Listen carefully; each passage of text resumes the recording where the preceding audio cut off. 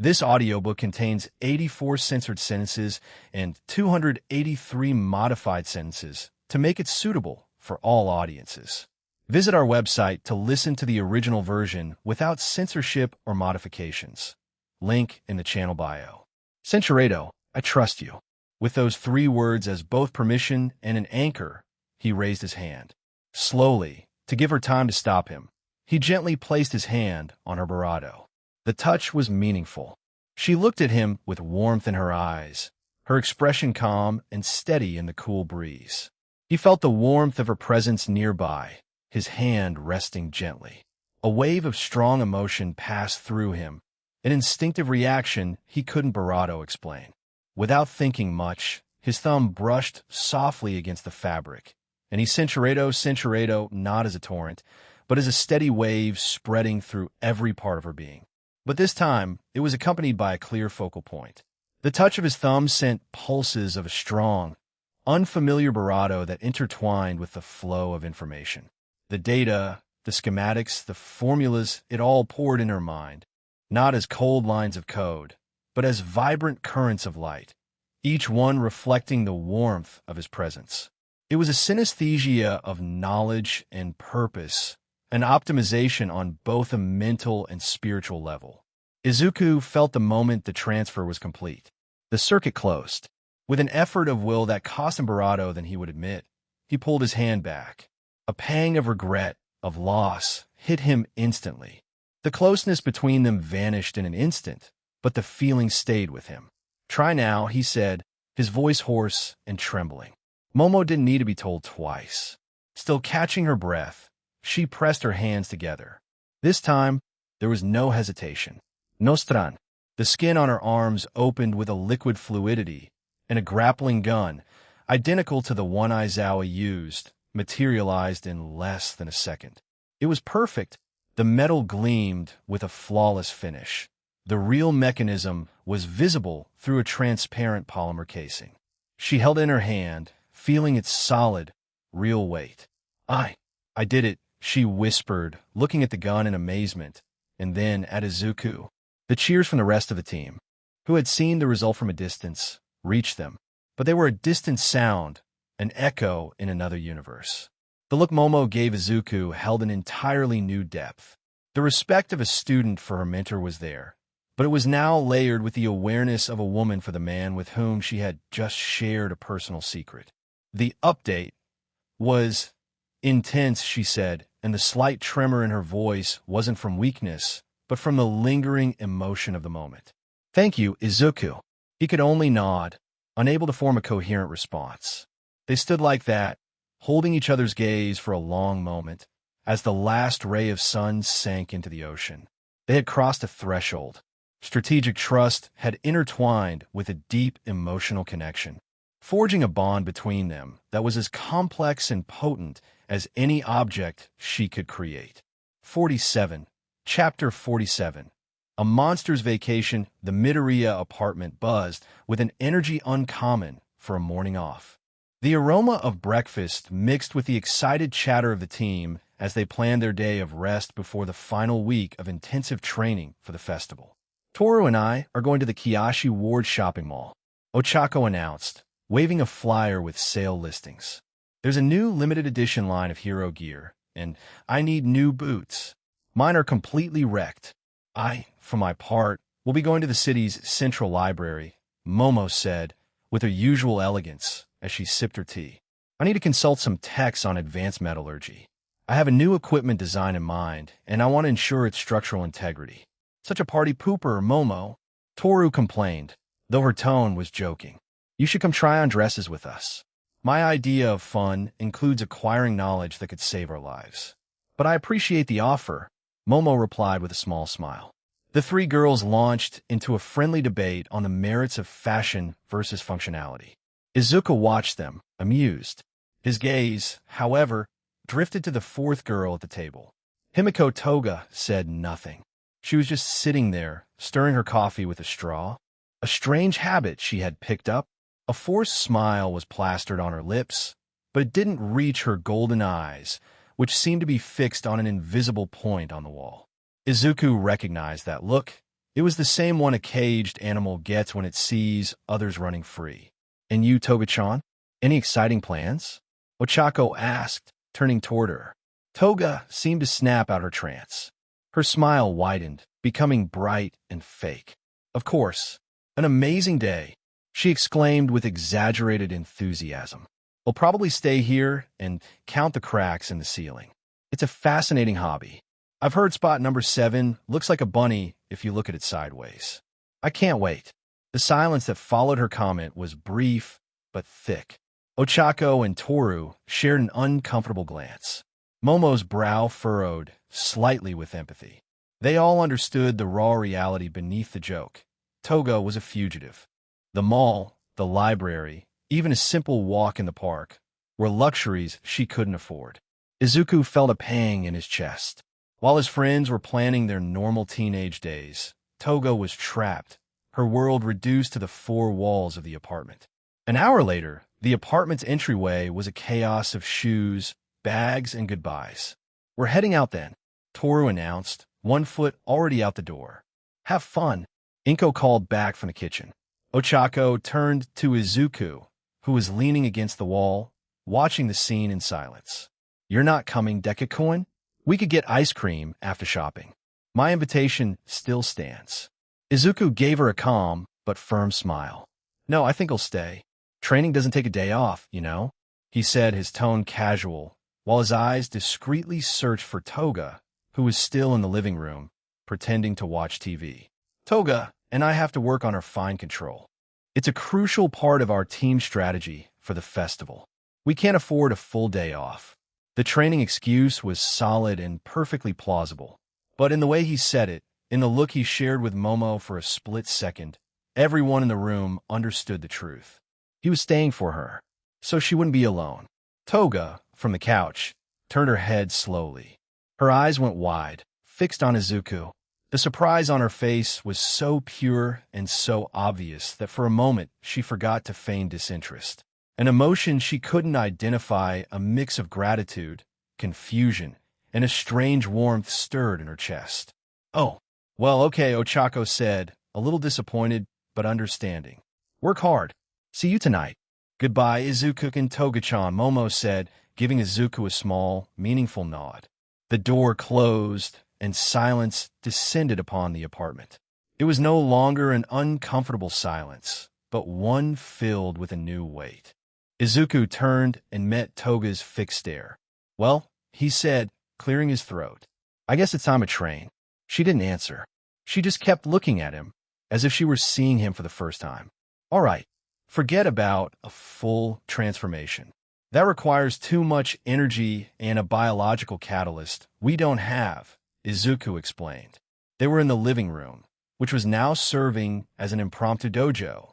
I've been researching a technique from Taurus Training Manual. It talks about conscious reactivation, using the quirk's sensory memory to activate it subtly. He showed Toga a photo from the UA yearbook on his phone. It was a picture of Momo. Focus on something small, he instructed. I want you to try and replicate just the color of her eyes. Not the shape, not the face, not the hair. Just the change from your golden eyes to her gray ones. Toga studied the photo, her expression turning serious. She closed her eyes and took a deep breath. Izuku could see the muscles in her face tense with concentration. She stayed like that for almost a minute. When she finally opened her eyes, they were still the same shade of gold as always. Arg, I can't do it, she exclaimed, jumping up from the couch and starting to pace. Frustration vibrated in her every move. My power has always needed a catalyst, a drink to get it started. It's like trying to start a car without gas. There is no spark. She gently kicked a cushion, a gesture of childish helplessness.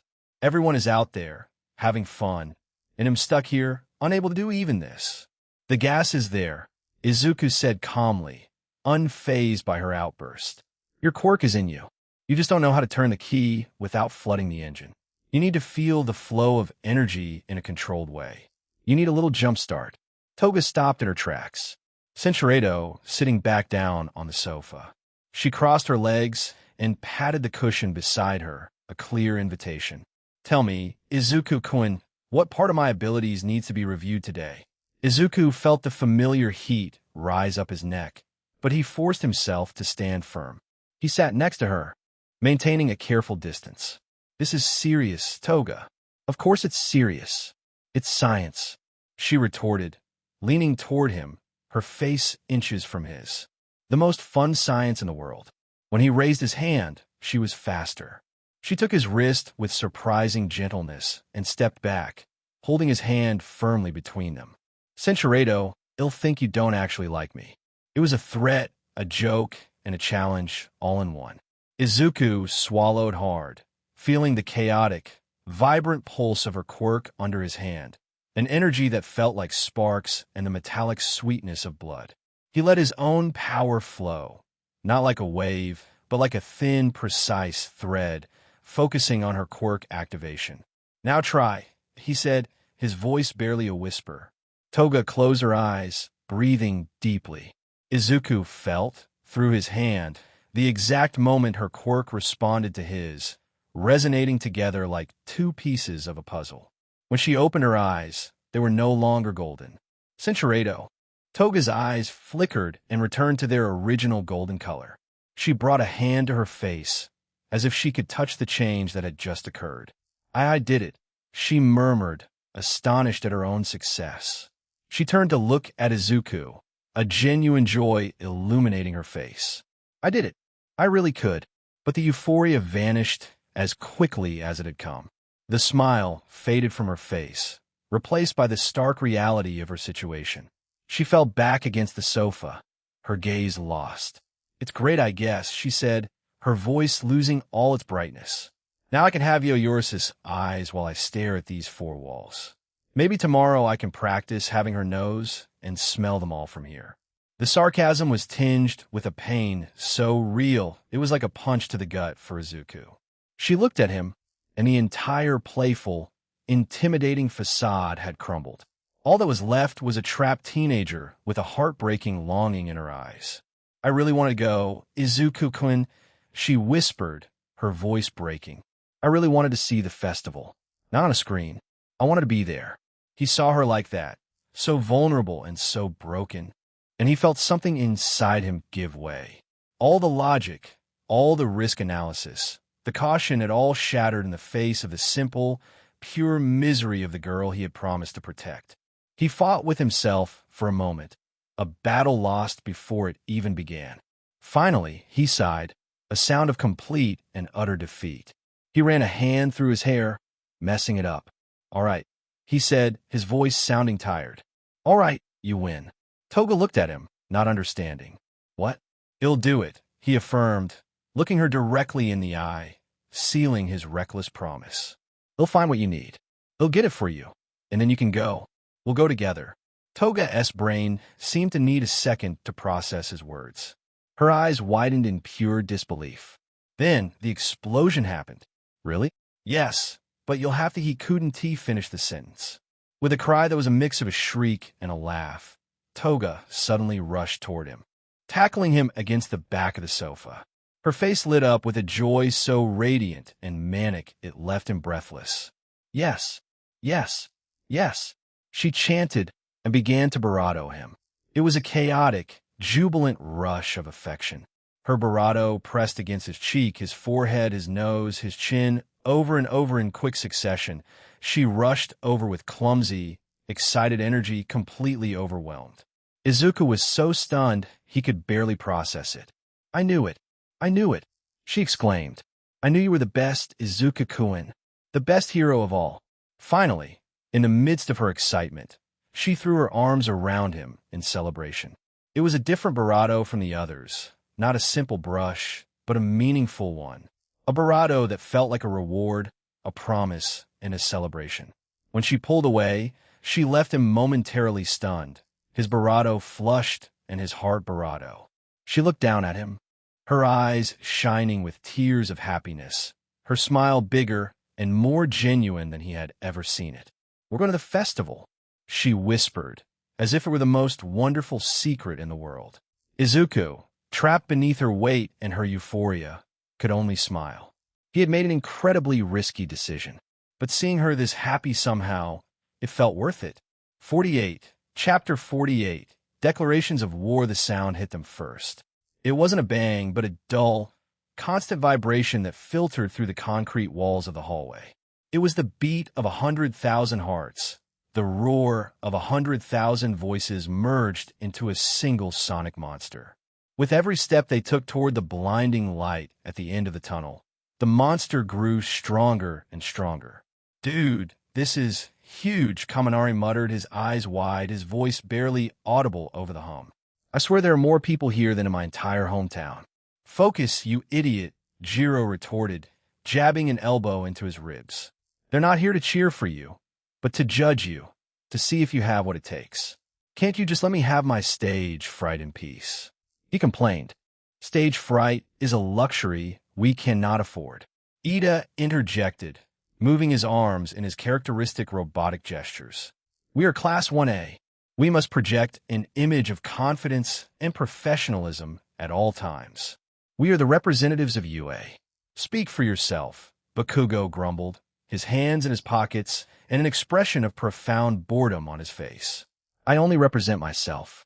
Izuku walked in the middle of his small team, flanked by Ochako, Momo, and Toru. The roar of the crowd was a physical pressure, a weight in the air. "Are you guys okay?" he asked softly, just loud enough for them to hear. "I'm so nervous, I think I'm going to turn invisible by accident," Toru admitted. To prove her point, her hand flickered, turning transparent for a second before she shook it back to normal with a nervous giggle. Her training with Izuku had given her a level of control she had never dreamed of, but strong emotions still threatened to overwhelm it.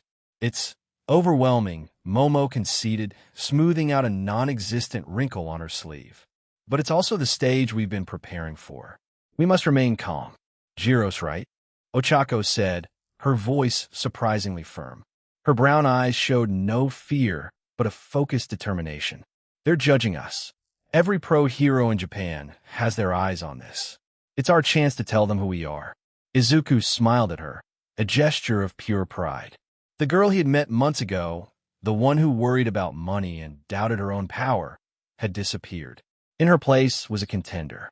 The hallway opened into a large waiting room where the rest of the first-year classes were already gathering. The tension was so thick you could cut it with a knife. The rivalry between Class 1A and the rest had been an open wound since the cafeteria incident. "Look, there they are," a metallic voice said. Tetsu from Class 1B was staring at them with his arms crossed. "The famous Class 1A.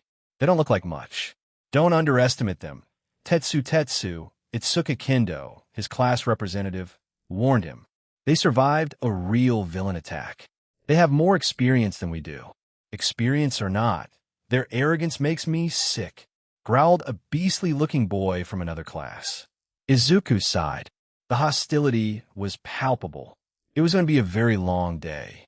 Up in the VIP section stands, the atmosphere was very different. Instead of tension, there was an air of professional expectation, like scouts at a tryout day. "I'm so excited," MT Lady exclaimed, adjusting her sunglasses and crossing her legs. Her civilian form was as striking as her giant one. "I'm here to see raw talent. Fresh meat for my new agency." "They're not cattle." MT Lady, Community Woods corrected her, sitting beside her with the patience of a saint. "They're students. Heroes in training." "They're both," she replied with a sly grin. "And I've heard some very juicy rumors. I especially want to see that girl from Class 1A, the Gravity one. You're Arika, right?" Ochako Arika, Death Arm specified, the third hero in their group, as he reviewed a pamphlet with student profiles. "Yes, her report from the USJ attack is intense." Intense is an understatement. MT Lady laughed. "My sources tell me she went completely berserk and tore the place apart. Used gravity to crush villains with tons of rubble. That's the kind of spirit I like. Aggressiveness. Determination. Someone who knows how to grab the headlines." Kamui Woods shook his head, his wooden mask hiding his disapproval. "Power without control is useless and a danger to civilians. I'm looking for strategic minds. The vice representative, Momo Yairozu, is the one who has my attention. Her ability to analyze a situation and create the precise tool to solve it is the mark of a true professional. Boring, MT Lady yawned. Strategy doesn't sell covers. Explosions do. Speaking of which, that Bakugo kid looks promising too. Pure firepower. Pure headache, you mean Death Arms interjected. He has the worst attitude report I've seen in years. He's a walking PR risk. The Todoroki boy, on the other hand, on the avançon, he has the pedigree and the power to make it to the top. It'll be interesting to see how he handles the pressure. Let's not forget the 1A class representative, Kamui Woods, said in an analytical tone. Izuku Midoriya. His case is an anomaly. His quirk, officially registered as Enhance, is a low-level ability, almost useless in direct combat. The report almost describes him as an animal trainer. A trainer? With that entourage? MT Lady scoffed. Exactly, Kamui confirmed. His individual combat potential seems limited, almost nil. However, his team demonstrates exponential synergy and power growth. Leadership, tactical analysis, and undeniable influence, but with no apparent combat quirk. I can't figure him out. Is he just a good strategist who got lucky? Or is there something more we're not seeing? He's an unknown variable. MT Lady leaned forward, her interest renewed, a sly smile on her lips. A mysterious, seemingly powerless boy leading a team of incredibly powerful girls he trains? Now you're speaking my language, Kamui. That's the kind of story that sells. I want to know more about that boy. Hey, Japan, are you ready for the event that brings the entire country to a halt? President Mike's voice boomed through the stadium speakers, a tsunami of sound that made the ground vibrate. The annual UA High School Sports Festival is about to begin, and our first competitors are already here. Give it up for the stars who survived a villain attack. Class 1A. As they exited the tunnel, the light and noise hit them like a wall. The stadium was a modern coliseum, a sea of faces and camera flashes that stretched to the sky. I can't even hear myself think. Kirishima yelled with a huge grin, infected by the energy. Maintain formation. Show discipline. Ida commanded, though no one could hear him. The camera followed Class 1A as they advanced to the center of the arena, receiving a mixture of thunderous applause and intense, appraising stares from the other classes entering behind them. On a stage in the center of the field, a Barado appeared with the bravado of a Barado, capturing everyone's attention. All right now, settle down, little ones, said Midnight, the dark hero, in her confident and commanding tone. It's time for our first-year student representative to give the players' pledge.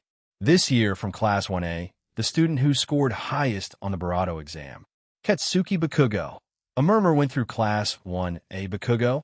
Siro whispered. Oh no, Kaminari groaned. This is going to be a disaster. Come on, guys, maybe he'll say something inspiring. Kirishima tried. Sure, Jiro replied, rolling her eyes. And pigs fly.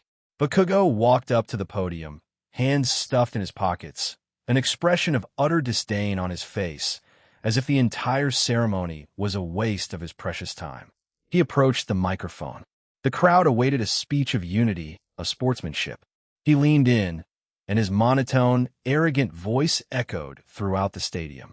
I pledge, he paused, savoring the moment, that I will be number one. A second of dead silence. And then the stadium erupted, not in applause, but in a massive, unanimous wave of boos from all the other classes. Who does that guy think he is? A girl from Class 1C shouted. I am going to crush you, Class 1A. Tetsu roared, his fists turning to steel. From his class formation, Ida waved his arms frantically, scandalized. Atago-kun, you have disgraced our entire class with your arrogance. You should apologize publicly. Bakugo simply turned his back on everyone, giving a universal thumbs down in a gesture of contempt before stepping off the podium. Ochako, standing next to Izuku, simply sighed. Typical Bakugo. He just put a giant target on all of our backs. Yeah, Izuku agreed, looking at the furious faces of the other classes. But we already had one. He just made it shine brighter. Back in the Class 1A prep area, the atmosphere was electric. Bakugo's speech had lit a fuse, and now everyone was feeling the pressure. The students were silent, each lost in their own thoughts, preparing for the first trial. Izuku was gathered with his team, quietly going over the plan. Remember, we don't know what the first trial will be, but it will likely aim to drastically reduce the number of participants. Whatever happens, don't get separated. Use the delta formation we practiced. Momo, you're the center. Toru and I are on the flanks for reconnaissance and support. Ochako, you are our main weapon, both offensively and defensively. Control the terrain. Got it, the three said in unison. At that moment, a movement at the other end of the room drew everyone's gaze. Shoto Todoroki, who had remained silent and isolated in a corner, stood up. With an icy calm that contrasted with the tense atmosphere, he began to walk across the room. The murmuring died down. Everyone watched him. He walked past Kirishima, who was trying to cheer up Kaminari. He walked past Bakugo, who stared at him with silent fury, indignant at the lack of attention. He even walked past Izuku, and he stopped directly in front of Ochako Uraraka. The entire room held its breath. What did the class prodigy, Endeavor's son, want with the cheerful, bubbly girl? Uraraka, Todoroki said. His voice was cold, analytical, devoid of emotion, like a scientist presenting a thesis. I have reviewed the data from the USJ attack and have reached a conclusion. Objectively, your demonstration of power in that situation was the most impressive in the class. Ochako, surprised to be addressed so directly, looked up at him. There was no fear in her eyes, no intimidation, only a quiet curiosity. Therapy, the support of her team, and her own hard work had forged a core of steel within her. Thank you for the compliment, Todoroki-san, she replied, her voice so calm it surprised everyone, including Todoroki himself. I've been watching you too. Your power is incredible. He shook his head, a short, precise gesture. It's not a compliment. It's a threat assessment. Your ability to manipulate the environment on a large scale, to use gravity as an offensive area of effect weapon, makes you the most formidable individual opponent in this group. Bakugo is predictable. Midoriya is a strategist. But your raw power is the most dangerous. He paused, his mismatched eyes locking onto hers. I came to this festival with a single goal, to win without using my father's power. And to do that, I need to demonstrate absolute superiority. I need to defeat the strongest opponent from the start. In terms of demonstrated raw power, that's you. Therefore, I will defeat you. There was no arrogance in his voice, not like there would have been in Bakugo's. It was the declaration of a fact, a logical conclusion his analytical mind had reached. Before Ochako could form a response, she felt a reassuring hand on her shoulder. Izuku had moved to her side. He wasn't looking at her. His green eyes were fixed on Todoroki, a calm but unshakable smile on his face. She won't be alone. Todoroki-san, he said softly. We're a team. Todoroki shifted his gaze to Izuku for an instant. A team can be a pillar or an anchor. We'll see which it is. Ochako glanced at Izuku, a flash of gratitude in her eyes, then looked back at Todoroki. Her face, once surprised, was now filled with a fierce, radiant determination. A competitive smile played on her lips. Then I hope you bring your best, Todoroki-san, she said, her voice resonating with a new, powerful confidence. Because I'm planning on giving it my all. The challenge had been thrown and accepted. The central rivalry of the festival, to everyone's surprise, was not between the two most explosive boys or the two most analytical ones. It was between the Prince of Ice and Fire and the young woman whose power everyone now feared and respected. Todoroki gave a single nod, as if that was the answer had expected, and turned to return to his corner. The tension in the room was now of a different quality. It was no longer just the pressure of the festival, but the prelude to a personal war. And everyone knew they were about to witness something legendary. 49. Chapter 49. Assassination of Physics, and now, the event all of Japan has been waiting for. The first round of the first-year sports festival. President Mike's voice was a thunder that shook the stadium to its foundations. This year it's an obstacle course, a 4-kilometer barato around this very stadium. Our school is famous for its freedom of action. As long as you don't leave the course, anything goes. Midnight stood at the starting line, raising her hand with a fierce grin. The air grew thick with palpable tension. Cinchuredo gets set. The starter pistol cracked through the air, a sharp and final sound. Begin. The chaos was instantaneous. The mass of students stampeded into the tunnel. Shouts, shoves, the flash of dozens of quirks activating at once. But above the pandemonium, one Barato moved with terrifying calm. Shoto Todoroki, without even quickening his pace, touched the concrete ground with his right palm. "Don't make it so easy for me," he muttered to himself. A massive wave of sharp, white ice erupted from the ground, spreading backward at incredible speed. It swallowed the tunnel floor and froze the feet of dozens of students on the spot. Their faces of surprise and ambition twisted into masks of panic. While his competitors were trapped like insects in amber, he glided forward on his own highway of frost, seizing a decisive lead in the very first second. The ice rushed toward Izuku's team. An instant before it reached the tips of their shoes, as other students around them were already being caught, Izuku's voice cut through the air, clear and authoritative. "Now, Plan Delta." The execution was so perfect, so simultaneous. It looked like a single movement performed by one being with four bodies. Ochako slapped the ground with the pads of her 5 fingers. An invisible and precise field of zero gravity bloomed around them, lifting the 4 of them just inches above the wave of ice spreading beneath their feet.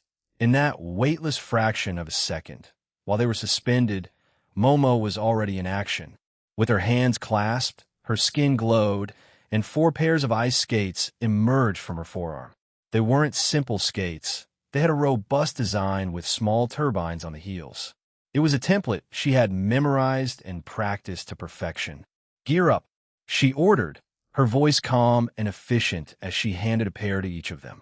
To cover that precious, vulnerable instant as they fastened the skates in midair, Toru acted. "Covering," she announced. She raised her hands and released a controlled pulse of light. It wasn't a blinding flash that could cause harm, but a dazzling, disorienting pulse that burst right in the faces of the nearest competitors who had managed to dodge the initial ice. Their rivals flinched instinctively, giving them the vital space they needed.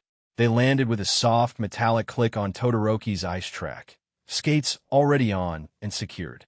"Boost," Izuku commanded. The turbines on their heels ignited with a hiss, and, as a single unit, they shot forward, skating with a speed and grace that brutally contrasted with the chaos around them.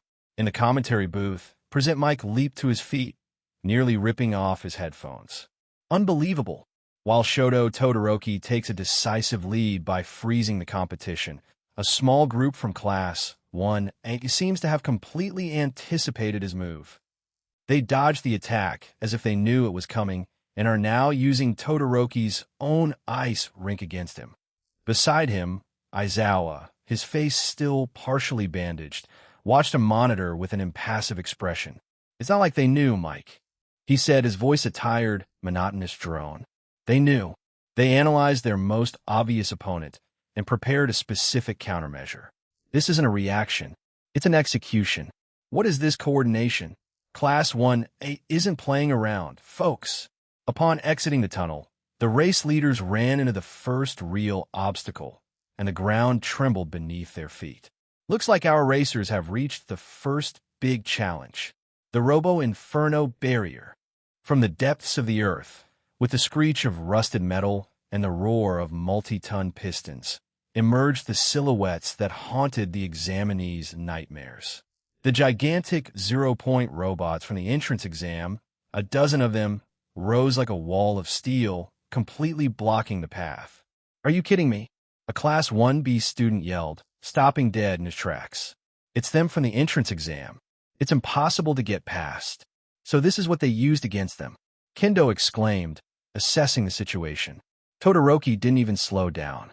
His expression didn't change. With an almost casual gesture, he raised his hand, and an even more massive and powerful wave of ice than the last one surged from the ground. It engulfed three of the robots in an instant, freezing them in grotesque poses. One of them, unbalanced by the weight of the ice on its upper body, began to lean slowly, its frame groaning under the pressure. Todoroki passed under its legs without missing a beat, his highway of ice already extending on the other side. "Get out of my way, you scrap heap!" A voice roared from the sky. Katsuki Bakugo didn't bother looking for a path underneath. Propelling himself with a series of deafening explosions, he ascended in an arc of fire and smoke to fly over the heads of the metal giants, laughing like a maniac as he did. "That's right, people. The favorites are showing us why." Todoroki and Bakugo clear the obstacle with an overwhelming display of individual power. No one could keep up with them. Izuku's team reached the wall of robots. The giant Todoroki had unbalanced was toppling over, blocking the path he had taken.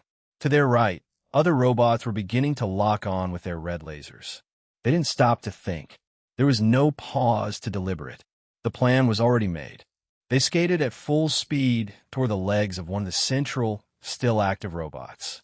"We're not stopping." Izuku's voice was a whip, firm and clear over the metallic noise. "Physical nullification maneuver. Momo, get ready." "Ochako, on my mark." "Ready." Momo replied. "On your order." Ochako confirmed. They skated in their delta formation, a human spearhead aimed at almost certain death. "Momo now," Izuku commanded. As they glided at breakneck speed, Momo's quirk activated. From her exposed back and arms emerged a large, dense, and heavy object. A powerful industrial electromagnet, with two large circular plates humming with contained energy. She held it in front of her with visible effort. The weight nearly unbalanced her on the skates.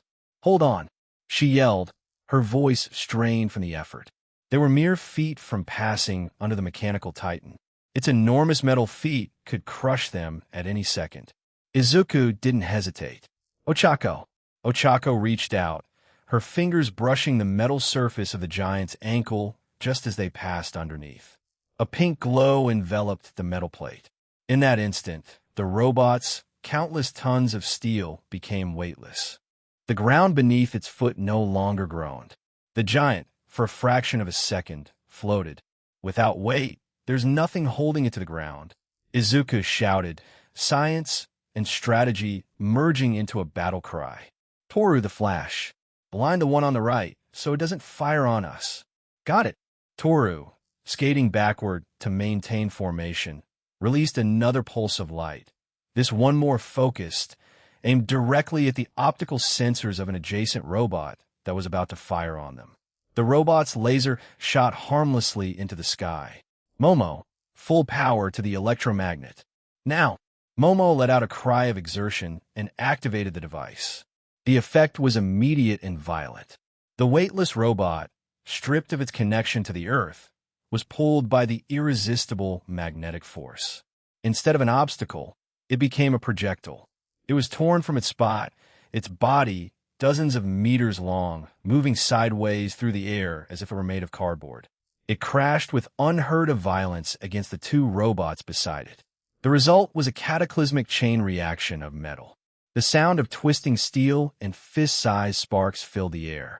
The three giants collapsed together into a mountain of smoldering scrap, tearing a huge gap in the Robo-Inferno wall. The path was clear. They hadn't demolished it. They had used physics to turn the obstacle into the solution. In the commentary booth, Present Mike's jaw was hanging open, but no sound came out. Beside him, Aizawa watched the screen, his face impassive, but something in his single visible eye gleamed with analytical intensity. That wasn't an attack of power, he thought. It was an assassination of physics. That kid Midoriya, he doesn't just train them. He teaches them to think, to deconstruct the problem. He's a walking strategy machine. The team skated through the smoking remains of the robots, a trail of steam from their skate turbines marking their path. They left behind a platoon of stunned students who now had to decide whether to climb the mountain of scrap or find another route. In a matter of seconds, they had secured a solid third place, right behind the human rocket that was Bakugo and the high-speed train that was Todoroki. The scene cut back to the VIP box. The pro heroes, who had seen displays of power their whole lives, were speechless. "Oh my God, did you see that?" MT Lady shouted, Censuredo, his voice laced with a deep and almost fearful respect. "The prior planning, it's flawless. The Midoriya boy gave the orders at the precise moments. Yaoyorozu created the exact tool for the job. Uraraka executed the critical nullification part, and the Hagakure girl created the tactical opening." He turned to the other heroes, his expression hidden but his tone deadly serious. "They aren't four individuals working together. They're a single unit executing a plan. That is terrifyingly efficient. They didn't spend a drop of energy on combat," Death Arms added, nodding slowly, impressed. "They used the obstacle's potential energy against it, minimized risk, and maximized the result. That's what pros do in the field. But is that what the public wants to see?" MT Lady wondered, sitting back down, though her eyes never left the screen. Cold strategy or explosive power? The surgeon's scalpel or the warhammer? 50. Chapter 50. The three-stage rocket after the chaos of the scrap heap mountain. The course opened up to a dizzying abyss. A canyon at least 50 meters wide separated two plateaus. Rock pillars rose up between them, with a series of ropes stretched from one side to the other like a precarious spiderweb. It was the fall. And there you have it, folks. The second obstacle. President Mike roared over the loudspeakers. A chasm that will test your courage and agility. You can cross however you like, but if you fall, you're out. Todoroki didn't even hesitate. He created an ice ramp that connected to the nearest rope and slid across it with the grace of an Olympic skater, barely losing any momentum. Bakugo, as always, chose the loudest path. With a series of controlled explosions, he propelled himself through the air, leaping from pillar to pillar, screaming insults into the wind. "Too slow, half and half bastard." Izuku's team reached the edge of the chasm, their skating formation breaking apart right at the precipice. There was no pause for deliberation. "We can't waste time," Izuku shouted. "Traversal plan. Momo now." "Got it," she replied. With a fluidity that was already second nature to her, Momo created 4 high-tech grappling guns. They were compact, efficient, and connected to ultra-light zipline cables made of a high-tensile polymer. "Anchor to the pillars," she ordered, passing a device to each of them. "Lightening us up," Ochako announced, quickly touching each member of the team, including herself. Their bodies felt strangely light, drastically reducing the tension they would put on the cables. "Creating a distortion," Toru said. A subtle wave of light enveloped them, like hot air over asphalt. It didn't make them invisible, but it blurred their outlines, turning them into a confusing target for any competitor who might want to sabotage them. They fired their grappling hooks. The hooks dug into the rock on the other side with 4 nearly simultaneous metallic thunks, and they launched themselves into the void. Their crossing was silent, fast, and deadly efficient. They were 4 shadows gliding through the air with perfect coordination. It was then that a shrill voice and a whirlwind of smoke and metal overtook them. "Excuse me, future clients and sponsors. The future is here, and it's passing you by." It was a girl with pink hair and dreadlocks and a pair of protective goggles with zoom lenses. She was propelling herself through the air with a homemade jetpack that let off more smoke than thrust, but somehow it worked. "Behold my babies," she yelled at the top of her lungs, making sure the floating microphones caught every word.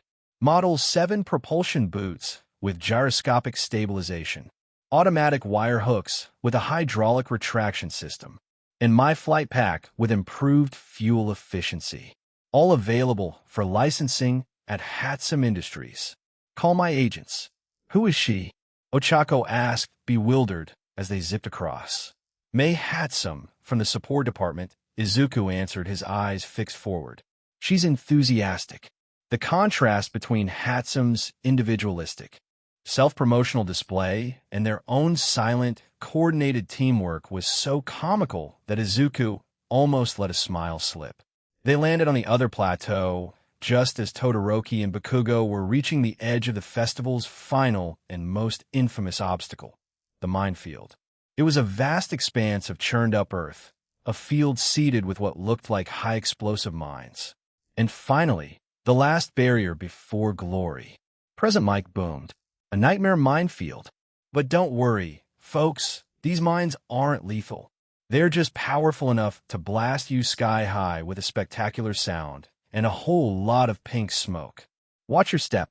Todoroki moved forward cautiously, using a thin layer of frost that spread out in front of him to detect the temperature differences in the ground that gave away the mine's positions. Bakugo, however, had no time for subtlety. He caught up to him, flying at low altitude with his explosions, his face twisted in fury. "Hey, you rotten half-and-half creep," he yelled, his voice booming across the field. "You dared to declare war on her before me." Todoroki didn't turn around. She and her team posed the greatest strategic threat. It was a logical decision. Logical? Bakugo roared, his pure rage finally erupting. "Do you think I am weaker than Roundface? Are you ignoring me, you fool?" "Yes," Todoroki replied, his coldness like gasoline on a blaze. The resulting explosion was deafening. Bakugo launched himself at him, and Todoroki responded with a wall of ice. Their fight unearthed and detonated mines all around them, creating a hellscape of pink smoke, dirt, and ice shards.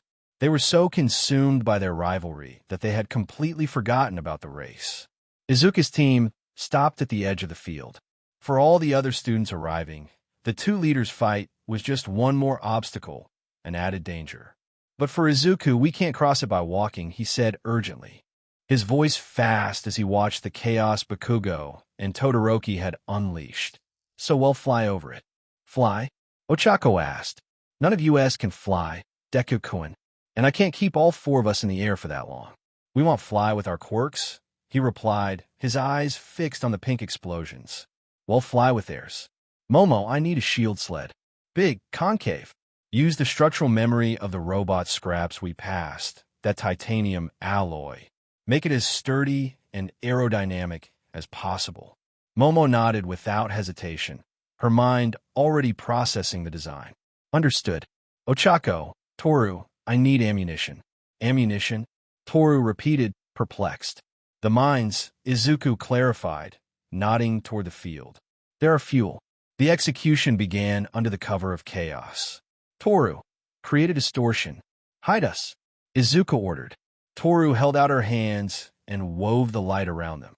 It wasn't perfect invisibility, but an optical camouflage field that made them look like a simple heat wave, a blurry and insignificant shadow at the edge of the battlefield. Under that cover, Momo got to work. The skin on her back glowed, and a large metal object began to take shape, a wide, low sled, with its front curved upward like the bow of a ship. Meanwhile, Ochako slipped toward the edge of the minefield. With exquisite control, she touched the ground right next to one of the mines. She made it float, lifting it from its hole with incredible delicacy and deactivating its pressure trigger. The mine, a metal disc the size of a dinner plate, rose into the air, and she guided it back to them. She repeated the process until they had a dozen mines floating silently beside them. "Ammunition's ready," she whispered, her forehead beaded with sweat from the concentration. Izuku took the mines and, with a surgeon's care, began to arrange them in a specific pattern under the back of the sled. He carefully set up the components with intense focus.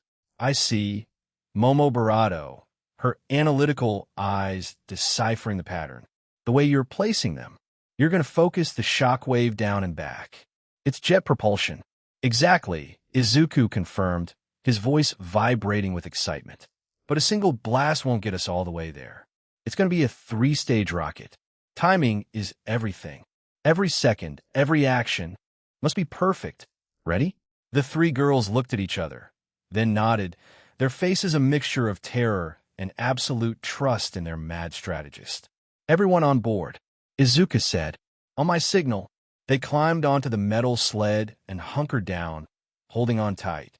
About 100 meters ahead, Todoroki and Bakugo were still locked in their personal duel, completely oblivious to the madness brewing behind them. Izuku took a deep breath. It was now or never. Stage 1. He roared.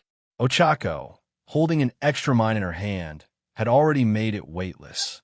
On Izuku's command, she canceled her quirk. The mine fell with a metallic clink onto the pile of explosives he had prepared. The explosion was cataclysmic. A pillar of fire, smoke, and earth erupted beneath them. The sled, instead of disintegrating, was launched skyward with the force of a ballistic missile. A trail of pink smoke and debris marked its upward trajectory. They flew in a perfect arc, soaring high above the heads of Bakugo and Todoroki, who stopped dead in their tracks. Their faces turned to the sky in an expression of pure bewilderment. What is happening? President Mike shouted, his voice cracking with surprise. Team Midoriya has just launched.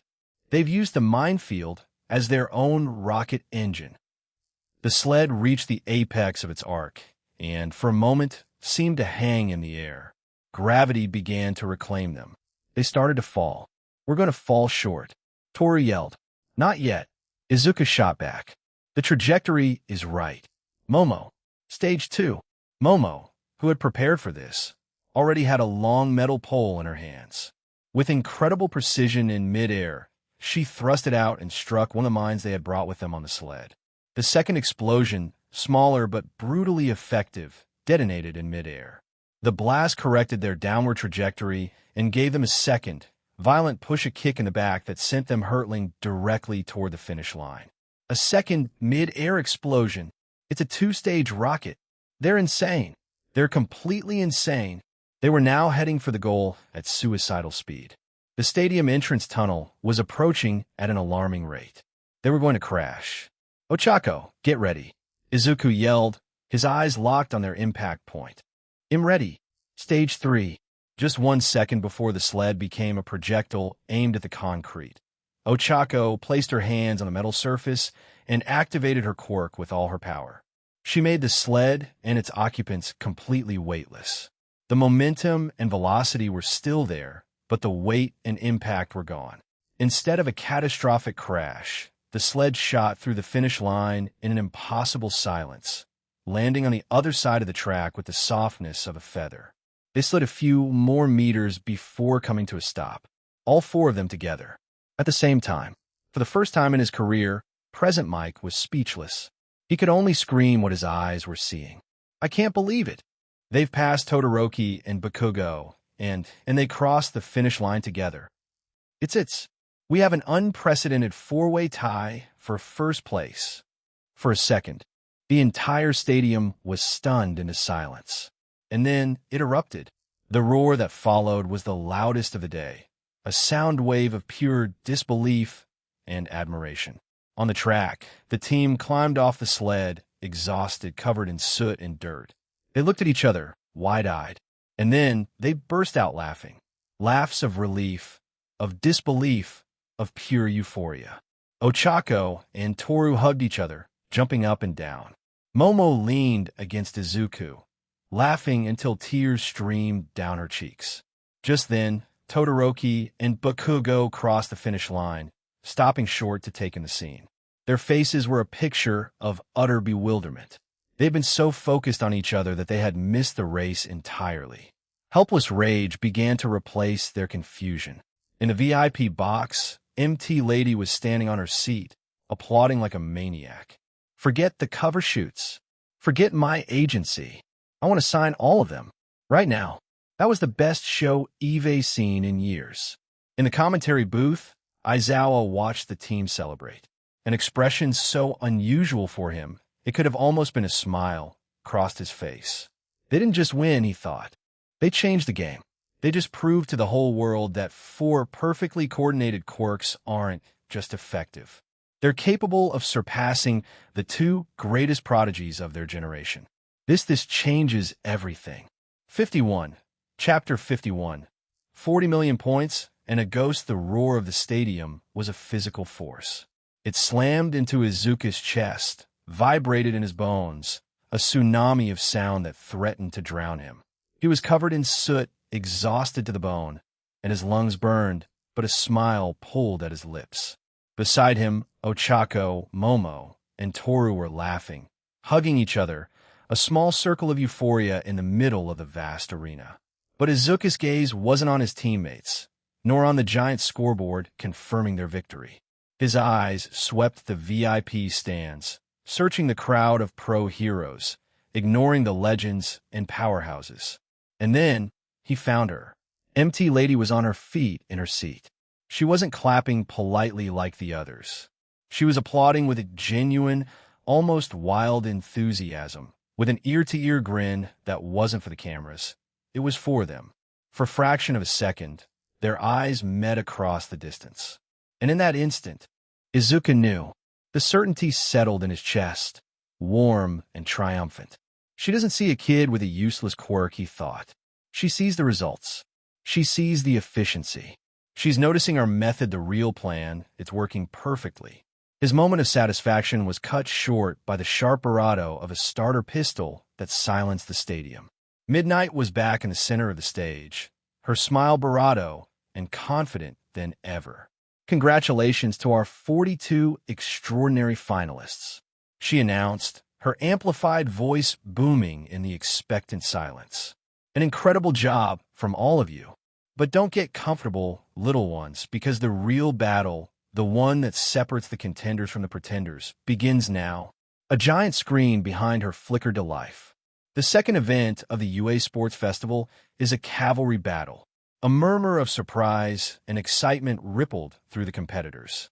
You will be given 15 minutes to form teams of 2 to 4 people. The objective is simple. Each of you is assigned a point value based on your result in the obstacle race. You will wear that value on a headband. Steal others' headbands to rack up points. The headbands you steal must be worn from the neck up. And the most important rule, even if you lose your original headband, you are not eliminated. The battle isn't over until time runs out. The tension, which had dissipated with the end of the race, flooded the stadium again with renewed force. The giant scoreboard lit up, showing the final race rankings and the point distribution. The point values go up in increments of 5, starting from last place. Present Mike explained from the announcer's booth. So the competitor in 42nd place is worth 5 points, 41st is worth 10, and so on. Names and scores began to appear. 20 points, 50 points, 120 points, the values climbed, and the students mentally calculated who they wanted on their team. The screen reached the top. It showed the 4 smiling, soot-covered faces of Izuku, Ochako, Momo, and Toru under a massive banner that read, First place tie. Normally, the first-place winner would be worth 10 million points. Midnight shouted, savoring the drama, her voice dripping with malice. But since life isn't always fair, and since our winners have blessed us with an unprecedented 4-way tie, this year's rules are a little special. She paused, letting the anticipation build. The first-place value will not be divided among them. Oh no. To make things more interesting, each of our 4 winners, individually, is worth 10 million points. A stunned silence of total disbelief fell over the stadium. 10 million. Per head. Slowly, like a single-minded pack, the heads of the other 38 competitors turned to look at Izuku's team. Their gazes were no longer filled with admiration for their victory in the race. They were filled with bravado, with pure, overwhelming greed. It's complete and utter madness. Present Mike exploded. The team made up of these 4 will be a walking fortress of 40 million points. Defeating them doesn't just put you in the lead. IT means instant and absolute victory. Izuku felt the physical weight of 38 intense glares on him. They weren't students anymore. They weren't heroes in training. They were a pack of starving wolves, and his team was the only prize target in the middle of the arena. Oh, was all Ochako could say, her face losing all its color. We're in trouble, Toru added, her voice a mere thread. Momo said nothing. She simply took a step closer to Izuku, her calculating expression already analyzing their odds of survival. They were almost 0. You have 15 minutes to form your teams. Your time starts now. The arena erupted into a chaos of negotiations. Students ran back and forth, shouting, forming alliances, rejecting offers. Hey, team up with me. My quirk is perfect for defense. I need someone with mobility, someone who can fly. You and me together, we can take at least 3 headband from Class B. In the midst of the frenzy, Izuku's team did something extraordinary. Nothing. They didn't even need to speak. With a silent understanding, they simply closed ranks, turning their backs to the outside, forming a small defensive circle in the middle of the field. Their team was a fact, an unchangeable certainty in a sea of chaos. It was the 4 of them against the world. Their instant unity did not go unnoticed. Tenya Ida, who had been watching them with a serious expression, approached them. He wasn't coming to negotiate. He was coming to declare, Midori Yakun, Uraraka-san, Yaoyorozu-san, Hagakure-san, he said, naming each with solemn formality. I witnessed your coordination in the first trial. It is formidable, a perfectly oiled machine. He bowed, his movement as precise as ever. It is for that very reason I must inform you of my decision. To grow as a hero and as a leader, it is my duty to face the greatest and most challenging obstacle. And right now, that obstacle is the 4 of you as a unit. Therefore, I have decided to join Todoroki-kun's team. Ochako seemed a little hurt by the declaration, but Izuku simply nodded, a look of deep respect in his eyes. I understand, Ida-kun. I will see you on the battlefield as a rival, Ida concluded. He bowed respectfully once more and walked away, his back straight, his mission clear. He wasn't an enemy. He was an honorable rival. Meanwhile, elsewhere in the arena, Bakugo was in his own personal nightmare. Get out of my face, extra. He yelled at a boy who approached him with a nervous smile. But my glue core could. I said get lost. He rejected half a dozen applicants with growls and threats until a red-haired young man planted himself in front of him, unfazed by his aura of rage. Bakugo, Eijiro Kurishima said with a toothy grin. Team up with me. And why would I do that? Bad hair? Because you need a base that can take your own explosions without flinching, Kirishima replied, slamming his hardened fists together. I can be your horse, your mobile base, and your shield. I want break, no matter how much you boost yourself. Together we can crush everyone, including Dika's team. Bakugo stared at him for a second. Then a wild, fierce grin spread across his face. I like the way you think, hair for brains. You got a deal. The battle lines were being drawn. 40 million points. Everyone will be coming for us from the first second, Ochako said, her voice tense as they huddled in their strategy circle. ITLL be a stampede. There's no way to defend against 38 people at once. Then we want to defend, Izuku replied. His calm was so deep, it was unsettling. His green eyes shone with the same manic light as when he devised the rocket plan. We're not going to survive. We're going to dominate. Momo raised an eyebrow. And how do you plan to do that when we're the number 1 target in the entire stadium? The plan isn't to run.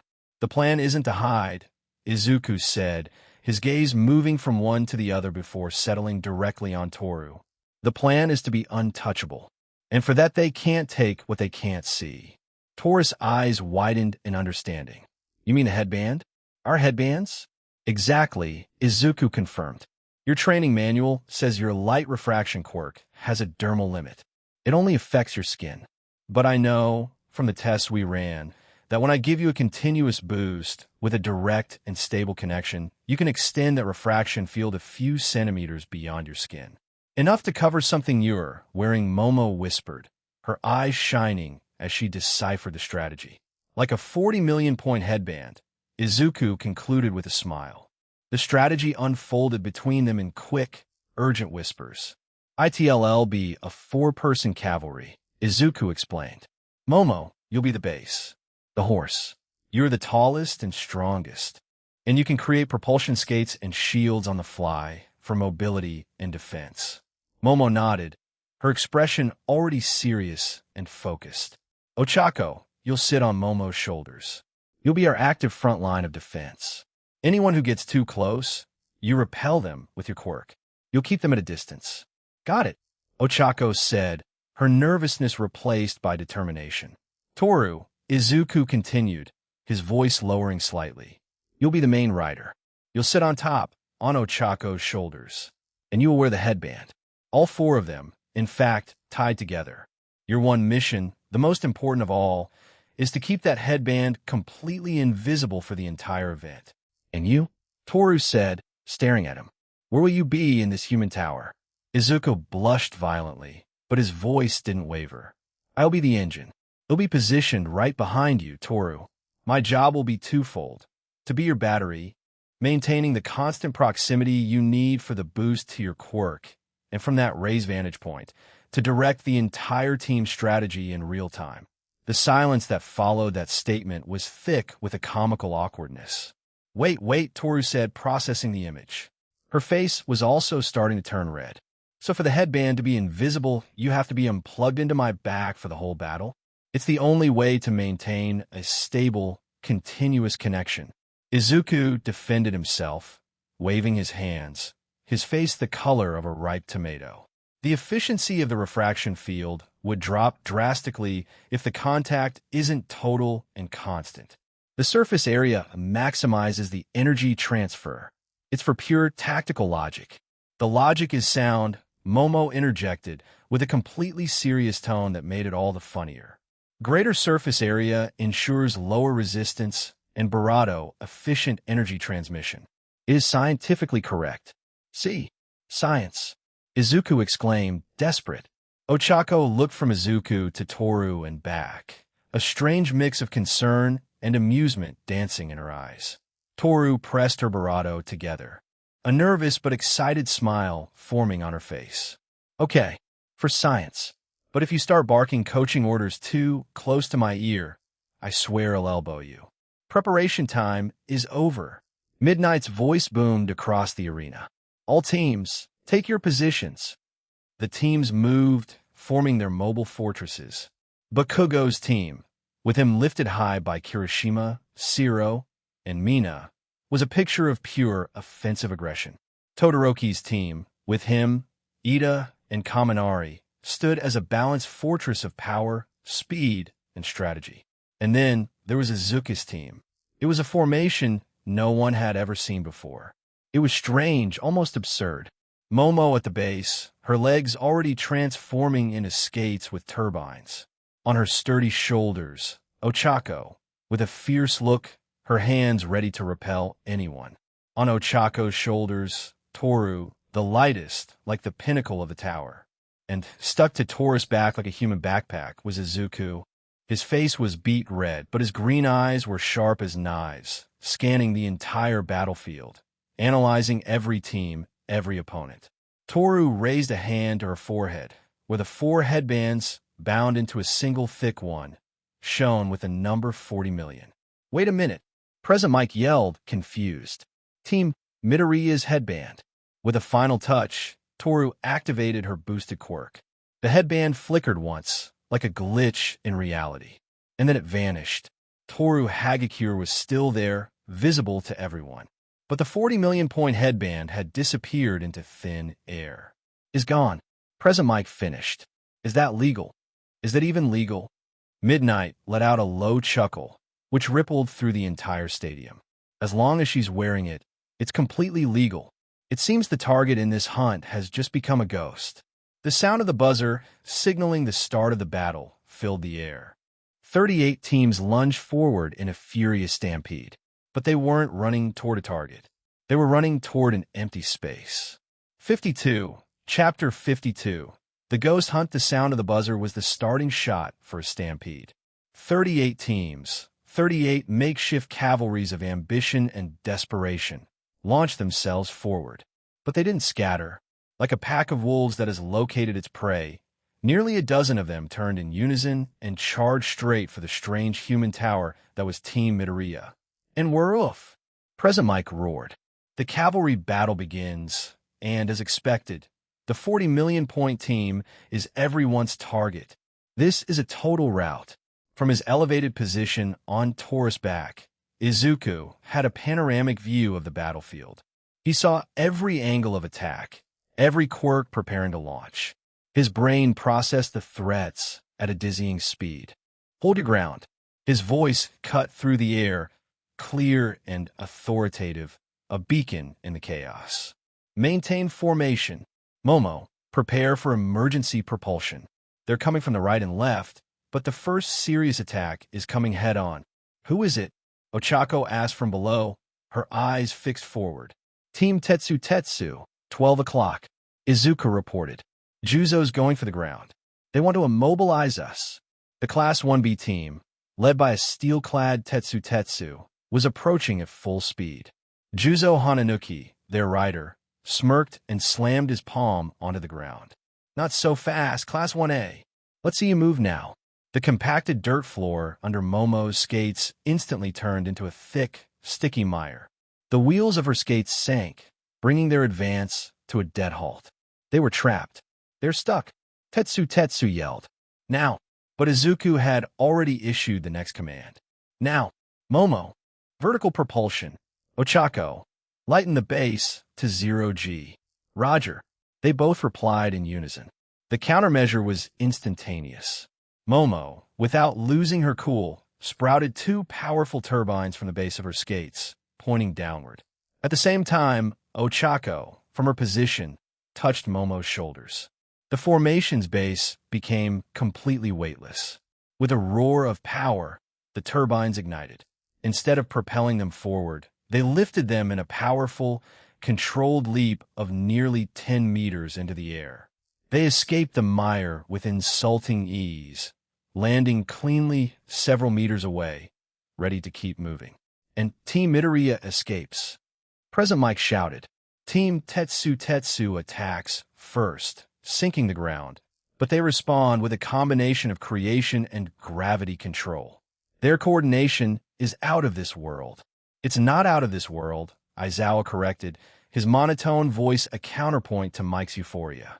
It's practice. They've identified their weaknesses, like a lack of mobility on adverse terrain, and developed specific countermeasures. It's logical. Don't let them land. Kyokujiro shouted from the other side of the arena. She was positioned over Koji Koda, bracing against him with her jacks for leverage. Now, while they were in the air, vulnerable, Jiro's team seized the opportunity.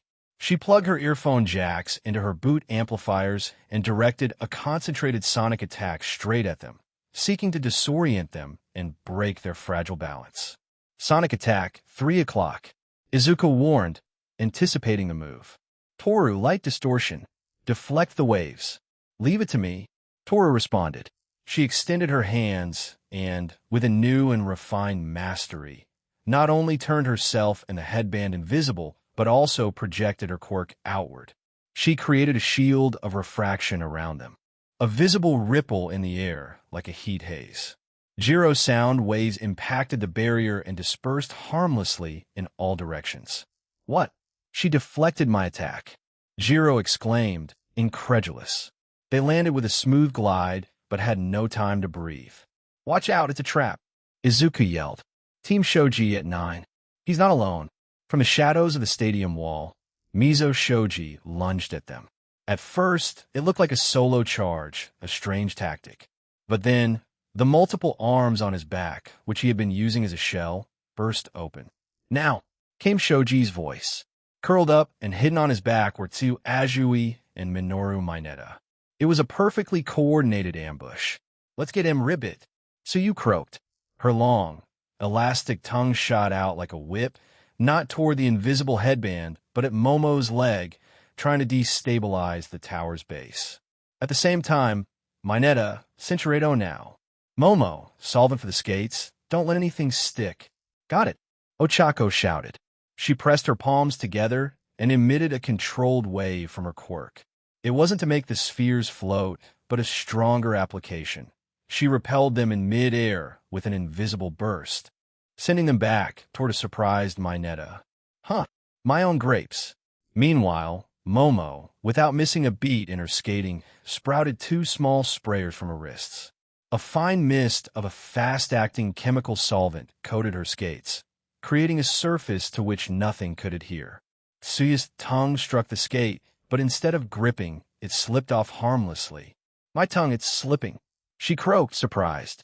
Team Izuku slid through the combined attack without a scratch, A perfect defensive machine that had neutralized 3 separate threats in under a minute.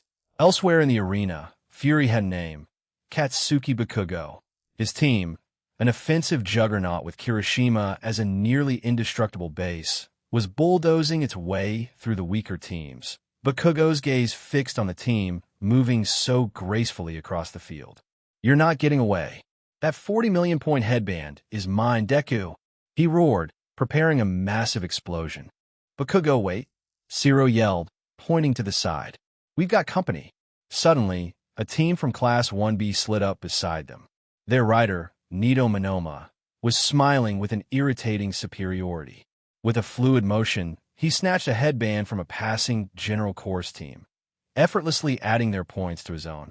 While Monoma said, his tone condescending and mocking, "If it isn't the big star of Class 1A, how foolish, obsessing over the preliminary round, don't you think? While you were all wildly using your quirks, we were calmly observing from the back. We analyzed your limits, your personalities. It was a very logical team strategy, wouldn't you agree?" "Get out of my way, you cheap copycat," Bakugo muttered, his eyes still locked on Izuku. "Oh, the famous Katsuki Bakugo," Monoma continued, his smile turning cruel and sharp. He knew exactly which buttons to push.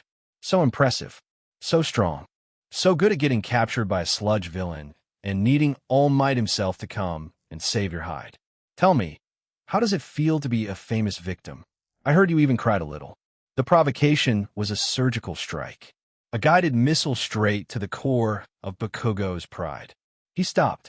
His entire team stopped with him. The aura of fury directed at Izuku didn't vanish. It refocused. It concentrated with such a laser-like intensity that the air around him seemed to grow cold. Bakugo turned his head slowly, his red gaze locking onto Monoma with a promise of total annihilation. His voice, when he spoke, wasn't shout. It was a dangerously quiet whisper. "Kirishima." "Yeah, Bakugo?" the redhead replied, sensing the dangerous calm in his leader. "Change of plans. Forget Deku for now." A savage, demented grin spread across Bakugo's face. "We're going to annihilate Class B first. Every last one of them." Izuku, from his watchtower, saw Team Bakugo's change of direction. He saw them launch forward with renewed fury, not toward them, but toward Monoma's unfortunate team. "Good," he muttered to himself. "Bakugo's busy. Class B is playing the long game, distracting the strongest. I think we can take a breath and plan our next." He was cut off by a sudden change in temperature. An unnatural cold spread across the ground. The air turned frigid. The ground around them froze in an instant, a layer of pure white ice that made Momo's skates screech dangerously as she fought to keep her balance. Before he could give the order to jump, a massive wall of ice, taller and denser than any Todoroki had created before, erupted from the earth in front of them, blocking their path and isolating them from the rest of the arena. On the other side of the translucent wall, a silhouette was outlined. Team Todoroki. They appeared skating across the ice, serene and formidable. Ida, at the base, was an image of contained power, his engines humming softly. Kaminari, at his side, grinned, sparks crackling between his fingers. And at the top, like an emperor on his throne, was Shoto Todoroki. His expression was impassive, his gaze an iceberg, his voice as cold as the ice he commanded, echoed in the confined space he had created. He didn't address Izuku. He didn't address Momo or Toru. He addressed the top of the formation directly. "The children's game is over," he said, his breath forming a cloud of vapor. "The lesser wolves are finished." His mismatched eyes, one a stormy gray and the other a turquoise blue, locked onto Ochako. "Now, Uraraka." He paused, letting the weight of his challenge settle. "Hand over those 40 million points." The chaotic free-for-all was over. The main event, the duel between the two most powerful teams in the arena, was about to begin. 53. Chapter 53. The Phantom Fortress playtime is over. Shoto Todoroki's declaration, as cold as the wall of ice he had just erected, froze the air. Isolated from the rest of the chaotic battle, the two teams found themselves in their own private arena. The duel for the top had begun. No Barato distractions, Todoroki continued, his gaze fixed on Ochako, though his order was for his entire team. Now, Uraraka, hand over those 40 million points. Ida, prepare to advance. Kaminari on my signal. You got it. Denki Kaminari responded with a fierce grin, sparks crackling between his fingers. Izuku. Ochako's voice was tense. Stay calm, he answered from Taurus back, his voice a strange calm in the middle of the storm. We're exactly where we wanted to be. We knew this would happen. Todoroki raised a hand. Kaminari now. Area discharge. Time to fry him. Kaminari unleashed a massive discharge of electricity. Not a concentrated bolt, but a crackling 1 million volt net designed to paralyze and stun everyone inside the ice dome. Momo now. Izuku's command came an instant faster than Todoroki's. Insulation protocol, with a speed that defied logic. The skin on Momo's arm and back glowed. She didn't create a weapon. She created a thick blanket of a dense, black, insulating rubber polymer. With a fluid motion, she spread it over their formation, covering them completely like a protective shell. The net of electricity slammed against the blanket with a deafening, furious bzzzt. Blue and white sparks sizzled harmlessly over the rubbery surface, unable to penetrate it. What? My electricity isn't doing anything to them. Kaminari shouted, incredulous. It's useless, Todoroki.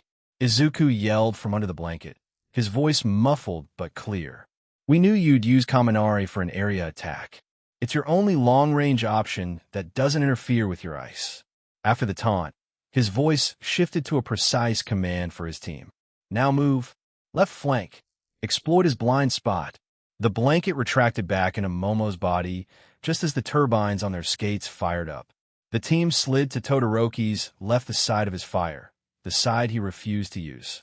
They moved in a constant circle, forcing him to turn, preventing him from using his ice effectively without freezing his own teammates. Darn it, I can't get a clean shot. Kaminari complained. Don't let them surround you, Shoto. Ida said, his engines humming as he moved with precision to keep pace. In the stands, the imposing Barato of Endeavor gripped the armrests of his VIP seat, his fists clenched in a silent fury. Fool, he muttered, his voice a low growl that made the hero next to him flinch. Stop playing around with that useless power from your mother. They're exploiting your weakness, your childish rebellion. Crush them. Use your left side and burn them to the ground. Prove why I created you, Shoto. Stop being a disappointment. Elsewhere in the arena, the chaos had a different rhythm. It was a hunt. You can't catch me, Bakugo. Nito Monoma taunted, his team narrowly dodging an explosion that left a crater in the ground. Your style is so predictable. Explosion, yell, explosion, mo yelling. It's boring. Monoma touched his own shoulder, then one of his teammates. His skin hardened, copying Kirishima's quirk. A frontal assault won't work against my steel defense. They don't call me the copycat for nothing. He retorted, and his palm glowed with a small explosion, a perfect, albeit weaker, imitation of Bakugo's quirk. Bakugo, instead of exploding with blind rage as Monoma expected, smirked. It was a cold, calculating, and utterly terrifying smile. He had learned his lesson. Anger was a tool, not a cage. Raccoon eyes to the right. Cut him off. He ordered, his voice an authoritative bark. On it, Kirishima replied, moving to intercept. Tape face. When he dodges Kirishima, grab him. Don't let him get away. Got it. Zero yelled, firing his tapes. Raccoon eyes. As soon as Zero stops him, melt the ground under his feet. I want him sunk. What an evil plan. I love it. Mina exclaimed, preparing her acid. Monoma, overwhelmed by the coordinated strategy, watched his escape routes close one by one. He dodged Kirishima, only to be stopped by Zero's tapes. The ground beneath him turned into a pool of bubbling acid. That's when Bakugo struck. With an explosion that was pure power and precision, he blasted through Monoma's weakened defenses and, with a swift, decisive movement, snatched not only the main headband from his forehead, but all the headbands he had collected. Game over, clown, Bakugo growled, smoke rising from his palms.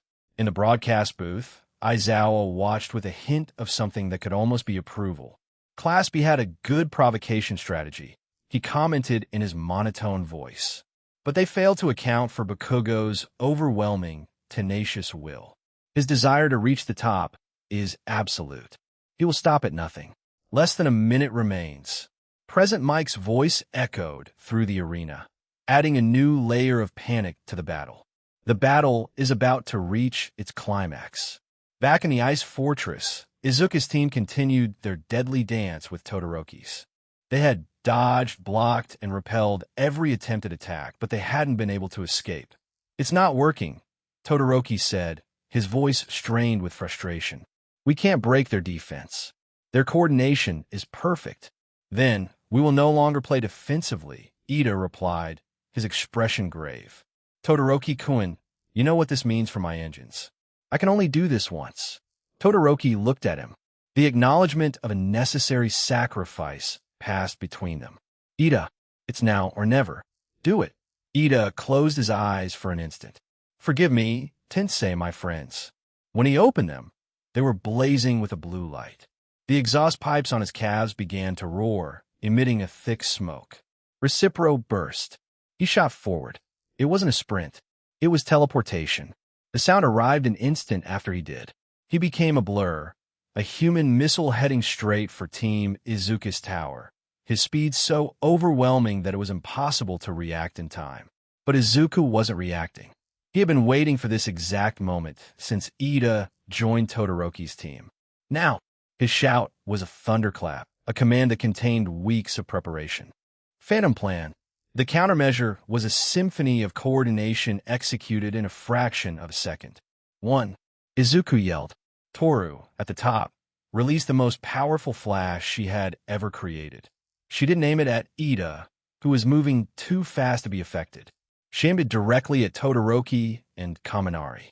The blast of pure light blinded them completely, shattering their team's coordination at the crucial instant. "My eyes!" Kaminari screamed. 2. Izuku roared. Momo, who already had the object ready in her hands, didn't create a shield. She created a launcher, a complex device that fired a capture net made of an incredibly durable metal alloy. But the net wasn't empty. It was coated with an instant dry adhesive she had designed specifically for this contingency. 3. Was Izuku's final cry. Ochako, at the exact moment the blur that was Ida passed by her, didn't try to touch him. She used a focused pulse of repulsion, not on Ida, but on Momo's launcher. The pulse acted like a particle accelerator, firing the sticky net directly into Ida's calculated path within human speed and precision. Ida, moving at a velocity that prevented him from changing direction or even processing the trap, ran head-on into his fate. The net enveloped him completely. The metal fibers tangled around his legs and torso, and the adhesive solidified on contact, bonding to his armor with industrial strength. The Recipro burst died with a whine from his overloaded engines, and he crashed to the ground in a tangle of metal and glue, completely immobilized and neutralized. Unbelievable. Present Mike's voice cracked with sheer disbelief. Team Todoroki's ace in the hole. Their secret speed move has been completely neutralized. They didn't dodge it. They didn't block it. They trapped it. Team Midoriya had a countermeasure prepared specifically for him. That's a pro-level strategy. An absolutely perfect read on the battle. 10 seconds remaining. Todoroki, blinking away the spots of light from his eyes, saw Ida on the ground, defeated. He saw Team Izuku intact. He saw his plan, his perfect strategy, shattered to pieces. His father's voice echoed in his head. Stop being a disappointment. The frustration, the humiliation, the rage against his father and against himself, it all coalesced into a torrent of pure instinct. And for the first time in a battle, without thinking, his left side erupted. A whirlwind of orange and red flames burst from his body in a furious roar, melting the ice wall around him. Fire! He's finally using his fire. Present Mike screamed. Across the arena, Bakugo, having defeated Monoma, saw the explosion of flames. He saw Team Midoriya momentarily exposed after using their trap. He saw his last chance. Now, let's go get him, he roared, and his team launched into one last desperate charge. 5, 4, 3. The three strongest teams in the arena were about to collide in a final, cataclysmic clash. Fire, explosions, gravity, and creation. 2, 1. Beep. The clock hit 0. The buzzer sounded deafening, its final note freezing the battle an instant before its apocalyptic conclusion. The dust settled. Silence fell over the arena. Midnight snapped her fingers sharply. Time's up. The giant screen flickered, calculating the final results. Let's see the rankings. In third place, with an impressive number of points, Team Todoroki. Todoroki stared at his left hand, for which a wisp of steam still rose. His face was a mask of shock and self-loathing. He had used his father's power. He had failed. In second place, making a spectacular comeback in the final minute, Team Bakugo. No way. Bakugo yelled, slamming his fist on the ground. A few more seconds. I just needed a few more seconds. And that means... Midnight's voice rose to a crescendo.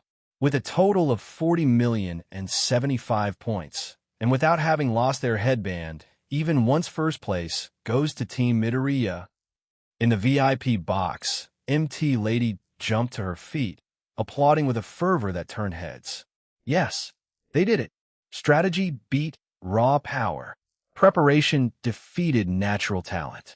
She shouted, completely ignoring professional etiquette. I love these kids. Kamui, give me the contact info for that green-haired kid's agent. I want him as a strategist at my agency. Right now, in the arena, the winning team finally relaxed. Izuku, with a sigh of pure relief, broke contact with Toru. She, with a triumphant smile, brought a hand to her forehead, and the 40 million point headband materialized again, visible to everyone. She held it up in the air like a trophy, and the stadium erupted in the loudest applause of the day. The four of them looked at each other, exhausted, covered in sweat and dirt. There was no wild euphoria on their faces, but rather the quiet, profound satisfaction of a perfect plan, perfectly executed.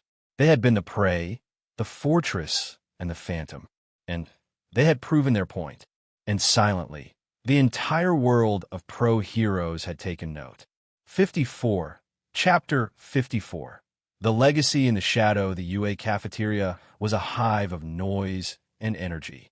During the lunch break before the final round, the finalist students were replenishing their strength, but the atmosphere was charged with a palpable electricity.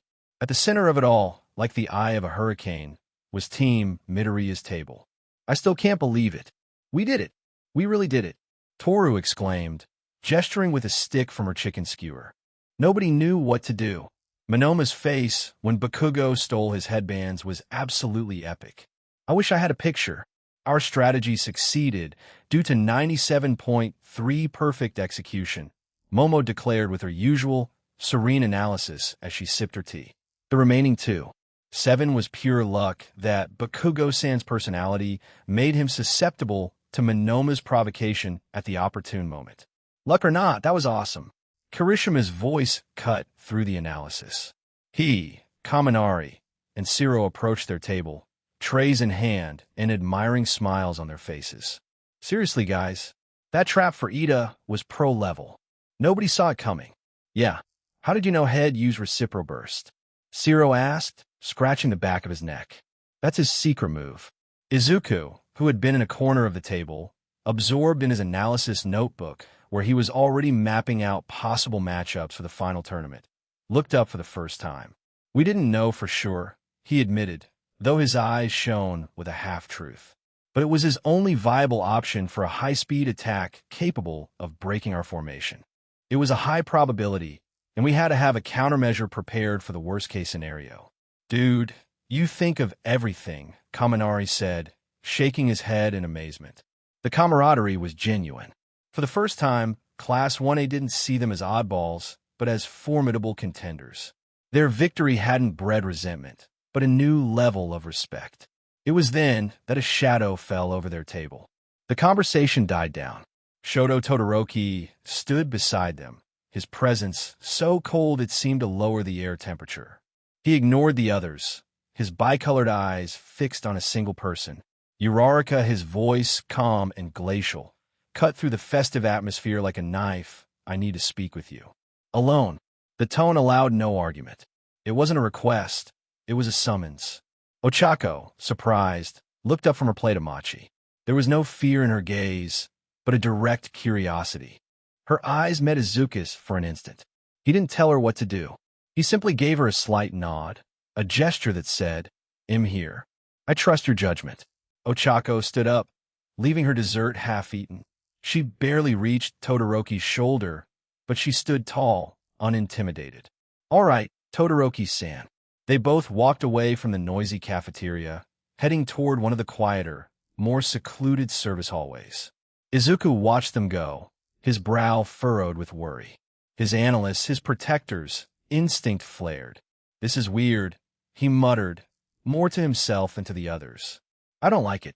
Momo looked at him, her expression intelligent and understanding. "Todoroki-san's motivation is a variable we haven't been able to quantify. His fixation on Ochako-san is atypical." "I'm going to see what's going on," Izuku said, closing his notebook, "just to make sure everything's okay." From a distance. And with that, he slipped away from the table, following the trail of the festival's two most unexpected rivals. The hallway was deserted, bathed in the dim light of emergency lamps. The cafeteria's bustle was a distant murmur. Todoroki and Ochako stood face to face, the silence between them heavy and expectant. Hidden around a corner, Izuku strained to listen, his heart pounding with an apprehension he couldn't explain. And from another angle, awkwardly concealed behind a vending machine that didn't offer enough cover for his explosive hair, Katsuki Bakugo was also watching, his curiosity overcoming his pride. "I was defeated," Todoroki said finally, breaking the silence. His voice was flat, a simple statement of fact. "My strategy, my power, your coordination surpassed it all." It wasn't a defeat from lack of strength, but from a lack of cohesion. He looked at Ochako, and for the first time, Izuku saw something beyond the cold indifference in his eyes. He saw a hint of begrudging respect. "At the USJ, and again today, you showed a power that isn't born from elite training or a perfect lineage. It's born from an overwhelming conviction. You fight with everything you have for the people you care about. I don't understand it, but I respect it. That's why," Todoroki continued, his voice dropping a tone, becoming more personal, raw. "Because I consider you my true rival in this festival, you deserve to know why I don't fight with everything I have." There it is, Izuku thought. The core of the problem. My father. Cinchuredo, he bought my mother's family to get his hands on her ice quirk, all for the sole purpose of conceiving a child who would inherit both powers. A child who could achieve his ambition for him. I was that child. For as long as I can remember, I have been trained, or rather forged, to be a tool. His masterpiece. His legacy. Izuku felt a chill. This was so much worse than he had imagined. "My mother, she hated my left side," Todoroki said, his hand rising instinctively to brush the scar that covered his eye. "She said seeing a reflection of him in me was unbearable. His abuse, his obsession, they broke her. One day, she called me unbearable and did something terrible to me." The barato hung in the air, shocking and upsetting. Ochako gasped, bringing a hand to her face. "And I agree with her," Todoroki admitted, his voice a broken whisper. "This barato power isn't mine. It's his, and I have sworn to reach the barato without ever using it. I will repudiate his existence, and his, by winning only with the power I inherited from my mother. I will prove to him that I don't need his pathetic power to fulfill his stupid ambition." "I get it," Izuku thought from his hiding spot, his analytical mind connecting the pieces. "It's not arrogance. It's self-loathing. The conflict isn't with his rivals. It's with half of himself. He's fighting with one hand tied behind his back, not for strategy, but out of principle. That doesn't make him weaker. It makes him dangerously unstable." From behind the vending machine, Bakugo's reaction was very different. Daddy issues? He thought with a sneer. How pathetic. whining about your past instead of using all your power. But interesting. So that's your weakness, you half and half. Your pride is a cage. Now I know exactly the weakness I need to target to bring you down. Todoroki looked at Ochako again, his expression bravado a mask of cold determination. To prove to my father that I can win without his legacy, a simple victory isn't enough. I have to defeat the opponent who has shown the strongest will and the most explosive power. In this festival, that's you, Uraraka. In a bright hallway in the VIP stands, All Might, in his muscle form, ran into Endeavor. Endeavor. That was an impressive battle, All Might said, his smile a little more forced than usual. Your son fought admirably. His control over his ice is exceptional. Endeavor didn't even turn to look at him. His face was a mask of contained fury, his flames burning with greater intensity. He fought like a fool, he growled. He was outmaneuvered tactically and lost control. In the end, he used my power out of pure rage and frustration and still couldn't win. He's a disgrace. I don't need your empty compliments, All Might. I just need my creation to stop being such a monumental failure. He strode away, leaving All Might with an expression of deep and genuine concern for young Shoto. Back in the hallway, Ochako had heard the entire story, her expression shifting from surprise to deep, painful empathy.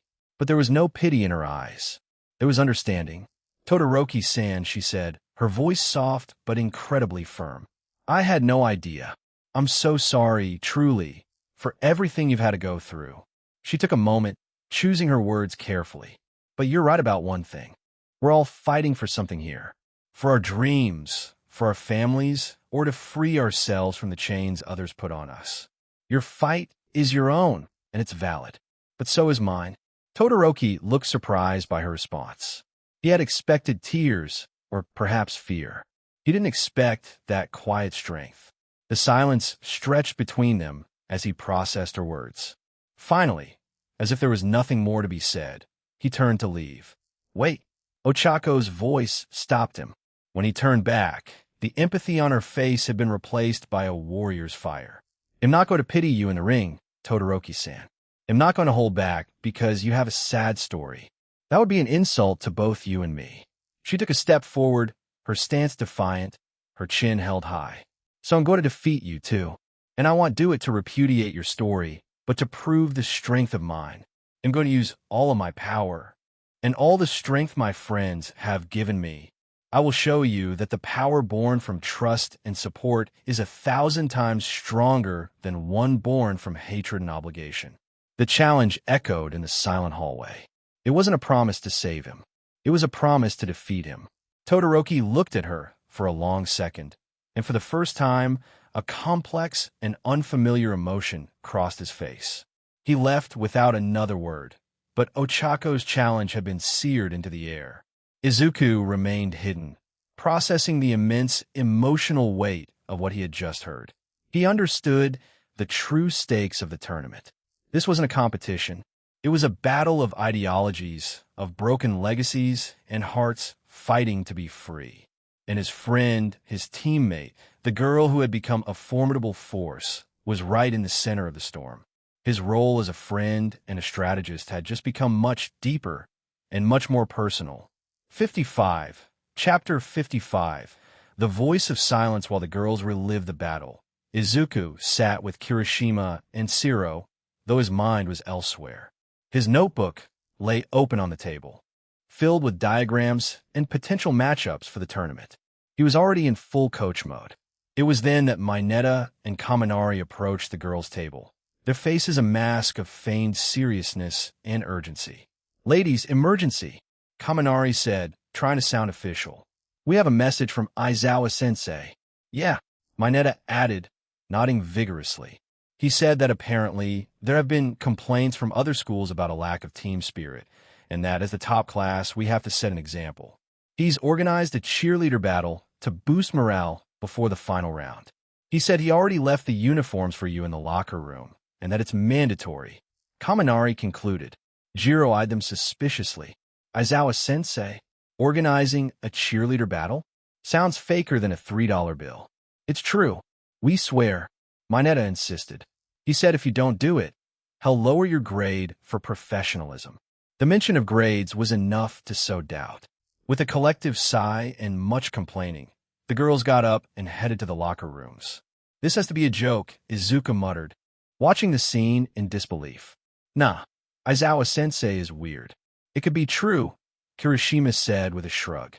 A few minutes later, the girls of Class 1A made their entrance into the main stadium area. In the brain of Izuku Midoriya, the strategist, the analyst, the pillar of his team suffered a catastrophic short circuit. They were wearing cheerleader outfits, orange and black, with UA emblazoned on the chest. Short, pleated skirts, form-fitting tops, pom-poms in their hands. Jiro looked like she wanted the earth to swallow her whole. Ochako was red as a tomato, uselessly trying to adjust her outfit. Toru, surprisingly, was having the time of her life, jumping and shaking her pom-poms with infectious energy. And Momo Yaoyorozu looked like a radiant star, her elegant presence accentuated by a uniform that highlighted her confident spirit. Izuku's bravado fell slightly agape. The stream of thoughts in his head went from matchup analysis to a single, repeated impression. Momo has a remarkable presence, and Ochako's outfit looked striking in the arena lights. And Toru with that energy. A vivid image of their training bravado on the beach flooded his mind, with him giving them instructions while they ran through their drills. Suddenly, the idea of a focused training bravado sounded like the best plan ever conceived. Dude, close your mouth or you're going to drool on your notebook, Kirishima said, nudging him with an elbow. Izuku snapped out his trance, blushing violently. He realized that Kaminari and Mineta were roaring with laughter, pointing at the girls. And then, a protective fury replaced the hormonal stupor. He stood up. Girls, he shouted, his voice a little higher than usual. They turned to him. You look amazing. Really, that color looks great on all of you. His compliment, so genuine and so clumsy, seemed to cheer them up a bit. But it was Momo's reaction that silenced everyone. There was no panic on her face. No jump, only a terrifying, icy calm. She observed Kaminari and Mineta, who were still celebrating their successful prank. Yaoyorozu-san, are you okay? Ochako asked, mortified. This is so humiliating. Oh, I'm perfectly fine, Uraraka-san, Momo replied, her voice as smooth as silk. She turned to the two boys and gave them a perfectly composed, chilling smile. Kaminari-san, Mineta-san, your stratagem to manipulate us using a teacher's authority and the threat of a bad grade was logically flawless in its execution. As vice representative, I must admire the efficiency. Kaminari and Mineta puffed up with pride for a second. See, we're geniuses. Momo's smile turned glacial.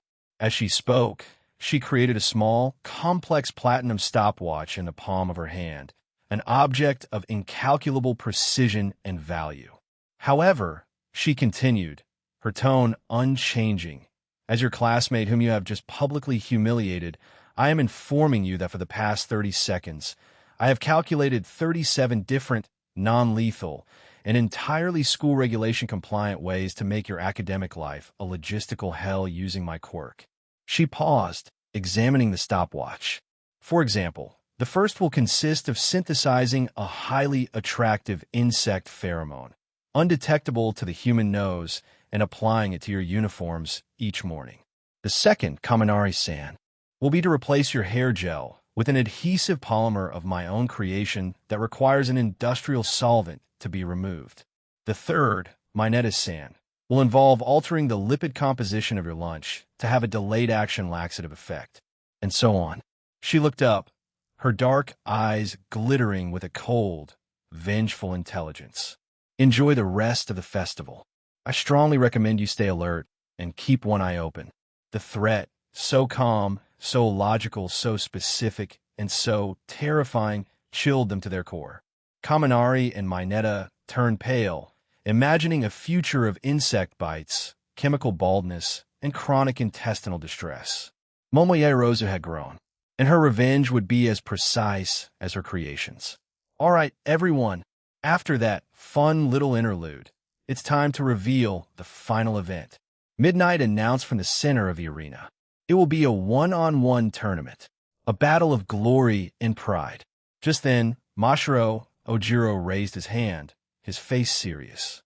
Beside him, a Class 1B student, Nairinjiki Shota, did the same. "Excuse me, Midnight Sensei," Ojiro said, his voice clear and firm. "I'm withdrawing from the tournament." A murmur of surprise rippled through the finalists. "Me too," Shota added. "What? But why?" Midnight exclaimed.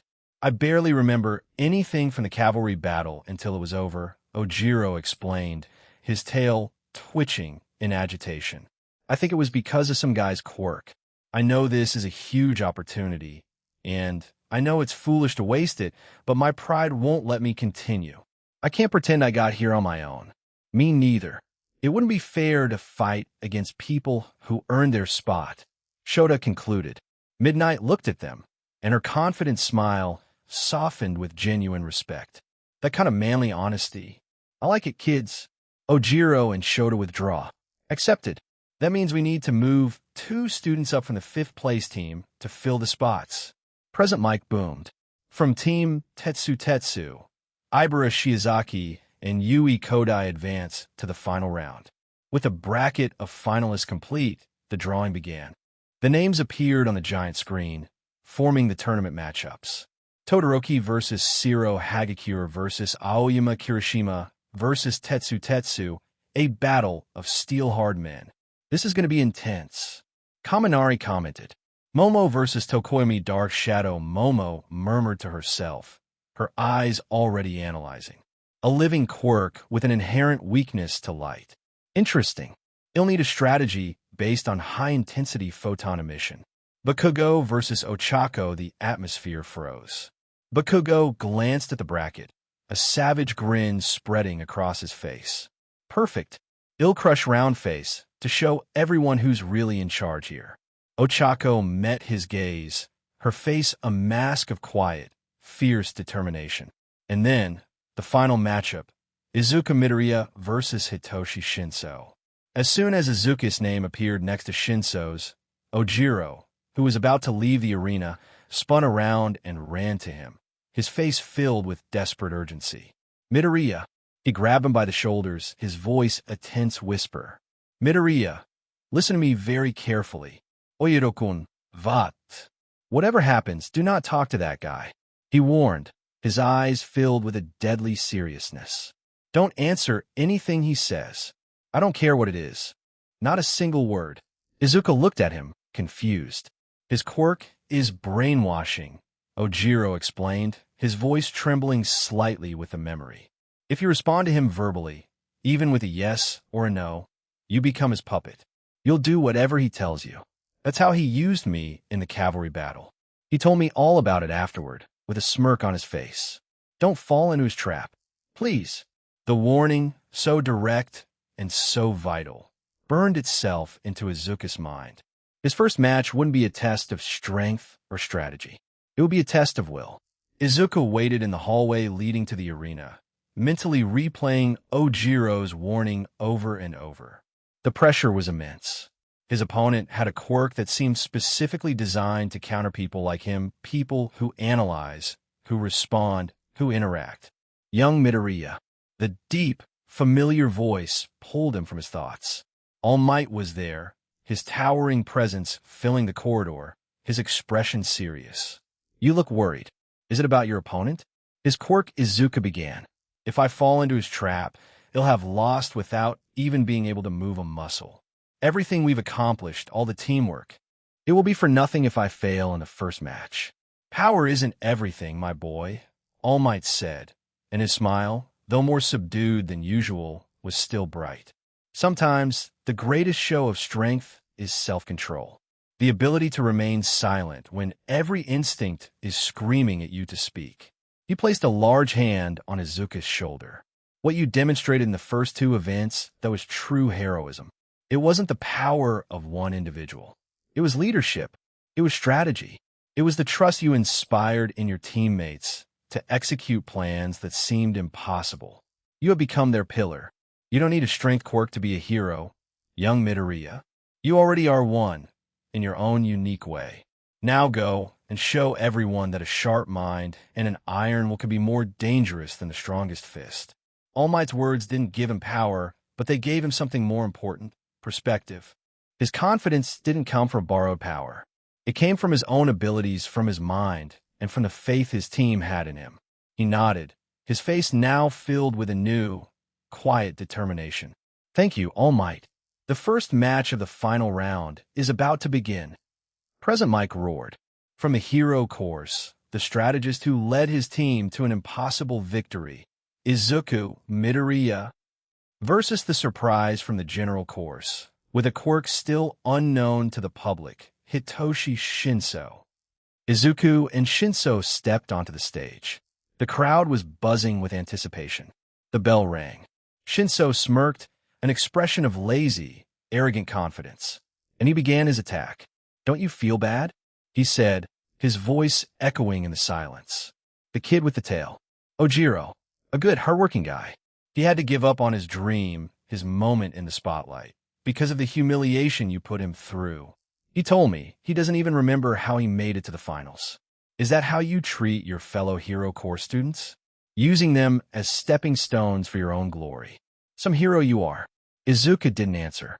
He settled into a low, combat stance, his eyes fixed on his opponent, his face a mask of absolute concentration. Shinso's smirk faltered slightly. What's the matter? Cat got your tongue? Or do you just have nothing to say for yourself? I guess it's hard to justify your actions. Answer me. Or are you such a coward you can't even defend your own honor? Izuku remained stonily silent. He took a deliberate step forward. Shinso's frustration was now visible. His plan wasn't working. He played his last, most personal card. That girl, Uraraka, she's got a thing for you, doesn't she? It's obvious to everyone. What would she think if she saw how pathetic you are right now, unable to say a single word while your friends and your character are being insulted? You don't deserve to be in the hero course. You're taking a spot from someone who would actually fight. Izuku still didn't speak. He had reached the center of the ring. The distance was closed. Shinso, seeing that his primary weapon, his only weapon, was completely useless, panicked. Izuku's self-control was an unbreakable wall. Desperate, he lunged forward, swinging a clumsy, artless punch. The fight was anticlimactic and brutally efficient. Izuku, using the feline reflexes assimilated from Toga and his own biovectorial control to optimize every movement, dodged the punch with insulting ease, tilting his head just a few inches. He grabbed his opponent's outstretched arm, using Shinso's own momentum against him, and with a simple, clean judo throw, a perfect hip toss, he lifted him off his feet and hurled him out of the ring. Shinso landed with a dull thud on the concrete ground, out of bounds. Izuku had won, without saying a single word. Shinso-kun is out of bounds. The winner is Izuku Midoriya. Midnight declared. The crowd was a bit confused by the brief and bizarre match, but they applauded the decisive victory. As they were leaving through the same tunnel, a voice stopped Izuku. Wait. It was Shinso. He had gotten to his feet, dusting himself off. The mockery was gone from his face, replaced by a grudging respect and genuine curiosity. You didn't fall for it. No one has ever resisted my taunts before. They always answer. It's human nature. How did you know? Izuku, for the first time, spoke to him. His voice was calm, with no trace of anger. Because a friend trusted me enough to warn me. And I trust my friends completely. He looked Shinso in the eyes. Your quirk is amazing. You could be a great hero with it. The kind of hero who can stop a villain without throwing a single punch. I hope to see you in the hero course next year.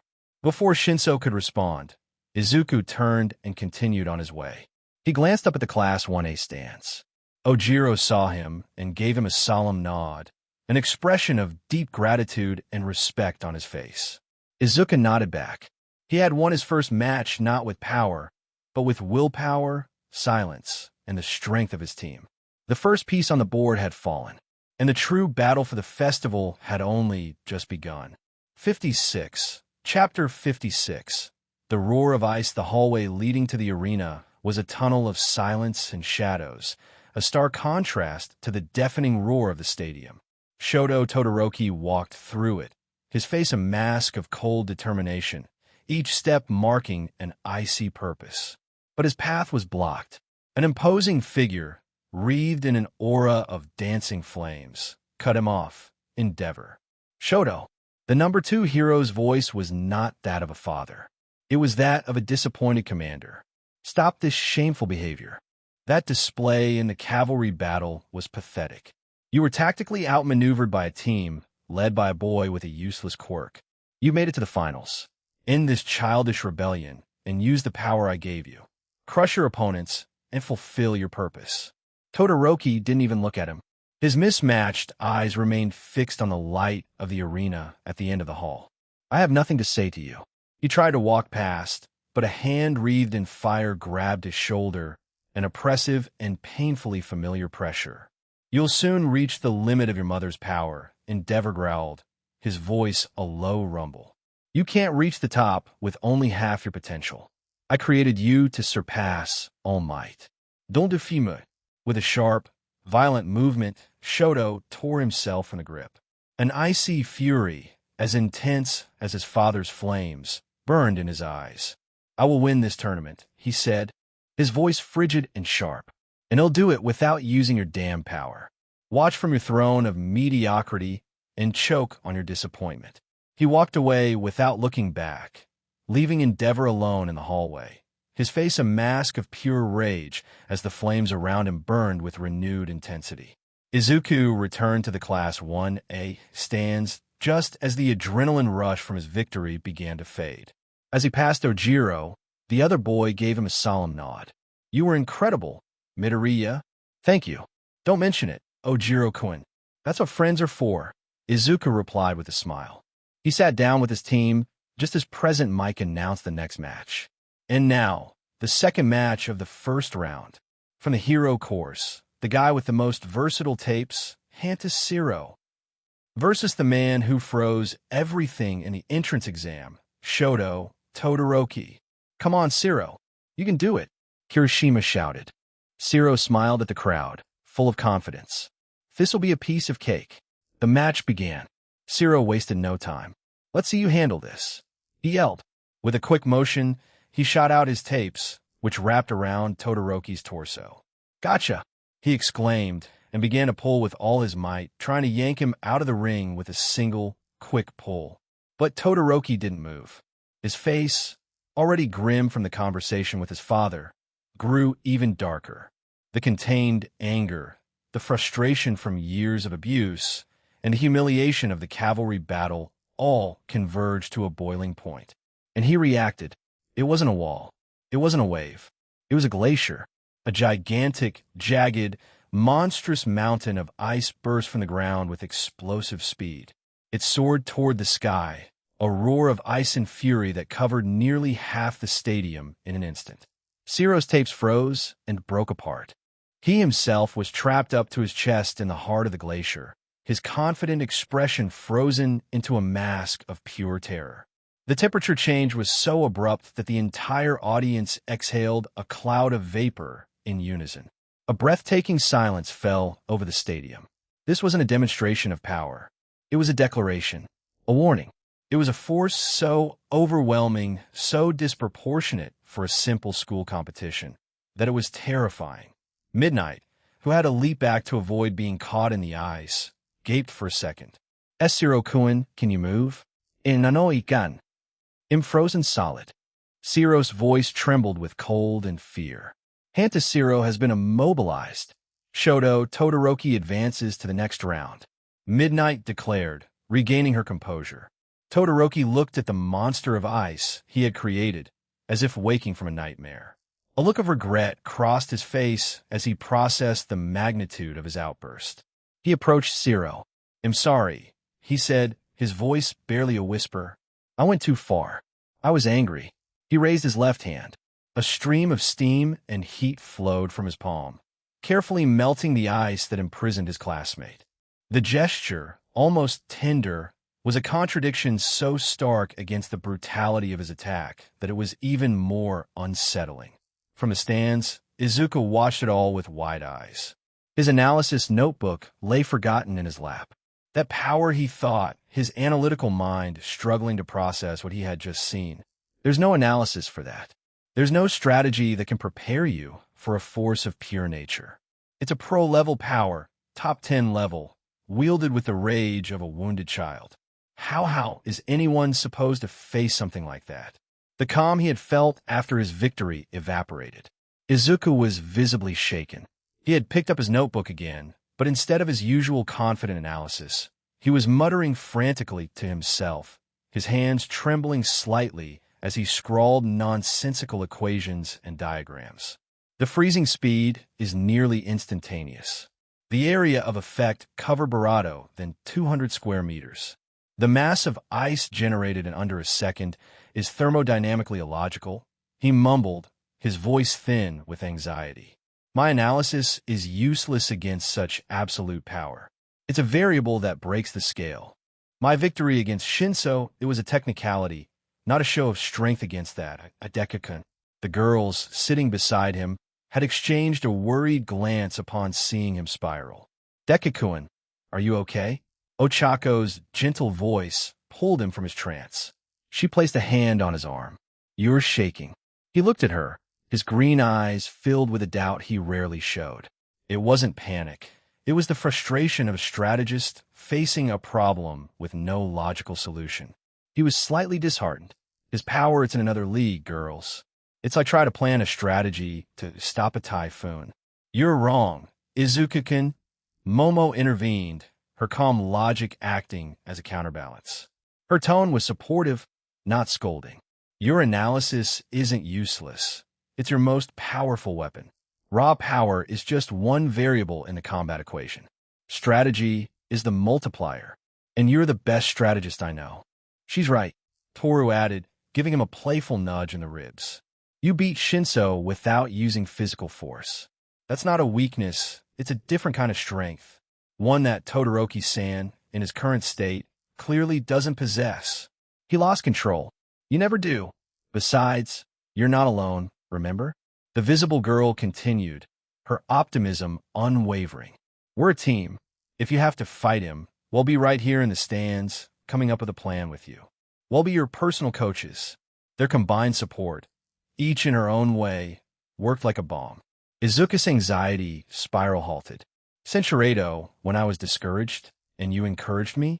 Before Izuku's brain could process the question, she closed the distance and gently placed her hand on his barato.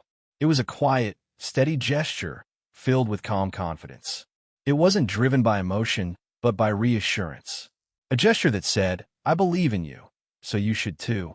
She pulled away, leaving Izuku completely flustered and speechless. Momo, beside him, blushed at her friend's unexpected remark and looked away with a small, nervous cough.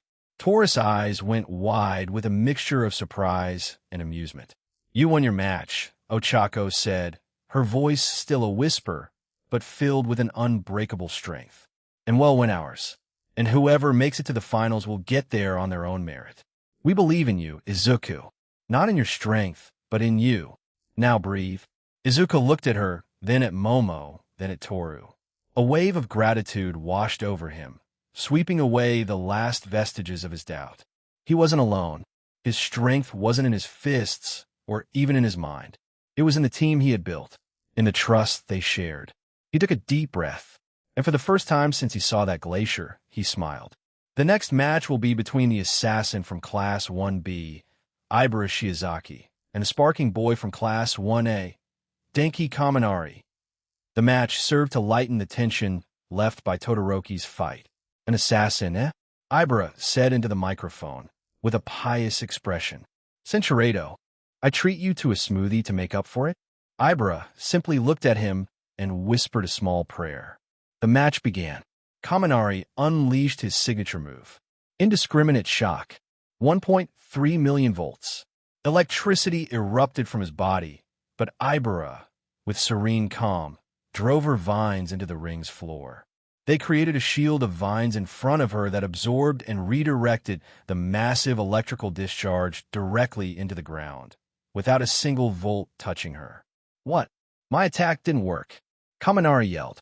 At the same time, other vines shot up from the ground and trapped the now brain-fried Kaminari, who stood there with his thumbs up and a blissfully idiotic look on his face. And Kaminari is immobilized. The winner is Ibara Shiozaki. From the Class 1B stands, Monoma's mocking laughter rang out loudly. Ahaha! Another humiliating defeat for the arrogant and overrated Class 1A. It seems their luck is finally running out. Their cavalry battle victory was a fluke. Beside him, Itsuka Kendo sighed. Just shut up already. And with a swift, expert karate chop to the back of his neck, she knocked him out, letting him slump in his seat. Sorry for the disturbance, she said to the air with a small bow. Izuku, now much calmer and back in his element, had reopened his notebook and was whispering to himself, but this time his analysis was focused and tactical. Shiozaki's vines are conductive, but only when anchored to the ground to divert energy. If she's isolated from the floor, her electrical defense is useless. It could be used against her with an aerial attack, or if the ground beneath her feet is destroyed, will you shut the hell up, nerd? Bakugo's furious voice echoed from a few rows below. He turned around, a vein throbbing on his forehead. Stop analyzing my next victim out loud. You're giving me a headache. Before Izuku could apologize, Ochako leaned forward, her face filled with a new, fierce confidence. That's enough, Bakugo-kun, she said, her voice quiet but firm, catching the explosive boy's attention. We're working. Your match is with me, not with his muttering. Focus on me, or you'll regret it. Bakugo was speechless for a second, surprised by her audacity. He grumbled something unintelligible and turned back to the front. Ochako completely ignored the interruption and turned to Izuku with a competitive smile. No, don't be quiet. What did you see, Dekakuen? She pulled out her own notebook, an almost exact replica of his, filled with notes and diagrams. Let's compare notes. I think I found a weakness in his mid-air explosion pattern. He tends to correct his trajectory to the right. That could be exploited. 57. Chapter 57. The brilliance of creation. The brief respite between matches ended, and Present Mike's voice once again filled the stadium. We're back in action, everybody.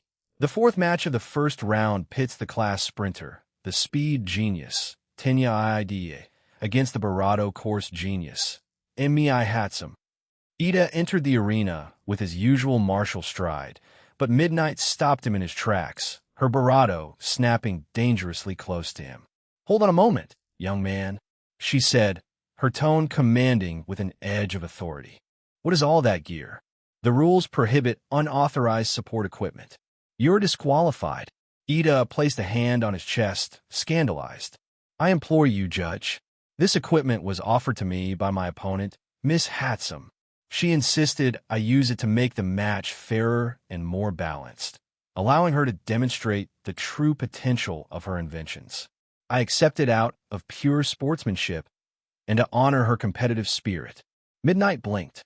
A slow, appreciative smile spread across her face. That's chivalry. That desire for a fair competition, even if it puts you at a disadvantage. I love it. Permission granted. Let the battle begin. The battle was one of the strangest and most comical farces in the festival's history. Mei Hatsum didn't attack Iida even once. Instead, she used her opponent as a runway model. Observe, potential investors and pro-heroes. Mei shouted into the floating microphones as she activated thrusters in Iida's boots that sent him moving across the arena against his will. The fluidity of my air glider model, Floating Sols, allows for unprecedented mobility in urban terrain. Look how he glides with grace and elegance. Miss Hatsum, this is improper for a match. Iida protested as he was dragged across the arena. And behold the stability provided by my hydraulic Hope jetpack. She continued, ignoring him completely. It guarantees maximum aerial mobility for any hero, regardless of their weight or build. See how he maintains his balance, even in the sharpest turns. For 10 minutes, the match was a glorified infomercial. Iida, humiliated and furious, was used as a mannequin to demonstrate every single one of Mei Hatsum's 23 babies. Finally, once she had presented her entire catalog, Mei walked to the edge of the ring. And that concludes my presentation. Hatsum Industries, creating the future of hero tech today. Contact my representatives for consultations and orders. With a bow to the cameras, she calmly stepped out of the arena, disqualifying herself and leaving a humiliated Ida as the winner by default. In the stands, Izuku was frantically taking notes in his notebook. Hydraulic propulsion, gyroscopic stabilizers. Her technology is incredible. It could be adapted for. But beside him, Ochako wasn't analyzing the technology.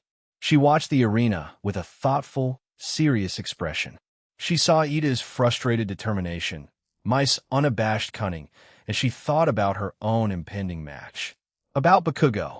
About the promise she made to Todoroki. Without a word, she rose silently and left the stands, seeking a quiet place to prepare herself mentally. No time to rest. The fifth duel is already here. From the hero course, the newly visible and ever-cheerful Toru Hagakure versus the shining prince, Yuga Aoyama. The match was a flash of color and movement. Bonjour, Masiashri, Aoyama declared, striking a dramatic pose. Prepare to be dazzled by my magnificence. It is a tragedy that your face must be the first to be marred by defeat, but such is fate. Belly beam, a brilliant beam of blue energy shot from his stomach. But Toru, armed with Izuku's analysis and her own training, was prepared. She didn't try to block. You'll have to be faster than that, Aoyama-kun, she chirped. With a playful smile, she moved. Her agility, which had always been remarkable, was now honed and precise. She dodged the laser with a series of quick, acrobatic tumbles, her movements fluid and calculated. She wasn't just reacting, she was anticipating. Aoyama, frustrated at his inability to land a hit on a target that was no longer invisible, made a predictable mistake. You can't dodge me forever. Take my supernova laser. He unleashed a much larger, prolonged laser, a torrent of energy that swept across the arena. But holding it for more than 2 seconds brought on his characteristic, debilitating stomachache. He doubled over with a groan, clutching his midsection. Too bad, Toru said with a wink. She seized the opportunity instantly. She sprinted toward him, her speed surprising everyone. Before Aoyama could recover, she delivered a single, clean, and forceful shove to his chest, pushing him off balance and sending him tumbling out of the ring. Aoyama landed on the grass outside the boundaries, more surprised than hurt. And the winner is Toru Hagakure. Midnight declared. Toru waved happily to the crowd, her victory a testament to agility and tactical patience over flashy power. It was time for the 6th match. Momo Yaoyorozu waited in the dim light of the entrance tunnel.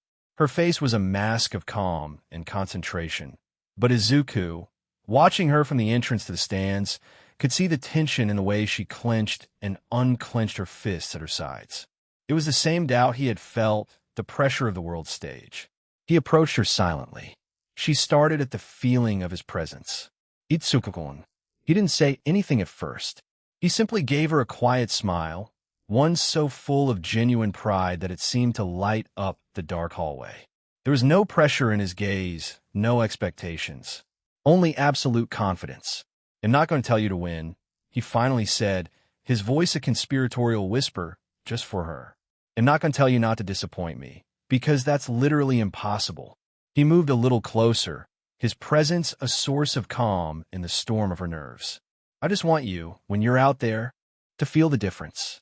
Feel the difference between the girl who doubted her own judgment at the USJ and the formidable strategist standing in front of me now. The one who devised countermeasures for ice, for mud, for sonic attacks. The one who built a rocket from scrap metal and mines. You're ready.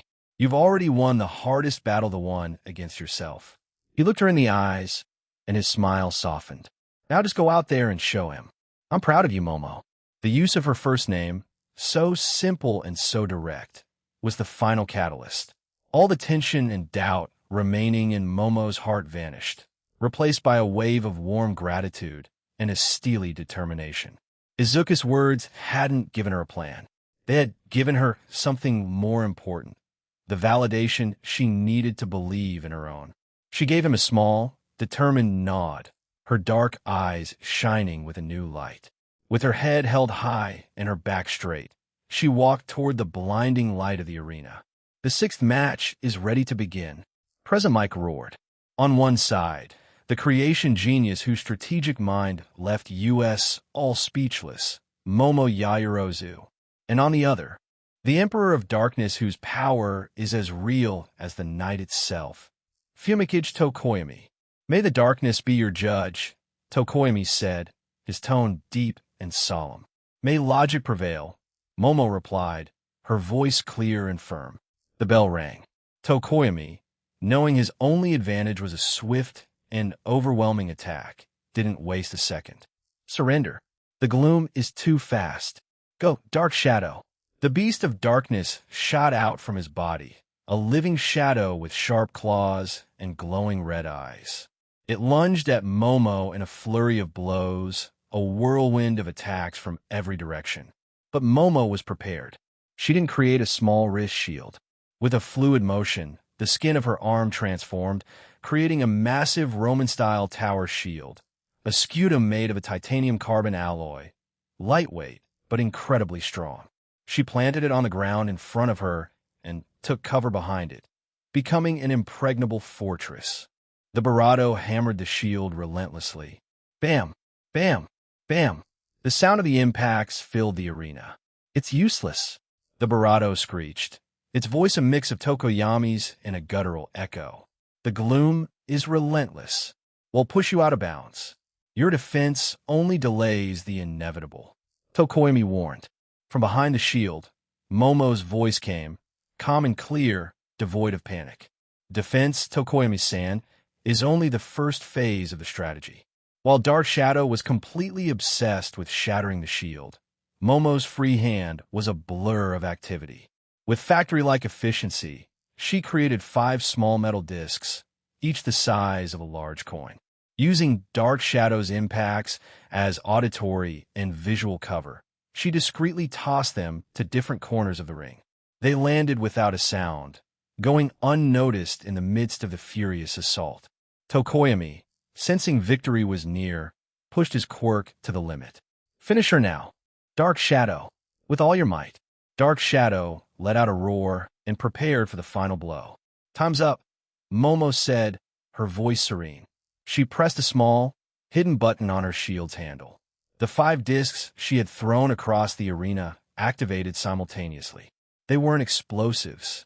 They were high-intensity, military-grade flashbangs. The arena was flooded with a pure, white, and utterly blinding light.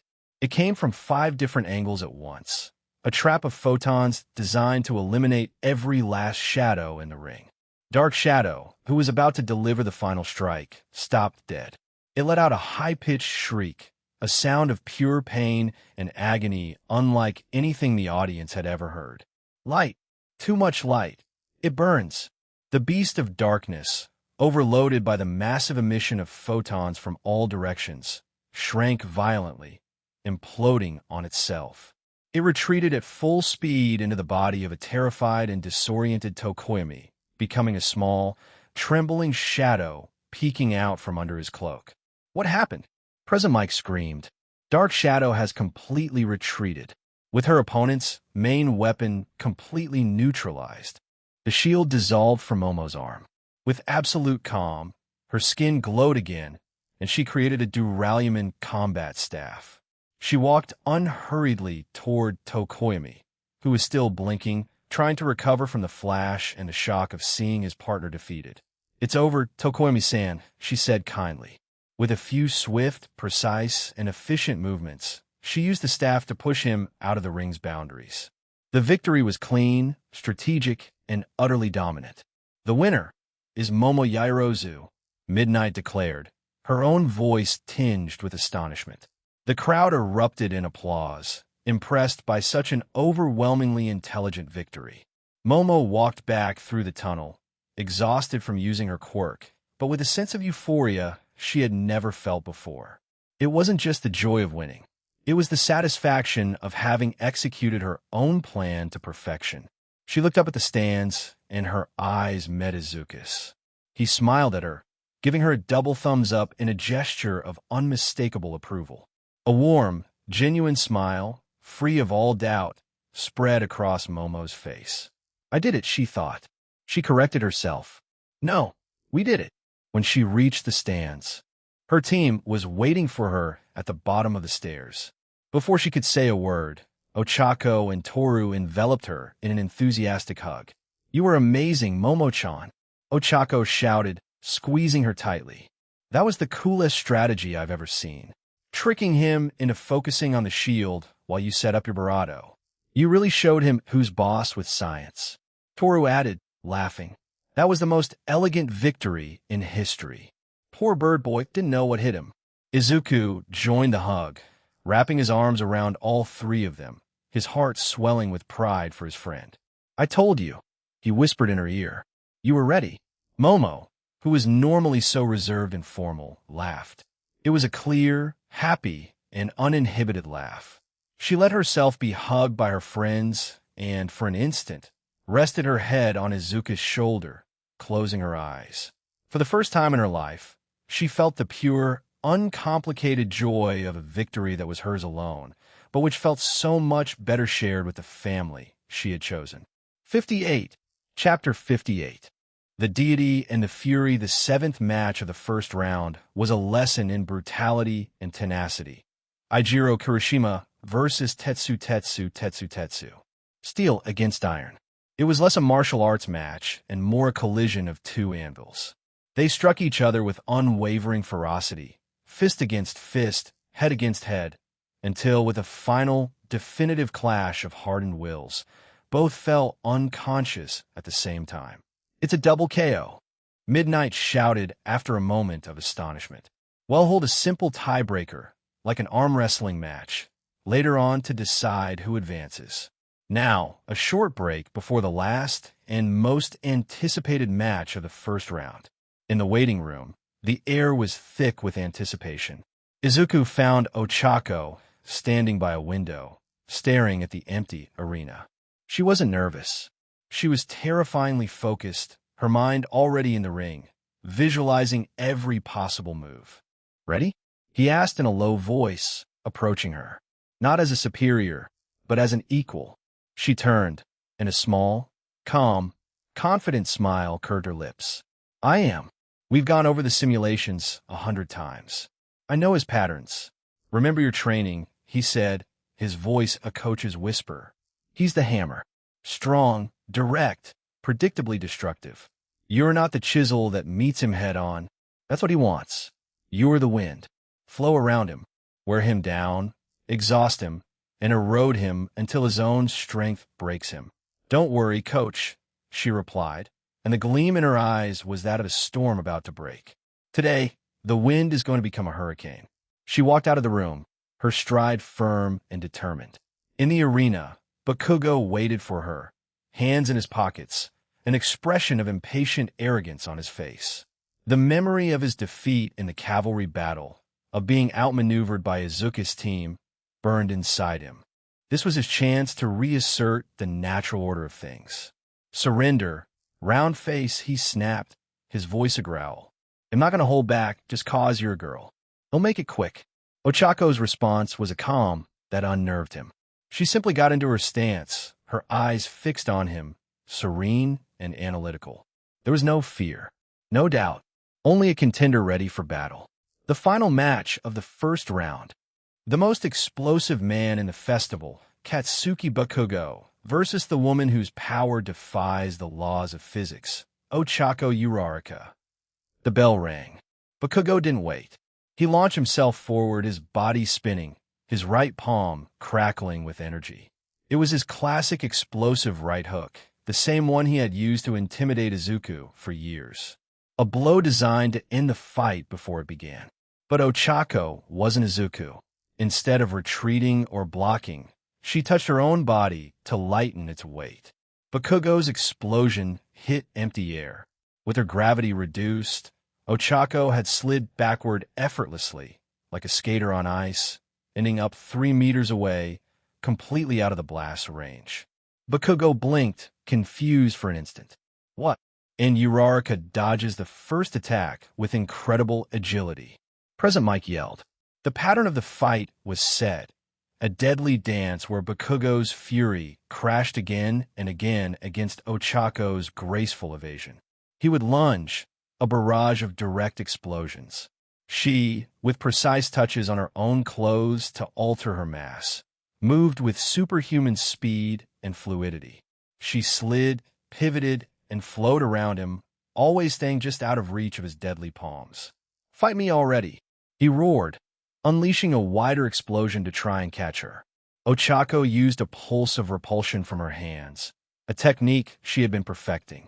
The invisible wave of gravity didn't stop the explosion, but it deflected its trajectory just enough for it to whistle past her.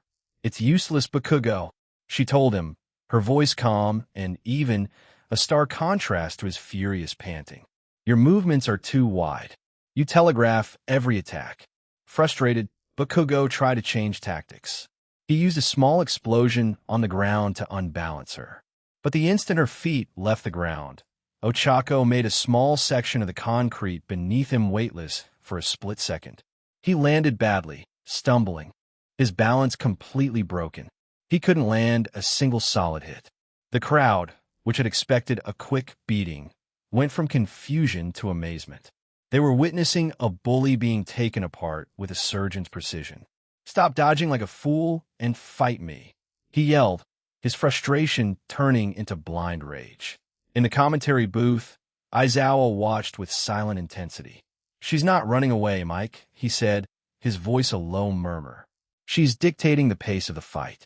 She's forcing him to use bigger and bigger explosions, draining his stamina and overheating the glands of his palms. She's exhausting him physically and mentally. Uraraka is in complete control of this fight. Bakugo, utterly enraged, humiliated by his own powerlessness, lost his patience. Strategy, restraint it all went out the window.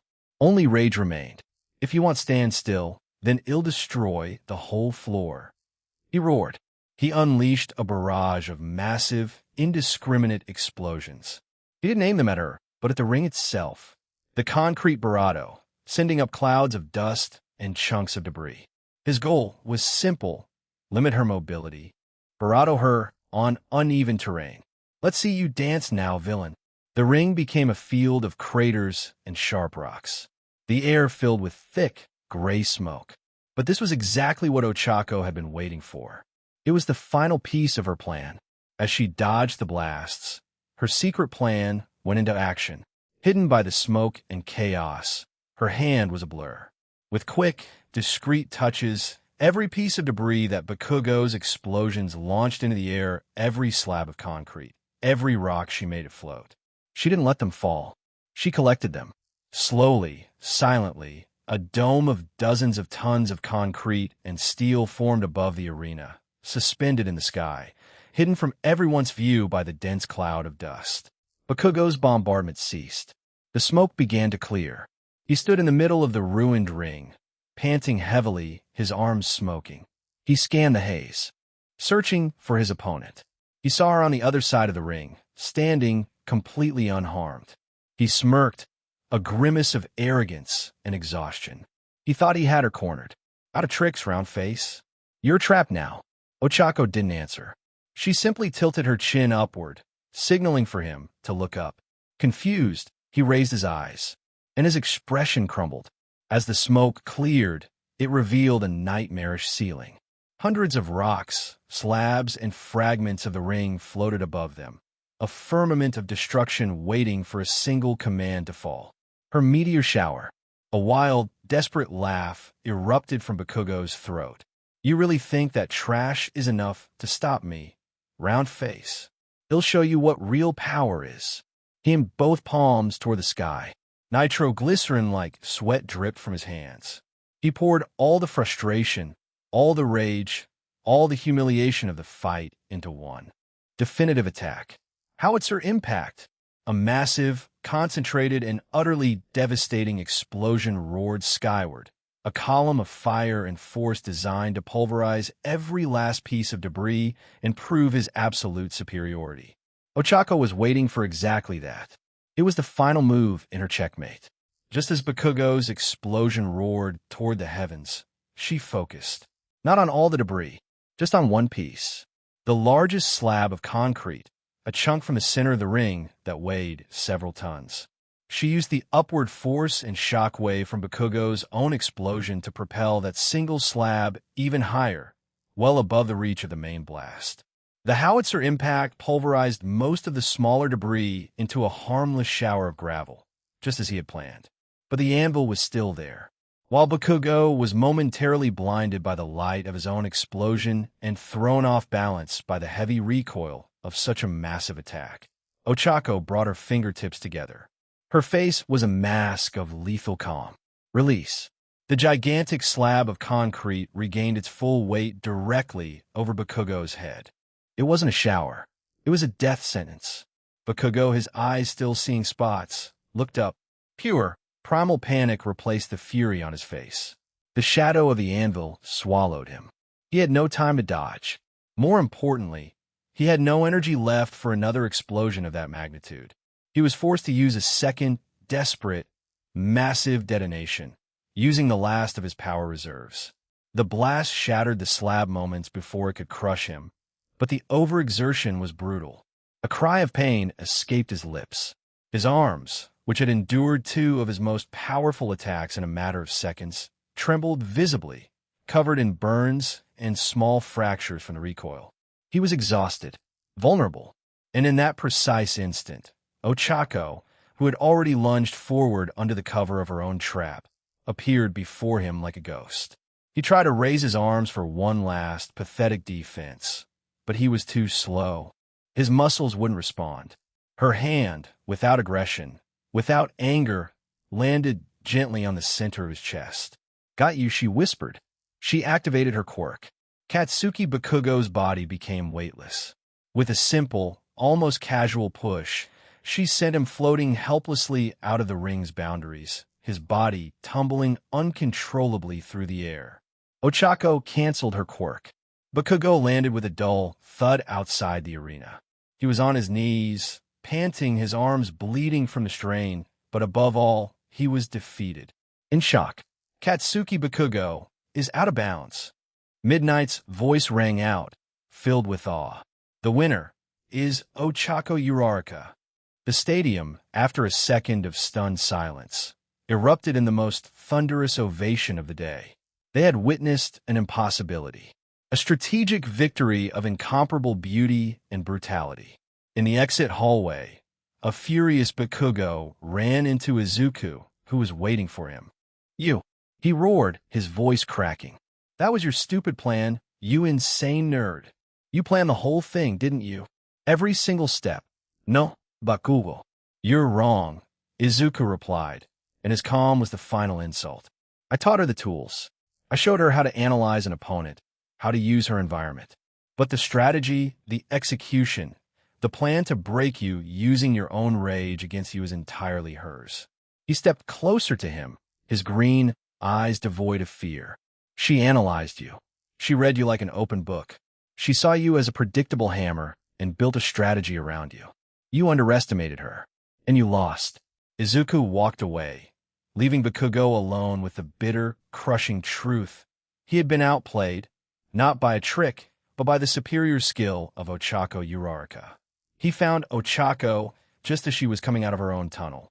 She wasn't celebrating. She was standing, looking at her hands, a slight tremor running through them as she processed the magnitude of what she had just done, of the power she had unleashed. "That was intense," she whispered, not looking at him. "I almost feel like I went too far. That last attack." "You didn't go too far, Ochako," he interrupted, Cinchuredo taking her hand. "It isn't good or bad. It's a tool. And today, you used it with the precision of a master craftswoman to defeat an opponent no one thought you could beat. You shouldn't be afraid of it. You should be proud of it. I'm proud of you." And with those words, joy finally broke through her defenses.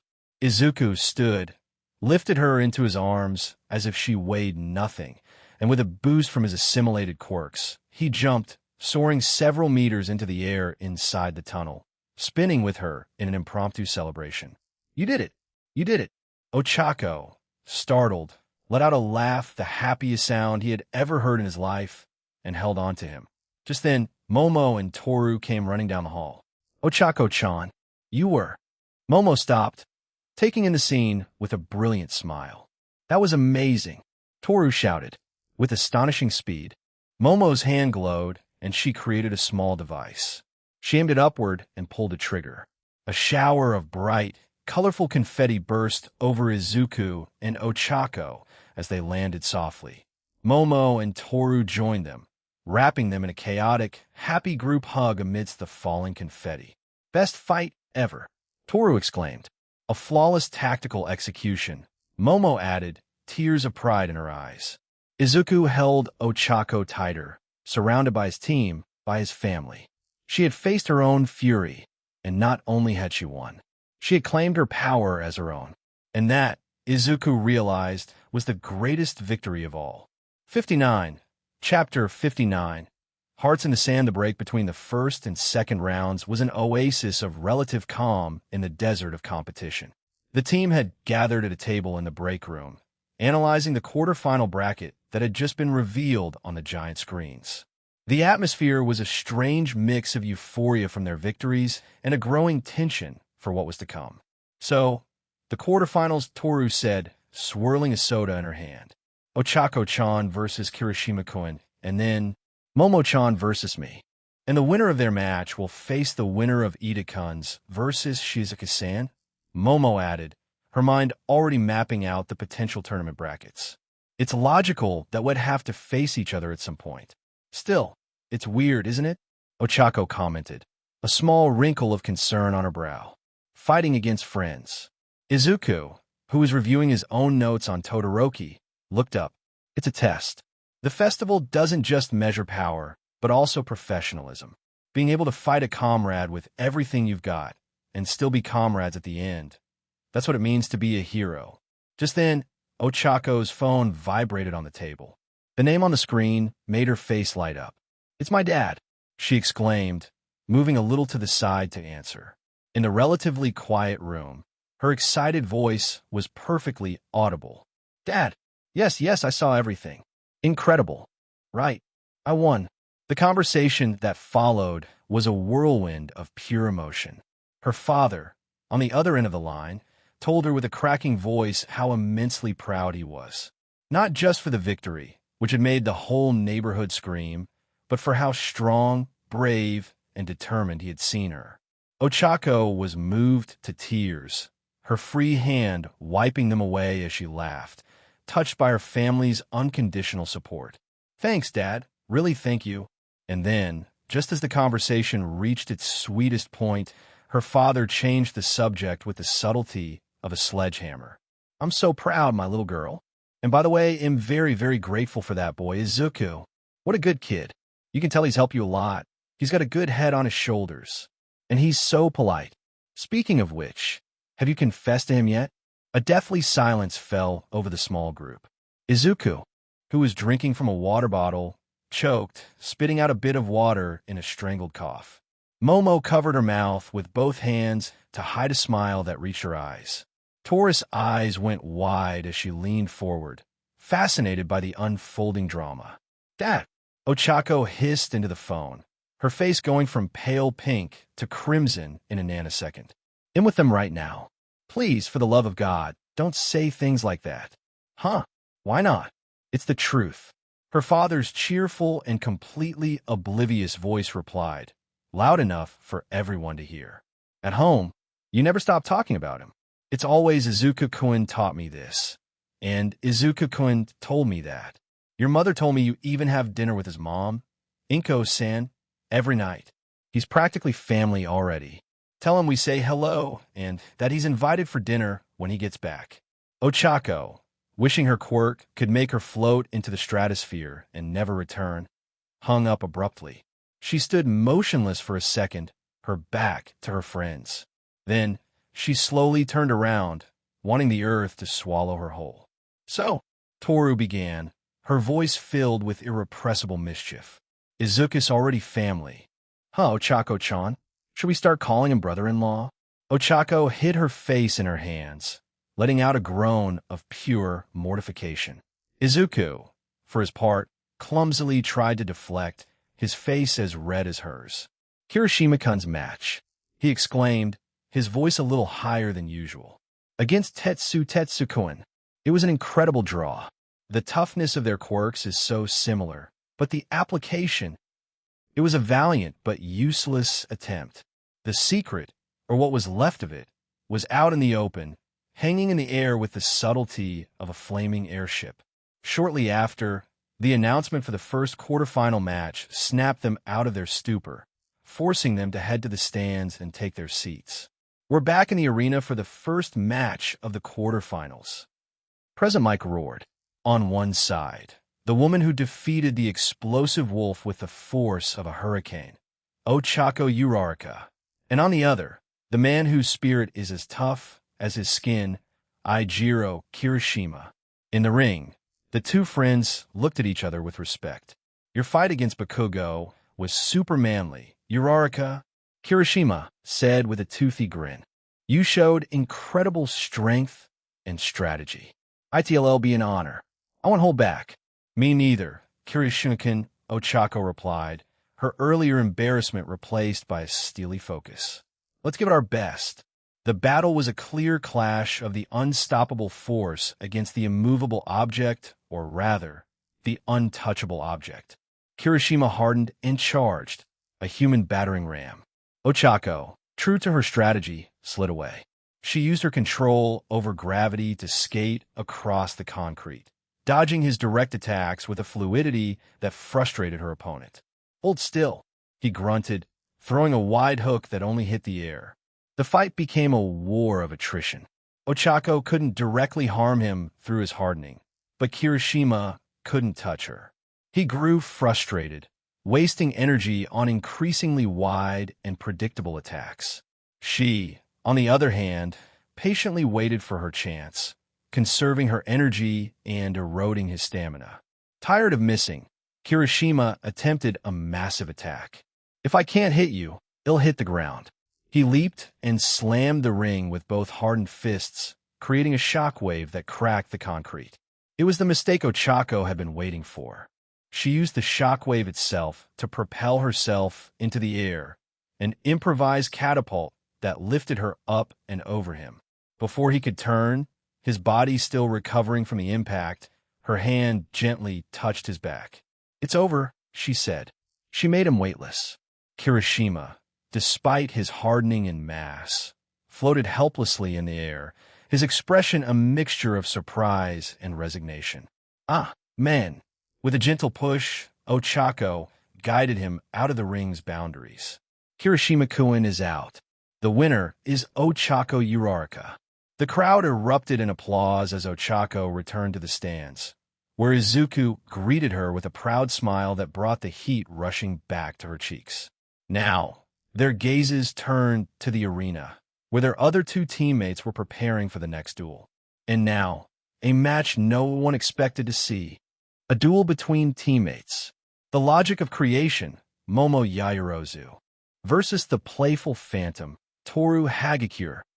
From their seats, Izuku and Ochako watched, their hearts divided. This is going to be tough for both of them, Ochako whispered. Toru has improved a lot, Izuku added, his voice that of a proud coach. Her control over light refraction isn't just defensive anymore. She's become a master of deception. Momo can't let her guard down. The battle began and proved to be a tense and brilliant game of cat and mouse. Toru didn't use full invisibility. Instead, she flickered. She would make parts of her body a foot, an arm. Her torso turned transparent for moments at a time, breaking her silhouette and making it impossible to predict her movements. I can't get a lock on her, Momo exclaimed to herself, backing away as she created a small shield on her forearm to block a blow that seemed to come from nowhere. Furthermore, Toru was using the stadium lights, subtly bending them around herself to create a mirage effect. She appeared to be a few inches to the left of her actual position, an optical trick that turned Momo's attempts to grab her into a frustrating exercise of grasping at air. Incredible! Hagakure is using her quirk in ways we've never seen before. President Mike shouted. She's not just invisible, she's bending light. She's fighting like a ghost. Momo, realizing her eyes were deceiving her, switched tactics. If I can't see you, then I'll hear you. With absolute calm, she held her ground and created a dozen small metal discs, which she threw all over the ring. They were hypersensitive acoustic sensors. Yaoyorozu is triangulating Hagakure's position based on the sound of her footsteps. What a smart strategy. Toru, seeing the sensors, smiled. Izuku had taught her how to counter such tactics. She changed the way she moved. She no longer ran. She took soft leaps, landing on the balls of her feet, moving with almost total silence. She confused the sensors, their signals becoming erratic. Frustration began to creep onto Momo's face. Toru was dictating the pace of the fight, wearing her down. In a bold move, Toru used a flash of light to disorient Momo for a second and lunged forward, managing to land a blow on her shoulder. It was in that moment that Momo saw it. A pattern. Toru was erratic, but her finishing attacks, her attempts to land a decisive blow, always followed a similar trajectory, an arm from her right blind spot. It was her instinct, her go-to move. It was a gamble, but it was the only one she had. She feigned an opening on her left side, an obvious invitation. Toru, believing her harassment strategy had finally worked, took the bait. She lunged forward, her invisible fist ready for the final blow. Now, Momo whispered. At that exact moment, she triggered her creation power, producing a large puddle of synthetic oil at her feet. Toru, invisible and at a full run, didn't see the danger. Her feet hit the puddle with an audible splash, and she slipped spectacularly. For one crucial second, her fall and the splash of the oil revealed her exact position. It was all Momo needed. She already had the item ready, a launcher. She fired a heavy, sticky capture net, not at where Toru should have been, but where she would be after slipping. The net trapped a now visible Toru, covered in oil and completely immobilized. Hagakure has been immobilized. The winner is Momo Yaoyorozu. Momo immediately ran to help her friend, dissolving the net. She offered her a hand with a relieved smile. Your speed and your light tricks are incredible, Toru-san. If I hadn't anticipated your final trajectory, you would have beaten me. That was very close. Toru, laughing despite the defeat, took her hand.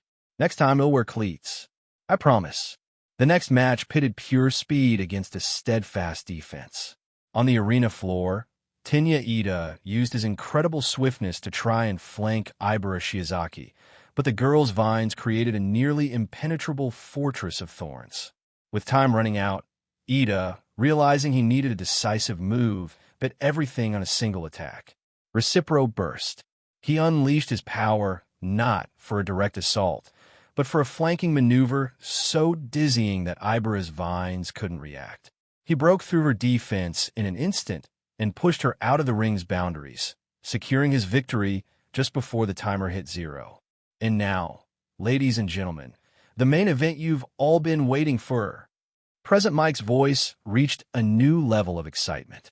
The final match of the quarterfinals that will decide our last semi-finalist. On one side, the Titan of Ice and Fire, the prodigy who has dominated the competition with overwhelming power, Shoto Todoroki. And on the other, the man whose mind is his most dangerous weapon, the strategist who changed the rules of the game, Izuku Midoriya. From opposite tunnels, the two finalists emerged into the blinding light of the arena. Todoroki's gaze was a promise of absolute power, a storm of contained emotions. Izuku's was one of calm, analysis, and unwavering determination. The crowd roared, their anticipation reaching a boiling point. The battle that could decide the fate of the festival was about to begin. 60. Chapter 60. The trainer's tenacity, the silence that fell over the stadium was absolute. It was a heavy, expectant silence, the kind of calm that precedes an earthquake or an execution. From opposite tunnels, The final two contenders of the quarterfinals emerged into the sunlight. On the right, Shoto Todoroki, the prodigy. The titan of ice, his face a mask of cold indifference that barely concealed the storm within. On the left, Izuku Midoriya, the strategist, the trainer, the pillar of a team that had defied all expectations. They stopped at opposite ends of the ring. The vast concrete space felt both immense and claustrophobic. I can't win with strength, Izuku thought, his green eyes analyzing every inch of his opponent, his mind racing a mile a minute. I can't win with endurance. His power is overwhelming. I can only win with intelligence and will. I have to survive the storm, find the crack in the glacier, and exploit it. He felt his assimilated quirks hum beneath his skin, a silent arsenal. Toga's reflexes for anticipation. Ochako's agility for mobility. Mom's biovector control for speed. And Taurus refraction for a margin of error.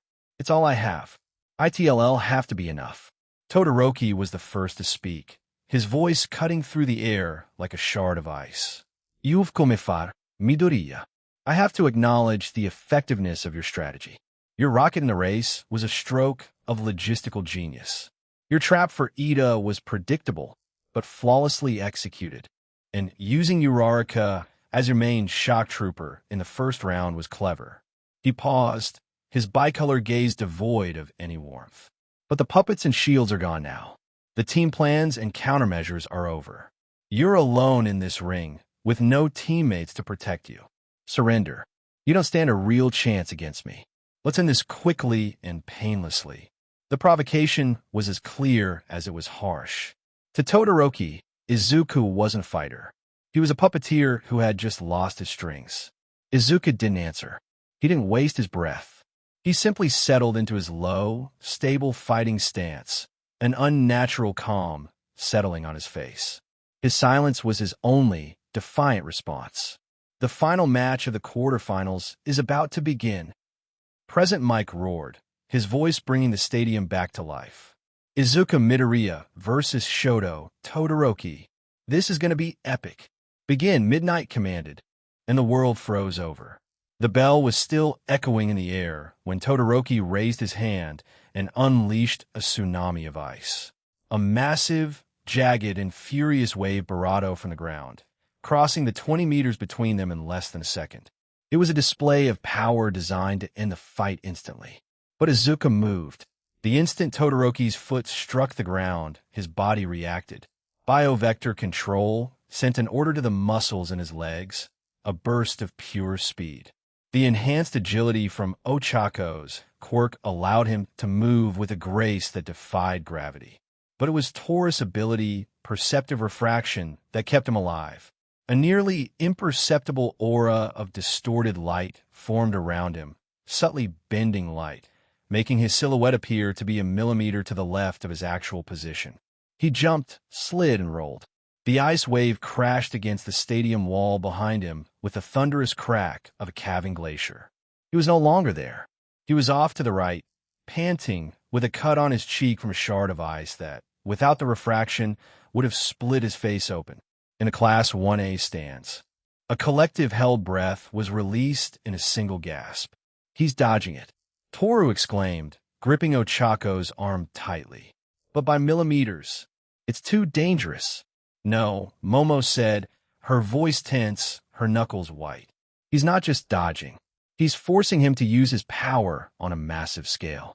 He's gathering data with every attack. In the commentary booth, Present Mike was on his feet. Incredible. Midoriya is literally dancing between Todoroki's ice attacks. It's like watching a leaf in a blizzard. That agility is superhuman. He's burning through his stamina at an alarming rate, Aizawa commented, his tone flat and analytical. But Todoroki is consuming his as well.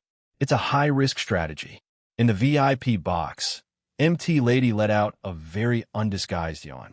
Well, this is boring. The green-haired kid is just running. The other one is impressive, but this isn't a fight. It's target practice.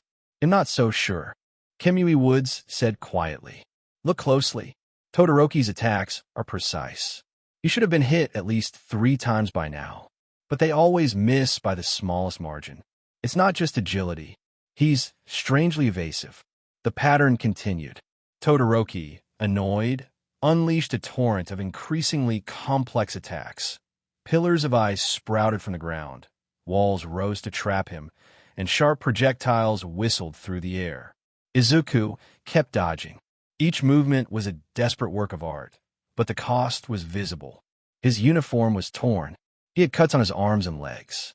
A hard landing left a contusion on his shoulder that made him hiss in pain. Perceptive refraction wasn't a barrier. It only gave him a chance.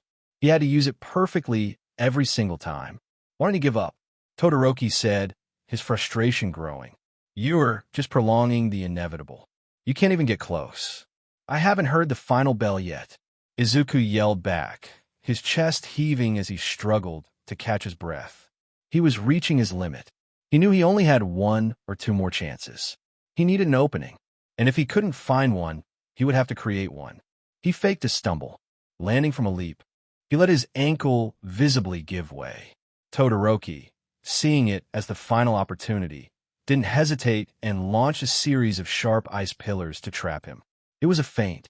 The instant the first pillar solidified next to his foot, Izuku used it as a platform. With a cry, he launched himself from it, spinning in the air. The maneuver sent him directly toward a Todoroki who had let his guard down for a split second. He connected a powerful spinning kick to his opponent's side, right on the ribs. The blow broke Todoroki's concentration and sent him staggering back several steps with a grunt of pain. For the first time, Izuku had hurt him. The crowd roared. The effect was immediate. The frost covering the right side of Todoroki's barato grew thicker.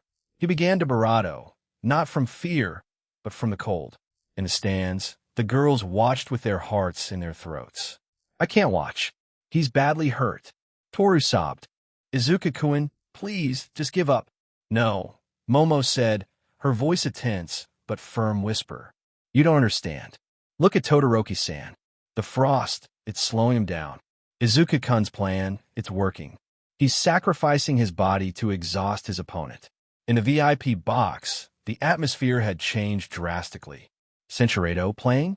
MT Lady retorted with a mocking laugh that made Endeavor tense up. Looks to me like your masterpiece is having a hard time crushing a vermin. It's a little embarrassing, don't you think, Endeavor-san? The glare Endeavor shot her could have melted steel. Midnight, from her position as referee, watched Izuku. He wasn't the strongest or the fastest, but his spirit wouldn't break. He knows he's going to lose, she thought, fascinated.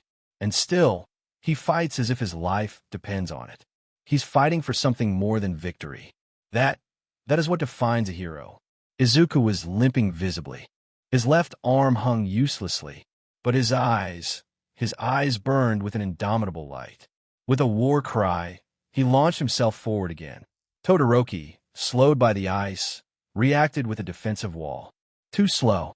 Izuku dodged it and landed another blow, a direct punch to the stomach that knocked the wind out of him.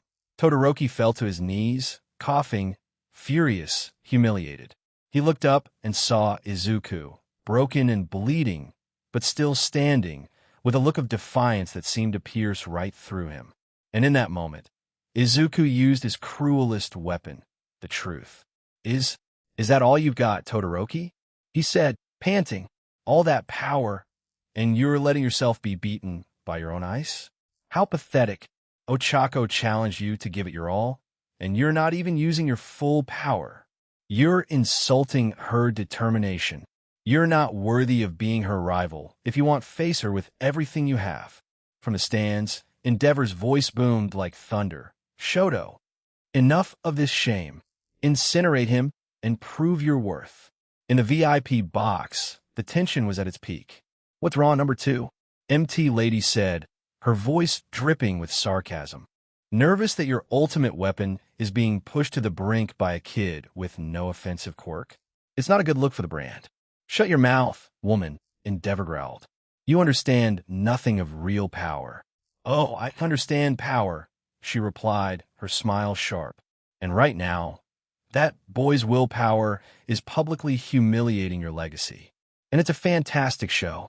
Izuku's words, Ochako's words, his father's words, the hero's mockery, his own overwhelming frustration. It all collided and exploded inside Shoto Todoroki. With a scream that wasn't of rage, but of pure, heart-wrenching agony, his left side erupted. A pillar of orange and red fire, bright and beautiful, roared toward the sky. The heat was so intense it melted all the ice in the arena into a massive cloud of steam that enveloped the ring. Izuku, already at his limit, was caught off guard by the sudden, overwhelming wave of heat. Through the steam, he saw Todoroki standing, wreathed in a whirlwind of ice and fire.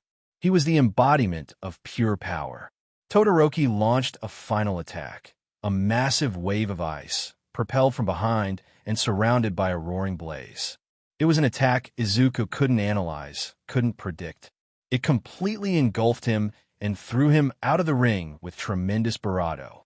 His bravado hit the tunnel wall with a dull thud and slumped to the ground, unconscious.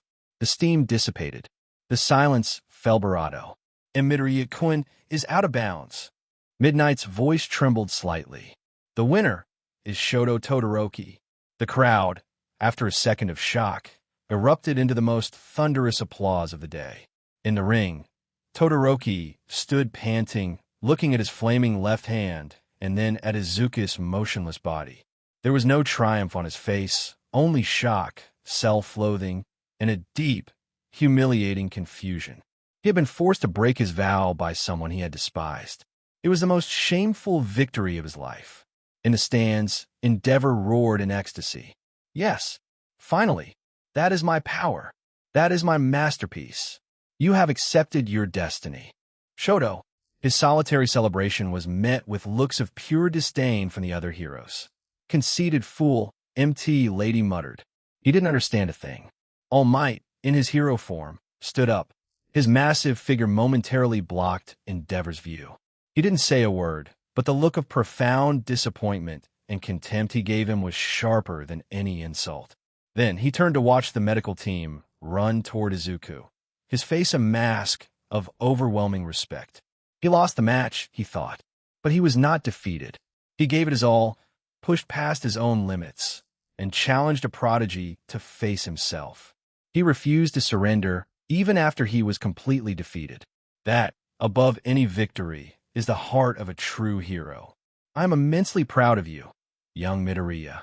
In the VIP box, MT Lady turned to Kamui Woods. Forget it, she said quietly, her tone now completely serious. I don't want that kid as a strategist. I want him on my team. Anyone who fights with that kind of heart. He's the real prize of this festival. The camera focused on the Class 1A stands. The girls were no longer analyzing. They were crying. Ochako, Momo, and Toru didn't wait. They leaped from their seats and ran for the exit, pushing through the crowd, their faces a mixture of heartbreaking anguish for their fallen leader and a fierce, painful pride for the incredible battle he had just fought. 61. Chapter 61. The will of a hero. Shoto Todoroki walked through the dark exit tunnel, oblivious to the deafening roar of the stadium. The applause wasn't for him. It was for the spectacle, for the raw power. He had unleashed a power that left a taste of ash in his mouth. His face didn't show the triumph of a winner, but the empty confusion of someone who is lost. A figure stood in his way, a silhouette wrapped in an aura of furious flames that cast an oppressive bravado down the hall. Endeavor. Finally, the number 2 hero's voice was not one of pride, but of fierce, possessive intensity. You finally stopped being a child and used the power I gave you. That is my creation, my masterpiece at its peak. With that power, you will surpass All Might. Now, your real training begins. He approached, his hand outstretched as if to place it on his son's shoulder to claim his property. Shoto looked at him, and for the first time in many years, there was no hatred in his eyes. There was no fear, only a strange and desolate calm.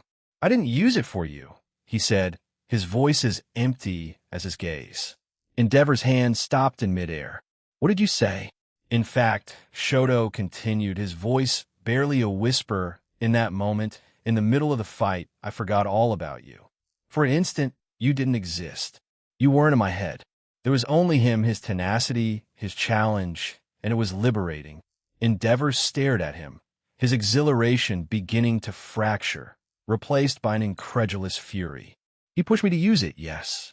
But it was his will, not your tyranny. It was his challenge, not your screams. And now, finally, the power felt mine.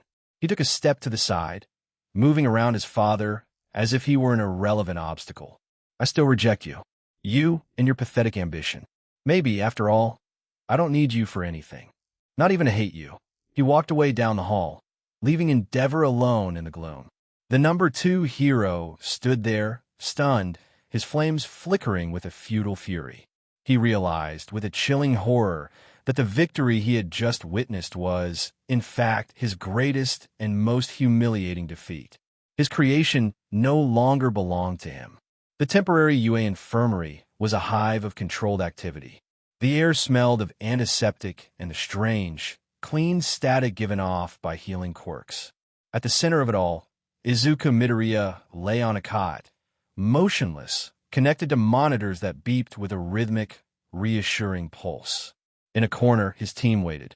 Ochako paced back and forth, unable to stand still.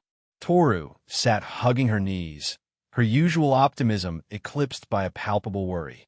Momo stood perfectly still, her face a mask of analytical calm that couldn't hide the storm of anguish in her eyes. All Might, in his imposing heroic form, stood by the bed, his normally smiling face grim and worried. Recovery Girl, the legendary youthful heroine, finished using her quirk on Izuku. She gave him a kiss on the forehead, and a soft green light enveloped him for a moment. Then, she turned to the expectant group with a tired sigh. "Well, the boy's an idiot," she said, her tone grumpy but with an undercurrent of begrudging affection. "A complete and absolute idiot." The girls held their breath. "The injuries are serious," she continued, pulling off her gloves. "Multiple stress fractures in his right leg and arm. Severe internal bruising throughout his Barato." He used his own Barato as a battering ram again and again. The recoil from his own power, combined with the impacts, nearly overwhelmed him from the inside. If he had taken one Barato hit, we'd probably be talking about permanent damage to his joints. "Will he need surgery?" Momo asked, her voice trembling for the first time. "That's the incredible part," Recovery Girl said, and her tone softened slightly, a hint of amazement in her voice. "No. His cellular structure is incredibly resilient, almost unnatural. It's regenerating at a rate I haven't seen in years. There's no degenerative damage. With my healing and a couple of days of absolute bed rest, he'll make a full recovery. He has incredible luck and the constitution of a monster." A wave of relief, so immense it was almost painful, washed over the girls. Ochako stopped pacing and covered her face with her hands, her shoulders shaking with silent sobs. Toru rushed to hug her, also crying from sheer relief. Momo leaned heavily against the wall, her legs finally giving way a little, and closed her eyes as she let out a breath she didn't know she was holding. All Might visibly relaxed, his massive frame seeming a little less tense. "Thank you, Chiyo. We owe you one. You owe me a month's vacation on a tropical island," she grumbled. "But for now, it'll settle for you people sending me your suicidal Prod GS." Just then, a UA official holding a folder walked into the room, his expression bureaucratic. "Pardon the interruption. The semi-final matches are about to begin. I must call the competitors to the prep tunnels. The first matchup is Momo Yaoyorozu versus Tenya Ida." Momo, who had just begun to relax, tensed up again like a coiled spring. Her gaze traveled from the official to Izuku's motionless form on the bed. Her face, once relieved, became a mask of conflict and overwhelming guilt. As she began, her voice shaky but firm. "I can't." The official raised an eyebrow. "Excuse me, Miss Yaoyorozu. I can't leave him," she said, her eyes fixed on Izuku. "Please, announce my withdrawal from the tournament." "Momo-chan," Ochako exclaimed, pulling away from Toru, her face filled with disbelief. "No, you can't do that. Izuku wouldn't want you to give up for him. He fought like that, so we could all move forward." "Exactly." Momo retorted, tears now shining in her eyes, her iron logic finally broken by emotion. He's like this because of us. Because of me. He fought that way to prove that strategy matters, to validate everything he's taught us. How can I go fight for my own ego, for my own advancement, while he's here like this because of me? She turned to Ochako, her voice cracking with guilt. It's illogical. It's wrong. My place, as the second in command of this team, is here with our leader. She was about to confirm her decision to the official, who was watching her impatiently. But a weak, raspy, and barely audible voice stopped her cold. Don't you dare, Yajirosa, they all turned. Izuku's eyes were open. Barely. He was as pale as a ghost, covered in a thin layer of sweat, but he was conscious, and he was staring right at her. If you give up now, because of me, he said, each word a visible, painful effort, that would be a greater wound than any Todoroki could ever give me. It would hurt me more than all my broken bones. Momo moved closer to the bed, her tears now falling freely onto the linoleum floor. But Izuku, you're hurt because of him, hurt because I made a calculated decision. He interrupted, his voice a little stronger, filled with a determination that defied his physical state. It was the only way to win. And I don't mean the match. He looked at her, and his green eyes, though clouded with pain, shone with the intensity of a coach, of a leader. You've come too far, you're too strong and too brilliant to quit now over a logical sentimentality. Come closer. Without hesitation, she knelt by his bed, her face level with his. Ochako and Toru watched in awestruck silence. With an effort that seemed to cost him the world, Izuku lifted his right hand. Cinchuredo, it was a moment of trust, of faith, from a coach to his champion. A silent charge. I'm okay, he said gently. Now go and show everyone how incredible you are. Win for us. Momo nodded, his words coursing through her like an electric current. All the doubt, all the guilt, all the conflict that had been tearing her apart vanished, replaced by a surge of determination as pure and as sharp as a diamond. She nodded, a single, decisive dip of her head. She wiped her tears with the back of her hand and stood up, her posture now that of a queen going to battle. She turned to the official, her voice now clear and resonant. He'll be in the tunnel in 5 minutes. Then, she looked at Izuku one last time. I will. For you. And she walked out of the infirmary, leaving behind a silence filled with astonishment, respect, and a promise of an imminent victory. Momo walked through the tunnel leading to the arena, her face now a mask of absolute concentration. The warmth of Izuku's encouragement still seemed to stay with her, a tangible reminder of the faith he had placed in her. A tall, formal Barado intercepted her just before the Barado. It was Tenya Ida, Yajirosa-san. He said, his tone full of genuine concern. I just heard about Midoriya-kun's condition from the others. Will he be all right? His fight was truly heroic. He faced overwhelming power with an unbreakable will. Momo offered him a small, confident smile. He'll be fine. He's the strongest man I know. She paused, her gaze softening. Your brother must be very proud of how far you've come in the festival, Ida-kun. Ida's face darkened for an instant, a fleeting cloud of worry crossing his serious features. Thank you. In fact, I tried to contact him after my last match to tell him ID made it to the semifinals, but he isn't answering. His agency told me he's on an important mission in Hosa City. I hope I can give him more good news after a fight. They looked at each other, two rivals united by a deep mutual respect and concern for the people they cared about. May the best fighter win, Yajirosa-san, Ida said, giving a formal bow. They will, she replied, her voice without a shred of doubt. Momo walked into the blinding light of the arena. She was no longer fighting just for herself or for her future as a hero.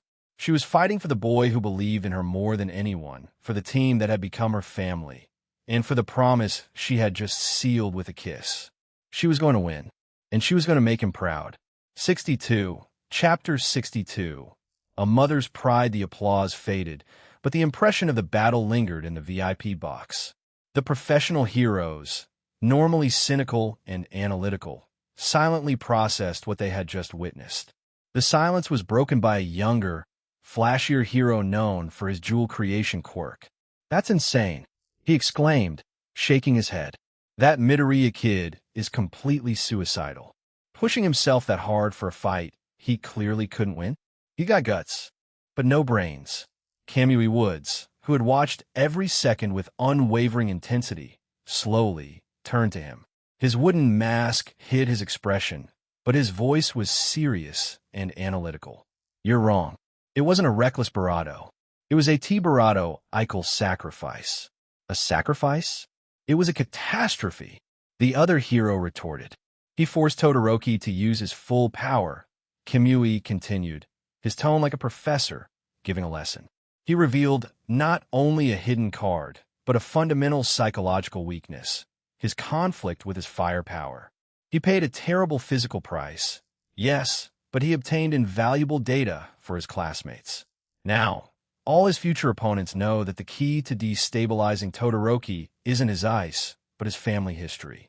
It was a long-term strategic move, executed using his body as bait." MT Lady, who had remained silent with an unusually serious expression since the end of the match, shook her head. "Data strategy," she said, her voice devoid of its usual playful tone. "Maybe, Kamui. I see your logic. But I saw something else." She stood up and walked to the railing to look at the shattered arena.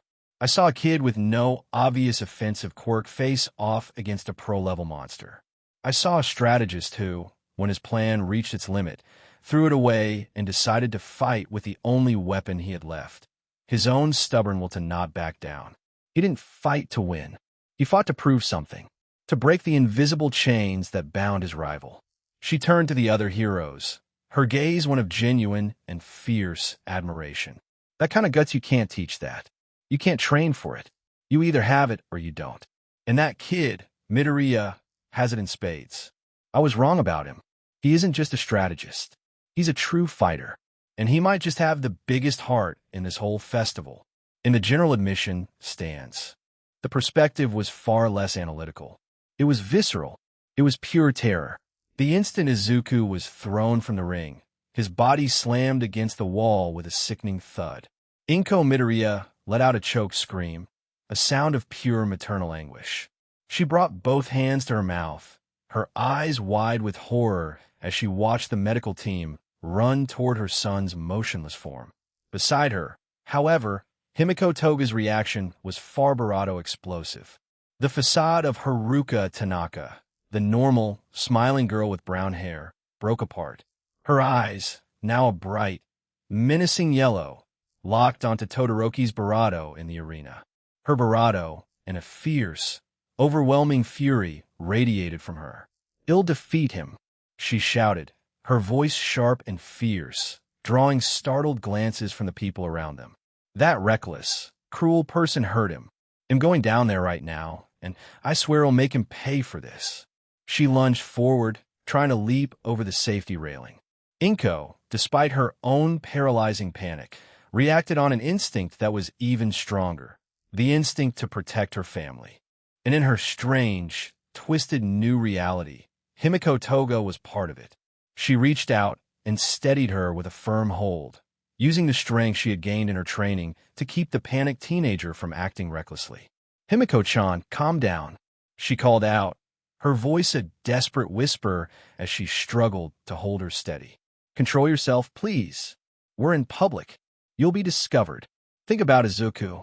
"I am thinking about him," Toga cried out, struggling fiercely as her elbows pushed against Inko. "That fool promised we'd go to the festival together. He can't go if something terrible happens to him. Let me go. I ain't Kaioshin, Senshirado, and am confiscating the chef's knife you love so much, the one you use to cut fruit for dessert," Inko added, delivering the final blow. The threat, so domestic, so absurd, so incredibly out of place in the midst of her homicidal fury, was the only thing that could have stopped her. She stopped struggling. She froze in place, overwhelmed by sheer confusion.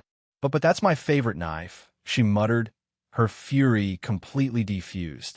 Inko seized that precious moment of confusion to barado out her phone, her hands trembling so much she almost dropped it. She dialed Ochako's number, praying she would answer. Hello? Ochako's voice on the other end was choked with sobs. Ochako-chan, sweetie, it's us. Inko said, her own voice broken with worry as she still held on to Toga, just in case. We're in the stands. We saw everything. How is he? Please, I need you to tell me the truth. Is he? She couldn't finish the question. She was too afraid of the answer. He's okay, Inko-san. Ochako's voice, despite the tears, held an unmistakable tone of relief. He's alive. They're treating him right now. Recovery girl says he'll make a full recovery. Are you sure? Inko whispered, not daring to believe it. Yes, she told us, and All Might. His injuries are serious, but his body is incredibly resilient. She said he doesn't need surgery. He just woke up a moment ago. He even spoke to Momo-chan. He's going to be okay. I promise. The tension left Inko's body in a wave so powerful she nearly collapsed. The tears of terror she had been holding back finally flowed, but now they were tears of overwhelming relief. Thank God, she sobbed. Thank you, Ochako-chan. Thank you. Toga, who had heard every word with her ear pressed to the phone, stopped resisting completely. The last trace of her fury vanished, replaced by a vulnerability she rarely showed. Her body relaxed, and she slumped against Inko, burying her disguised face in the woman's shoulder. Her shoulders shook with choked sobs, not of anger, but of pure, absolute relief. Inko hugged her tightly, one hand on her back, the other holding the phone. A mother comforting her two scared, injured children, one in the infirmary, the other in her arms. A few minutes later, calm had returned to their small section of the stands. The semi-final matches were about to be announced, and UAS robots were already repairing the shattered arena. Inko passed a tissue from her purse to a now-calm Toga. Her eyes, though still red from crying, were no longer filled with fear. There was a new expression in them, one of deep, overwhelming pride. My baby, she thought, her gaze lost on the arena. My small, helpless Izuku, the one who cried night after night because he didn't have a strong quirk like the powerful heroes on TV. I saw him today. I saw him face a titan, a prodigy born for greatness, a boy with the power of a god. I saw him bleed. I saw him break. I saw him fall. But I never, not for a single second, saw him back down. Not once. A small smile, trembling but real, formed on her lips. He didn't win a match on the scoreboard. No, he won something much more important. He proved to that boy, and to the whole world, that willpower can make even gods tremble. He proved to his rival that there's something more important than the power you inherit, the heart you fight with. My son, she concluded, and one last tear, this one of pure pride, rolled down her cheek. My son is a hero. And now, before our final break, we'll be announcing the semi-final matchups. Present Mike's voice brought Inko back to the present. Inko and Toga watched as the giant scoreboard came to life. They were ready to watch Izuku's classmates continue the fight, no longer just as spectators, but as the fiercely proud and protective family of one of the festival's most tenacious warriors. 63. Chapter 63. A hero's legacy. The UA infirmary had been transformed into a war room. Izuku, Midoriya, propped up against a pair of pillows with his torso and one arm bandaged, refused to rest. His sharp, analytical eyes were fixed on the large monitor recovery girl had reluctantly allowed them to use. Beside him, Ochako and Toru sat in chairs, leaning forward with the same intensity, their own victories momentarily forgotten. They were the command center, the support team for their classmate in the arena. And now, for the first semi-final match of the UA Sports Festival. Present Mike's voice boomed from the monitor. In one corner, the woman whose mind is an arsenal, the strategist who left US speechless, Momo Yaoyorozu. And in the other corner, the man whose speed defies sound, Tenya Ida. This is going to be tough, Ochako said, nervously pressing her barado together. They're both so fast and smart. Ida will try to end it in the first second with his speed. If he gets to her, it's over. But Momo-chan has a plan, Toru replied, her optimism a buoy in the sea of tension. She always has a plan. Right, Izuku-kun? Izuku didn't take his eyes off the screen, where Momo and Ida faced each other from opposite ends of the ring. Yeah, he answered, his voice calm and confident, like a coach confident in his athlete's preparation. Ida is pure, straight-line speed. He's a missile. And as we know, you can't stop a missile head-on, but you can make it miss its target. Momo isn't going to fight him. She's going to fight the ring. Watch. Meanwhile, the sunset stained the skies of Hosu City orange, its lights beginning to flicker to life, reflecting in the puddles from a recent rain. On the rooftops, a figure in silver armor and a finned helmet moved with incredible speed, the engines in his boots leaving a trail of steam.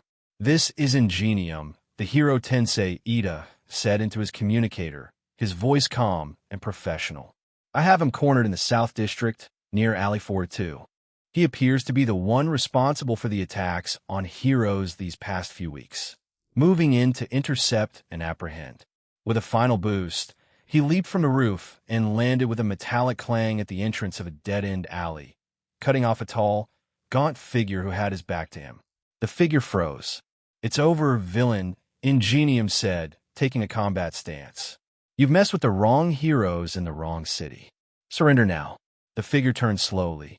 He wore rags, a makeshift mask that only revealed a pair of crazed eyes, and a long, tattered red scarf. His body was a walking arsenal of bladed weapons, knives, daggers, and a long, notched katana strapped to his back. It was the notorious vigilante known as the Renegade. Another fake, the Renegade hissed, his voice a reptilian whisper full of contempt. You run fast, but toward what? Fame? Money?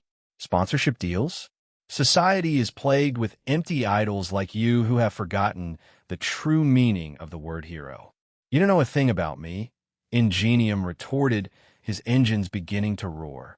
I'm just a hero doing my duty. The only true hero is All Might, Stain declared, drawing a cruel-looking knife. The rest of you are just parasites playing dress-up, and I am the purge this society needs. Let the match begin. President Mike's voice roared, pulling the action back to the arena. Ida didn't waste a tenth of a second.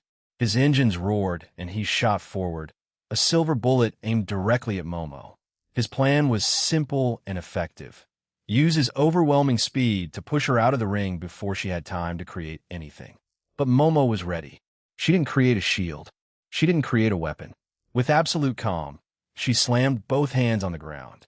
A dozen enormous Roman-style shields, identical to the one she used against Tokoyami, erupted from the concrete floor in a random pattern, creating an instant labyrinth.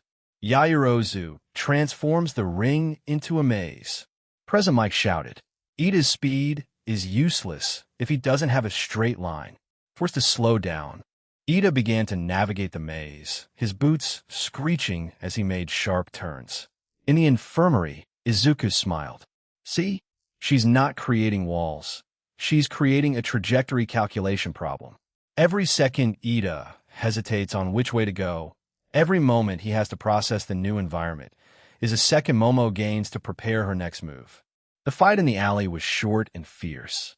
Ingenium attacked, his legs pumping like pistons, unleashing a series of high-speed kicks and blows that could dent steel. Stain didn't try to block them. He moved. He was unnaturally agile, his body twisting and contorting in impossible ways, dodging each kick by millimeters. He used the environment to his advantage, bouncing off walls, disappearing into the shadows. Stop hiding and fight. Ingenium growled in frustration. I'm not hiding. Stain hissed from a fire escape above him. I'm judging you, and I find you wanting. He launched himself from above. Ingenium raised an arm to block. His armor braced for the impact. But Stain didn't aim for the armor. At the last second, he twisted his body, and the tip of his blade traced a thin line across the exposed part of Ingenium's arm, just above the gauntlet. Centuredo, the drop of Centuredo from his blade. My quirk, Centuredo Curdle, he explained, his voice dripping with venom. Depending on your Centuredo type, I can paralyze you completely. And you, Iro happened to be a very, very common type. He approached slowly, raising his long katana. Don't worry, I won't censure you. We'll just make sure you never tarnish the name of Hiro again.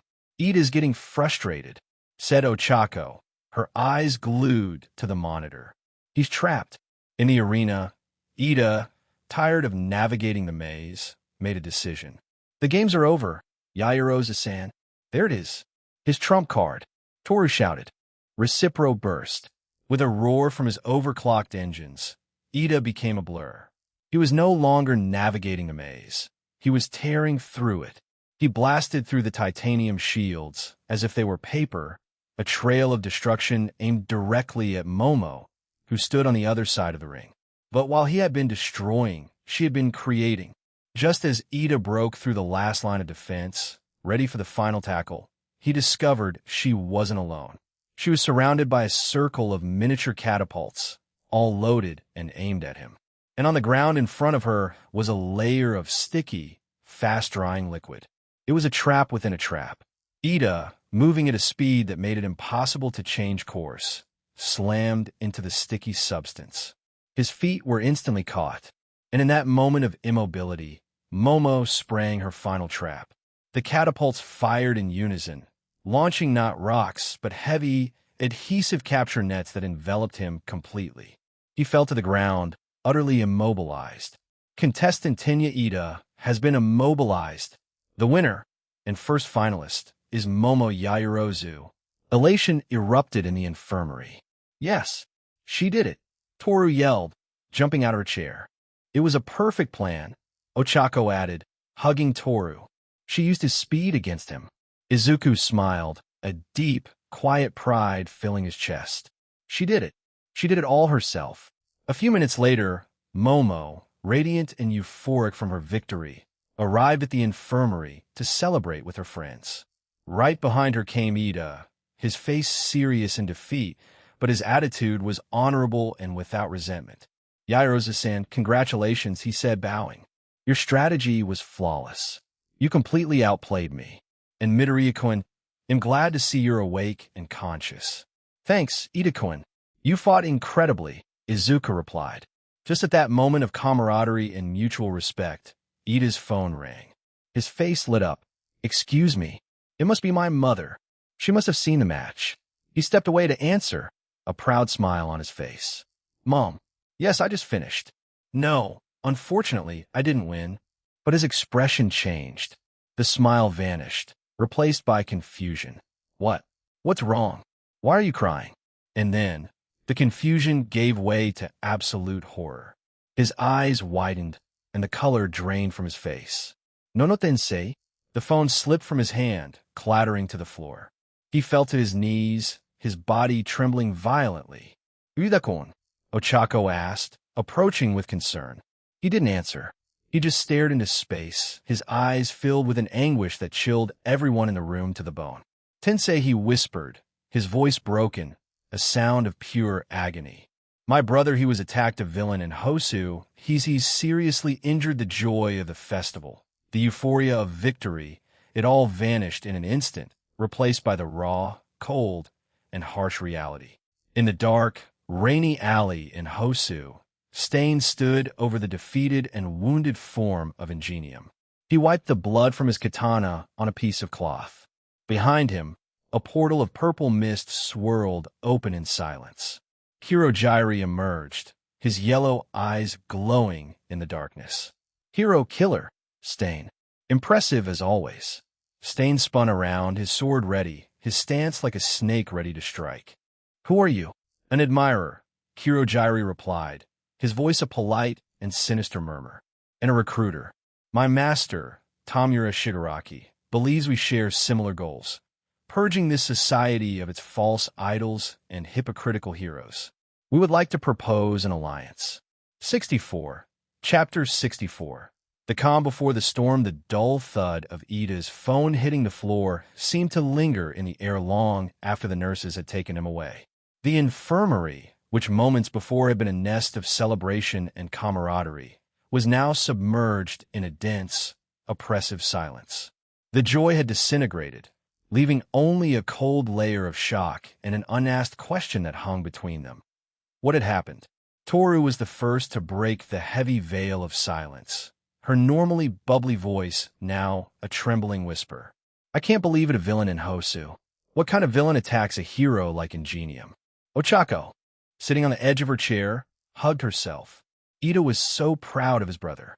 He always talked about him, about how he was the perfect hero, a role model. To see him like that, so broken her voice broke at the end. Momo, standing by the window, watched the stadium illuminated by the sunset's lights. Her analytical mind searched for a logical foothold amidst the emotional chaos. Hosu has a strong hero presence. For a single villain to be able to incapacitate someone of Ingenium's caliber is alarming. It must be someone with an incredibly powerful quirk or exceptional combat skill. But who would do something like that? Toru asked, her invisibility almost seeming to waver with the intensity of her anguish. And why? Just for the sake of evil? The atmosphere was becoming charged with a contagious anxiety, a spiral of what-ifs and terrible scenarios. Izuku, who had remained lying down in silence, processing the harsh reality that had shattered the festive mood, finally spoke. His voice wasn't loud, but it had a firmness that cut through the growing hysteria. Enough. The three girls turned to look at him, surprised by his sharp tone. Worrying now isn't going to change what happened in Hosu, he continued, his gaze fixed and serious. Our minds are our best tool. If we cloud them with anguish and speculation about something hundreds of miles away, we'll be useless. To ourselves, and to Ida when he needs us. But Izuku no Chako began, he's our friend, and precisely because he's our friend, we must stay calm. Izuku interrupted her, softening his tone slightly. Ida's brother is strong. I remember reading about him, how he single-handedly stopped a bullet train robbery 2 years ago. He's not a hero who goes down easily. I trust him and the doctors. He'll be okay. He paused, making sure his words sank in. What Ida needs now isn't for us to fall apart with him, but for us to keep moving forward, to show him that the festival, that his effort and ours, weren't in vain. Let's drop the subject for now. Please. The girls exchanged glances and then nodded slowly. There was a cold but undeniable logic in Izuku's words. He was the central figure at that moment, the pillar keeping them from crumbling. Silence returned, but this time it was different. It was a silence of acceptance, of renewed focus. Izuku then turned to Momo, and all the hardness in his face vanished, replaced by a genuine warmth that took her by surprise. He gently took her hand, the one that wasn't bandaged, and with a delicacy that contrasted with the rawness of the moment, he placed a light kiss on her knuckles. You were magnificent, Yaoyorozu, he said in a low voice, just for her. Momo felt a warmth spread from her hand up her arm, settling directly in her chest. I thank you, Midoriya-kun, she stammered, a blush blooming on her cheeks.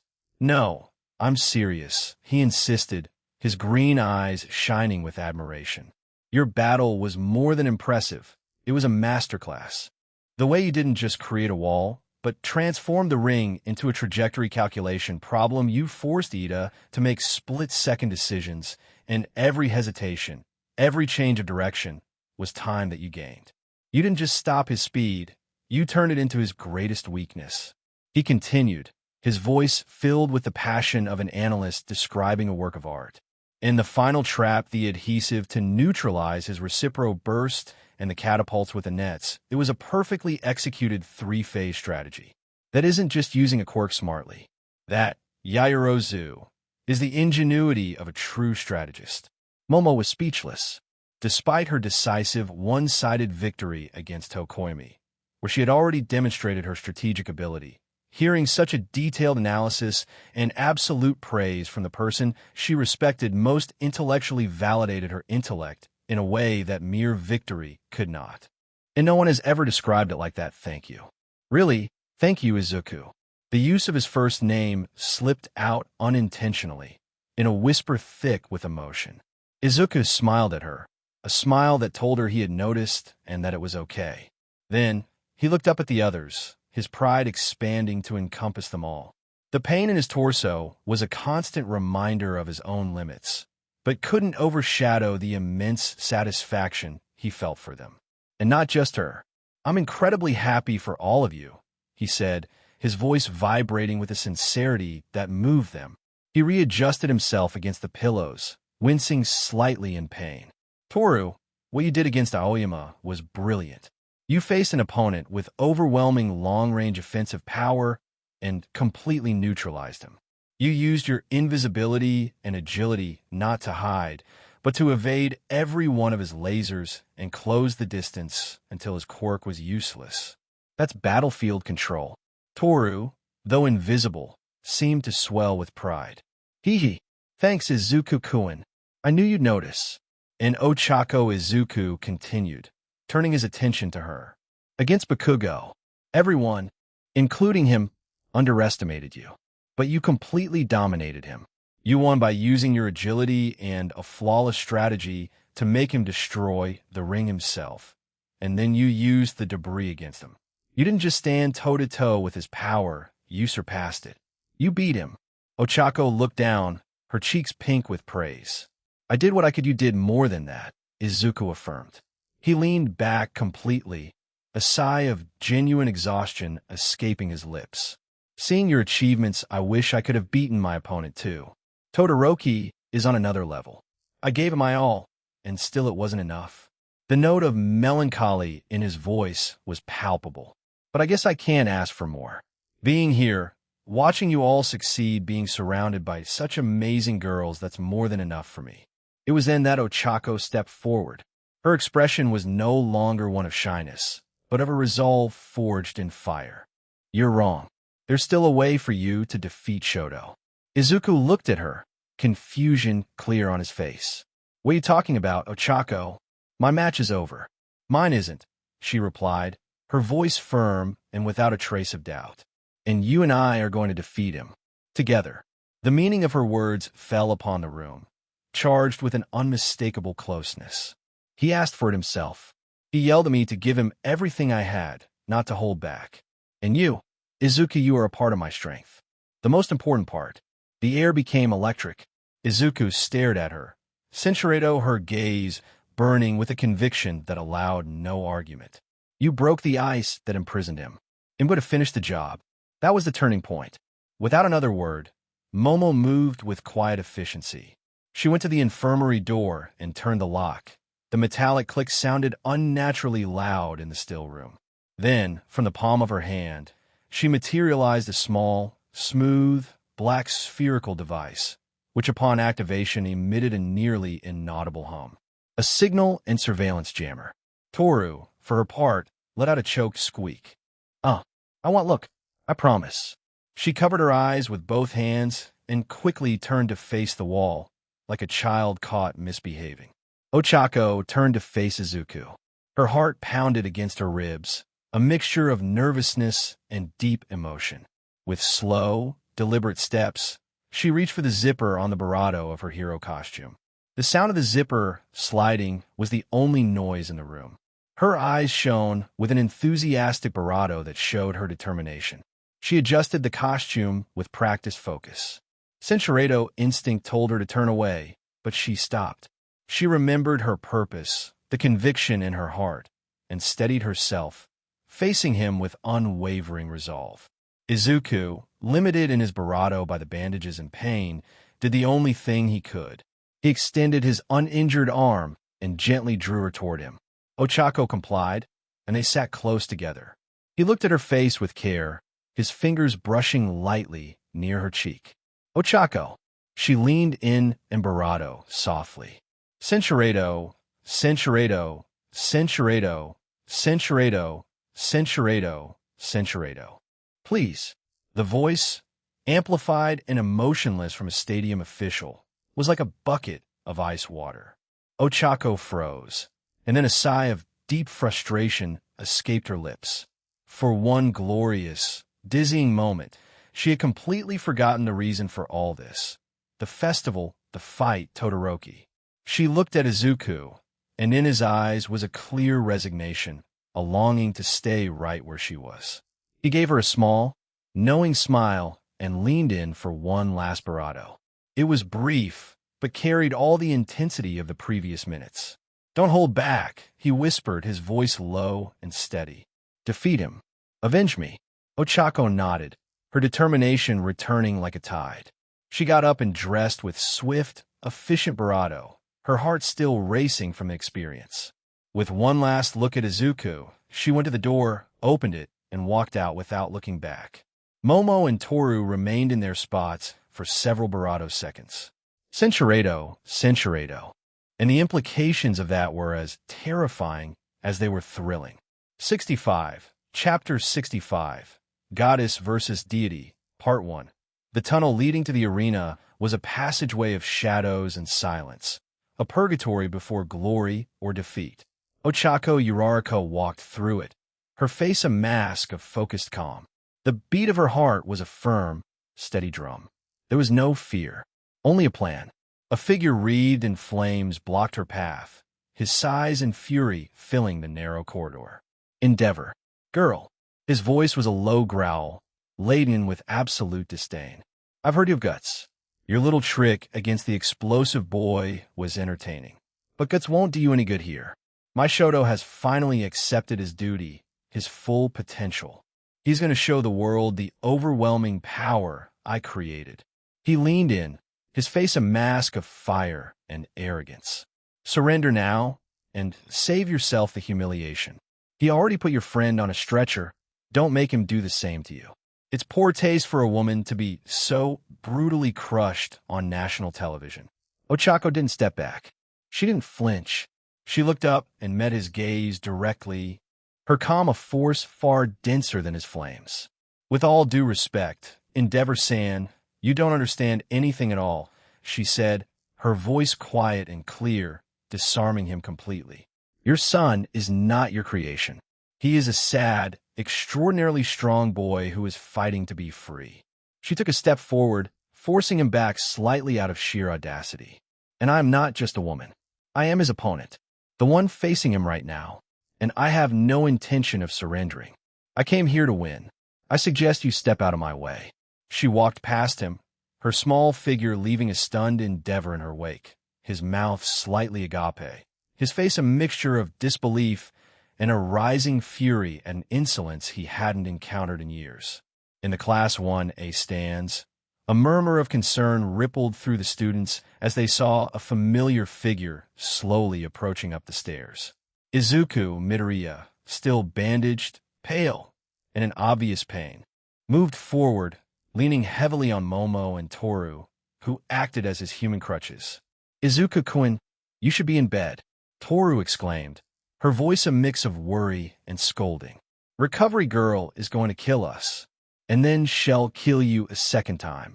"I can't," Izuku replied, his voice a bit weak, but his eyes fixed on the arena with an unbreakable intensity. "I won't miss this. It's the result of all our work. It's the semi-final." Momo, understanding his determination, didn't argue. Instead, she stepped forward and with a shimmer on her forearm, created a reinforced, ergonomic and padded polymer chair in the front row. "An improvised throne. At least sit comfortably," she said, helping him get settled. He sat down with a sigh of relief. The two girls positioned themselves beside him, one on each side, a protective honor guard. "What's the plan?" Toru asked in a whisper. "What did you tell her?" "I gave her the tools and the data," Izuku answered, his gaze locked on Ochako as she entered the arena. "But the final strategy, the way to combine it all, that's completely her own. Now we can only watch." Finally, the moment you've all been waiting for. President Mike's voice was a roar of pure euphoria. The final match of the UA Sports Festival semi-finals. On one side, the ultimate prodigy, the man who can freeze hell and burn the heavens, Shoto Todoroki. Todoroki entered the arena, his face now a mask of resolute calm. The battle against Izuku had changed him. There was no hatred in his eyes, only the determination to use all of his power. And on the other, the woman who has defied all expectations, the goddess of gravity who turned strategy into an art form. Ochako Uraraka. Ochako took her place, her expression as serene as her opponent's. The stadium held its breath. The bell rang, and the world broke. Todoroki, remembering the lesson he had learned at such a high price, held nothing back. He unleashed his full power from the very first second. A gigantic wave of jagged ice surged from his right foot, while a torrent of searing flames erupted from his left side. Ice and fire, a dual offensive designed to crush, freeze, and annihilate his opponent from every angle. Ochako's response was apocalyptic. She didn't try to dodge. She didn't try to block. She slammed the pads of her 5 fingers into the center of the concrete ring. Zero gravity. Maximum expansion. The entire stadium trembled. The ring didn't crack. It shattered. Hundreds of tons of rock, concrete, and earth rose toward the sky as if they were weightless, a pillar of destruction ascending to meet Todoroki's attack. The ice and fire collided with the rising wall of debris. The result was a deafening explosion of steam, pulverized rock, and pure energy that shook the stands. When the initial cloud dissipated, the tournament arena was gone. In its place was a smoking crater surrounded by a field of floating asteroids, hundreds of rocks of all sizes, suspended in the air in an unnatural silence. In the VIP box, the heroes leaped to their feet. This isn't a fight. It's a monster war. MT Lady yelled, euphoric, grabbing Kimui Woods by the shoulders. They're destroying the stadium in the first second. I love it. Todoroki, standing on a pillar of ice head created to keep himself airborne, stared at the scene in awe. Ochako floated calmly in the center of her asteroid field, the master and commander of a zero-gravity domain. He leaped toward her, creating a path of ice in the air. But suddenly, he felt an immense, crushing pressure enveloping him. His movements, once so fluid, became slow, heavy, as if he were struggling underwater at an abyssal depth. Was this pressure? He thought, the effort visible on his face. It's like the air has turned solid. It's crushing me. In the stands, Toru gasped. What's happening? Todoroki-kun is moving so slowly. Izuku watched, his eyes shining with a mixture of amazement and fierce pride. She's doing it, he whispered. She's perfected the technique we practiced. She's not just controlling the gravity of objects she touches. She's projecting a high-gravity field directly onto him. She's not attacking him. She's wearing him down with every move he makes, with every breath he takes. Todoroki, fighting against the pressure that threatened to crush his bones, adapted his strategy. Brute force wouldn't work against such a wide field. He needed precision. With a roar of effort, he launched a spear of ice, sharp and swift, aimed directly at Ochako's heart. She didn't move to dodge. Floating in the air, she simply held out an open hand. And then, the impossible happened. The spear of ice, a meter away from her, visibly curved in midair.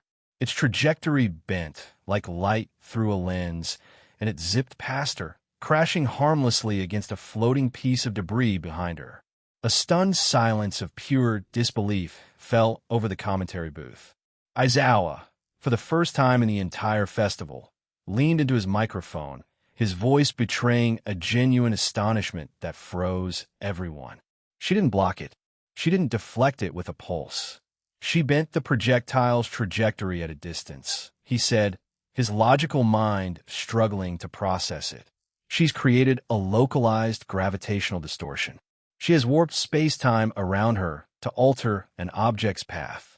The level of control over her quirk is of a completely different caliber than what we had on record. It's absurd. Todoroki was speechless. Cold sweat began to run down his forehead, and it wasn't from the heat of his own flames. He realized the terrifying truth. He wasn't fighting a girl who made things float. He was fighting a fundamental law of the universe, personified. Did you all just see that, folks? The ice spear bent in midair like it was nothing. Uraraka's quirk has reached a level we simply can't comprehend. Seeing that ranged attacks were useless and that every second under the gravitational pressure was weakening him more and more, Todoroki realized he had only one option left. He had to bet everything on a single attack, one so massive and so overwhelming that not even a goddess of gravity could contain it. "I won't lose," he muttered, his teeth clenched. He gathered all his power. The ice and fire were no longer two separate forces.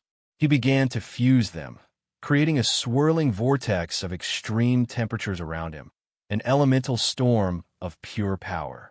Ochako, seeing this, responded in kind. She wasn't going to wait for his attack. She was going to launch her own.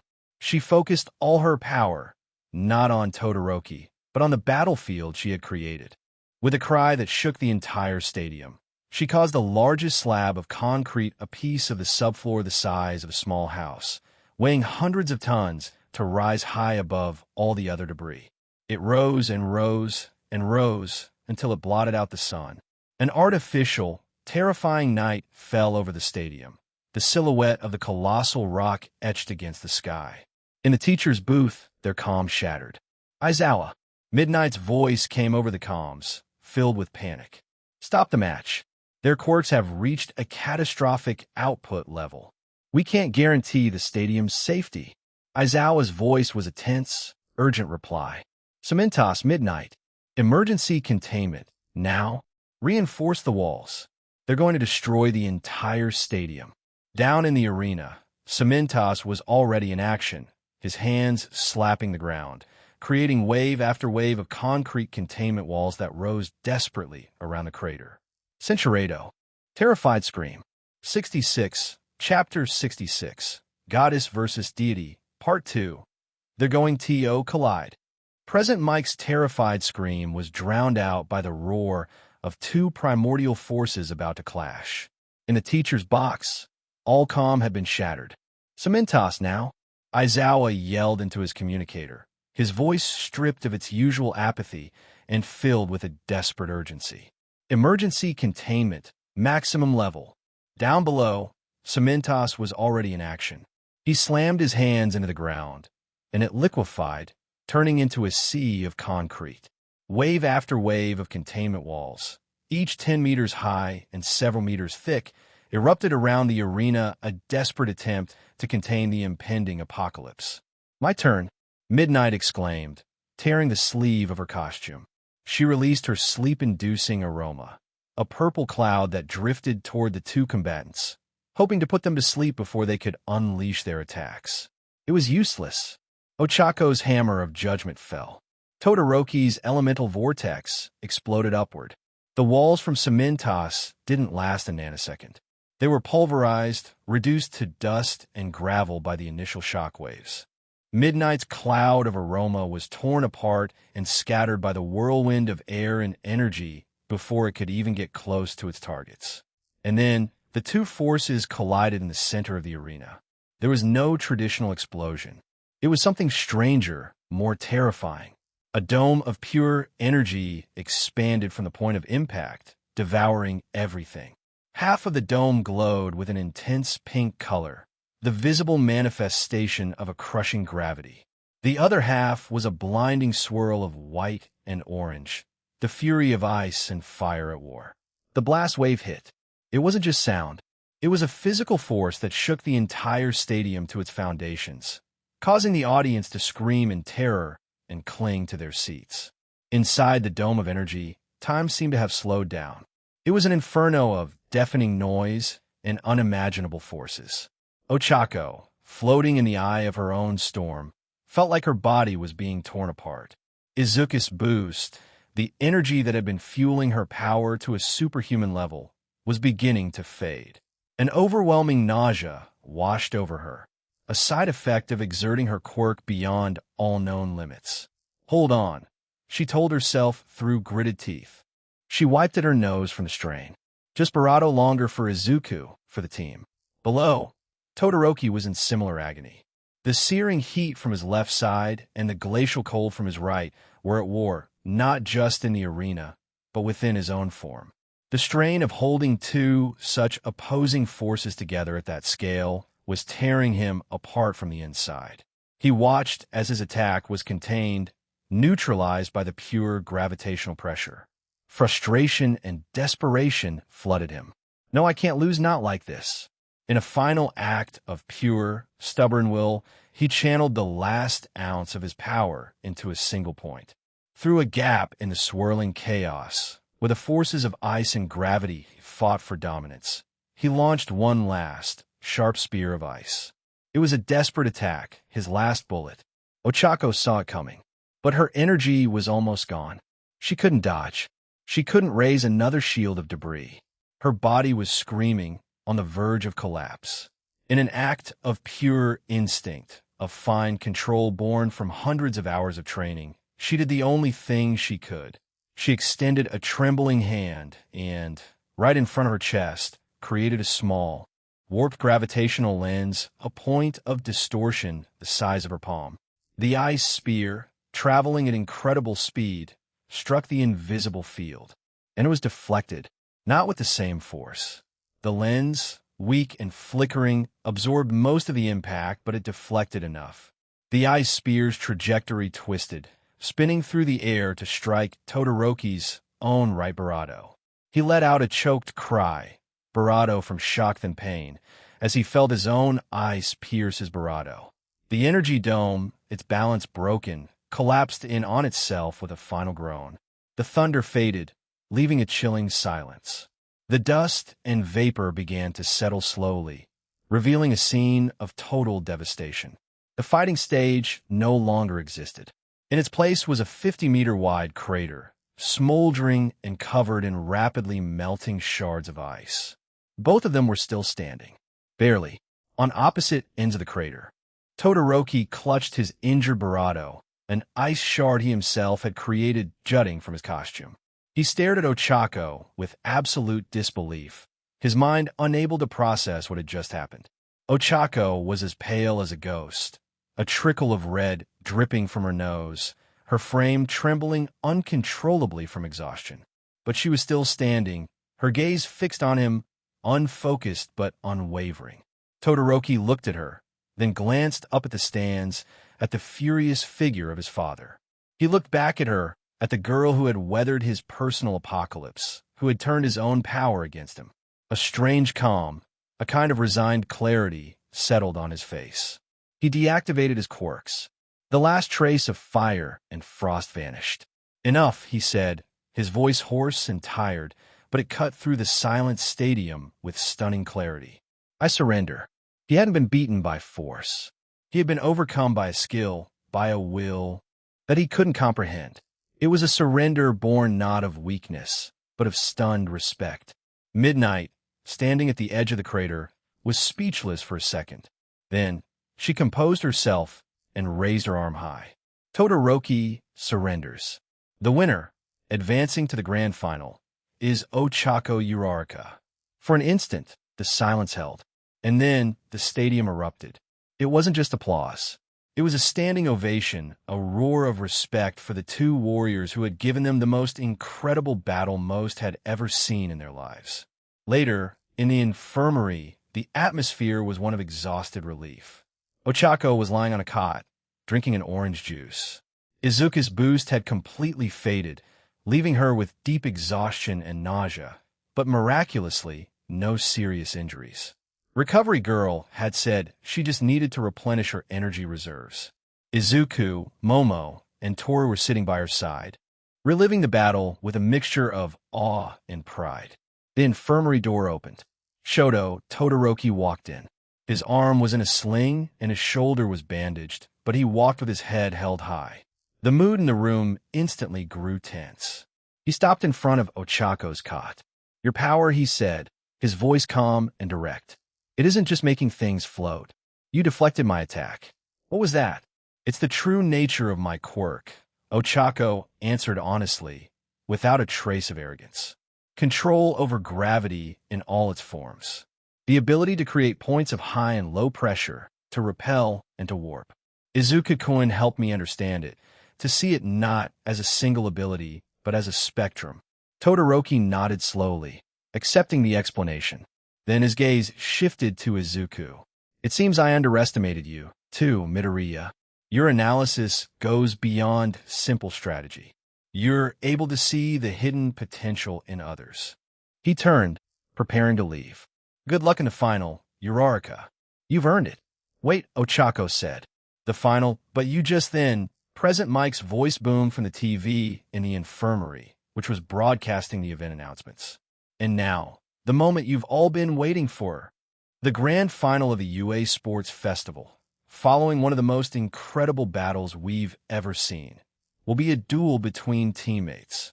The screen showed portraits of the two finalists. The strategist whose mind is an arsenal, the goddess of creation, Momo Yaoyorozu, versus the woman who defeated the deity of ice and fire, the undisputed champion, Ochako Uraraka. Momo and Ochako's eyes met across the infirmary. The elation from their previous victories faded, replaced by a new, complex emotion. They were friends. They were teammates. They were sisters in arms. And now, they were the last two rivals standing for the title of Festival Champion. 67. Chapter 67. The glow of victory and now, the grand finale everyone's been waiting for. Present Mike's voice was a thunderclap, promising glory and an epic conclusion to an unforgettable day. A duel between teammates, between friends, between strategists. The creation genius, Momo Yaoyorozu, versus the gravity goddess, Ochako Uraraka. The arena, miraculously rebuilt at lightning speed by Cementus Quirk, vibrated under a deafening ovation. Ochako and Momo stepped onto the stage from opposite ends. Their steps were firm, their faces a mixture of absolute concentration and deep mutual respect. Is this right? Being here? Ochako thought, feeling the heat of the lights and the weight of 100,000 stares. Izuku is in the infirmary, hurt because of us, because of me. I should be there, making sure he's okay. But my parents are watching. Everyone is. I have to see this through, don't I? Stay calm. The decision is made. Momo calculated, her mind a whirlwind of variables, but not of combat. A trophy is just a symbol, but what Izuku did that was real. My family has expectations, I know. This victory would bring prestige. But our team's unity is more important. Loyalty is the foundation of a true hero. I just have to find the right moment. They met in the center, not as enemies, but as the last two warriors of an epic battle. They looked into each other's eyes, and in that silence, they shared everything they didn't need to say. The sweat from training on the beach, the tension of the battles, the overwhelming pride for the path they had walked together. Good luck, Momo, Ochako whispered, a tense but sincere smile on her lips. Luck is an uncontrollable variable. May the best prepared win, Ochako, Momo replied, her serene voice hiding the frantic beat of her own heart. Midnight raised her whip, savoring the moment. The tension was almost a physical entity, palpable in the air. Let the final match.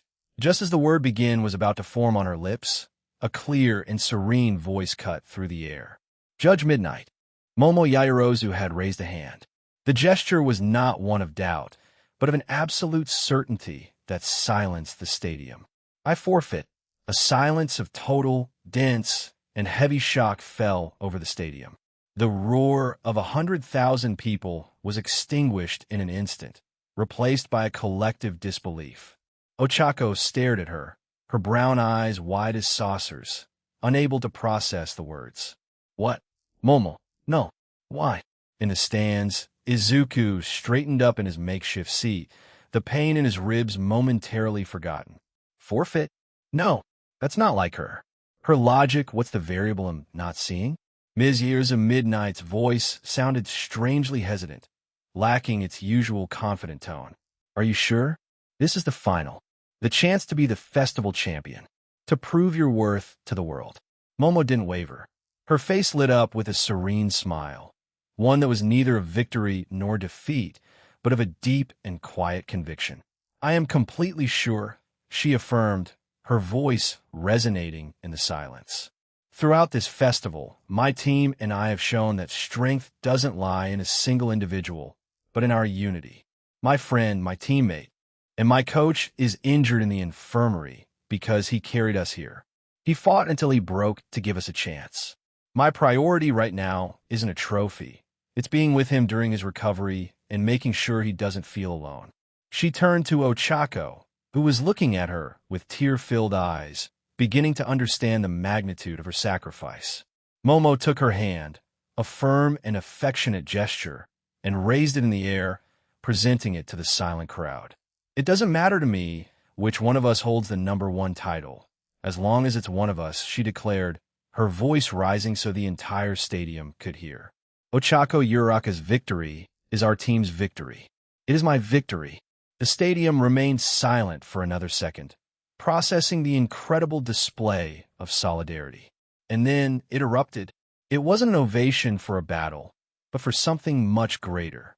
It was a roar of admiration, a thunderous applause for an act of heroism that required no quirks or blows, only the power of a loyal heart. Momo Ochako sobbed, throwing herself into her friend's arms, clinging to her with a mixture of gratitude and awe. You're incredible. No, Momo whispered in her ear, returning the hug with equal force. We're incredible. Now go get your medal. You've earned it. Winner by withdrawal. Midnight announced, her voice thick with an emotion she couldn't hide, and the champion of the UA First-Year Sports Festival is Ochako Uraraka. While the UA staff prepared the podium for the awards ceremony, far from the crowd's cheers, reality followed its own relentless course. In Hosu General Hospital, Tenya Ida ran down a sterile white hallway. He stopped in front of a door, the smell of antiseptic filling his lungs. He took a deep breath, his hand trembling as he turned the knob, and entered. The camera focused Barato as it crumbled into a mask of horror, pain, and a nascent fury at the sight of his brother Tensei's motionless form and vacant gaze lying on the Barato. Back in the stadium, the awards ceremony had a different air to it that year. All Might descended from the sky to present the medals, his smile brighter than ever. The third-place podium was occupied by Shoto Todoroki. All Might hung the bronze medal around his neck. "Young Todoroki, your power is immense," he said, his voice rumbling with sincerity. "But today, I saw you fight not only your opponents, but yourself. You fought more than one battle in that arena. Why, despite everything, do you seem more at peace?" Shoto looked at the medal, then at the crowd, and finally at his own hands, one of ice and one of fire. "Because I finally feel like the path to becoming a hero is mine," he answered, his voice quiet and clear, "and no one else's." Next, All Might moved to the second-place step. Momo Yaoyorozu accepted the silver medal with an elegant bow. "Young Yaoyorozu, your intellect is formidable, but your loyalty is your greatest strength," All Might told her, his voice full of respect. "A hero who only thinks of individual victory is just a strong fighter. But a hero who puts their team first, who understands that shared success is the only kind that truly matters, that is a true leader. Today, you taught us all a lesson." Finally, he stood before the highest podium.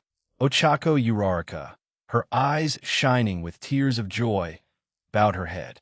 All Might, with a pride that reflected in his every gesture, placed the gold medal around her neck. "Young Uraraka," he began, his own voice seeming to crack for an instant. "You have shown the world that will and heart can move mountains, or, in your case, entire stadiums. You fought with ferocity, with intelligence, and above all, with an immense love for your friends. Your parents must be incredibly proud. You are a true champion." Once the euphoria settled and the fireworks dissipated into the night sky, Izuku, leaning on Toru for support, was heading back to the infirmary down a now nearly empty corridor. His body still protested with every step, but his heart was filled with an overwhelming pride. "That was the noblest thing I've ever seen," Toru said, her voice tinged with awe. "Give it all up for a friend. Your team is on another level, Izuku. It's the best team in the world," he replied with a genuine smile. The sound of hurried heels stopped him. Midnight intercepted them, her usual confident smile replaced by a genuine, warm one. "Young Midoriya." He straightened up, a bit intimidated. "Your performance today, your courage against young Todoroki, your sacrifice, and above all, your strategic mind that is the true spirit of a hero," she said, her voice soft and sincere. "Even though you're not on the podium, you deserve a special award. She stepped closer and wrapped him in a hug. A strong, firm, and very tight hug. Izuku felt his face press against her barato, and he found himself briefly breathless. Centuredo. The interruption pulled him from his trance with all the subtlety of a sledgehammer. Oh no, my ribs. The sharp pain is keeping me from properly concentrating on my analysis. My barato is failing me at the most crucial scientific moment. This is the worst luck in the world. Midnight pulled away, leaving him flushed, dizzy, and wearing an expression of overwhelming excitement. She waved at him with a cheerful smile and walked away down the hall. Wow, Izuku, Toru exclaimed, fanning her face with one hand. Looks like your fan club is growing every day. Much later that afternoon, when the stadium had fallen silent, Shoto Todoroki stood before the door of a quiet psychiatric ward. The nameplate read Rei Todoroki. After a long moment of hesitation, his reflection in the door showing a gaze filled with both fear and hope, he took a deep breath, a quiet determination on his face, and opened the door. That night, the Midoriya apartment was a happy chaos. Inko, euphoric and bursting with pride, had invited Ochako's parents over for a celebratory dinner. The normally quiet space was filled with laughter, the clatter of dishes, and the aroma of the best katsudon in the city. Ochako's father, Kaido, a stout and good-natured man with a laugh that shook the walls, and her mother, Madoka, a sweet and nervous woman who couldn't stop thanking Inko for everything, felt right at home. The three parents connected instantly, a trio united by their unconditional love for their children. I can't believe how strong our little girl has gotten, Kaido said, his voice thick with emotion. She was always so sweet, and now she's a champion. When she used that rubble against that explosive kid, I almost had a heart attack from excitement. It's all thanks to Izuku, Madoka added, looking at Inko with gratitude. He's helped her so much. He's a wonderful boy. Ochako tells me they have dinner together every night. Inko wiped away a happy tear. My Izuku has always had a heart of gold, and his Ochako is an exceptional girl. They make a perfect couple. Izuku and Ochako, sitting side by side on the sofa, tried to disappear into the cushions, their faces the same color as the tomatoes in the salad. Beside them, Momo was trying to hold a polite conversation with Kaido about the advantages of using reinforced polymers in floating scaffold construction. Toru, meanwhile, was explaining how her refraction quirk worked to a fascinated Madoka. Toga, sitting next to Inko, played her part as a normal girl with hilarious awkwardness. Yes, Mrs. Uraraka, Ms. Inko's katsudon is so good it makes me want to cry with joy, she said, with a sincerity that was both completely fake and strangely real. The dinner was a whirlwind of laughter, good food, and a happiness that felt tangible. Inko told the story of when a little Izuku tried to make an All Might costume out of pots and pans and ended up stuck in the kitchen doorway.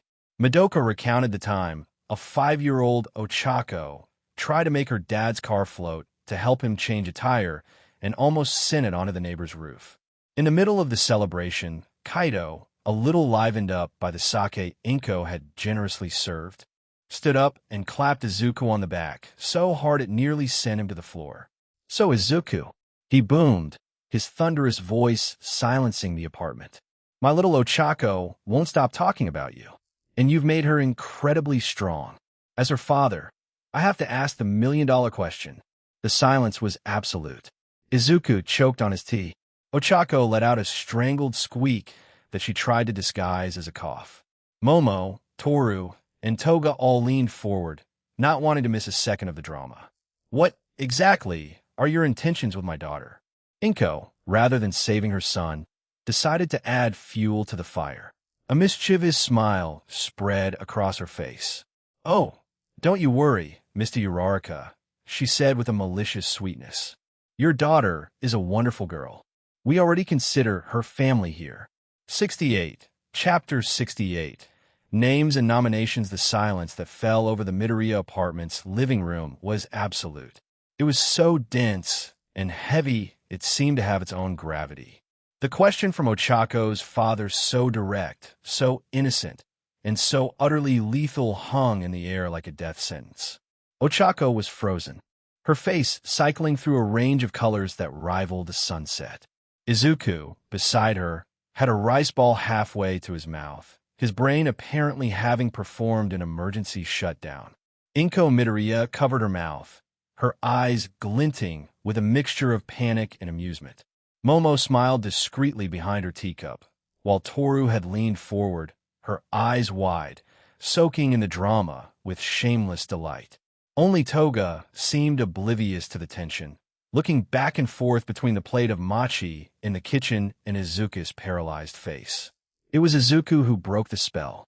With a visible effort, he swallowed his food, set down his chopsticks with deliberate precision, and took a deep breath, mustering all the courage he had shown in the tournament arena. He stood up. He took Ochako's hand, who was still paralyzed, and before everyone's astonished gaze, he gave a deep, formal bow to Mr. Uraraka, a perfect and respectful 90-degree angle. Mr. Uraraka. His voice trembled slightly, but it was filled with an unwavering sincerity. My intentions toward your daughter are of the deepest respect and admiration. He looked up, his green eyes meeting Ochako's father's, without fear or hesitation. She's the strongest, bravest, and kindest person I have ever had the privilege of knowing. My only intention is to support her unconditionally so she can become the incredible hero she is destined to be and, if she'll allow me, to be by her side while she does it. She's someone I sincerely never want to be away from. The response was so formal, so sincere, so overwhelmingly honorable that it completely disarmed Ochako's father. The man blinked, his mouth opening and closing a few times without a sound. Ochako, for her part, melted, her eyes shining with tears of pure emotion. Finally, Kaido Uraraka let out a thunderous laugh, a laugh that shook the entire room. He wiped a tear from the corner of his eye. Well now, he said, his voice hoarse with emotion. That's a good kid. A very good kid. You have my blessing, son. He leaned forward, his expression becoming comically serious. But let's be clear, if you break her heart, I'll use my quirk to float your house to the moon. He said it with a smile, but there was an undercurrent of paternal seriousness that made Izuku nod vigorously. Yes, sir. Understood, sir. The tension shattered completely. Madoka Uraraka was laughing through her tears, Inko was clapping softly, and Toru was cheering. Great! Toga exclaimed, seizing the moment of general joy. Now that intentions are clear and blessings have been given, can we have dessert? Inko-san promised mochi with strawberries. 2 days later, the glow of the festival and the warmth of the family dinner had faded, replaced by the familiar routine of school life. Or almost. Izuku stood in the crowded morning train, trying to read, but people were recognizing him and whispering. Look, it's him, the strategist kid from UA, the one with the green hair. His team was incredible. Did you see how they beat Todoroki? I heard his quirk is super weak, but he's a genius. He was no longer anonymous. He was a curiosity, a minor celebrity. He sighed and put his phone away. At the school entrance, he saw a familiar figure and hurried to catch up. Ida-kun, good morning. Tenya Ida stopped and turned. His face was as neat and serious as ever, but there was something different in his eyes. A shadow. Ah, Midoriya-kun. Good morning to you as well, he replied, his tone perfectly formal. Hey, I just wanted to, we all want to know how is your brother? Is there any news? We've been really worried about you these past 2 days. For an instant, just an instant, Ida's mask cracked. A pure, devastating pain flashed across his face, so quickly that Izuku almost thought he had imagined it. But it was there. He saw it. Then the mask was back in place, more rigid and forced than before. A smile that didn't reach his eyes formed on his lips. Ah, yes. Thank you for your concern, Midoriya-kun. Everything is fine. There is nothing to worry about at all. My brother is strong. He is recovering admirably. His tone was too formal, too distant, too rehearsed. Now, if you'll excuse me, we must hurry or we will be late for class. It is unbecoming of a UA student to not be punctual. He adjusted his glasses and walked away at a brisk, martial pace, leaving Izuku alone at the entrance with a cold knot in his stomach. He's lying. The thought was as clear and certain as if someone had shouted it in his ear. I don't know why, but I know with absolute certainty that my friend is lying to me. In the Class 1A classroom, the atmosphere was electric. Shota Aizawa, now fully recovered and without bandages, walked in with his usual air of exhaustion. Quiet, he muttered, and the class obeyed.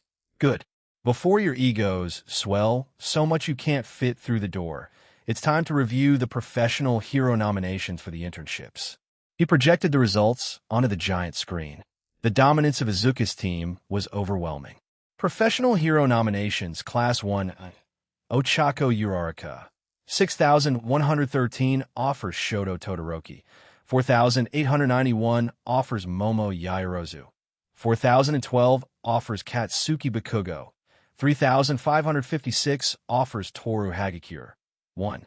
214 offers Tenya Ida. 978 offers Izuku Midoriya. 714 offers Fumikichi Tokoyami. 689 offers Eijiro Kurashima. 612 offers 714. Minetta's indignant voice echoed throughout the class. How is that possible? How does Deku, the Centuredo, quirk nerd, the guy who didn't throw a single punch in his last fight, have over 700 offers, and I barely have 12? This is a fraud, a conspiracy. Calm down, Mineta, Aizawa said, and for the first time in a long while, there was a rare hint of pride in his voice. Destructive power attracts one kind of attention. But apparently, Midoriya, your display of tenacity and, above all, your strategic genius caught the eye of a very specific type of agency. Intelligence agencies, tactical rescue teams, strategic support units, they value brains over brawn. You created your own niche. You made yourself indispensable in a way no one expected. Congratulations. Aizawa let the class process the information before a small, malicious smile played on his lips. Besides, there's an unusual offer this year. One I've never seen before. It's for 4 of you. Together. He pressed a button, and a new screen appeared, displaying a custom offer with a flashy design and bright colors from the MT Lady Agency. It was addressed specifically to Izuku Midoriya, Ochako Uraraka, Momo Yaoyorozu, and Toru Hagakure. Aizawa sighed, as if reading what came next caused him physical pain. And it comes with a personal note. He cleared his throat and read the note aloud, in a completely monotone voice that made it even funnier. To my festival stars, you for a package deal. The power, the mind, the ghost, and the brains. I want a whole team. I want to take no for an answer. I've seen what you could do together, and I want that magic in my agency. We're going to turn this city upside down. And especially you, green hair. I have important plans for you, my little strategist. That mind of yours is the most impressive quirk I've seen in years. Don't accept any other offers, or it'll track you down. Yours, and soon to be your employer, your future boss, MT Lady. P.S. The cheerleader outfit was a stroke of genius. The class bravado into a chaos of envy and laughter. And sheer disbelief. No fair. Kaminari yelled. A team contract? That's pro-level stuff. Shiro exclaimed. Izuku was completely stunned, his face shifting from red to white. He couldn't believe it. It had worked. His plan, his crazy, desperate idea to get the attention of the hero who valued spectacle and fame above all else had worked. She had seen past his lack of power. She had seen his value.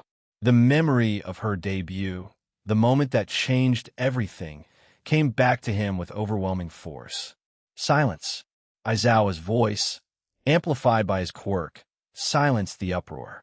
Before you choose your internships in the coming days, there's a more important matter to attend to. Something you'll need to present yourselves to the professional world. You need a name, a hero code name. Just as the words left his mouth, the classroom door flew open with dramatic force. Centuredo noticed the interaction and narrowed her eyes with a hint of playful jealousy. All right, future heroes, Midnight said, passing out whiteboards and markers. The name you choose today could follow you for the rest of your lives. It's the first word the world will use to define you. Make it count. She stopped in front of the podium, striking a dominant pose. Who will be the first brave soul to present themselves before me and claim their identity? The chapter ended with the class in a nervous silence, the blank whiteboards before them, and Midnight's gaze still fixed with particular interest on the class young strategist. The task of forging their own heroic identities, of putting a name to their dreams, had just begun. 69. Chapter 69. A Hero's Name. The hero name class began with a nervous silence. The clean, empty whiteboards on their desks seemed like blank canvases on which they were to paint their futures. The pressure was immense. The name they chose today could define their career, their brand, their legacy. Midnight, standing at the podium with a confident smile and undeniable authority, broke the tension. All right, little ones, don't be afraid. A hero name is an expression of your soul. It has to have impact. It has to leave a mark. It has to be something villains fear and citizens cheer. Now, who will be the first brave soul to present themselves to me and claim their identity? As expected, the first to rise was Yuga Aoyama. Cinchuredo. I cannot stop. Midnight brought a hand to her chin, evaluating him. I like the sentiment, darling, but it's a bit long. You might run out of breath saying it in an interview. How about we shorten it to Can't Stop Twinkling? It's catchy. Approved. Aoyama bowed, satisfied, and returned to his seat. Next was Mina Ashido, who ran to the front with bubbly energy. Mimi, I have mine already. She proudly displayed her board. Alien Queen. Midnight frowned. No, Iswetia. Too scary. You don't want people associating you with that old horror movie with the drooling monsters. Try again. Think of something more pink. Mina pouted and returned to her desk, defeated. Then, Siu Ajui approached with her usual calm. Her board read, Rainy Season Hero, Froppy. A collective, heartwarming awe rippled through the class. I love it, Midnight exclaimed enthusiastically. It sounds friendly and professional. Approved. The parade continued. Kirishima came forward with a fiery determination, his board showing, Sturdy Hero, Red Riot. It's a tribute to my childhood hero, Crimson Riot, he explained, his voice filled with a deep respect. I want to be a hero who, like him, will never waver. A name that honors the past to build the future. That's the spirit. Approved. Midnight praised. As he watched his classmates, Izuku was lost in his own thoughts. He remembered his old childhood notebooks, the worn pages filled with clumsy, grandiose hero names, all inspired by All Might. All Force Captain Justice, the symbol of smiles. The names of a boy who dreamed of being someone else. For a moment, after the festival, his mind had toyed with flashy, spectacular names inspired by MT Lady. Gigant Impact, Maximum Charm, the spectacular strategist. But he quickly discarded the idea, almost with shame. That's not me, he thought, his gaze instinctively drifting toward Ochako, Momo, and Toru. My strength isn't my own power. It's not my ability to grab headlines. It's my ability to find the potential in others, to ignite their fire. It was his team's turn. Ochako was the first to go up, her face full of serene confidence. Her board read, in round, friendly letters, Uravity. I chose this name because I want to be a hero who lightens people's burdens, she explained, her gaze meeting Izuku's for an instant. I want to help people feel lighter and encourage them to always aim high. The class loved it. Midnight clapped, combining your quirk with your ideal. It's wonderful. Approved. Then it was Momo. Her natural elegance accompanied her to the podium. Her board, with impeccable calligraphy, displayed a single word, Creati. My power is creation, she said, her voice logical and powerful. My name must be a direct reflection of my ability. Not just to create objects, but to create hope, to create safety, to create solutions. Short, direct, and memorable. Midnight approved. I like it. Approved. Toru went up, and her radiant smile seemed to infect the whole room. On her board, it read, Cinchuredo. Exactly. I'm invisible when I want to be. The villains will never know if I'm there or not. It's part of my charm. A hero who plays with expectations. Intriguing and bold. Approved. Midnight declared. Finally, it was Izuku's turn. An expectant silence fell over the room as he walked to the podium. All eyes were on him. The strategist. The leader. The boy who, with a supposedly useless quirk, had made it to the semifinals. What name would he choose? He reached the front, picked up the marker, and with a firm, decisive stroke, wrote on the board. DKU. A murmur of surprise and confusion spread through the room. Bakugo, from his seat, snorted with audible disdain. Izuku turned to face the class, his expression calm, his green eyes filled with an unshakable conviction. I know what this name means to some of you, he began, his voice filling the silence. For a long time, it meant useless to me, too. It was an insult, a brand. He paused, and his gaze landed on Ochako.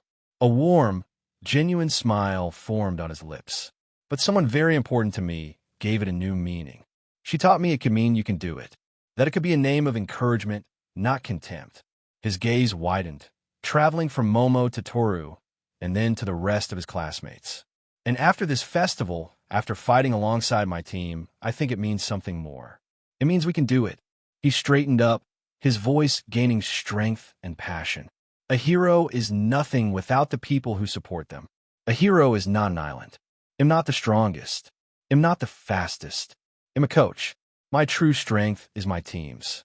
It's the ability to see their potential and help them reach it. So my hero name isn't just for me. It's for them. It's a reminder that even something the world considers useless can become a symbol of victory if you have the right people by your side. I accept this name, and I will wear it with pride. I am Deku. A moved silence filled the room. The girls on his team looked at him with eyes shining with emotion. Ochako furtively wiped away a tear. Momo nodded, an expression of deep respect on her face. Toru gave him 2 thumbs up, her smile radiant. Midnight placed a hand over her heart, visibly moved by his speech. Darling, I have rarely seen a young man change the meaning of a word with such conviction. Approved with honors. The atmosphere changed drastically when Tinya Ida stepped up to the podium. The vibrant, hopeful energy dissipated, replaced by a somber solemnity. His face was a mask of contained grief. He showed his board to the class. On it, he had simply written his own name, Tenya. My family has carried the name Ingenium for generations, he said, his voice heavy with emotion. My brother, the hero I admire most in this world, offered it to me. He swallowed hard, fighting to maintain his composure. But until I feel worthy of representing all that he stands for, until I become a hero he can be truly proud of, I cannot take that name. For now, I will use my own. It was a powerful, respectful moment that silenced the entire class. It reminded them of the tragedy hidden behind the festival's glitter, the harsh reality that being a hero came with a terrible price. The class was ending. Bakugo, after several failed attempts that included Lord Explosion murder and King Explosion death, was flatly rejected by Midnight, much to everyone's amusement, and was left with a blank board and an expression of homicidal rage. As the students gathered their things, Izuku passed the podium to return to his seat. A gloved hand from Midnight stopped him with a gesture. She gave him an approving smile. That was a very moving speech, young hero, she said warmly, giving him a brief nod of encouragement. So full of heart and so impressive. Izuku stiffened, his face turning the color of his gym suit. By the way, she added, her tone becoming bravado serious but without losing its charm, Director Nizu wants to speak with you and your girls. Immediately, in his office. She winked at him. Then, she turned and walked away with an exaggerated, confident stride, clearly for the benefit of Izuku, who watched her go with wide eyes. The rest of the class was busy with their own conversations, unaware of the private interaction. Izuku stood frozen, his bravado flushed red, his brain trying to process the mix of flattery, embarrassment, and a new intrigue. She stopped at the door and looked over her shoulder directly at him. Aren't you coming, hero? She said with a mischievous smile. Izuku snapped out of his trance. He turned and hurried toward his teammates, who were packing up their things. "Girls, quick," he said with urgency. "Director Nizu wants to see us. Now." Ochako, Momo, and Toru exchanged confused but intrigued glances. The director? The four of them? Right now? 70. Chapter 70. The trainer's manual. The halls of UA, normally bustling with student chatter, were eerily silent. The euphoria from the hero names class had evaporated, replaced by an anticipatory tension that weighed on the bravado of Team Midoriya.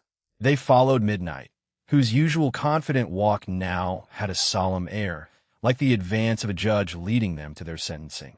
"Do you think we're in trouble?" Toru whispered, her voice barely a wisp of air directed at Ochako. "Maybe it was because of the rocket in the obstacle course? Maybe we broke one of the stadium's safety rules. I don't know." Ochako replied in the same low tone, her hands nervously fidgeting with the hem of her skirt. "But for the four of us to be called in together, it can't be a coincidence." Momo, walking with her usual poise, though with a telling stiffness in her posture, offered her own analysis. "Principal Nizu isn't a disciplinarian in the traditional sense. He's a strategist. If he wanted to punish us, he would have tasked Aizawa-sensei with it. This summons is to gather information. The question is, what information?" Midnight, who seemed to have supernatural hearing, noticed their nervousness. She turned as they walked, her smile reassuring, though with a glint of amusement in her eyes. "Relax, kids. The principal is harmless. Well, most of the time," she added with a playful tone, her gaze lingering for a moment longer than necessary on Izuku. "You made a very, very big impression at the festival. Not just on the sponsors, but on the entire faculty. Sometimes when something is that impressive, rational people like the principal want to understand how it works so they can help it keep growing." Her comment, while reassuring, didn't do much to calm their nerves. They arrived at a massive wooden door at the end of a hallway on the top floor, the principal's office. Midnight knocked softly. "Come in," a cheerful voice said from inside. Principal Nizu's office was less an office and more a command center with a spectacular view. An entire wall was a panoramic window offering a breathtaking perspective of the city. The air smelled of high-quality tea and the subtle fragrance of polished wood. "Ah, welcome," Nizu said from behind his enormous desk, a small white figure in a world of giants. Come in. A spot of tea? I've just received an exquisite Darjeeling blend. Please sit." All Might, in his imposing heroic form, stood by the window, his back to them, arms crossed. His face, reflected in the glass, was unusually serious. Once the team was settled on a comfortable sofa and Nizu had served them tea with impeccable hospitality, the principal took a moment to look at them. His tone was analytical and courteous, but the intensity in his small rodent eyes was unmistakable. "First and foremost, allow me to congratulate you. All four of you. What you accomplished at the sports festival was not just a victory. It was a demonstration of synergy and growth that has redefined many of our pedagogical expectations." He paused, letting the words sink in. "And that is precisely why you are here. As Midnight Sensei told you, this is not a disciplinary meeting. Quite the contrary. It is a meeting to try to understand a series of wonderful anomalies." He placed a tablet on the coffee table, which lit up to display several files. He tapped the first one, revealing a chart of Izuku's vital signs from the infirmary. "Let's start with the most baffling event," Nizu said. "Midoriya, according to 3 separate diagnoses from the country's leading specialists, your condition after the USJ attack was, to be blunt, terminal. Extensive organ damage, multiple fractures. Yet within a few hours, while you were supposedly resting with Miss Yaozu, Miss Uraraka, and your mother, you experienced a full recovery. An unprecedented medical anomaly that defies several known laws of biology." Before they could react, he swiped to the next file. It showed Taurus learning curve. "Then we have this exponential growth," he continued, his voice still cheerful. "Miss Hagakure, until just a few weeks ago, your record indicated you had no conscious control over your quirk. Now, You can activate and deactivate it at will and have developed offensive applications. A developmental curve that would normally take years of specialized training. He moved to the last file, an analysis of Ochako's semifinal match. And finally, the raw power. Niza's gaze fell on Ochako. Miss Uraraka, your display of power in your match against Todoroki Koen exceeded the maximum projections for your quirk by a conservative estimate of 500%. You not only wrecked a combat arena designed to withstand high-impact quirks, but you also generated localized gravitational distortions. Simply put, what you did should not be possible. He turned off the screen and looked at them, his black eyes shining with an unfathomable intelligence. As I said, we are not here out of mere curiosity. We are here because these anomalies, while wonderful, are an unknown factor. And in our line of work, an unknown factor this potent, if not understood, can be incredibly dangerous. For you, All Might finally turn around. The concern on his face was paternal and genuine, softening the intimidating atmosphere. Young ones, he said, his voice rumbling softly. What you did was more than heroic. I'm incredibly proud. He placed a hand on Izuku's shoulder, a gesture of support. But that demonstration of power, that perfect coordination, has put you on the map in a very dangerous way.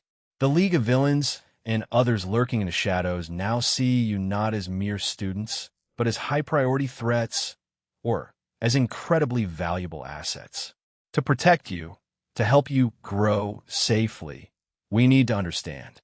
This isn't an order. It's a request. Help us help you. Midnight, sitting in a chair next to the desk, added in a softer tone, "You're safe here, kids. There are no wrong answers. We just want to understand." The four students exchanged a long, silent look. They didn't need words. It was a decision they had made together, like a single organism. They were a team, and they would face this together. Izuku, as their leader, took a deep breath. "Principal Nizu, All Might Sensei, Midnight Sensei." "You're right," he began, his voice quiet but firm with the weight of the truth. "Things have been happening, things that even I can't fully explain." And then he began his story. He explained the history of his quirk, Trainer, how he had thought it was useless, only good for teaching tricks to the neighborhood dogs. He described the humiliation, the resignation, and the fear of being a nobody in a world of gods. He recounted the exact moment during the entrance exam, the panic, the fear for an injured Ochako, and the desperation. And how in that instant his quirk had screamed at him for the first time, not with words, but with data. A flood of cold, precise information about her hidden potential, about exercises, limits, evolutionary paths, a complete user manual for her power. A user manual? All Might asked, fascinated. Yes, it's the best way to describe it. It appears in my mind as text, as diagrams. I see the quirk not as a magical power, but as a system, with its rules, its bugs, and its potential for upgrades. He confessed why he had kept his secret, his voice dropping to a vulnerable whisper. It was the first time anything like that had happened. I was afraid. Afraid it was a fluke, a hallucination. Afraid that if I said it out loud, it would disappear. Afraid of going back to being useless Deku. Nizu, who had been listening with absolute concentration, his small paws clasped together, intervened. His voice was soft, but his question was sharp as a scalpel. Fascinating. An empathetic and pedagogical analysis quirk that explains the accelerated growth of your teammates. It's an incredible teaching tool, but it doesn't explain the momentary power spikes. The boost that Uraraka-san demonstrated to destroy the arena, or the one Yuza-san used to create an arsenal at the USJ. That goes beyond simple teaching. Izuku swallowed hard. It was time for the full revelation. "There's more," he admitted. "My quirk doesn't just read. It also writes. I can give my team a boost, a temporary enhancement. I can inject my own energy into their system so they can surpass their current limits. And in return," he paused, bracing himself for the strangest part. "In return, when I form a strong bond with them, when our quirks connect, my own body is permanently upgraded. I assimilate the fundamentals of their quirks. From Ochako, I gained near-perfect agility and balance. From Momo, accelerated cellular regeneration.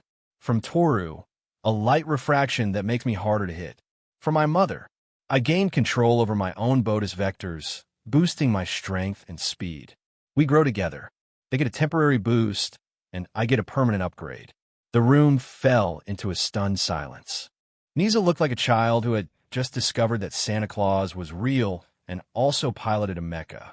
All Might was visibly impressed, a hand on his chin, processing the implications. But it was Midnight who broke the silence. Her eyes shone with a mixture of professional interest and a very, very personal curiosity. A quirk that empowers others and empowers itself through a bond, she said, with genuine curiosity in her voice. Fascinating. I've never heard of anything like it. Young Midoriya, could you show us? How exactly does the enhancement process work? The question was genuine, but her playful tone and intense gaze made the room feel bravado. Could you help me with something, just for a moment? She added, her smile widening. Izuku's face, which had been serious and confident during his heartfelt declaration, turned the color of a stop sign. The girls behind him exchanged a look of, oh no, Cinchuredo, Cinchuredo, Cinchuredo. Points where the quirk's energy or its biological foundations are most concentrated, like the Barado, or the posterior. All Might choked on his own breath, his heroic form seeming to deflate Barado from sheer disbelief. Nizu covered his Barado with a paw, his small Barado shaking as he tried to contain a laugh that threatened to become maniacal.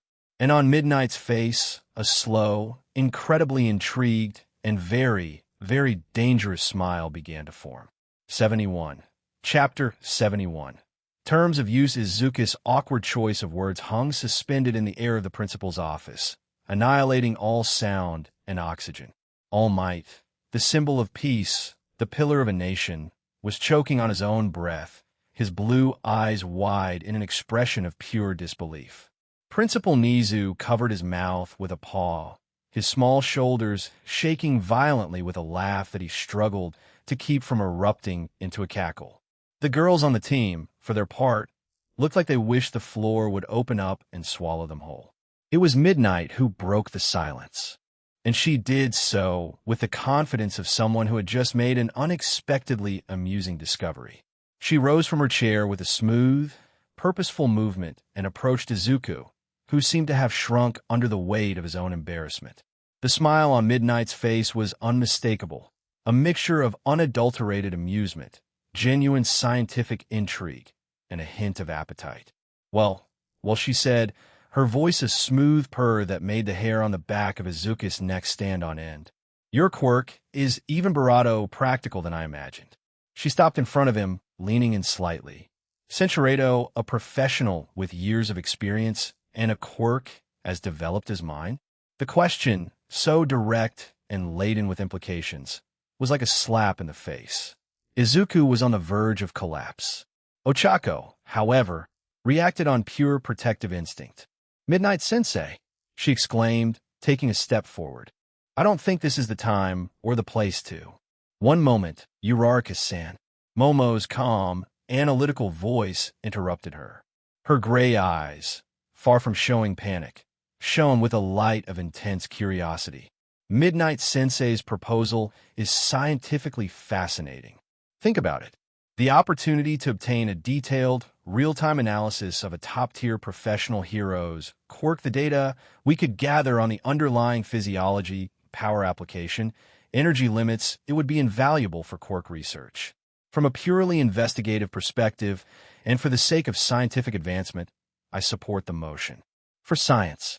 Ochako's jaw dropped, feeling completely betrayed by her friend's logic. Oh yeah, Toru added with a mischievous grin, deciding to add more fuel to the fire. And if you really want the best data and the most detailed manual, Cinchuredo legendary level of red.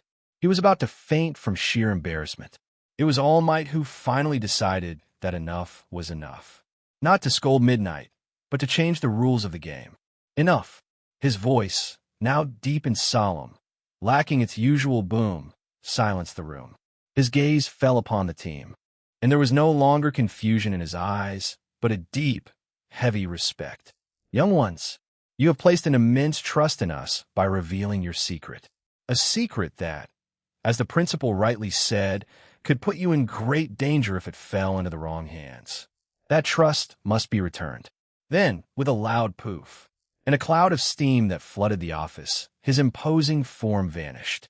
When the steam cleared, in his place stood a skeletal and emaciated man, with drooping blonde hair and eyes sunken into dark sockets. His suit was absurdly large, hanging from his bony shoulders. The girls gasped in shock. Toru and Ochako took a step back, while Momo's hand flew to her mouth, her analytical eyes unable to process such a drastic transformation. The man, Toshinori Yagi, lifted his loose shirt to reveal the horrific, cavernous scar that covered the left side of his torso. It was a nightmarish wound, a swirl of damaged and scarred tissue that looked like a crater in his skin. 5 years ago, Toshinori said, his voice now thinner, tired, but no less powerful, I fought a villain of unimaginable power, a being who could steal and bestow quirks at will. I won the battle, but at this cost. He pointed to the wound. I lost my stomach entirely and most of my respiratory system. The all might the world sees now. The smiling giant is a mirage, a trick based on flexing my muscles and an iron will. I can only hold that form for about 3 hours a day. The rest of the time, I'm this. A frail man on the verge of collapse, living on nutritional shakes and pure stubbornness. The revelation fell upon them like a bomb. It was no longer a meeting between teachers and students, but a circle of confidants. He had given them a secret as big and as dangerous as their own. The trust had, indeed, been returned.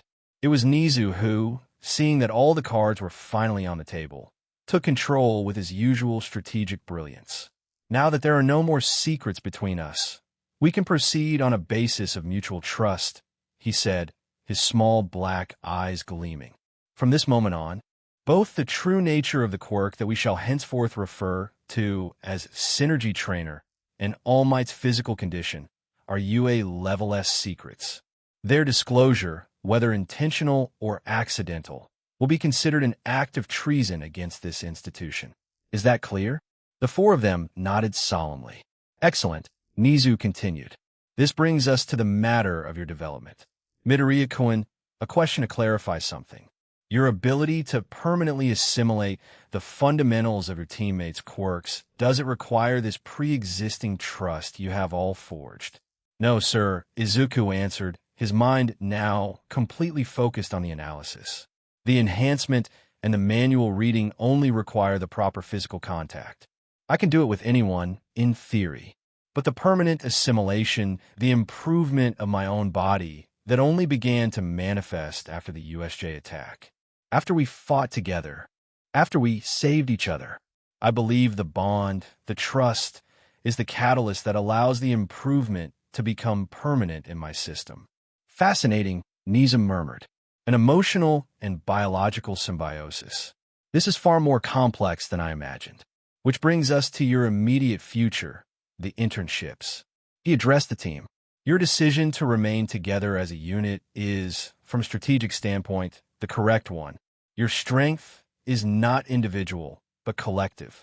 Therefore, I will not give you a choice. I will give you a solution. You will accept the offer from MT Lattice Agency. All 4 of you.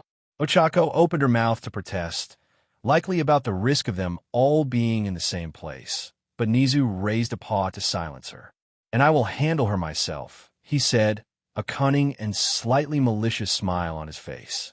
I will personally inform the hero MT lady that your team is part of a highly secret and experimental synergy quirk development program at UA, overseen directly by my office.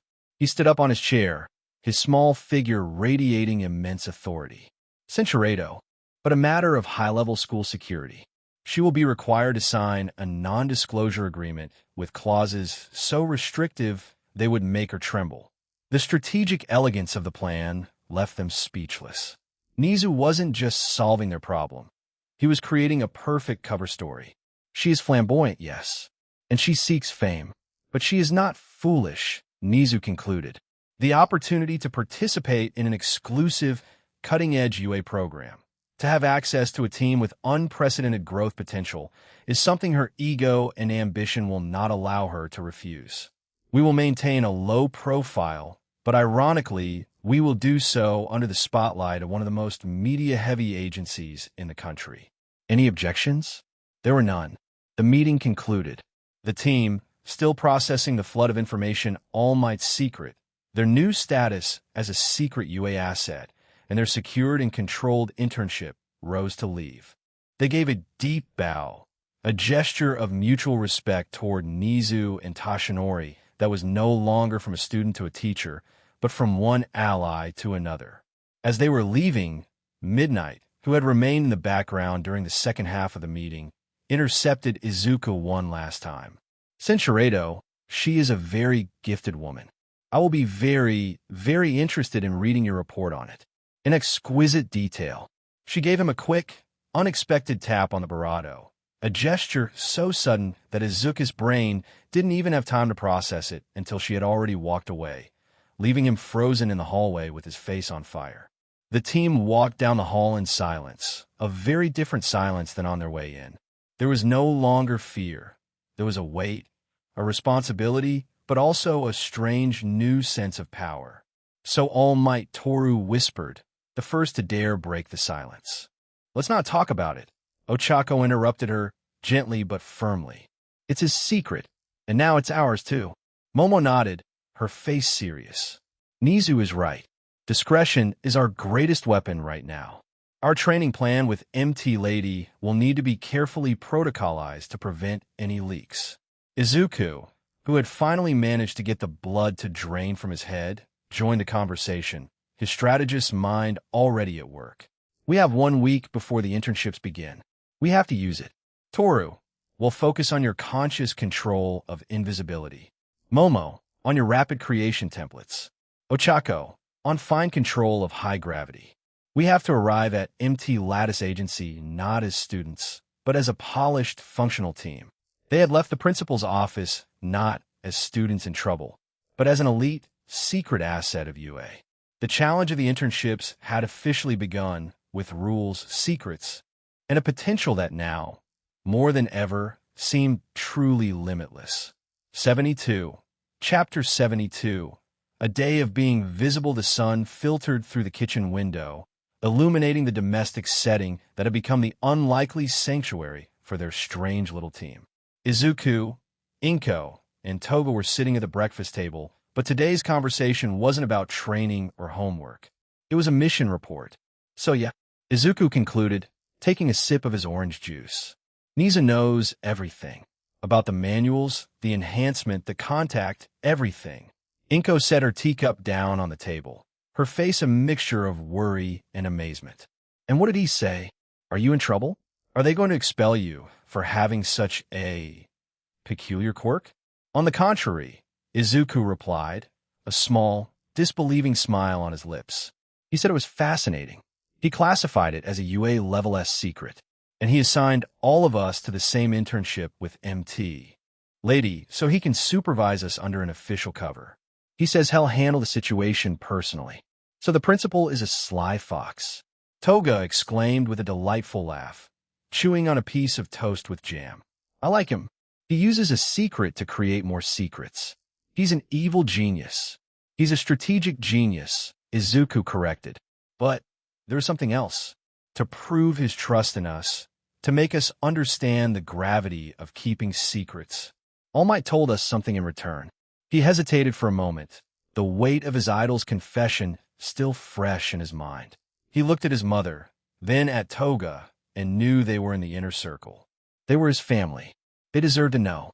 The truth about All Might is that he's dying. He revealed the whole story.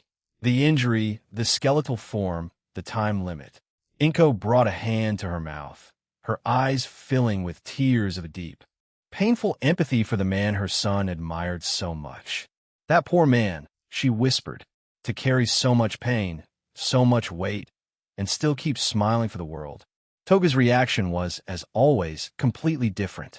There was no empathy in her eyes, but rather an intense fascination. How interesting, she said, leaning forward, her yellow eyes gleaming. So the great symbol of peace has an expiration date. The pillar of the world is fragile. He has a weakness. This makes everything much, much more fun, knowing the king can bleed. The crudeness of her analysis sent a shiver down Izuku's spine, but he didn't scold her. It was Toga being Toga, logical in her own twisted way. The scene solidified their new reality. The deepest secrets of the hero world were now discussed as casually as the grocery list in his mother's kitchen. The doorbell rang punctually at 10 in the morning. Inko opened the door to reveal a smiling but visibly nervous Toru Hagakure. "Toru-chan, dear, welcome." Inko greeted her with a warm hug. "Komein, Komein. Izuku and Kajiko-chan are almost ready." Just then, Toga emerged from her room. She was no longer Toga. Thanks to a blood sample Izuku had discreetly obtained from a general studies student with a harmless quirk, she had transformed. She was now Kajiko, her alter ego for public outings. She wore a black Gothic-style dress, fishnet stockings, and dark makeup that contrasted with her pale skin. Her blonde hair was now jet black, styled in 2 pigtails. It was a perfect transformation. "Hello, Toru-chan," Kajiko said, her voice a bit deeper and more melancholic than Toga's. "Ready for our foray into the mundane world of consumerism?" Toru laughed, her nervousness eased by the strange comedy of the situation. "Ready, though I'm still not sure I can survive the crowds." The plan was simple, a shopping trip, a normal day. But for Toru, who had spent her whole life as a ghost, and for Toga, who was a fugitive, a normal day was the strangest and most dangerous adventure of all. "Well, be with you every step of the way," Izuku said, coming out of his room, his voice calm and reassuring. "If you feel overwhelmed, if people stare too much, if you need a break, just tell me. We'll find a quiet place. That's a promise." The sincerity in his eyes was enough to quell the last vestiges of Toru's panic. She nodded, a grateful smile on her face. The Kiyoshi Mall was a temple of consumerism, a 3-story labyrinth of bright stores, neon lights, and a river of people flowing ceaselessly through its corridors. For Toru, it was a sensory assault. The noise, the smells, and above all, the looks. Hundreds of gazes that landed on her, registered her, judged her. "There are so many people," she murmured, instinctively moving a little closer to Izuku. "It's okay," he replied, his presence beside her a shelter in the storm. "They're just people, and most of them are too busy thinking about what shoes to buy to pay any attention to us." But he was wrong. "Hey, it's you." An excited, childish voice stopped them. A little girl, no older than 7, with pigtails and an All Might plushie, was pointing at her, her eyes wide as saucers. "You're the invisible girl from the festival, the one on the rocket team. You were amazing." Toru froze. She had been recognized? "Honey, don't point. It's rude," her mother chided, though she too was looking at Toru with an admiring smile. "See, could you sign this for me?" the girl asked, holding out a small notebook and a pen with trembling hands. Toru looked at Izuku, panic in her eyes.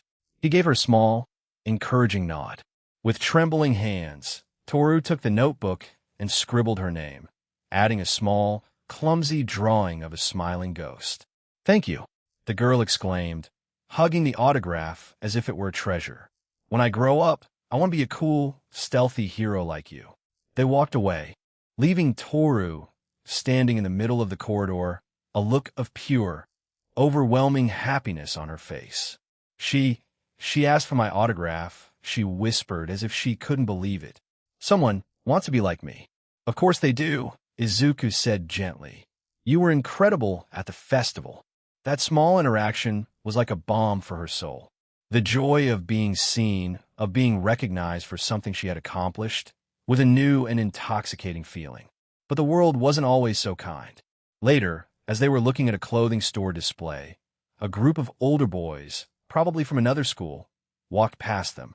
Well, look at that," one of them said, his voice thick with mockery. "Isn't that the invisible girl from UA? Turns out she's easier to spot than she thought." They sneered loudly, their gazes tracking her in a way that made her feel exposed and humiliated. Toru froze. The earlier joy shattered, replaced by a wave of humiliation and fear. She shrank into herself, wishing with all her might to become invisible again. Her team's reaction was instant and coordinated. Izuku stepped between her and the boys. He didn't say a word. He just stood there, his posture relaxed, but with a gaze so cold and analytical in his green eyes that the boys stopped in their tracks. It wasn't a physical threat. It was the look of someone who was dismantling them, analyzing their every weakness in an instant. It chilled them to the bone. At the same time, Kajiko made her move. With feigned clumsiness, she stumbled and bumped into the group's leader. "Oh, I'm so sorry," she said in a sweet, melancholic voice. And as she helped him steady himself, she leaned in and whispered something in his ear, something only he could hear. The boy's face went from white to green. He stared at the goth girl in pure, absolute terror. What did you say?" he stammered. "Problem solved," Kajiko said, returning to the group with a sweet smile, leaving the bullies trembling and confused. They hurried away, casting frightened glances behind them. "What did you say to him?" Izuku asked, curious. "Oh, nothing important," Toga replied innocently. "I just made it very clear to him that he wouldn't be a problem anymore." Izuku decided it was better not to ask. They found a quieter area by an indoor fountain and sat down. But the damage was done. Toru was curled up on the bench, her gaze distant. "It's so exhausting," she said quietly. "One minute, Barato girl admires you. The next, some jerks make you feel worthless and objectified. Being invisible was easier. No one looked at you, no one judged you. You just existed." Izuku sat beside her, his voice soft and earnest. "It was easier, yes. But were you truly living? Hidden, without anyone being able to see how incredible you are? Now people can see you, Toru, with all the good like that little girl, and all the bad like those idiots. And He looked at her, and the sincerity in his eyes was so overwhelming it made it hard for her to breathe. "I'm so glad I can see you." To lighten the mood, they decided to go to the arcade. Toga, with her natural competitiveness, tried to cheat at a dance machine, moving with almost inhuman speed. Toru discovered an unexpected passion for strawberry and chocolate crepes, eating 3 in a row with childish glee. Izuku, for his part, was dragged to a claw machine, trying to win a limited edition MT Lady plushie. After spending an embarrassing amount of yen, he finally got it. He handed the plushie to Toru. "For you, so you'll remember the good side of being visible," he said with a smile. At the end of the day, shopping bags in hand and feet aching, they passed by a hero merchandise store. "Wait a second," Toru said, and ran into the store. She came out a few minutes later with a small box. She held it out to Izuku. "I have something for you, too." He opened it.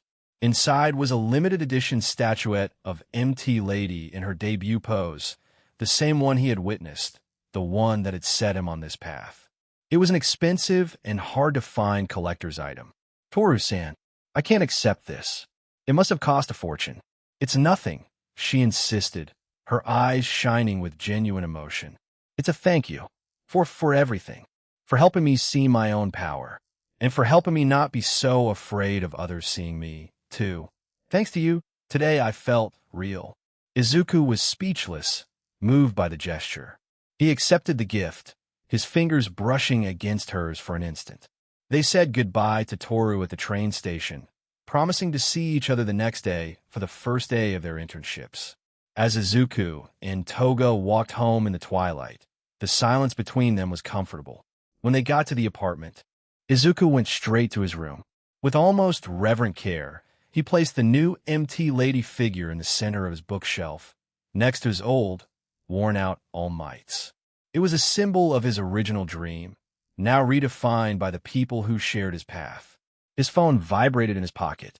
He thought it might be Ochako or Momo, asking how the rest of his day went. He pulled out the phone. The screen showed a message from a number he hadn't saved. Unknown number. With a mixture of curiosity and a strange apprehension, he opened the message. It wasn't a threat. It wasn't long. It was just a few words, without context, without a signature. A simple greeting that somehow felt strangely personal and oddly familiar. "Hello, Prodigy. Hope you had a good day off." Izuku stared at the screen. the message seeming to unsettle him. He felt his expression tighten slightly. Only one person had ever called him that. But how? How had she gotten his number? The day off was over, and a new mysterious game had just begun. 73. Chapter 73. Date with a hero in the darkness in Izuku's room was a blank canvas. He lay in bed, staring at the ceiling, his mind a whirlwind from the day's events.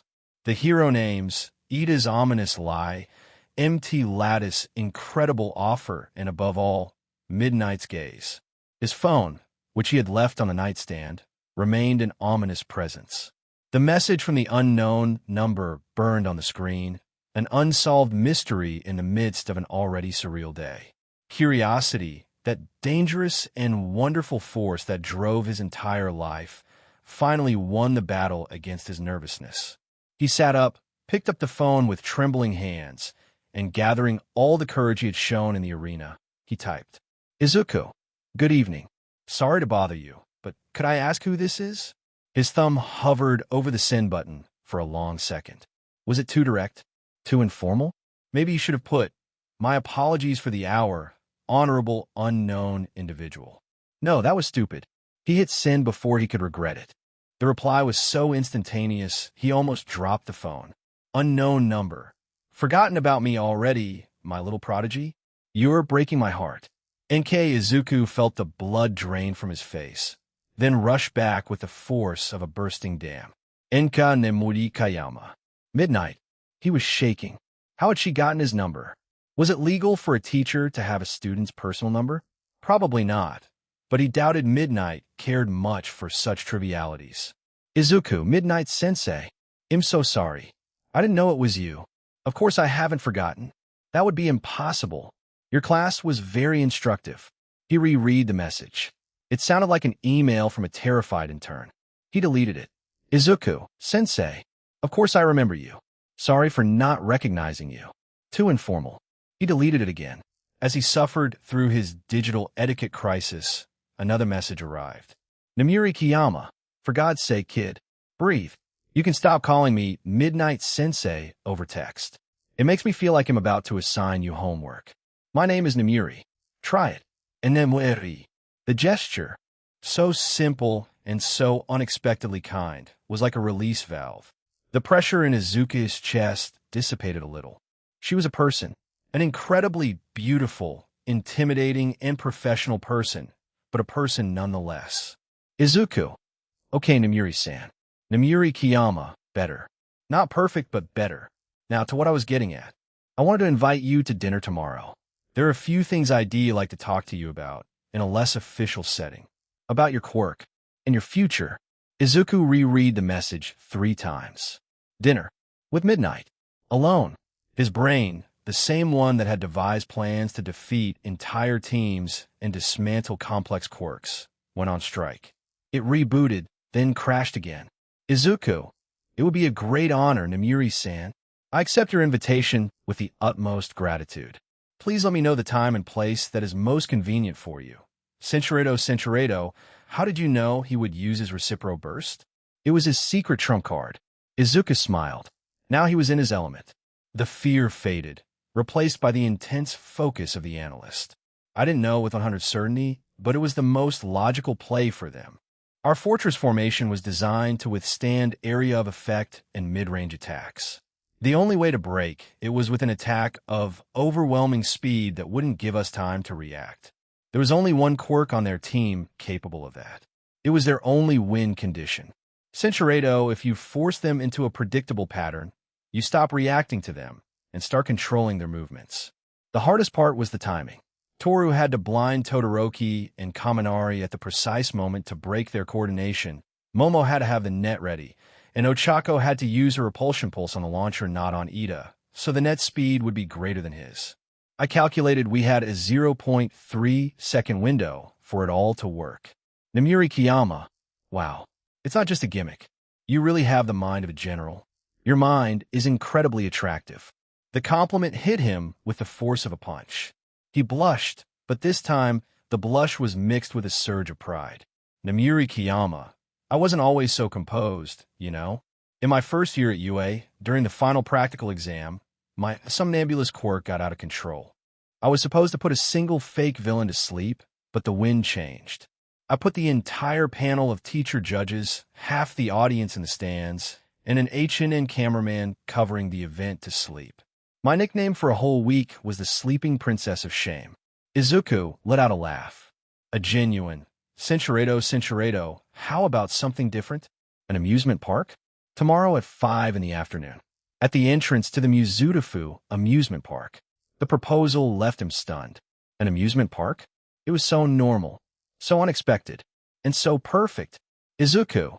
That sounds perfect, Namiri-san. He'll be there. Namiri Kiyama. Great. Now go get some sleep, Prodigy. You'll need all your energy to keep up with me. Good night. Izuku, good night. He turned off the phone screen and fell back onto the bed, a goofy, euphoric smile on his face. He had a date with a pro hero, and, to his surprise, he had enjoyed every second of the conversation. Izuku was unusually quiet and smiley during breakfast the next morning. So quiet, in fact, that it was the first thing that alerted his team. Normally, at this hour, he would already be muttering analyses about the toaster's efficiency or the aerodynamics of cereal. Momo and Toru, who had arrived early, were already part of the chaotic morning ritual at the Midoriya apartment. Hey, Izuku-kun, Toru said with a mischievous grin as she stole a piece of omelet from Toga. What's up with you? You look like the cat that ate the canary.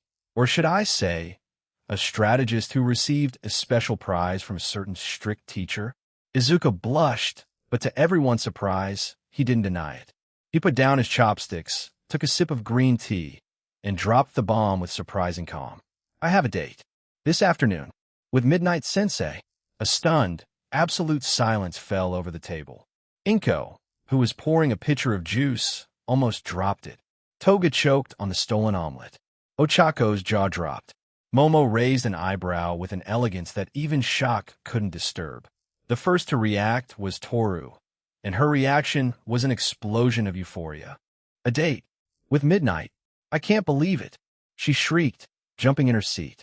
Izuku-kun, you're my hero. You have to tell us all the exciting details. Where are you going? What are you going to wear? You have to tell us everything that happens. For her part, process the information with her usual analytical mind. It's a fascinating opportunity, she said, her tone serious but her eyes sparkling with curiosity. Gaining the perspective and knowledge of such an experienced pro hero in an informal setting could be immensely educational. What is her stated objective for the meeting? Izuku-kun? Will you be discussing crowd control strategies or villain psychology? Ochako, recovering from the initial shock, looked at him with genuine, supportive concern. Val, Deku-kun. That's unexpected. It's great, really. Just be careful, okay? She's an incredible professional, and you. Don't get into trouble, and don't say anything weird. His team's reaction wasn't one of jealousy. It was a mix of shock, overwhelming curiosity, and an unconditional support that warmed his heart. It demonstrated the incredible maturity and strength of their bond. We're not going to dinner, Izuku clarified, enjoying the bit of mystery. We're going to an amusement park. This new information prompted another round of reactions. An amusement park. It's a real date. Toru yelled. An interesting choice of venue, Momo analyzed. A high-sensory environment. Perhaps she seeks to observe your reactions under playful stress. Don't ride the roller coaster after eating. Ochako warned him earnestly. Even Inko and Toga joined the conversation. Is she a decent woman? Inko asked with motherly concern. I hope she treats you well, Izuku. Is she going to buy you cotton candy? Toga asked, her mouth full. If she doesn't, it's not a good date. So, you won't be coming to today's training session at the beach? Momo asked. No, not today. Cinchuredo, the gravity of a smile, Izuku Midoriya's existential dilemma, smelled of pure cocoa and financial panic. He was standing in the middle of a luxury chocolate shop, a temple of artisanal confectionery, so elegant he felt he should have worn a tie just to enter. The air, thick with the scent of dark chocolate, vanilla, and toasted hazelnuts, didn't calm him but only increased the pressure of the decision ahead. Okay, it's a date, he repeated to himself for the 15th time, his analytical mind spinning at a speed he usually reserved for dismantling his opponent's strategies. Ochako said a gentleman always brings a gift. It's a basic social rule. But what on earth do you get for a woman like Midnight? Flowers? No. Too kitsch, too impersonal. Jewelry? I don't have the budget for a titanium paperclip, let alone something that sparkles. Chocolates. It's perfect. It's a classic, elegant gesture, but not too presumptuous. The problem was that perfection had shattered into 1,000 pieces the moment he saw the counter. It was an arsenal of confectionery. Tiny, edible works of art rested on silver trays, each with a description more intimidating than the last. Right variables, he muttered to himself, his eyes darting back and forth as if analyzing a battlefield. 70 dark chocolate with Himalayan sea salt. Too bitter? Does it suggest I see her as a serious, sophisticated, and maybe slightly pretentious person? She could take it as a compliment to her intellect, but also that I think she's intense. Discarded. Milk chocolate with salted caramel. Too childish. Will she think I see her as simple, lacking complexity? That would be an insult to her intelligence. And her career. Discarded. His gaze fell on a box of liquor-filled chocolates. Cognac cherries? Oh God, no. ITLO look like I'm trying to get her drunk on the first date. That's a villain's move, not a hero's. Completely out of the question. Can I help you with something, young man? A kind voice pulled him from his spiral of overanalysis. The shopkeeper was an elderly woman with white hair pulled into a neat bun and a smile so warm it could have melted the chocolate on the counter. She looked at him with a mixture of patience and amusement, as if she were used to seeing young men on the verge of a nervous breakdown in her store. Yes, I'm looking for a gift, Izuku managed to say, feeling the heat rise in his neck. It's for someone special. I figured as much, she said, her eyes twinkling. And from your expression, she must be very, very special. Is a first date? Izuku nodded, feeling as transparent as Toru on a bad day. Well, let me give you a piece of advice from a woman who's received a lot of chocolate in her life, the old woman said, leaning on the counter. Don't try to guess what she likes. That just shows you're trying to impress her. Instead, show her you've considered her. She pointed to an elegant darkwood box with a glass lid. Sensuredo Ure, giving her the power to choose. It's considerate, it's humble, and above all, it's smart. Izuku stared at her, completely disarmed. The woman's logic was flawless, a perfect tactical solution to an emotional problem. It's strategic, he whispered, a smile of pure relief forming on his lips. Exactly, she confirmed, winking at him. Now go and have fun, and don't worry so much. If she likes you, she'll love it even if you bring her a candy bar from the convenience store. Izuku paid for the box, feeling he had bought not just a gift, but a valuable lesson. He left the shop with his heart pounding with a mix of panic and a strange new confidence. The first part of the mission was complete. Now, only the main battle remained. He arrived at the entrance of the Mizudafu amusement park 5 minutes early, a feat of punctuality that would have made Ida proud. The evening air smelled of popcorn, cotton candy, and the loud joy of hundreds of families. The neon lights of the rides began to flicker against the orange-tinted sky, and the sound of festive music and excited screams was an overwhelming backdrop. Izuku stood by the entrance fountain, the box of chocolates in one hand and his heart in his throat. He scanned the crowd with the intensity of a radar, searching for a familiar face. He looked for the long, dark hair and the mysterious look. He was looking for Midnight. He couldn't find her anywhere. Panic began to creep back in. What if she doesn't show? What if it was a joke? Or what if she changed her mind? Maybe she realized that going out with a student is weird and unprofessional. Looking for someone? The voice snapped him out of his search. It was playful, melodic, and unexpectedly close. He turned, and his brain rebooted. It was her, but it wasn't Midnight. It was Namiri Kiyama. She wore elegant, dark-washed jeans paired with a lavender silk blouse, and low-heel boots gave her a casual, yet sophisticated air. Her hair, usually pulled back in that imposing ponytail, was down, falling in soft waves over her shoulders. Without her mask, her face looked softer, her eyes more expressive. She looked younger, more relaxed, and, if possible, even more beautiful. Izuku was speechless. He just stared, his mind trying to process the transformation. She laughed, a genuine laugh that had none of the calculated seduction of her public persona. Relax, hero. Outside of work, I prefer comfort over spandex. You're going to catch flies if you don't close your mouth. Izuku snapped his mouth shut with an audible click. Are those for me? She asked, her amused gaze landing on the box of chocolates he was holding like an explosive device. Izuku awkwardly handed them to her, his hand trembling slightly. Igriegajis. I didn't know what you'd like, so I chose a variety. It's strategic. It lets you choose. Namura's reaction disarmed him for the second time that day.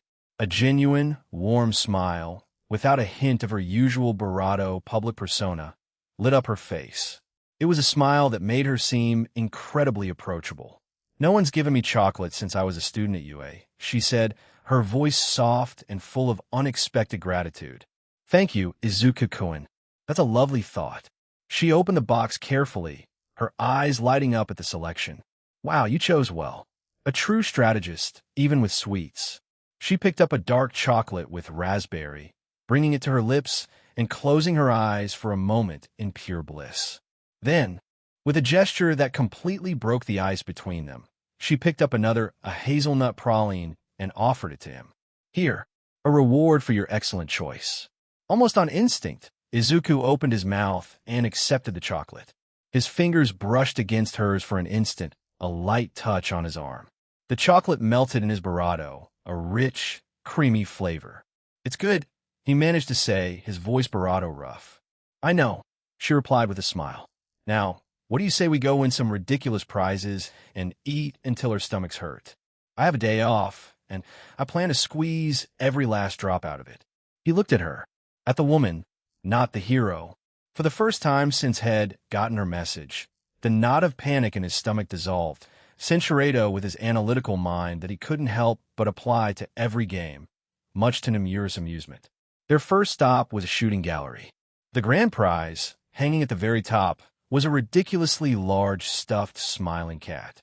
Oh, he's adorable, Namuri exclaimed, her eyes shining with almost childlike glee. I've always been terrible at these games. My aim with a whip is legendary, but with an air rifle, I'm a disaster.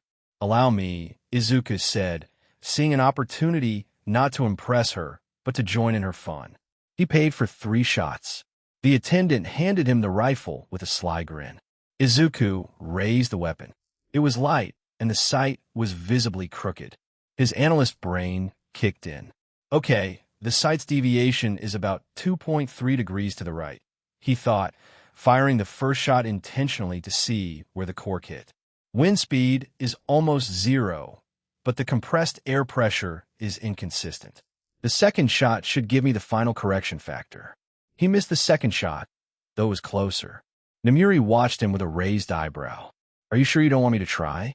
3rd time's the charm, he replied with a confident smile. He aimed, not at the center of the target, but at an imaginary point up and to the left. He held his breath and fired. The cork hit the small red dot with a satisfying plink. A bell rang. The attendant's jaw dropped. Namuri burst out laughing.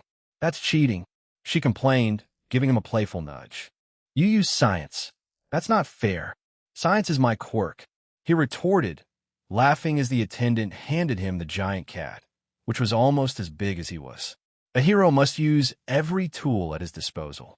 They argued comically over who should carry the stuffed animal and who should pay for the next snacks. Izuku refused to let her pay. A hero never lets a lady pay on a date, he declared with mock seriousness. Even if the lady could take me down with a single glance, and probably has more money than my entire neighborhood combined. You're an adorable old-fashioned guy, Izuku-kun, she said, finally relenting with a smile. They ate strawberry crepes and cotton candy that stuck to their fingers, talking about everything and nothing. He told her about the chaos of his class and the rivalry between Bakugo and Todoroki. She told him funny anecdotes about other pro heroes, harmless gossip that made him laugh and see the legends he admired as real people. Finally, as sunset approached, they got on the Ferris wheel. The car rose slowly, the noise of the park fading until only the soft whisper of the wind remained. At the very top, the city of Mizutofu spread out below them, a tapestry of lights awakening in the twilight. "It's beautiful," Izuku said, his gaze lost on the horizon. "It is," Namiri replied, but she wasn't looking at the city. She was looking at him. The silence between them was comfortable and intimate. "Namiri-san," he began, his voice a little more serious. "What was you like back in your day? Was it always so intense?" She smiled nostalgically. "More or less. Though I think we were more chaotic and less strategic than you all. There was a boy in my class, Hisashi Yamada, you know him as Present Mike. He had the most annoying voice in the world, but a heart of gold. And another, Shota Aizawa, he was just as lazy and sleepy as he is now.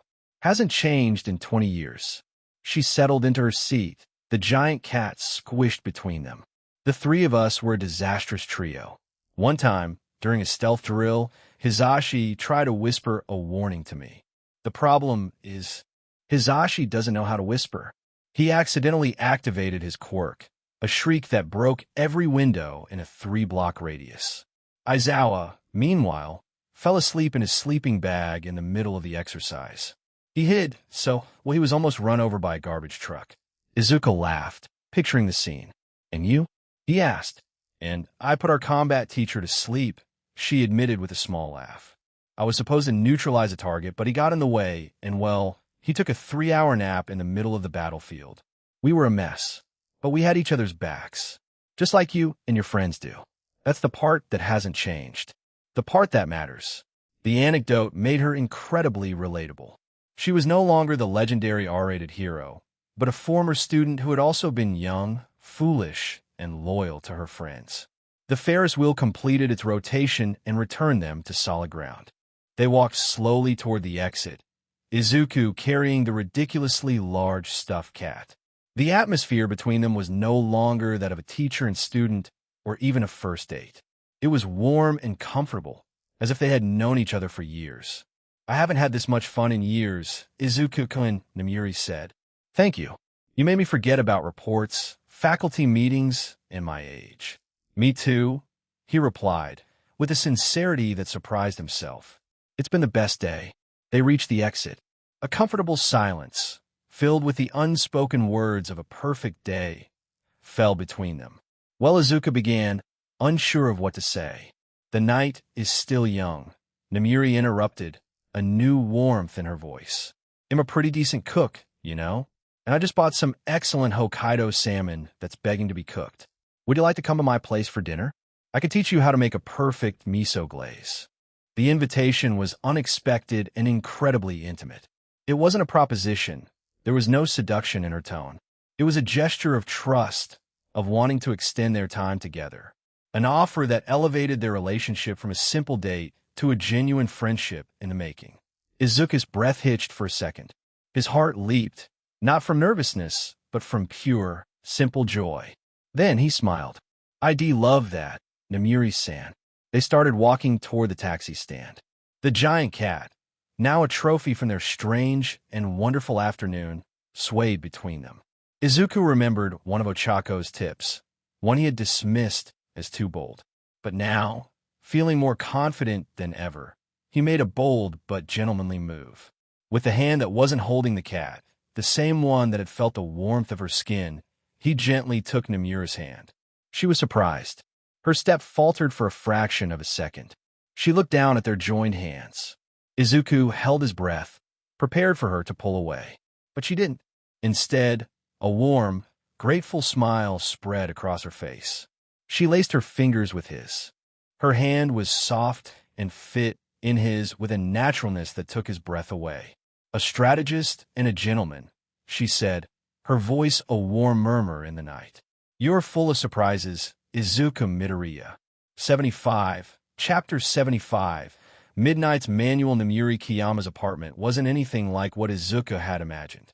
In his mind, fed by years of magazine covers and hero gossip shows, had pictured something ostentatious.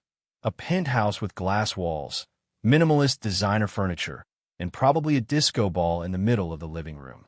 The reality, as he was discovering was often the case with Namiri, was infinitely more complex and interesting.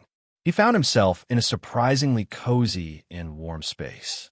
The walls were painted in calming shades of gray and lavender, and instead of hero trophies or photos of herself, they were adorned with pieces of abstract modern art and shelves overflowing with books. Izuku, with his analytical eye, identified treatises on criminal psychology, anthologies of classic poetry, and several mystery novels. It smelled of sandalwood and jasmine tea.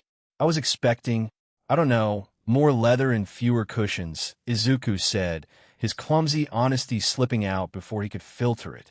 Namiri laughed, the sound filling the spacious living room. Midnight lives at work and on the covers of magazines. At home, Namiri lives, and Namiri likes cushions. She closed the door behind them. The sound of the lock clicking into place seemed to seal them in a different world, far from fans and villains. Make yourself comfortable. Leave the cat wherever you want. And the chocolates are mine, she winked, taking the box and placing it carefully on a darkwood coffee table. Some tea while I make dinner? That would be great, thanks, he replied, leaving the giant stuffed cat on an armchair, from where it seemed to judge him with its plastic green eyes. As she headed to an open-plan kitchen, elegant and modern, but clearly well-used, Izuku followed, driven by a desire to be proactive and, at the same time, by the terror of being left alone in the living room. I can help, he offered. I'm good at following instructions. My mom taught me a few things. I'm not completely useless in the kitchen. Namiri turned, an eyebrow arched in amusement. She handed him an onion and a professional-looking chef's knife. All right, brave one. Show me your skills. Diced it into small, uniform cubes. Censuredo priorities. He began to chop with a concentration that would have been more appropriate for disarming a bomb. The result was a disaster. It took forever, and every cut was a deliberation. The pieces, far from being uniform cubes, were an anarchic collection of every imaginable geometric shape. And, of course, his eyes started to burn. Are you crying, Izuku-kun? Namiri asked, leaning against the doorframe, trying with all her might not to laugh. No, he replied, his voice congested as tears streamed down his cheeks. It's this terrorist onion. It's attacking my eyes with invisible evil. It's a villain's quirk. Namiri couldn't hold it in any longer and let out a laugh. It was a genuine, musical, and full-throated laugh that filled the kitchen with joy. Oh my God, you're even crying and blaming the vegetable, she said, approaching and gently taking the knife from him. My dear Izuku, I believe your immense talent lies safely and conclusively outside of the kitchen. Don't worry, he'll take care of it. She took the cutting board and, with a few swift, expert movements, reduced the rest of the onion to perfect cubes. You can handle the important and very complex mission of setting the table, she told him, guiding him out of the kitchen. Try not to get a paper cut from the placemats. They sat down to eat in a small dining area with a wooden table. The food was exquisite, and the conversation flowed with an ease that surprised Izuku. The talk drifted to her hero costume, a topic Izuku had been wanting to broach. I've always been curious, Namiri, he said, with his characteristic clumsy honesty. Your hero costume, it's really unique. I was wondering what inspired the design. I thought you were show-off. With all due respect. Namiri, instead of being offended, let out a laugh. Of course you thought that. Everyone thinks that. And in part, that's the point. It's a distraction, a psychological weapon. But the real reason is far Barato practical and far less glamorous. She leaned forward, her expression turning Barato serious. My quirk, somnambulist, isn't emitted from a specific conduit. It's a fragrance, an incredibly potent and fast-acting Barato that emanates directly from my Barato. The greater the concentration, the faster the Barato disperses and the wider its area of effect. My costume isn't designed to show off my body. It's designed to maximize my quirk's effectiveness. She paused, an ironic smile on her lips.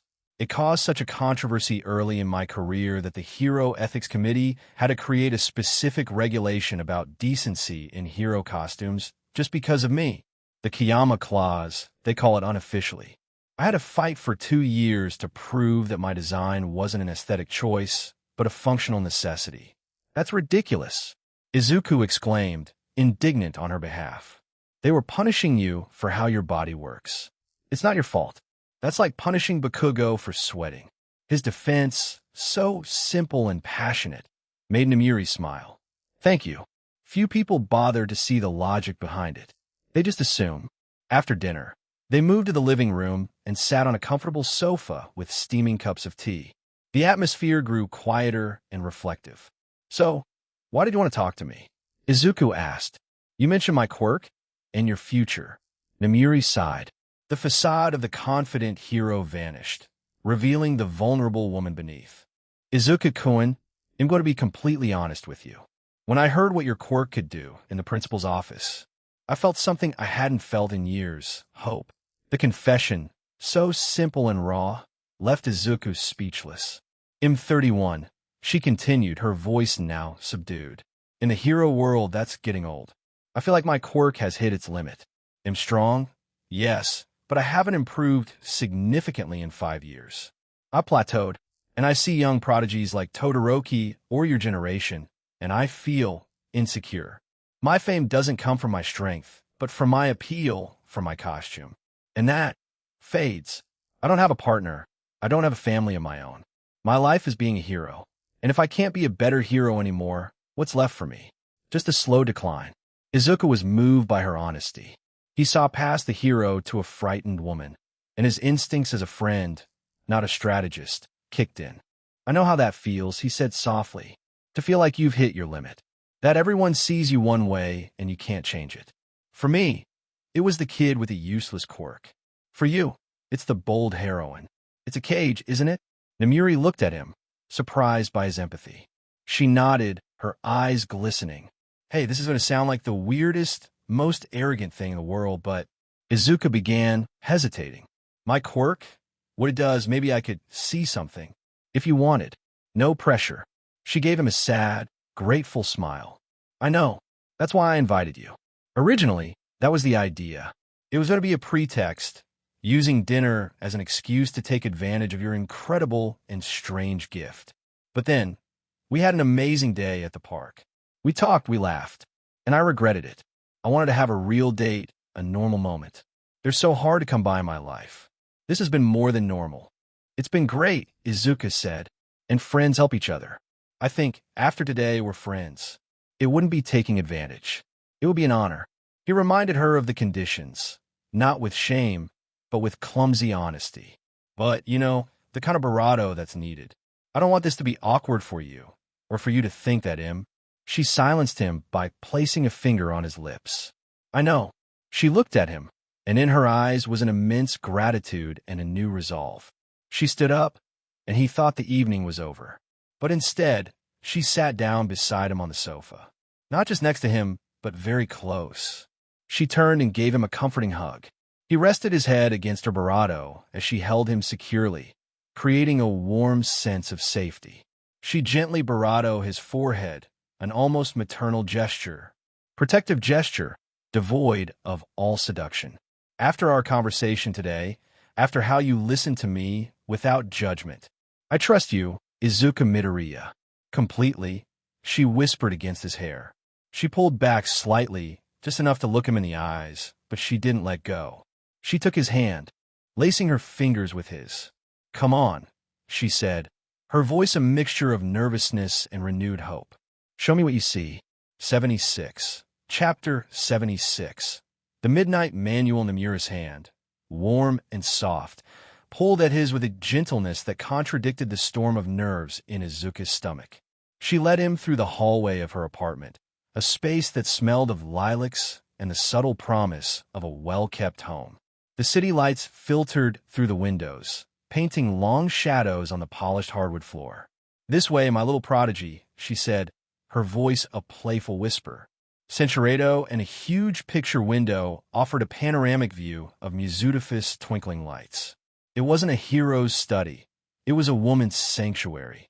With a soft click, a table lamp bathed the room in a warm, amber light, making everything feel cozier and bravado real. Namiri let out a laugh. But it wasn't a bravado one, calculated laugh of midnight. It was a slightly higher-pitched sound, tinged with a vulnerability that completely disarmed Izuku. "I admit it," she said, not letting go of his hand and turning to face him. "Despite my whole FAAD as a bold woman, I'm a little nervous. This is the bravado I've invited a colleague into my lab for research purposes." Izuku felt his heart leap in his throat. He saw the slight tremor in her smile, the raw honesty in her eyes. He, who had faced villains and prodigies, felt an overwhelming protective instinct. "You don't have to do this if you don't want to, Namuri-san," he rushed to say, his own voice a reflection of his nervousness. We can try another method. A standard, hands-off procedure. It worked with my mom, the analysis was clear. None of this extra involvement is necessary." She turned completely to face him. The lamp cast soft shadows on her features, making her eyes seem deeper. She raised her free hand and placed it on Izuku's cheek, her cool fingers against his burning skin. Her gaze, once hesitant, was now firm, filled with a determination that made his skin crawl. "No," she said, and the word wasn't a denial, but a declaration. "I want to do this." Toru-chan was very clear. The bravado exposure and connection, the better the data. "I don't want my hesitation to bravado this. I don't want you to see just a part of my potential." Her thumb brushed against his cheek, and her voice dropped to a whisper filled with purpose. "Censurado, censurado, censurado, censurado." The sound of the metal sliding was abnormally loud in the silent room. "Relax, Izuku-kun," she said, her voice an amused murmur. "It's just a project that needs an upgrade." She pulled a coverall over herself with a fluid motion, letting the fabric settle neatly into place. She stood before him, dressed in a stylish black outfit. Izuku felt his breath catch. The elegant design suited her perfectly, a detail that felt surprisingly personal. She looked bravado, with a graceful silhouette and a confident presence.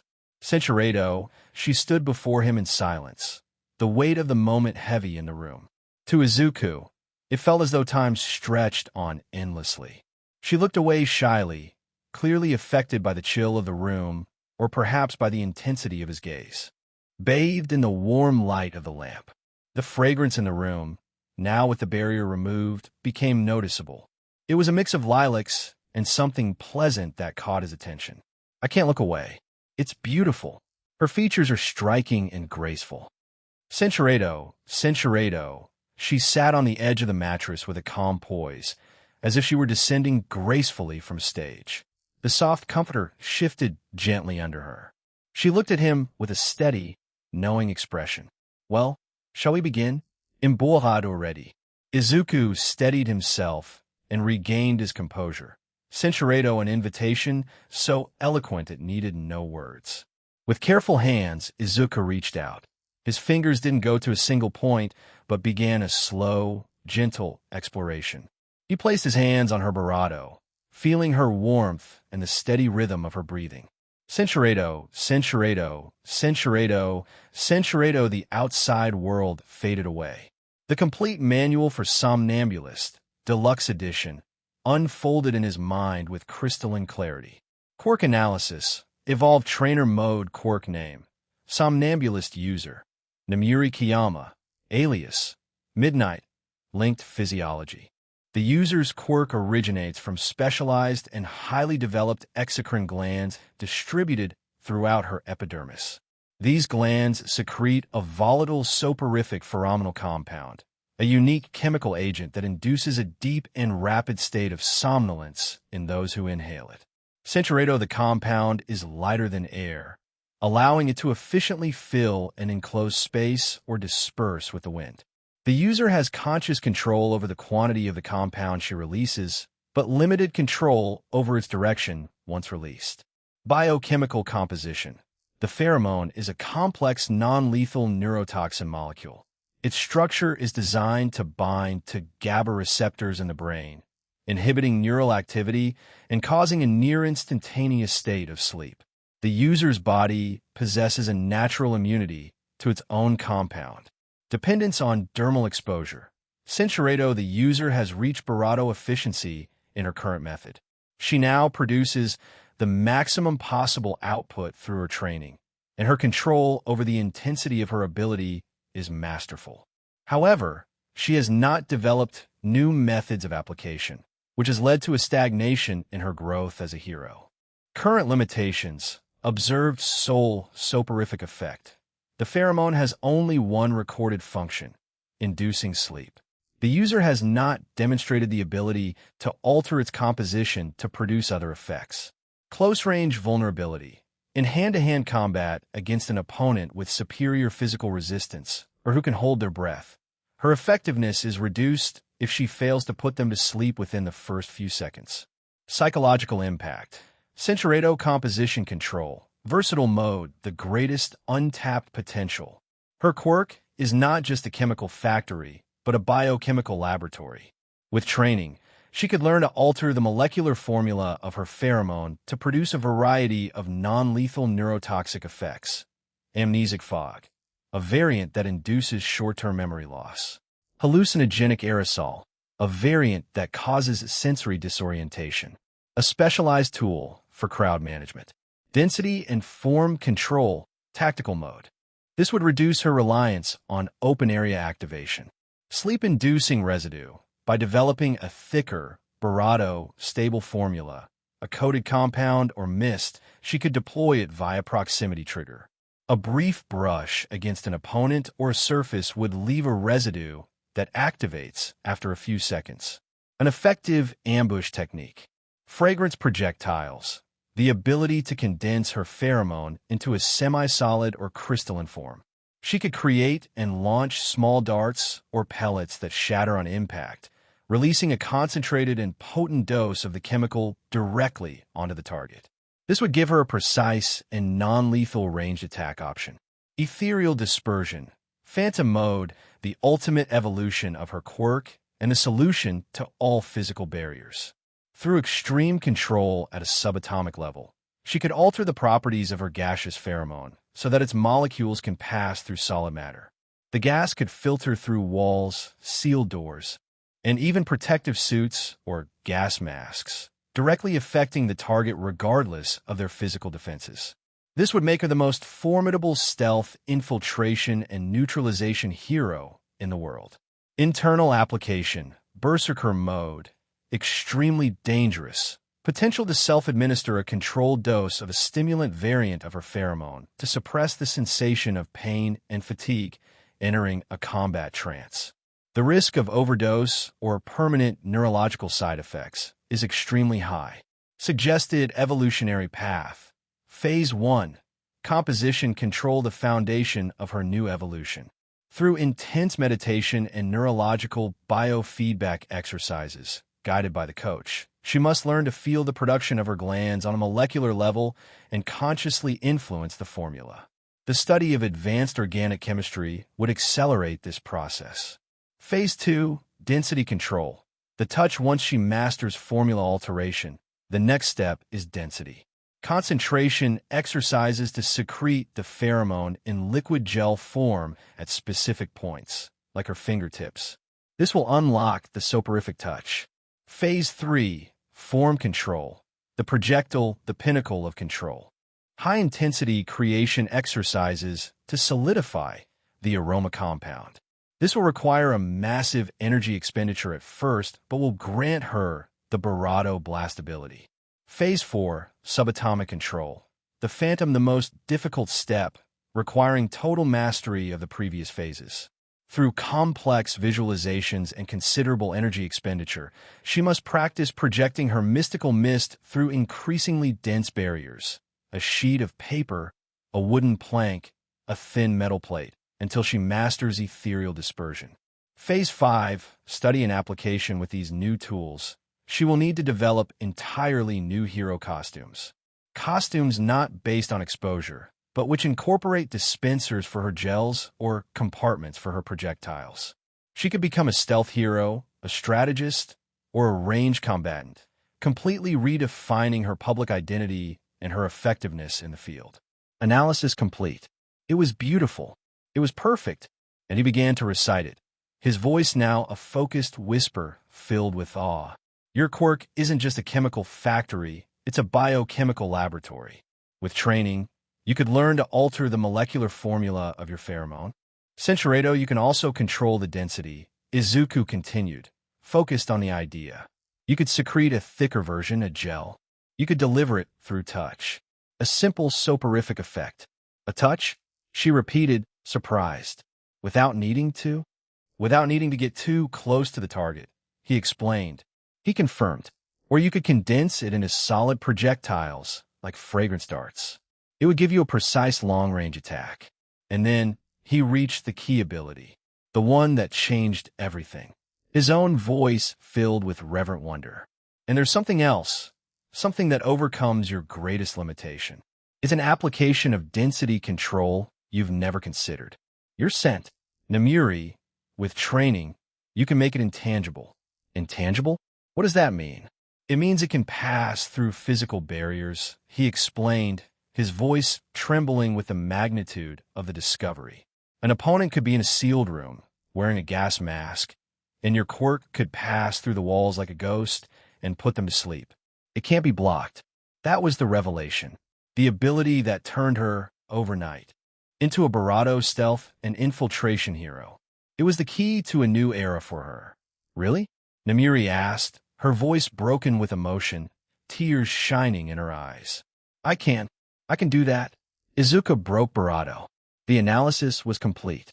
He opened his eyes and looked at her, standing vulnerable before him. Vulnerable woman, crying with pure hope in front of him. Yes, he said, his voice soft but filled with absolute certainty. The manual says it's the next step in your evolution. Namiri was in shock for a second, processing the immensity of what he had just given her. And then a pure, wild, and uninhibited joy consumed her. She leaped from the Barado, her earlier self-consciousness forgotten in a fit of pure euphoria. I can't believe it, she shouted, laughing brightly as she spun around the room, radiating boundless happiness. I can be Barado. I am not stuck. Ha ha, yes. Izuku watched her, captivated by her joy and Centuredo chaotic Barado and in his hair. Thank you, Izuku-kun. You've given me my future back. In her enthusiasm, she hugged him tightly, her face pressed close to his cheek. I don't mind this at all, he thought. Centuredo, do you need to write down the manual? She asked with an arched eyebrow. You wouldn't want to forget the important details. Izuku, feeling a boldness he didn't know he had, smiled back. If I forgot, I guess would have to do this again. Namiri let out a soft laugh, and a warm blush spread across her Barado. Then don't write it down, she said, her voice a conspiratorial whisper. If I forget, we'll just go over it again. Think of it as recognition for your excellent work, coach. She gave him a warm hug, both of them laughing softly, surrounded by gratitude, affection, and a clear sense of shared accomplishment. Many Barado science sessions in the future. 77. Chapter 77. Whispers of midnight, they had left the room. The air in the hallway of Namura's apartment was calm and quiet, carrying the lingering excitement of the project they had just completed. Izuku felt his hands still warm from the work, not just from the memory of her words, but from the torrent of information that had flowed through him. Namiri walked beside him, dressed in an elegant robe, her usual bold confidence replaced by a thoughtful serenity. The manual was greater than I ever could have imagined, she said, breaking the silence as they reached the entryway. Amnesia, hallucinations, the ability to walk through walls, it sounds like the quirk of a top-tier villain. Not an R-rated hero who just puts people to sleep. A quirk is just a tool, Izuku replied, repeating one of his own maxims. It's the user's intention that defines it. And your intention, Namiri, has always been to protect. Now you just have more tools to do it. She stopped at the front door and turned to him. The warm light of the entryway softened her features, making her look younger, more vulnerable. Thank you again, Izuku-kun, for everything, for listening and for the hope. A taxi, which she had already discreetly called while he was writing the manual, was waiting at the curb below. It was a thoughtful gesture, a way of telling him there were no other expectations for the night, that their time together had been exactly what it was. A genuine connection. They said their goodbyes at the door. On an impulse that seemed to surprise even herself, she gave him a hug. It was a genuine, warm embrace, devoid of any seduction. It was the hug of a friend. She let go and gave him a soft, quick kiss on the cheek. "We'll talk tomorrow, my little prodigy," she said with a warm smile. "Sleep well." Izuku left, riding the elevator down and getting into the taxi, feeling as if he were floating several inches off the ground.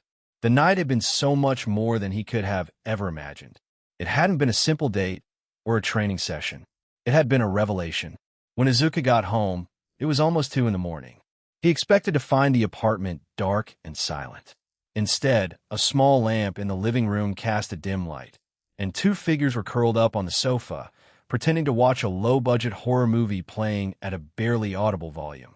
"You're late," Toga said without looking away from the screen, though there was no fear in her voice, only an expectant curiosity.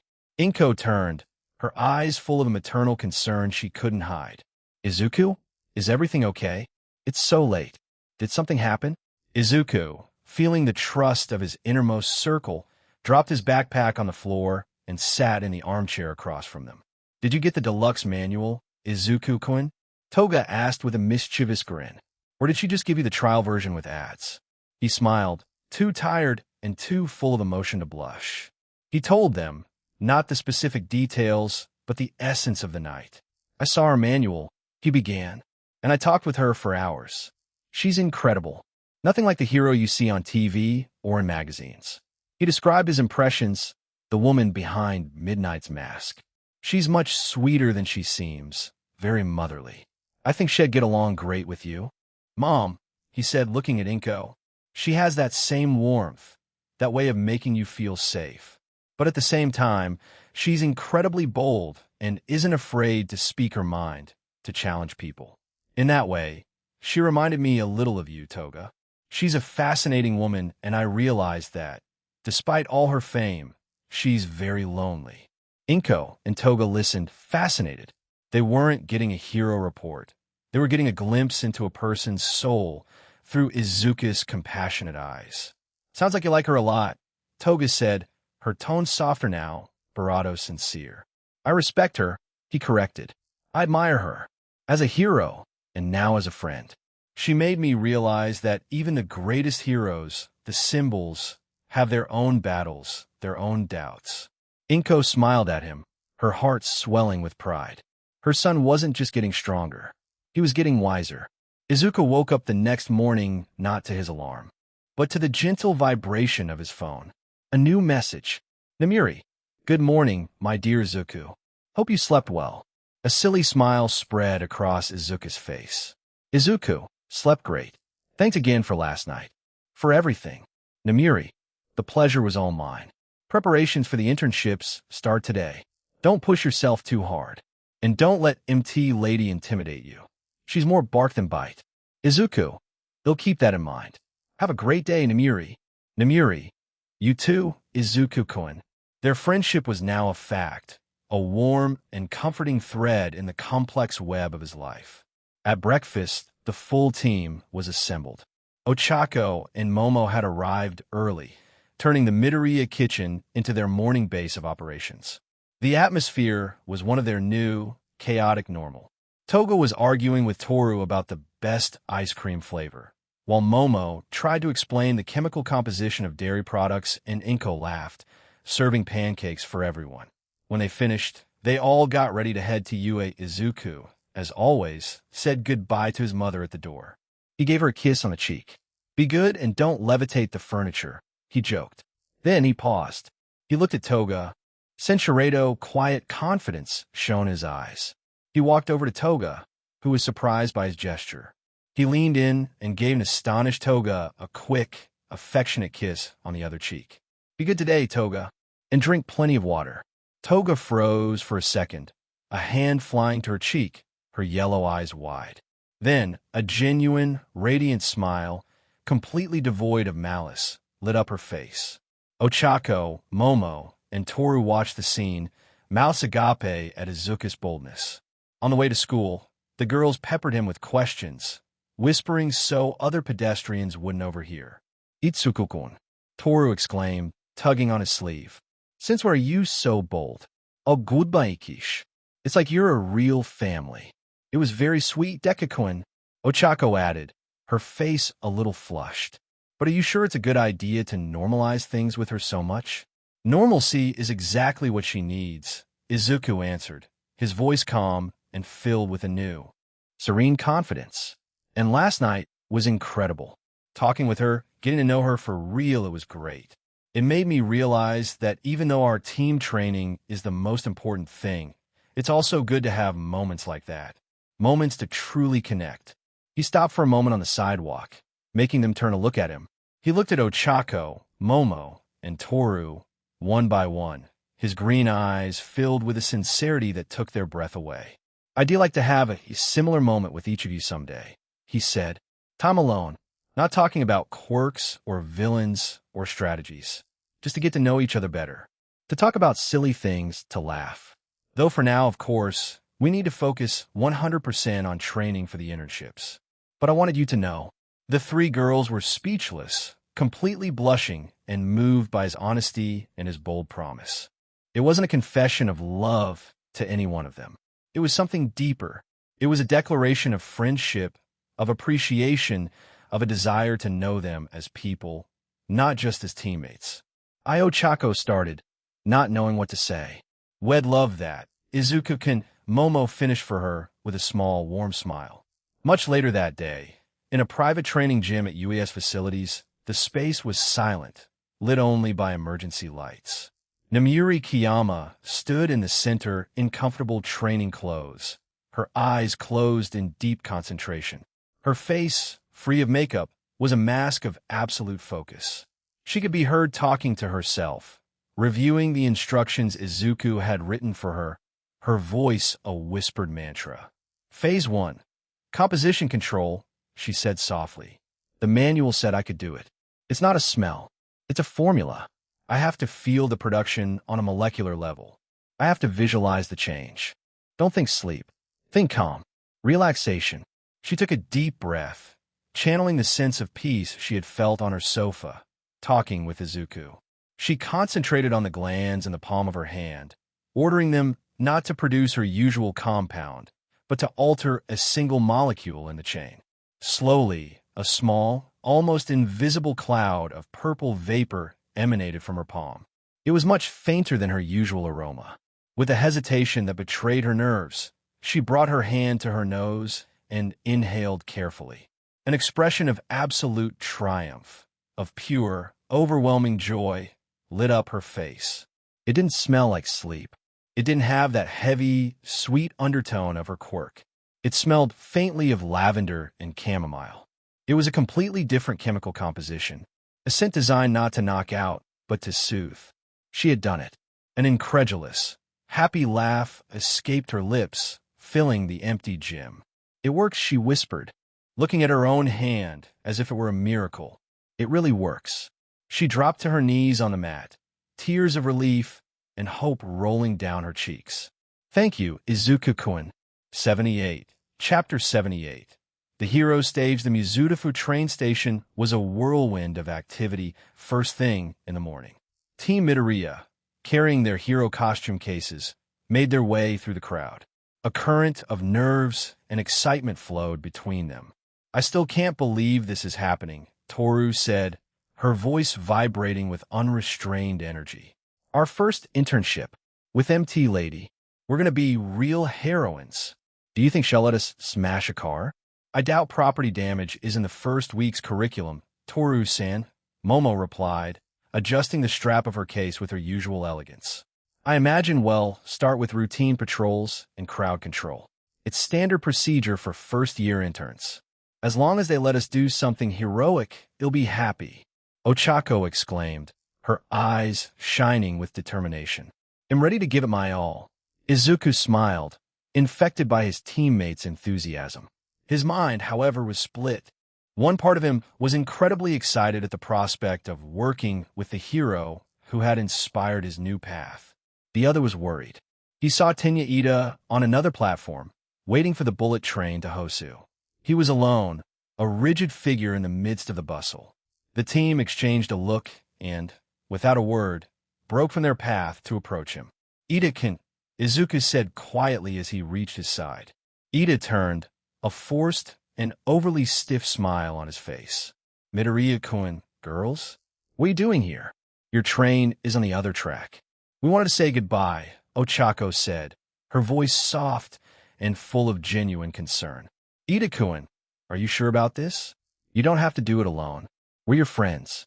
If you need to talk, if you need anything, revenge is a strategy with a low success rate and a high personal cost." "Ida-kun," Momo added, appealing to his logic. "If your goal is to find the villain who attacked your brother, doing it alone and consumed by rage is a tactically inadvisable move.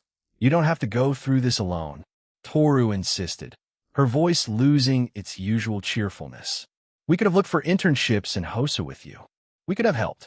Ida listened to their words, his forced smile faltering for an instant. For a split second, a shadow of pure pain and overwhelming gratitude crossed his face.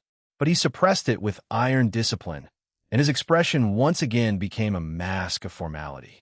"I deeply appreciate your concern. Truly," he said, his tone too formal, too distant. "But I assure you, I am fine. My brother is receiving the best possible medical care. My internship in Hosu with a normal hero, Manuel, is a unique opportunity to learn from the best in law enforcement and urban combat. It is the most logical choice for my development as a hero." He assured them he would be careful, that he would be in touch. He wished them luck in their own internship. His words were perfect and completely empty. When his train arrived and he turned aboard, the smile vanished. His face transformed into a mask of cold, calculating vengeance. His eyes, behind his glasses, burned with a dark fire that ran his friends blood cold. They watched, helpless, as the bullet train pulled away, a silver projectile carrying him toward the darkness, toward his own solitary war. In contrast to the mundane bustle of the station, the MT Lady Agency was a tornado of glamour and corporate chaos. The address didn't lead them to an austere, functional building, but to a skyscraper of glass and chrome in the heart of Tokyo's fashion district. Woe was all Toru could manage, her neck craned back to see the top of the building. "Are we sure this is a hero agency and not a five-star hotel with its own zip code?" The lobby looked like something out of a Hollywood studio. Enormous posters of MT Lady in heroic and dynamic poses covered the walls. Glass cases displayed earlier versions of her costume. And, to everyone's surprise, there was a gift shop selling everything from action figures to her own line of perfume, called Gigant. "Her branding efficiency is undeniable," Momo murmured, impressed. "She has monetized her public image very effectively, diversifying her revenue streams beyond the government hero salary. It's brilliant." They were met by a secretary who seemed to be on the verge of a nervous breakdown, speaking into a headset while typing at an inhuman speed and gesturing for them to approach. "Team Midoriya, you're 3 minutes late," she said without even looking at them. "MT Lady hates tardiness. Leave her cases here. Sign these 30-page non-disclosure agreements. Initial every page. Don't miss a single one, or the legal department will have all our heads. Follow me. And for the love of God, don't touch anything. That vase costs more than you'll make in your first 10 years as pro heroes." She led them hurriedly through a labyrinth of bright, white hallways where stressed employees in expensive suits rushed from one place to another, shouting things like, "I need the photo approvals for Hero Weekly magazine in 5 minutes." Or the energy drink sponsor wants to renegotiate the appearance clause. This wasn't a hero agency. It was a high-octane business, a public relations machine that also happened to stop villains. Finally, they arrived at a massive set of double doors made of lacquered wood. The secretary knocked once. "Come," a familiar voice called from inside. MT Lattice office was as extravagant as she was. It occupied an entire corner of the highest floor with a panoramic view of the city that made the room feel extraordinary. She wasn't wearing her hero costume, but a stylish and expensive ivory-colored business suit that conveyed confidence and authority in a professional, commanding way. She stood with her back to them, facing the window, observing the city under her protection. "My festival stars," she said, her public voice, the one she used for the cameras, filled with charisma. "Welcome to the top of the world. Like the view? Get used to it. It's where you belong." She turned, and her expression shifted in an instant. The celebrity's smile vanished, replaced by that of a shrewd, serious boss who had no time for nonsense. "All right, let's cut to the chase. Sit down." She pointed to a sleek leather sofa. The team obeyed, feeling as though they were in an audition. Principal Nizu gave me the rundown. She began, sitting in her imposing desk chair. UES secret program, synergy quirks, exponential growth. Centuredo, her expression turning completely serious again. "Now, for my expectations. Forget everything you think you know about internships. You aren't here to patrol the streets and stop purse snatchers. That's for the extras at other agencies. You're my new high-profile project. Your story. And this week, we're going to write the first, most spectacular chapter." Her gaze swept over each of them. "Your objective is simple. Show the world what the next generation of heroes can do when they work as a team. I don't want to see individual feats. I want to see coordination. I want to see strategies that leave villains and the media with their jaws on the floor. You're not 4 interns. You're a special operations unit. And you," she said, pointing directly at Izuku, "are the conductor of that orchestra. Don't disappoint me," she concluded, her celebrity smile returning. "The MT, Lady Brand, doesn't associate with failure." The streets of Hosu were gray and functional, devoid of Tokyo's glamour. Tenya Ida, in his Ingenium costume, was on his first patrol with a normal hero, Manuel. The pro was patiently explaining standard procedures, patrol routes, and communication codes.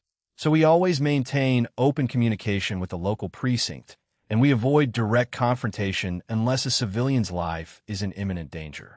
Our job is to contain, not combat." "Understood, Ida-kun." "Yes, sir," Ida replied, his tone respectful but distant. He wasn't listening. His eyes weren't looking at the civilians waving at them. They were scanning the dark alleys, the rooftops, the shadows. He was searching for a figure, a tattered red scarf, the glint of a blade. "Ida-kun, focus," Manuel said, his voice calm but firm. "A hero must be present on their patrol, aware of their surroundings. Whatever is worrying you, leave it behind when you put on the costume, or you'll meet a bad end on these streets." Ida started, as if woken from a trance. "My apologies, Manuel-sensei. It won't happen again." But his gaze, when he thought his mentor wasn't looking, returned to the alleys cold, calculating, and filled with a thirst for vengeance that was consuming him from the inside out. Back at the agency, the glamour was shattered by the shrill sound of an alarm. A giant monitor on empty lattice office wall sprang to life, displaying a breaking news report. A villain with a gigantification quirk was wreaking havoc in the shopping district. Yu Takayama's celebrity smile returned in full Centuredo. "Perfect. Showtime," she exclaimed, getting to her feet. "My audience is waiting. But this time, things will be different." She turned to the team, her expression a mixture of challenge and excitement. "Your first mission won't be on the street. It will be right here." She took the communication earpiece from her ear and handed it to a stunned Izuku. "You, my dear Izuku, will be my operations director. You'll give me real-time strategy from that chair. You'll be the voice in my ear, my brain on the ground." Then she addressed the girls. "You 3 will be my eyes and ears on the ground. You will deploy to the perimeter. Momo, you'll coordinate damage control, creating barriers to protect the buildings. Toru, you'll use your stealth for civilian evacuation, guiding them to safe zones without the villain noticing. And Ochako, you'll be my secret weapon. You will wait for my signal, and the one from your leader here." She looked at the 4 of them one last time before heading for the exit. "Don't fed. The show is about to begin." The team realized their internship wasn't what they had expected. This wasn't simple training. It was a high-stakes trial by fire, with Izuku in direct command of his dream hero on their first real mission. The pressure was immense, and Izuku loved it. 79. Chapter 79. The Orchestra of Chaos had a soundtrack. In the operations room of MT Lattice Agency, it was a dissonant symphony. The beeping of monitors, the crackle of police radios, the anxious murmur of the staff, and above all, the muffled roar of a monster coming through the speakers. Izuku Midoriya sat at the center of this symphony, facing a dozen screens displaying a real-time nightmare. On the main monitor, a gigantic figure, identified by the database as the villain Juggernaut, was tearing through the shopping district. Beside it, on another screen, an equally colossal figure, Yu Takayama, confronted him. It was a battle of titans that threatened to turn the street into a crater. The initial panic he had felt upon being thrown into the command chair had been replaced by an icy calm. It was the same mental state he reached in the heat of battle. The world slowed down. The variables became clear. This was his element. "All right, Izuku." MT Lattice voice, filled with her usual extravagant bravado, rang in his earpiece, mixed with the crash of a car being crushed. "Im in position." The big guy's strong, but slower than a turtle with arthritis. "What's your first brilliant order?" "Impress me." Izuku took a deep breath, his fingers drumming on the console. "Don't engage him directly. That's what he's expecting. He's trying to draw you into a brute force fight so he can destroy everything around you." "Girls, situation report." His teammates' voices came in, clear and professional, each from a different channel. "Uravity here," Ochako said. A drone's camera showed her position on the eastern perimeter. "Perimeter secured. I've got civilians trapped in an electronics store to your left, lady. Looks like the entrance is blocked by debris." Kriati reporting. Momo's voice was as precise as ever. "I'm evacuating the west side. The villain has damaged the structure of that glass office building. It's unstable. One more hit and it could collapse." Invisible Girl, in position, Taurus whisper was almost imperceptible. "I'm inside the store. I confirm 12 civilians, 3 are children. They're scared but unharmed, looking for a safe exit." Izuku processed the information in a nanosecond. The battlefield formed in his mind not as a street, but as a chessboard. "Understood," he said, his voice now firm and clear, that of a commander. "MT Lady, forget the villain for a second. Your target is the office building Momo mentioned. I need you to use it as a weapon." There was a second of silence on MT Lattice line, followed by a disbelieving laugh. "Use an office building as a weapon? Izuku, I like your style. What do you have in mind?" "Safe distance and damage control," Izuku replied, his eyes already jumping to another monitor displaying the city blueprints. "We're going to give him a show he won't forget." The battle turned into a coordinated dance, with Izuku as the orchestra conductor.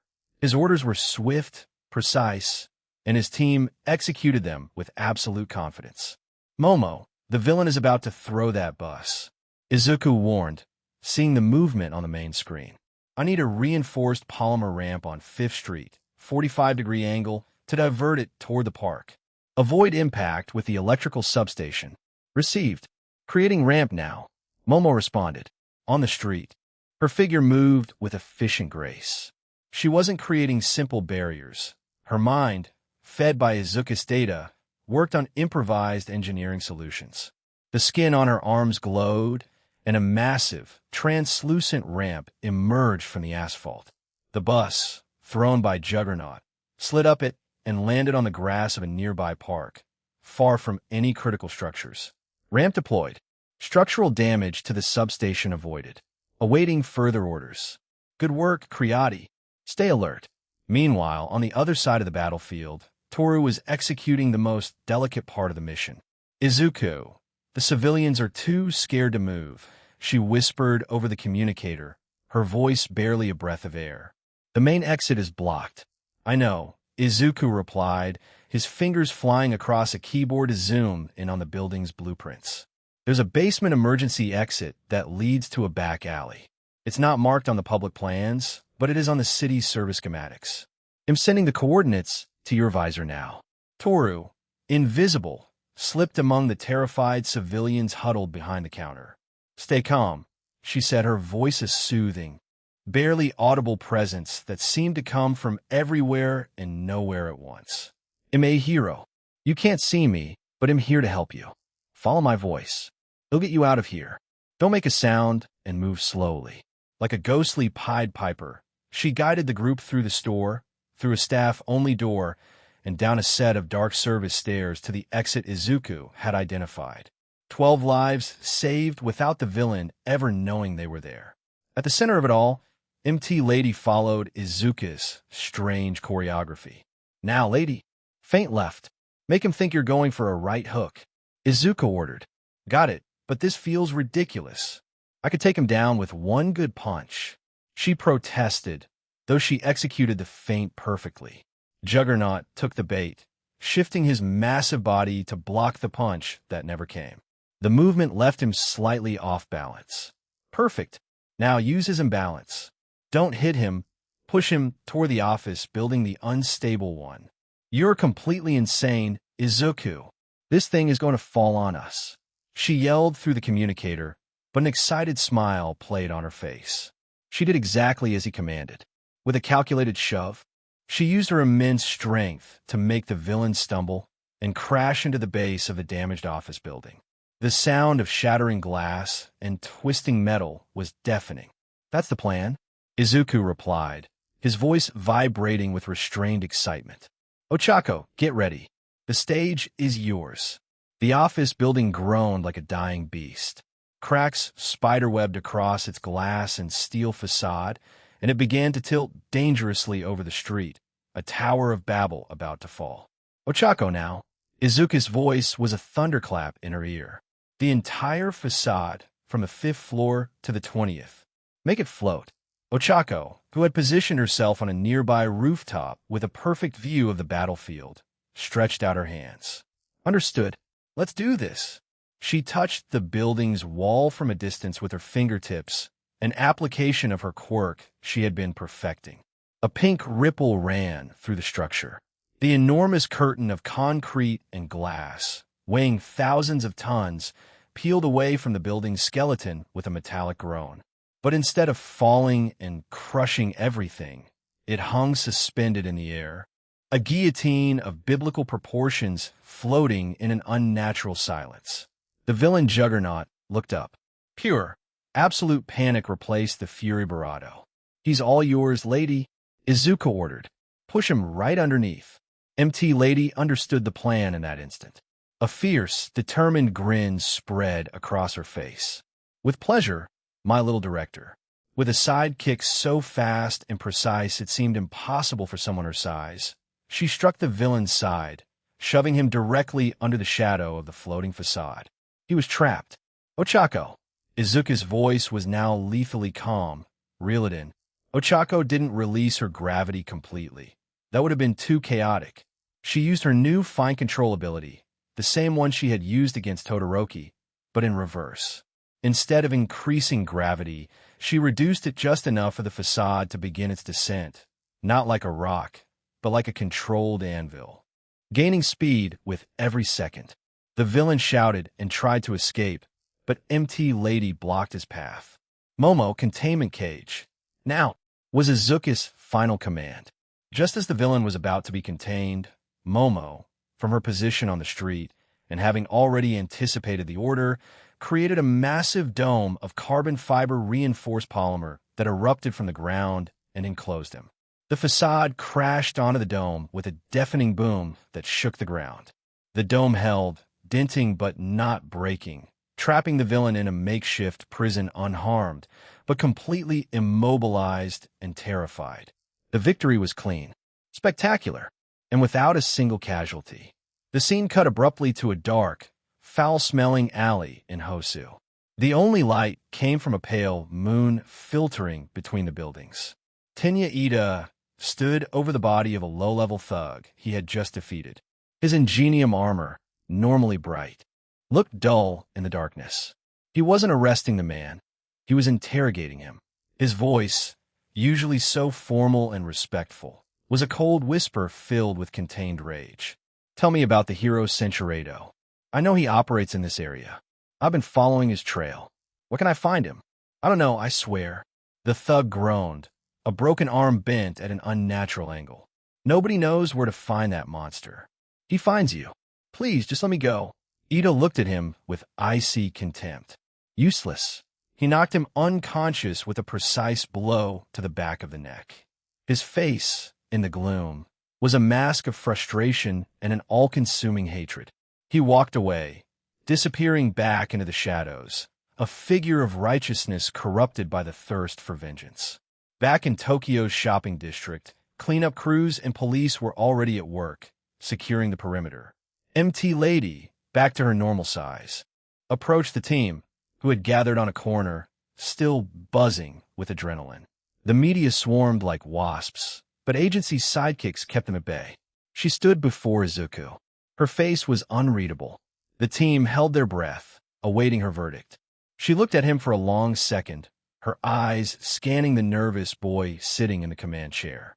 And then, a genuine smile, one that wasn't for the cameras, one filled with absolute respect and amusement, lit up her face. Not bad, Izuku, she said, her voice regaining its playful tone. Not bad at all. You turn me into a hero who uses buildings as weapons and lets a teenager tell her what to do. The media is either going to love me or crucify me. Probably both. She turned to the girls, who instinctively stood at attention. You guys too. Flawless execution. You're good. Really good. Then, her smile turned mischievous. But that was just the warm-up. A simple giant villain. Tomorrow, we're going to do something really fun. Something that requires finesse, charm, and the ability to lie with a straight face. What could possibly be more fun and terrifying than what they had just done? Their real internship, they realized, had only just begun. 80. Chapter 80. Parallel Lives. The first day of the internships began with the sound of 1,000 briefcases zipping shut and a murmur of nervous goodbyes. For Class 1A, it was the first real step into the professional world, a world that turned out to be far less glamorous and much stranger than most had imagined.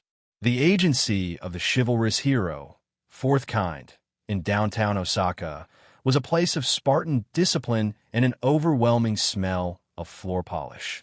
Eijiro Kirishima and Tetsu, the two pillars of toughness from classes A and B, found themselves standing before their mentor, an imposing man with 4 arms and a no-nonsense expression. Welcome, interns! Fourth Kind boomed, his voice echoing in the immaculate office. You showed strength at the festival. You showed tenacity, very manly qualities. But being a hero is about much more than just hitting villains. Their first task wasn't a patrol. It wasn't combat training. He handed each of them a bucket, a rag, and a bottle of window cleaner. Being a hero is 90 paperwork and community service and 10 glory, boys. He lectured, pointing to the office's enormous windows. A hero must be a pillar of society. They must inspire confidence through discipline and respect for detail. Now, clean those windows until I can see my manly reflection in them. And do it with spirit.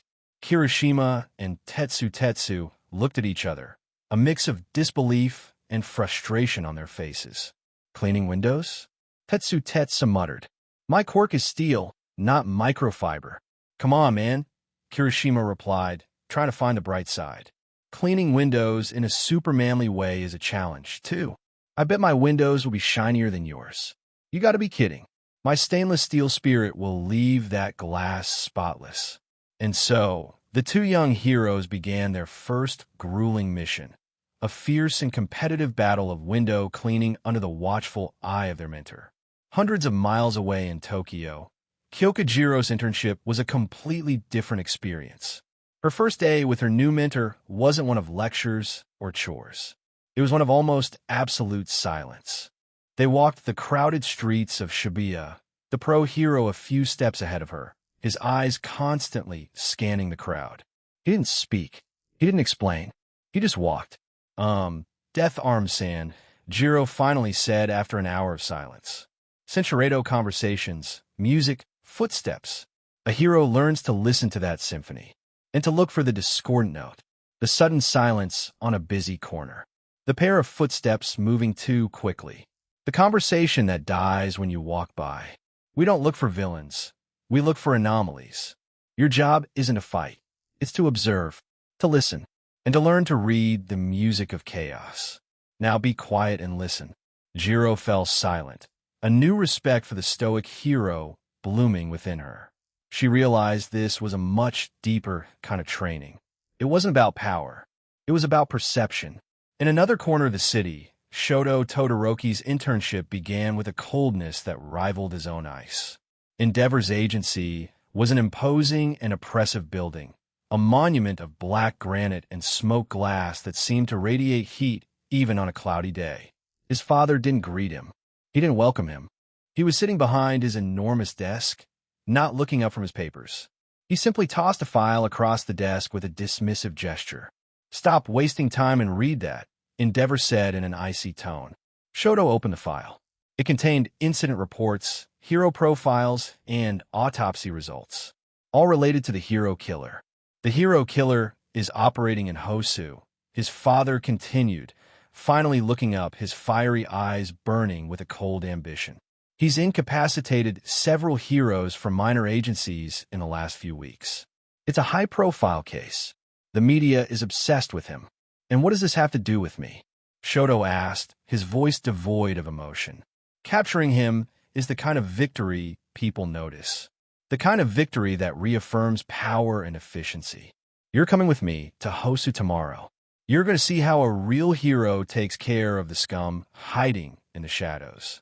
You will be my support, and you will use all of your power, not just half." Shoto's internship wasn't to learn. It was to be used, a weapon his father planned to deploy in his own personal hunt. While the UA students faced their first strange hours as interns on Dagoba Beach, the calm was only an illusion. Inko Midoriya sat on the sand, legs crossed and eyes closed, in a state of deep meditation. Her face was serene, but above her, in the sky, a spectacle of impossible power was taking place.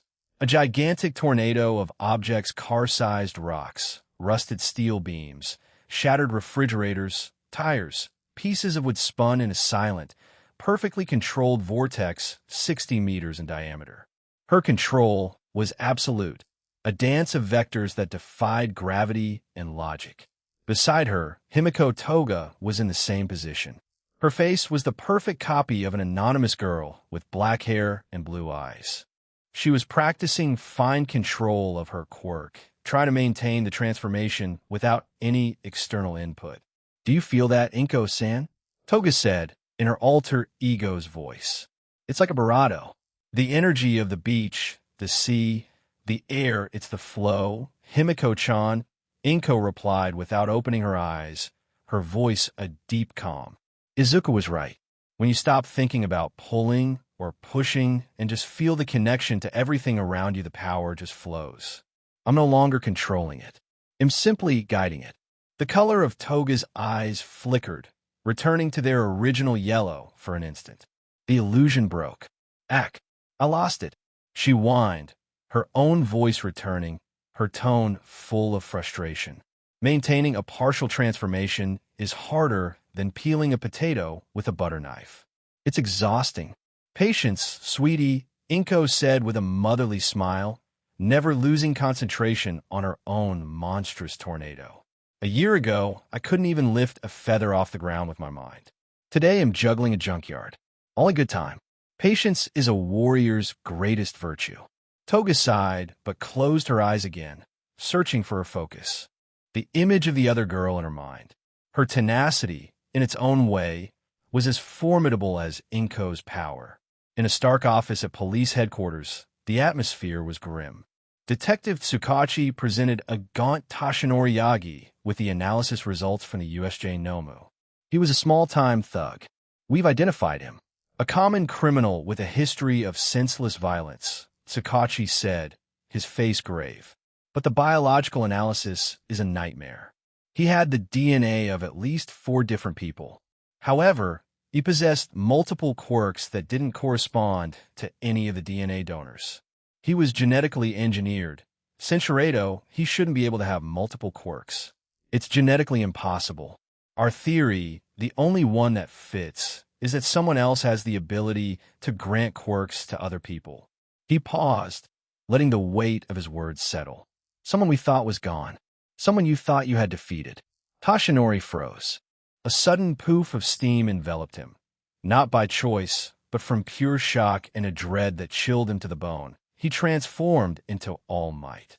Tsukachi, his voice was a low thunder, filled with a dread he hadn't felt in years. If that's true, then it means that he couldn't finish the sentence. He didn't have to. That he has returned. The ominous confirmation that All for One was back in the game hung in the air. A fatal blow to the peaceful future he had sacrificed so much to build. The end of the first day at MT Lattice Agency found Team Midoriya completely exhausted. They hadn't fought villains. They hadn't performed spectacular rescues. They had spent 8 straight hours in the conference room, going over city blueprints, memorizing emergency evacuation protocols, studying past incident reports, and participating in mock press conferences. I think my eyes are going to fall out, Toru complained, collapsing onto a plush sofa in the break room. I never thought being a hero involved so much reading. It's worse than school. It's the foundation of any professional work, Toru-san, Momo replied, though even she looked tired, massaging her temples. Preparation and knowledge of the terrain are crucial to minimizing risks in a real operation. Although I must admit, the level of detail in the property damage reports is exhaustive. At least the food was good, Ochako said, taking a sip of an energy drink they had been provided. I've never had such expensive catering before. Izuku, for his part, wasn't tired. He was electrified. He had spent the day absorbing information like a sponge, his strategist's mind reveling in the logistical complexity of professional heroism. Just then, the conference room door opened and MT Lady walked in. She had changed from her business suit into a beautiful, form-fitting red evening gown. Her hair was swept up in a sophisticated style, and her makeup was flawless. She was no longer the serious boss. She was the celebrity, ready for a night on the town. All right, my stars, she said with a confident smile. You've studied. You've practiced your fake camera smiles. You've proven you can survive an 8-hour meeting without falling asleep. Now it's time for the real show. She walked toward them, her presence filling the room. Your target tonight, billionaire philanthropist Kaido Taniguchi. He hosts an annual charity gala to raise funds for victims of villain attacks. A charming man, a pillar of the community. She paused, her smile sharpening. We also suspect he uses these galas as a front to traffic illegal quirk enhancement technology. His donations to research labs are suspiciously high, and several of his business partners have been linked to the black market. Our mission, she continued, her voice lowering to a conspiratorial whisper, is to infiltrate his charity gala at his mansion tonight, blend in, and steal any data from his central computer that could prove his illicit activities. Senshirado Momo, you'll be the art expert evaluating Taniguchi's collection, an excuse to get near his study. Ochako, you'll be the charming and slightly clumsy guest who can create a diversion if needed. And Tori, you'll be our ghost. Momo, reacting with astonishing speed, immediately got to work and in a matter of moments had created 4 perfect formal outfits for them. Don't fail, MT Lady concluded as they headed for the exit. And above all, try to have a little fun. Espionage is 90 boredom and 10 absolute terror. You're about to find out which one we get tonight. The team, now dressed in their formal wear, stepped into a black limousine that was waiting for them. They were heading not on patrol, but into the glamorous and dangerous Wolf's Den. 81. Chapter 81. The masquerade ball the inside of the limousine was a world of black leather, dim lights, and the soft hum of the engine that completely isolated them from the city at night. Outside, the neon lights of Tokyo slid past the tinted windows like a river of colors. Inside, the atmosphere was a strange mix of nervousness and an almost childlike excitement. Izuku felt absurdly out of place. The tuxedo Momo had created for him was perfect, custom-made, but it felt like a costume. He adjusted his bow tie for the 10th time. Relax, Izuku-kun, Momo said, sitting across from him with natural elegance. Her evening gown, a deep sapphire, shimmered subtly in the light. You look like a penguin about to face a firing squad. It's just, I'm not used to this, he admitted, his face feeling hot. My idea of a fancy night out is when my mom orders pizza with double cheese. Ochako let out a small laugh. Her dress, a soft pale pink, made her look like a fairy tale princess. Same here. I feel like if I move too fast, something's going to break. Probably me. The only one who seemed comfortable in her own skin was Toru.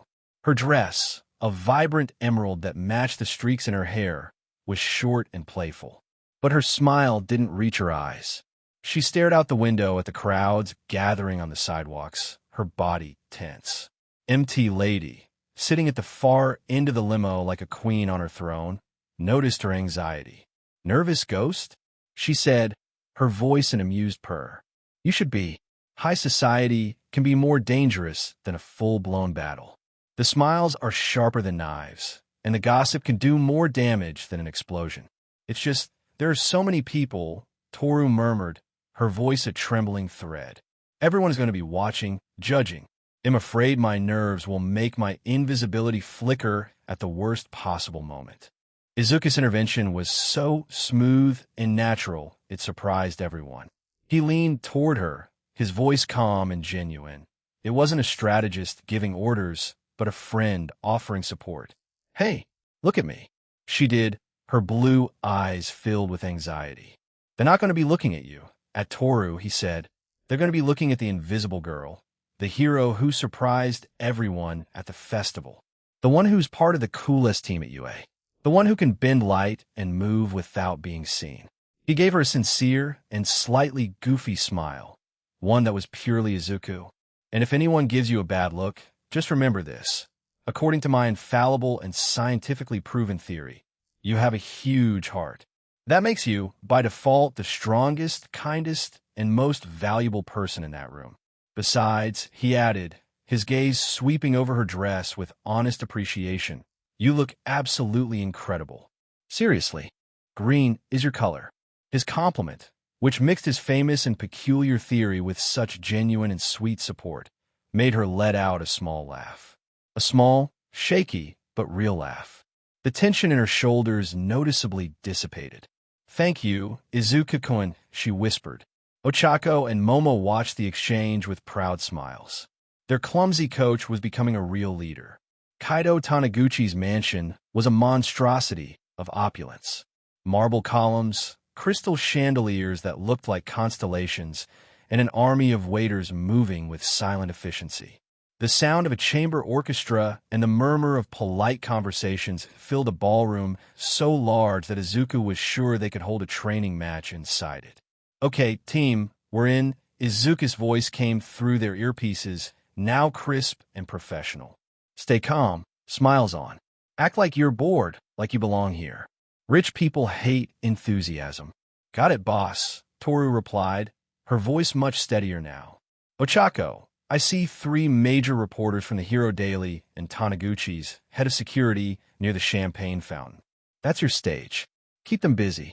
On it, coach, Ochako said, her smile turning charming and a little mischievous. Momo, Taniguchi is talking to the mayor near the large window.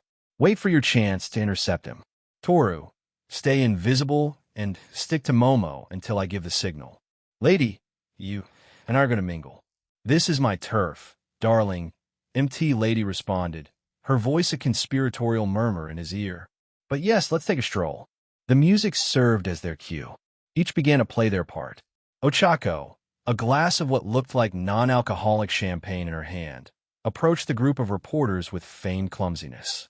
Oh, excuse me, she said, pretending to stumble and spilling a little of her drink. How clumsy of me. With these heels, her natural charm and her festival fame instantly made her the center of attention. In less than a minute, she had them roaring with laughter with an exaggerated and funny story about how she almost made her father's car float by accident. The head of security, a burly man who looked like he was carved from living rock, watched her with a paternal smile, completely distracted from his duties. Across the hall, Izuku and MT Centurado. Izuku-kun is a prodigy. I was so impressed by his tactical performance in the sports festival that I decided to offer him an internship. His mind for strategy is revolutionary. Really? Takeda said skeptically, looking Izuku up and down. And what does the prodigy think of the recent drop in stocks for brute force-type hero agencies? Izuku, without losing his cool, answered, I believe it's a logical market correction, Mr. Takeda. The public no longer values just strength, but also efficiency and the minimization of collateral damage. Agencies that invest in strategy and coordinated teams will see a greater return on investment in the long term. Your company should consider it. The businessman stared at him, surprised by the sharpness of his response. MT Lady smiled, giving his shoulder a supportive squeeze. Their Genius Prot G cover was solidifying. Meanwhile, Momo navigated gracefully through the crowd, her eyes fixed on her target. Taniguchi had finished speaking with the mayor. It was her moment. Taniguchi-san. Kaido Taniguchi turned. He was a middle-aged man, impeccably dressed, censuredo. Such a brilliant mind in such a beautiful young woman. A truly formidable combination. The honor is mine, Taniguchi-san, Momo replied, withdrawing her hand with a polite smile that didn't reach her eyes. I immensely admire your charity work. Helping the victims of villain attacks is the noblest of callings. I do what I can, he said with false modesty. The true nobility lies with you, the future pillars of our society. Your quirk, creation, it's extraordinary. It must require an immense amount of energy and an encyclopedic knowledge. It requires constant discipline and study, she replied, playing her part perfectly. Much like business, I suppose. I've heard your company, Taniguchi Tech, is at the forefront of bioenhancement research. It must be fascinating to work with such brilliant minds. The conversation was a tense game of verbal chess. He tried to flatter her, looking for an opening. She praised him, guiding the conversation toward the topic they were interested in. Perfect, Momo. You got him hooked. He's showing off. Izuku's voice came, calm and precise, in her and Taurus earpieces. Keep him talking about his labs. Toru, the service staircase to your left is clear. The security camera in that hall has a 5-second blind spot every minute. I'm sending you the pattern now. You have a 5-minute window. Move. Now. She slipped through the crowd, an unseen presence in a sea of wealth and power. She reached the service staircase without being noticed. She went up to the second floor, a world of silent, carpeted hallways, a sharp contrast to the party below. Okay, Toru, you can do this, she told herself, her heart hammering against her ribs. You're a stealth hero. You're a ghost. You're the invisible girl. She dodged 2 guards patrolling the hallway, slipping between them while holding her breath. Following Izuku's directions, she arrived at a heavy oak door. Taniguchi's office. Momo had created a small hacking tool for her, a device that looked like an elegant brooch on her dress. She detached it and placed it over the electronic lock. A green light blinked. The door opened with a nearly inaudible click. She entered and closed the door behind her. The office was dark, luxurious, and smelled of leather and money. In the center, a massive mahogany desk, and on it a laptop. The target. I'm in, she whispered into her communicator. Well done, Toru, Izuku replied. Momo is still distracting him, but we don't have much time. Plug in the device. Toru pulled a small data storage device from her evening bag and connected it to the laptop's USB port. A progress bar appeared on the device's small screen. 10, 20. The tension was unbearable. Every second felt like an hour. Come on, come on, come on. The bar reached 98. 99. Just as it was about to hit 100, she heard a faint click from inside the room. It didn't come from the door she had entered through. It came from the wall behind the desk. The knob of a hidden door, disguised as a panel on the bookshelf, began to turn slowly from the inside. Someone was already in there. Toru flattened herself against the wall next to the main door, invisible, her heart leaping into her throat, not daring to breathe. The hidden door opened. A figure dressed entirely in black, agile and silent as a panther, stepped into the office. They wore a mask that covered their entire face. In their gloved hand, they held a small storage device, identical to the one she had just used. The infiltrator stopped in the center of the room. They stood completely still for a second, as if sniffing the air. and then their head turned. Slow, deliberate, directly in her direction. 82. Chapter 82. Echoes in the darkness. The click of the doorknob turning was the loudest sound Toru Hagakure had ever heard. She pressed herself against the hallway wall, her body invisible, her heart a wild drum against her ribs. She wished, with every fiber of her being, that her invisibility were more than just a refraction of light, that it could erase her sound, her scent, her very existence from the universe. The hidden office door opened. The agile, black-clad figure stepped into the silent hallway, moving with the grace of a panther. Then she stopped. Her head, covered by a black mask, turned slowly, like an animal sensing a presence it cannot see.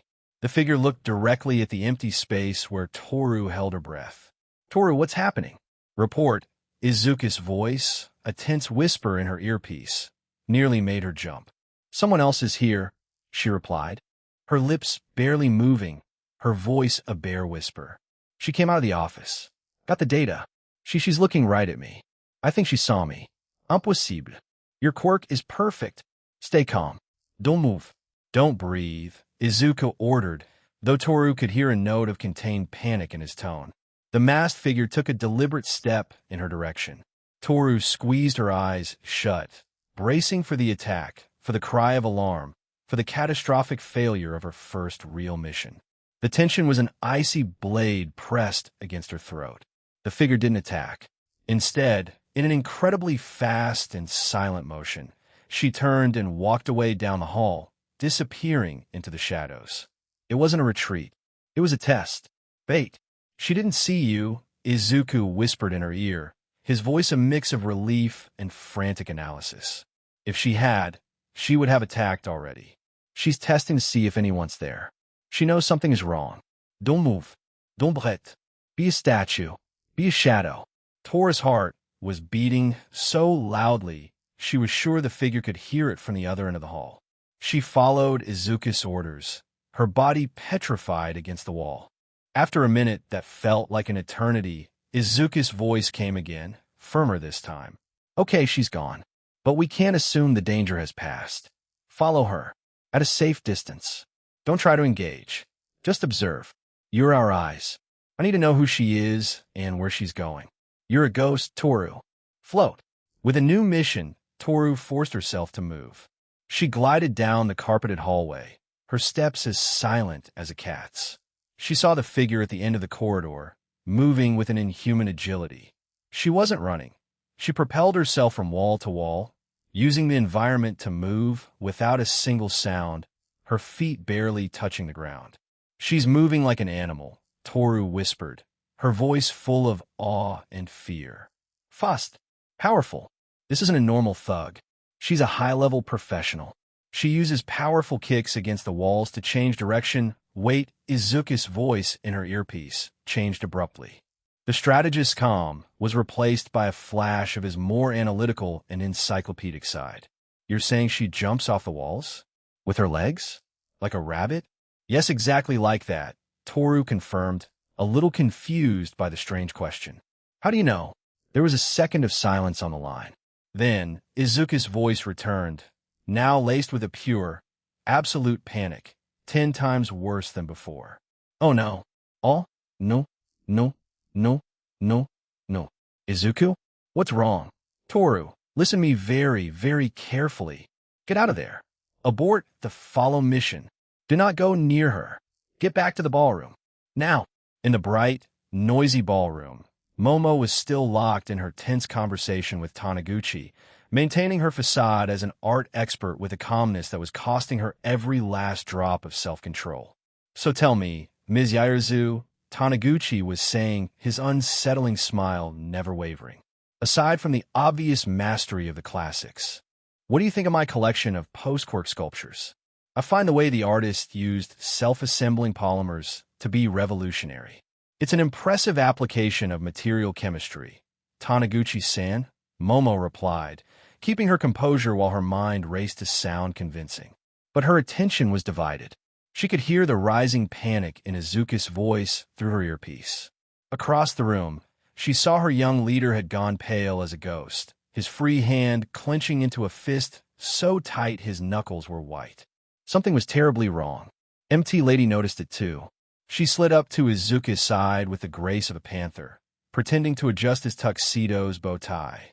"Wonder Boy," she whispered, her voice low and dangerous, her celebrity smile never faltering. "You're pale as a ghost, and you look like you're about to puke on the ambassador's 300,000 yen shoes. What's happening up there? Talk. Now. We have competition." Izuku replied without taking his eyes off an invisible spot on the wall, his voice a taut thread. "The worst possible kind. A variable that wasn't in my calculations." Toru tried to back away silently, following Izuku's panicked order, but it was too late. The figure in the hallway stopped again, her back to her. "I know you were there," the figure said. Her voice was female, strong, and filled with a predatory amusement that chilled Toru's blood. "I can smell your fear. It's sweet, like clover." In a blur of motion impossible to follow, the figure launched herself, not at Toru, but toward the end of the hall. With a devastating kick that seemed to shake the entire building, she shattered a reinforced window and leaped out into the night. Toru, her heart in her throat, ran to the broken window. She peered out carefully and saw the figure leaping from rooftop to rooftop under the moon, a now unmistakable silhouette. A woman with an incredibly muscular physique, white hair, and long, powerful rabbit ears. "Izuku," she said, breathless, into the comms. It was her. Hero number 5. Mirko. There was a long sigh of defeat and resignation on Izuku's line. "I know. The rabbit hero, Mirko." Cinchuredo, the gala's festive atmosphere, now felt like a cruel mockery. The night breeze was cold. Toru, still trembling, told them what she had seen. The flash drive, Mirko's escape, and the fact that she had somehow been detected. "But she's a hero," Ochako exclaimed, confused and scandalized. Why would she steal data from a philanthropist? And why would she act secretly like a villain? MT Lady, who had joined their secret meeting, crossed her arms, her expression grim. "Because Mirko plays by her own rules," she explained, her voice devoid of all glamour. "She's a lone wolf. She doesn't trust anyone, and even less the system. She probably has her own suspicions about Taniguchi and decided to do her own off-the-books investigation. Which means we can't call the police," Momo concluded, analyzing the new, disastrous situation. "And we can't confront her directly. A fight between heroes at a high society party like this, it would be a scandal of biblical proportions. The media would eat us alive. So our mission has changed," Ochako said, taking in the gravity of the problem. "It's not just about stealing Taniguchi's data anymore. Now we have to figure out what data Mirko stole, why she stole it, and potentially get it back from one of the fastest and most dangerous heroes in Japan without anyone ever knowing we were here." Izuku looked at his team. Their faces reflected a mixture of fear and a strange, new determination. The mission had gone from difficult to nearly impossible. 83. Chapter 83. Stardust and Strategy. The limousine's interior was a luxurious tomb. The soft hum of the engine and the silent glide of the tires over the Tokyo asphalt were the only sounds in a space that, on the way there, had been filled with nervous laughter and excitement. Now, the silence was thick, bitter, and smelled of defeat. Ochako stared out the tinted window, the city lights reflecting in her eyes without her truly seeing them. Momo kept her back perfectly straight, but her hands were clenched into fists in her lap. Toru was curled up in her corner, the shimmer of her emerald dress a cruel mockery of her somber mood. Izuku, sitting in the center, simply stared straight ahead, his mind replaying the night's events in an infinite loop. It was MT Lady who broke the silence. With a sigh of contained frustration, she kicked off her stilettos, tossing them with surprising force onto the opposite seat, where they bounced off the leather with a dull thud. She ran a hand through her hair, messing up her perfect coif with a gesture of pure exasperation. "Hours," she muttered to herself, but loud enough for everyone to hear, her voice stripped of all glamour. "Hours of planning. The perfect dress. The perfect event sponsor. The perfect headline in my head. MT Lady and her team of UA prodigies dismantle a Quark-Tech trafficking ring at High Society Gala. It was poetic. It was marketable. It was pure gold. She slumped back in her seat, staring at the ceiling. And it all goes down the drain because of an over-caffeinated rabbit with a Lone Ranger complex. Uncontrollable. Unpredictable. The worst possible variable. We did everything right, Ochako said, her voice low and disheartened. I was charming. I distracted the guards and the reporters. No one suspected a thing. My conversation with Taniguchi was about to give Toru a 10-minute window. Maybe more, Momo added, her tone analytical but tinged with palpable frustration. The logic of my approach was flawless. I was about to get him to confess his polymer supplier. And I was in, Toru whispered from her corner, her voice barely a thread. I was a second away from getting it. And suddenly it was all ruined. We failed. The word failed hung in the air, heavy and ugly. Izuku, who had remained silent, analyzing, finally spoke. His voice wasn't loud. It lacked the frantic energy he sometimes showed. It was calm, serene, and somehow more authoritative than ever. The mission wasn't a failure. Everyone turned to look at him, surprised by the quiet certainty in his tone. MT Lady raised an eyebrow, an expression of pure skepticism on her face. "Excuse me?" she said, her voice dripping with sarcasm. "Did you hit your head in there, my little prodigy? We lost the data. We lost the headline. We lost the chance to expose Taniguchi ourselves. In my book, and any professionals, that's called losing. With all due respect, Yu-san, your book is wrong," Izuku replied, undaunted. The use of her first name left her speechless for a moment. The primary objective of the mission wasn't the headline. He continued, his logic simple and direct. It wasn't for us to get the data. The primary objective was to stop Taniguchi and his illegal operations. Mirko got the data, and knowing her reputation, she's probably already leaked it anonymously to the police or a reliable media outlet. By tomorrow morning, Taniguchi's life will be a complete disaster. He's going down. The villain loses. That, in my book, is a win. MT Lattice's expression softened slightly, surprised by his perspective. She had been so focused on her agency's victory that she had lost sight of Justice's victory. Izuku turned slightly in his seat to look at her directly, and the confidence Namiri had seen in him shone brightly. "Besides, you were incredible tonight." She expected the obvious compliment about her dress, her fame, or how she handled the crowd. But what he said next caught her completely off guard. "The way you handled the mayor and Mr. Takeda was a masterclass in social manipulation. You played your celebrity role perfectly, but with every smile, every gesture, every seemingly superficial comment, you were extracting information and at the same time feeding me data to analyze. It was brilliant, the most subtle teamwork I've ever seen." He paused, and a genuine, slightly goofy smile, the smile of the most honest Izuku, formed on his lips. "And yes, you looked wow. Absolutely spectacular. Seriously, the dress was incredible. But the most impressive thing wasn't the dress, but how you used your brain under it. That's what makes you a top-tier hero, not just a celebrity." The compliment, acknowledging her beauty in such a direct, almost clumsy way, yet valuing her intelligence above all else, completely disarmed her. She just stared at him, a mix of amazement and a strange, warm feeling spreading through her bravado. The girls, for their part, looked at him with a mixture of pride and unrestrained amusement. Their Izuku, the brutally honest one, had struck again, and, as always, had hit the nail on the head. Back at the agency, the atmosphere had completely changed. The frustration had dissipated, replaced by a sense of recontextualized victory. MT Lady didn't dismiss them. Instead, she led them to her enormous panoramic office and went to a minibar elegantly hidden in a wall. "The kid's right," she said, pulling out bottles of high-end ginger ale and crystal glasses. The sound of the fizzing liquid was the only one in the room. One less villain on the streets. I guess that counts as a win. A very messy and unprofitable one, but a win nonetheless. She handed a glass to Izuku first, with a genuine smile that no longer held a trace of her earlier frustration. You got guts, Midoriya, and a sharp mind. I just said what seemed obvious, he replied, a little self-conscious.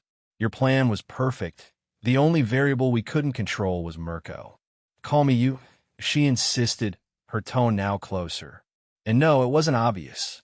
Sometimes I get so caught up in the MT Lady brand that I forget the hero's goal. She winked, her usual playful tone returning. And you're not wrong. My brain is my best skill. My overall presentation is impressive, too. Izuku blushed, but this time he smiled instead of panicking. Why, yeah, that's pretty obvious, too. You let out a genuine, loud laugh. I like you, kid. You're direct. Most people around me are either sycophants or idiots who can't hide it. So we did win after all, Toru exclaimed, taking her glass cheerfully. I guess so, Ochako said, her discouragement completely gone.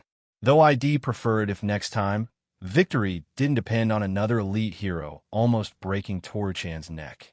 The conversation turned lighter. They sat on the sofas, sipping their sodas, the mission's tension evaporating. MT Lady asked them about their quirks, this time with genuine curiosity, not like a boss evaluating her subordinates, and gave them honest advice they wouldn't find in any textbook. Listen up, kids, she said, her tone turning serious again, that of a mentor. The hero world isn't like the sports festival. It's not always about who's the strongest, but who tells the best story. The press, the sponsors, the public, they're always looking for a narrative. Her gaze fell on each of them, one by one. You four, your story is teamwork. Unity. It's your greatest strength and your most marketable product. Nizu is right about you, Izuku. You're a force multiplier. Keep this team together. They're worth their weight in gold. And if you ever need advice on how to handle a vulture of a reporter or a stingy sponsor, my door is open. As they said their goodbyes at the agency entrance much later, she ruffled Izuku's hair with an almost big sisterly gesture. Their mutual respect had been forged in the chaos of a seemingly failed mission. Izuku arrived home, exhausted but strangely satisfied. Toga was waiting for him, sprawled on the couch with her legs stretched out, pretending to watch a B-horror movie. She was wearing one of the pajama sets the girls had given her, which made her look absurdly normal. Well? She asked without looking away from a rubber monster attacking a group of teenagers. Did you get to study the giant hero's impressive technique? Izuku smiled, too tired to blush. He walked over to the couch. It was a win, in its own way, he said, his voice soft with exhaustion. Taniguchi will fall. That's what matters. With a natural, familiar motion, he gently lifted Toga's legs, sat down, and rested them across his knees. Surprised, she didn't protest. She readjusted, resting her head on a cushion as Izuku began to stroke her legs from ankle to knee, an absent-minded, affectionate gesture as his gaze was lost in the movie. And you? He asked quietly. How was your day? Did you train with Mom? Toga glanced at him from the corner of her eye. The unexpected domesticity of the moment disarmed her. It felt nice. Yeah, she replied, her playful tone softening. Inko-san is a beast. Her control over that garbage tornado is terrifying. And my transformation, I managed to hold her eyes for almost 10 seconds straight. That's amazing, Toga, he said. You're improving so fast. She smiled. Your mom says I'm getting prettier. She's not lying, he replied without thinking. You look cuter every day. Barato alive. The compliment, so simple and sincere, sent a warm, pleasant feeling spreading through Toga. She turned to look at him better, her smile becoming genuine. He was no longer looking at her.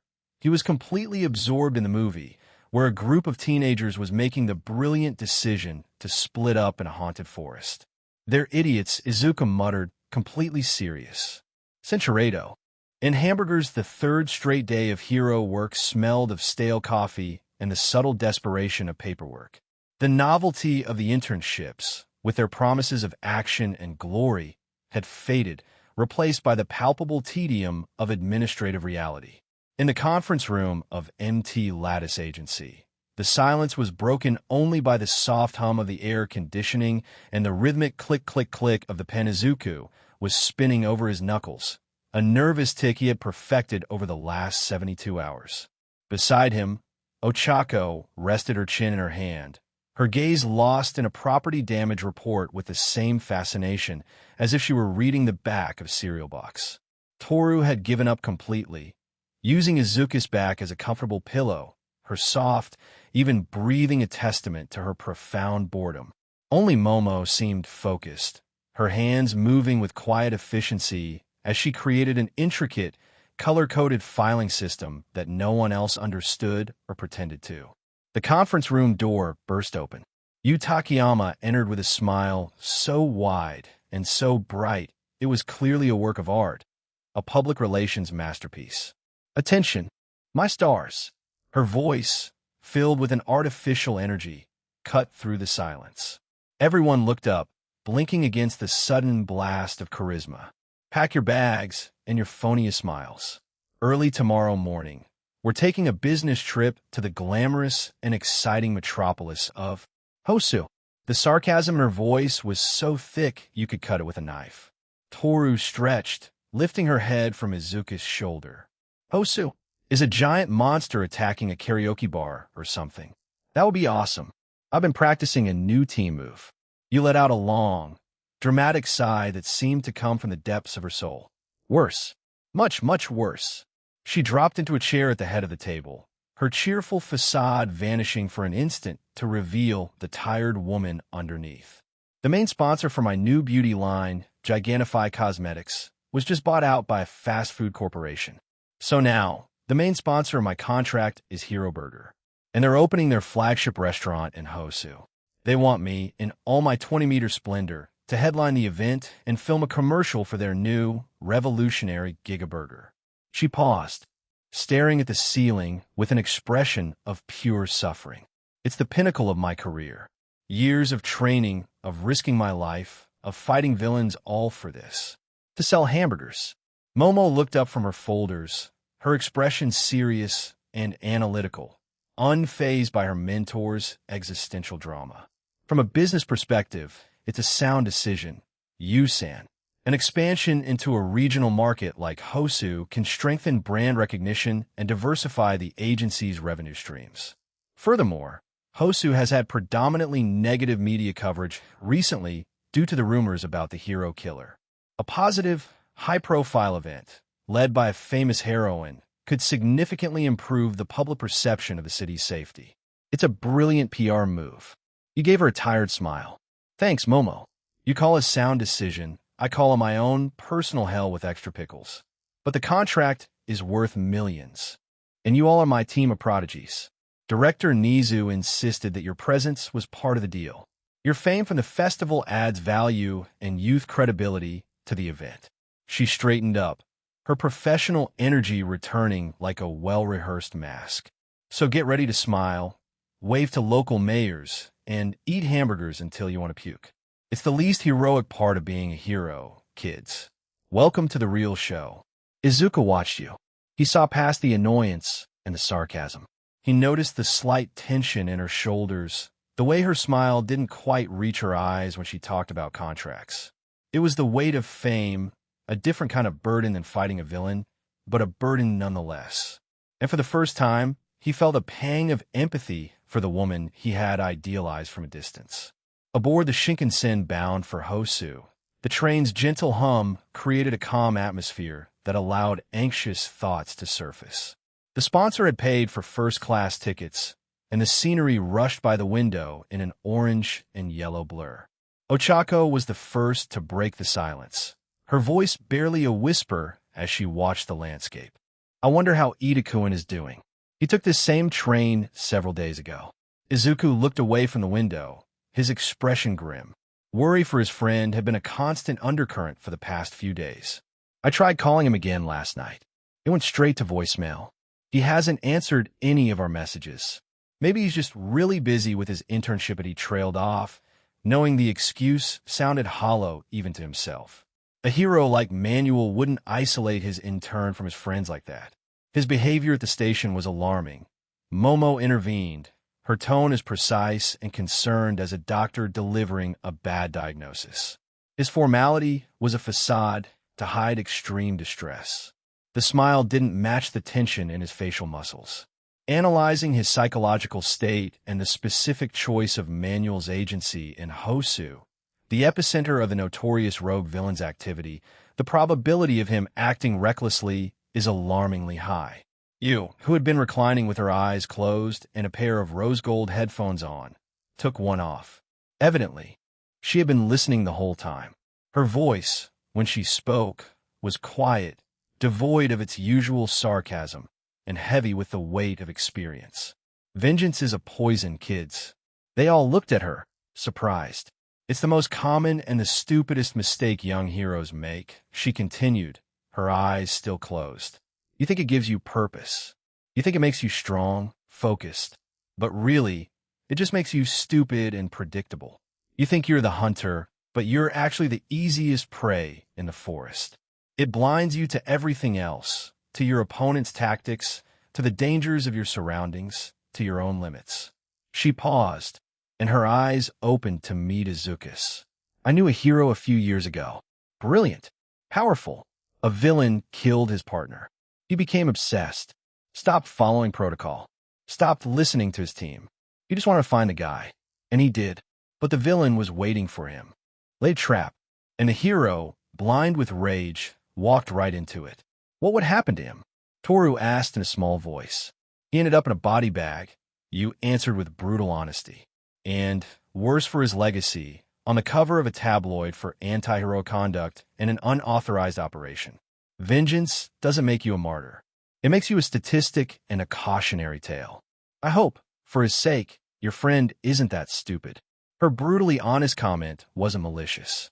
It was a warning forged in experience. The cynicism of a professional who had seen too many colleagues fall for the wrong reasons. A heavy silence settled over the compartment. The team's worry now had a clear and terrifying cause: vengeance. The station in Hosu felt different from the one in Tokyo. The air was more tense. There were more police officers on patrol, their eyes constantly scanning the crowd. People walked a little faster, their shoulders a little more hunched. The shadow of the hero killer was palpable.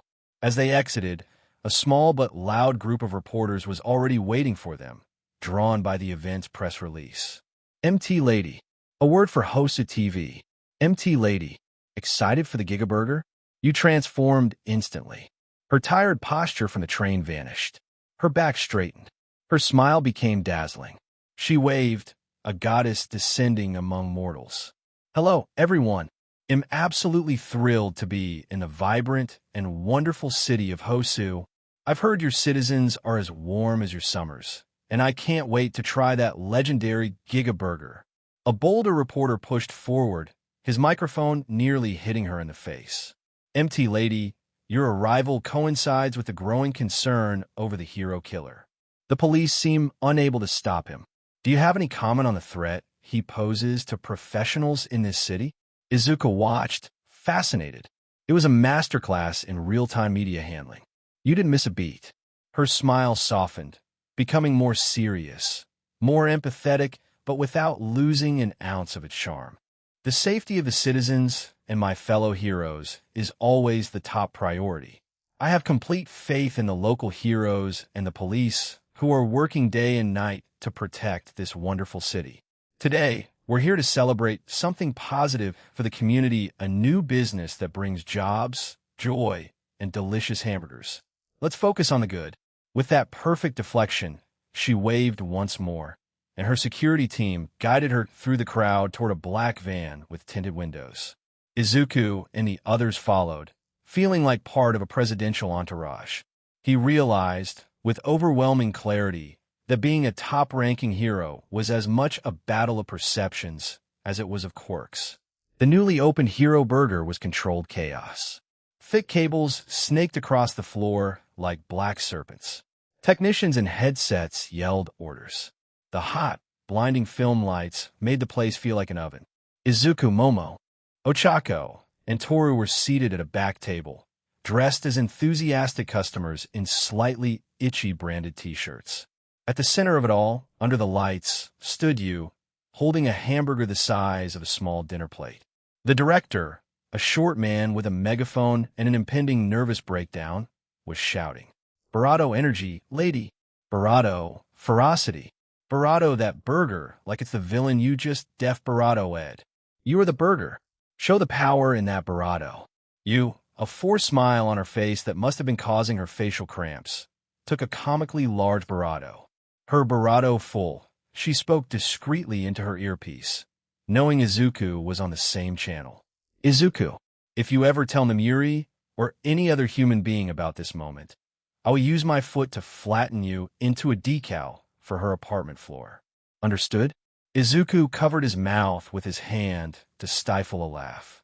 Hunching over the table, he whispered back, "Your professionalism is inspiring, Yu-san. You're selling that hamburger with admirable conviction. The public is going to believe you truly love that Gigaburger. Shut up and eat your free hamburger, you smart aleck. And pray I don't choke." Despite the threat, Izuku could perceive the suppressed amusement in her tone. In the midst of this media circus, they had found a small moment of camaraderie. Meanwhile, at the back table, the girls were having their own conversation. "Do you think if I smile wider, the camera will catch me by accident?" Toru asked, subtly waving her arms whenever the camera panned in their direction. Mom. Ochako took a huge bite of her own burger. This free hamburger is the best thing that's happened to us in these internships so far," she mumbled with genuine bliss. Momo, for her part, was analyzing the bun's composition. "The texture is surprisingly airy. I suspect they use a modified yeast-based leavening agent to achieve this consistency without sacrificing structural integrity." Fascinating. The afternoon passed in a haze of retakes, angle changes, and yelling from the director. Finally, as the sun began to set, they got the shot. The team headed to their hotel. It wasn't a business hotel. It was a 5-star hotel that you had booked for everyone, her way of apologizing for the hamburger mishap. She had assigned them a luxury suite with several rooms and a common living area. It was spacious, quiet, and the antithesis of the chaos they had just left behind. "All right, stars," you said, kicking off her heels at the suite's entrance. "You have the rest of the night off.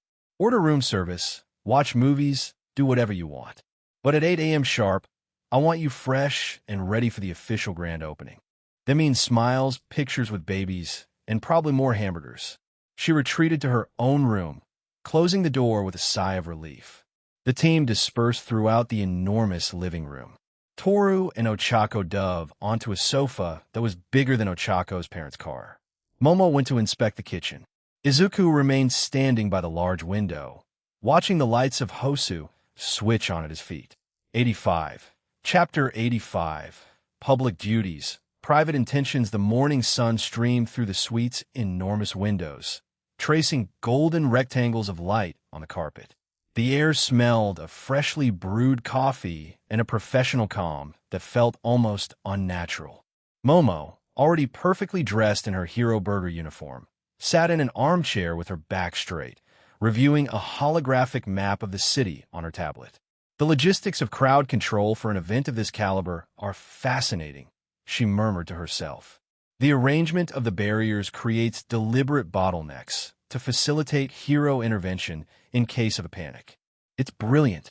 What's brilliant is that they managed to make these shirts less itchy than yesterday's," Ochako complained, adjusting hers with a nervous grimace. Toru, standing before a full-length mirror, was practicing her smile.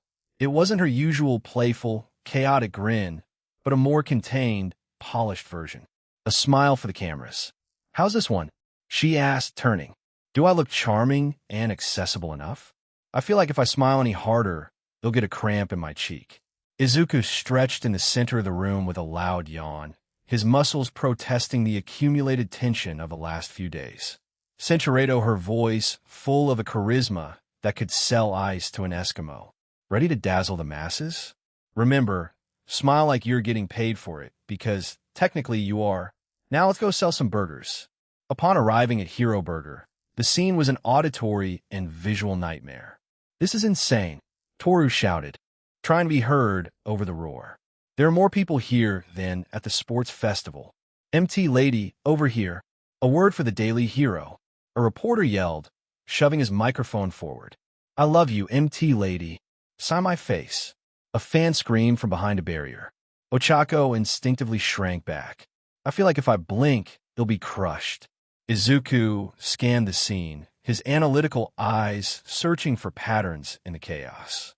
He saw Death Arms, the local hero assigned to crowd control, his jaw clenched so tight it looked like it might shatter his teeth.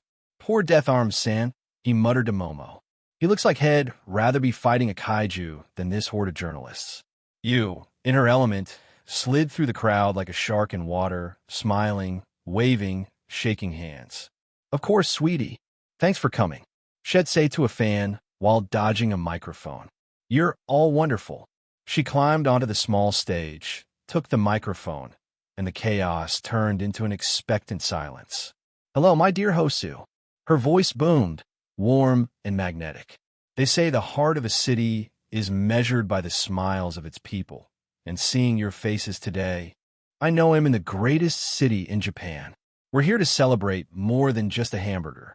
We're celebrating community, hard work, and the indomitable spirit that makes Hosu such a special place. So let's eat, let's celebrate, and let's show the world that the future is bright, delicious, and giga-sized. The crowd roared. With a theatrical gesture, she cut a red ribbon with a pair of giant golden scissors. Immediately, she was besieged. MT Lady, any comment on the growing threat of the hero killer? A reporter shouted. There's only one threat today, and it's that we might run out of their delicious new special sauce, she replied with a dazzling smile, dodging the question with the grace of a dancer. After the ceremony, the real challenge began, an hour of photos and autographs. My son adores you. Can you sign his shirt? An excited mother asked. Of course, sweetie. You would answer, her smile never faltering. MT Lady, you're the best. We love you, and I love you all. Thank you for your support. Izuku and the team watched her from the VIP area, feeling like part of the scenery. With every flash, with every signature, they saw a small part of her energy drain away. The smile, though professional, was starting to tense at the edges. When there was finally a break, they saw her stagger toward them, her shoulders slumped. Izuku stood watching the crowd intently, a point of stability in the chaos. You came up behind him, and without a word, leaned against his back. Senshiredo, first Toru-san, now you-san. Has my quirk developed a secret secondary ability? Barado Aura for heroes? Is this my true purpose in life? Domuv, Midoriya. Stay calm. You're a pillar. A steady, reliable pillar. Meanwhile, in the streets of Hosu, the midday sun cast hard, long shadows in the alleyways. Ida walked beside Manuel, his posture so rigid he looked like a robot. His helmet hid his eyes, but the tension in his jaw was visible. And that's why we always patrol in pairs, maintaining a 180-degree visual perimeter, Manuel explained patiently. A hero's first duty on patrol is general environmental observation, not obsessive searching. If you don't focus, you'll be a danger to Manuel cut himself off. Ida had stopped dead in his tracks. Across the street, a lone figure was emerging from a convenience store, Shoto Todoroki, in his hero costume. Ida's voice was a tense, almost inaudible whisper. Todoroki-kun, what are you doing in Hosu? Todoroki's tone was as cold as ever, but with a hint of disdain that didn't go unnoticed. My father. He's hunting a high-profile target. He insisted I accompany him as backup. Ida's face hardened under his helmet. His voice was a venom-laced whisper. The hero killer. It wasn't a question. Yes, Todoroki confirmed. A heavy silence formed between them. Ida turned to his mentor, his tone shifting to a formal and calculating one, using logic as a weapon. Manuel Sensei, with all due respect, Endeavor's agency has requested tactical support for a high-priority case. Given that Todoroki and I established effective combat synergy during the sports festival, it would be the most logical and efficient course of action for me to assist him directly. It would maximize our chances of success and ensure better interagency coordination. Manuel sighed, a sound of defeat. He knew it was an excuse, a manipulation as transparent as it was dangerous, but the logic was impeccable. He couldn't refute it without directly accusing Ida of his intentions.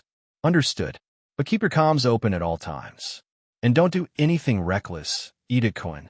Ida gave a sharp nod and crossed the street to join Todoroki.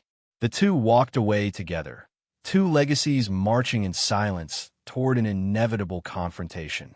Back in the hotel suite, the team was sprawled across the living room, completely exhausted. You had taken off her heels and was lying face down on the couch, her face buried in a cushion. "I can't feel my face," she mumbled into the fabric. "I think my smile is stuck like this." After a few minutes of silence, she pushed herself up, revitalized by the short rest. She went to her purse, pulled out a wallet, and from it, a thick wad of 10,000 yen bills. She approached the group and handed several bills to each of them. "Consider this a bonus for media combat and an apology for the hamburger torture." She smiled. "You're free. You have the rest of the day to explore Hosu. Buy whatever you want. Do what teenagers do. I need some retail therapy. The number of fake smiles I've used today requires an urgent restock of new clothes." Tora's face lit up. "I'm going with you, Yu-san. Now that people can see me, I need a whole new wardrobe. I can't live in just uniforms." Ochako and Momo exchanged a look and decided to go find a famous local bookstore they had read about in a guidebook. Just as Izuku, feeling liberated, was about to slip away to find a hero merch store, a hand landed firmly on his shoulder. He turned robotically to see you with a raised eyebrow. "And where do you think you're going, Midoriya? A gentleman always carries his partner's bags." Izuku blushed. But you're not my partner, Yu-san." Yes, smile turned determined. "True, but that doesn't apply to Toru-chan, does it? After your quirk left her, let's say exposed, I don't think the poor girl has any secrets from you anymore. The line between friends and boyfriend-girlfriend has turned to dust." Toru let out a high-pitched shriek and turned completely invisible from embarrassment, though everyone imagined she was as red as a tomato. Izuku sighed, defeated and cornered. "All right, I give up. Wait a minute. Going shopping with him? With MT Lady? Shopping for stylish clothes?" His mind projected a rapid succession of images. You trying on an elegant evening gown, fitted trousers, and a stylish shirt. He sighed, but this time it was with contained excitement. "I definitely have to go." As you and Toru dragged a resigned but secretly thrilled Izuku toward the door, Momo stopped them. "One moment." From one of her bags, she produced several small items. "The situation in Hosu is volatile. Safety is the priority." She handed each of them a sleek device that fit over the ear. Long-range communicators. She gave them small adhesive discs. "And these, GPS trackers. Everyone's location will be displayed in real time on an app on our phones, just in case anyone needs support." The group nodded, accepting the devices. The promise of a fun afternoon of shopping was now tinged with the practical and ominous reminder of the danger lurking in the streets of Hosu. 87. Chapter 86. Retail Therapy and Distraction Tactics. The silence in Hosu books was almost reverential, a refuge from the city's hustle and bustle.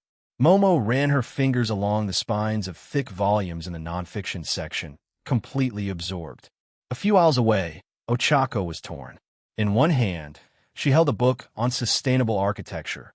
In the other, the latest volume of a popular shoujo manga. Ochako approached her friend with a curious smile.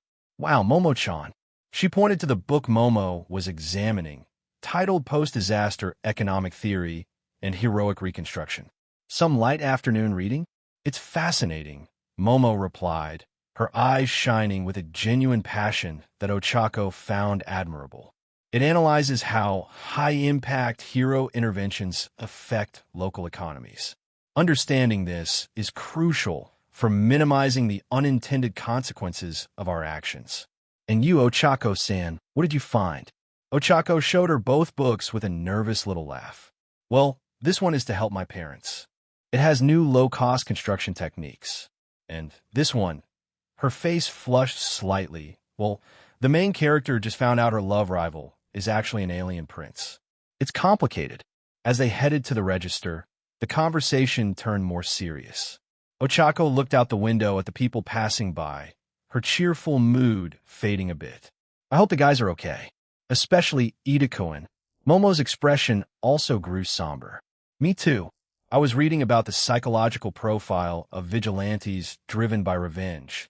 Logic and emotion are often adversaries, Ochako-san. The most solid strategy can crumble with a single irrational impulse.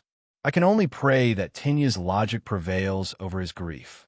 They paid for their books and stepped out onto the sunny street. The feeling of normalcy fighting against the silent worry for their friend. The Hosu Sky Plaza Mall was an assault on the senses. Bright, loud, and crowded. Toru, wearing the simple summer dress that you had insisted she buy first, was a magnet for stares. People stopped to watch her, dazzled. You, on the other hand, wore huge sunglasses and a baseball cap, pulling off an incognito celebrity aura that, paradoxically, also drew attention. Hey, gorgeous. A guy cut Toru off. Haven't seen you around here before. Are you new in town? Izuku stepped between them with a tense smile. Sorry, she's with us. We're in a hurry. Another one appeared on their other side, blocking their path. Whoa, with a face like that, you must be an angel. Did it hurt when you fell from heaven? Izuku's hero brain activated, using his analysis as a weapon. Interesting choice of phrase. It's number 3 on the list of least effective pickup lines according to Hero Weekly magazine. Your posture indicates you favor your right leg, perhaps an old sports injury? Your approach is far too direct, suggesting a 92% probability of failure based on my friend's micro-expressions of rejection. The guy stood there slack-jawed, blinking.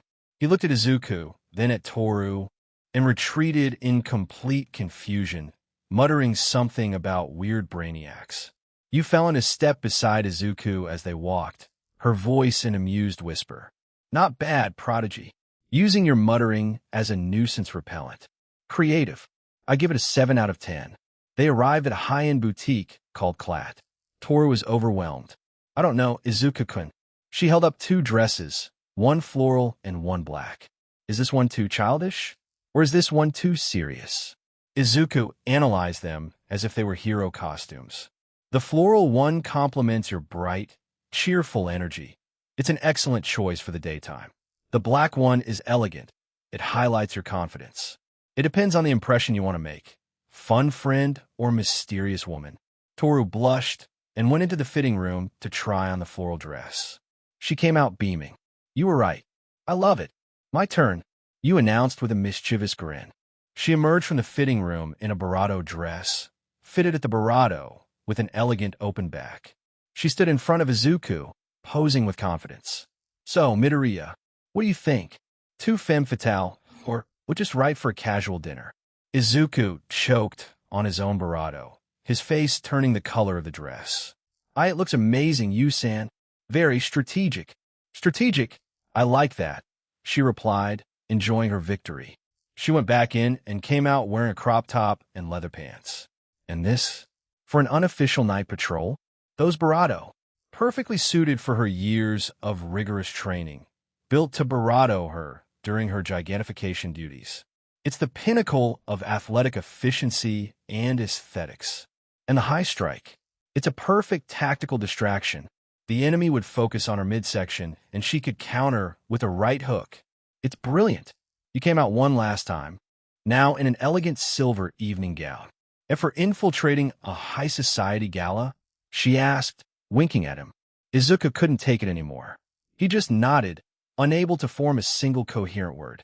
Toru, and you burst out laughing. A while later, Izuku was walking awkwardly through the mall, completely hidden under a tower of luxury brand shopping bags. Izuku-kun, watch out for the fountain, Toru shouted between laughs.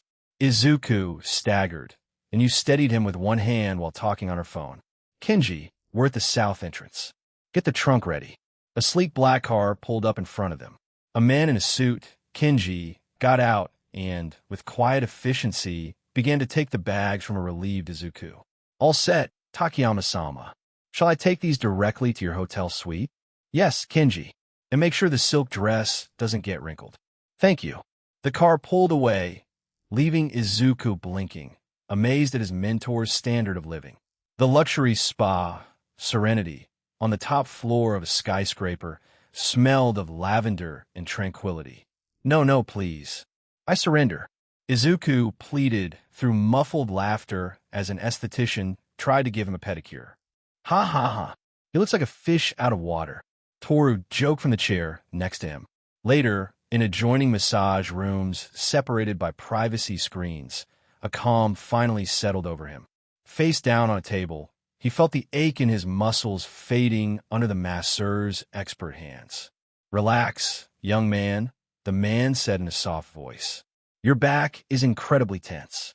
Izuku lazily opened his eyes and glanced to the side. Through the screen, he could see Yes' table. She was lying down, resting quietly during her barato. Izuku looked away and went back to relaxing. It wasn't a lecherous stare, but one of pure admiration. He saw the defined lines of her dorsal muscles, proof that barato was that of an elite athlete, strong and powerful. It's not just MT Lady, the hero from the billboards, he thought. It's you. And her back tells a story. It's truly impressive. He felt guilty and fascinated at the same time. After the massage, the three of them were in a relaxation room, wrapped in plush robes and sipping herbal tea. "Okay, I could get used to this," you said with her eyes closed and a genuine smile. "I feel like my face muscles have finally unclenched. I've never felt so light," Toru exclaimed. "It's like I'm really floating." Izuku looked at her with a sincerity that surprised you. "This was definitely an excellent decision to come with you guys. Thanks for inviting me." It was 5 in the afternoon. The evening sun bathed Hosu in a golden light. The three of them walked down a quiet street with no particular destination. The conversation was easy light. They talked about their favorite foods, about silly TV shows. The tension and forced jokes were gone. They weren't a hero and her interns. They were just you, Toru, and Izuku, a group of friends enjoying a peaceful day. "I can't believe you like pineapple on pizza," Izuku-kun, Toru said, feigning horror. "It's a perfect balance of sweet and salty. It's culinary science." You laughed, a genuine and carefree sound. They walked together as night began to fall on Hosu, in a perfect peace, unaware of the storm that was about to break. 88, Chapter 87. The conviction of monsters I've heard enough. Stain's voice was deep, a sentence handed down in the gloom of the bar. Tamura Shigaraki, lying on the floor under the hero killer's boot, stopped struggling. Hirojiri remained paralyzed a few feet away, his misty body unable to intervene. Your League of Villains is a whim. A childish goal born from a tantrum, Stain continued, his icy gaze judging the young man from above. Sans les destructions, that's the goal of a brute, not someone with conviction. What are you after? Fame? Attention? You're just like the false heroes I purge, only with a barato depressing aesthetic. You have no philosophy to sustain you. Tamura scratched his neck barato aggressively. Shut up, you crazy lunatic. You're no one to judge me. You don't know anything about me. I know what I see. A spoiled child whining in the dark, surrounded by broken toys. Tell me, Tamura Shigaraki, once you've barato everything you hate, once you've burned the world, what will be left? What will you build on the ashes? Stain paused, letting the poisoned question settle. Nothing, because there is nothing inside of you. You are empty. Stain raised a knife, the notched blade gleaming faintly. The tip approached Tamura's face, but instead of recoiling, Shigaraki's frustration solidified into a pure, terrifying conviction. His voice, once a whimper, became a growl filled with a primordial hatred. Build? Reform? That's the language of heroes. The language of hypocrites. I don't want any of that. His voice rose, becoming a shriek of fury. I want to crush this society that smiles stupidly while worshiping a single man. I want everyone to see how fragile their peace is, how useless their symbol is. I want to destroy until there's nothing left of him, nothing of his legacy. In a blinding motion, Tamura's hand shot out, his 5 fingers closing around the knife's blade. There was no blood. The blade disintegrated, turning to gray dust that slipped through his fingers. I want to erase everything, starting with the things he loves.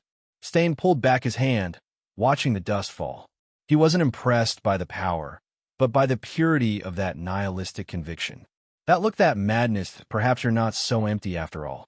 His tone shifted, becoming practical. Fine. Well, see what kind of chaos your conviction can cause. For now, our goals align. I want to cleanse this city of its false idols. And what do I get out of it? Tamura snapped, getting to his feet.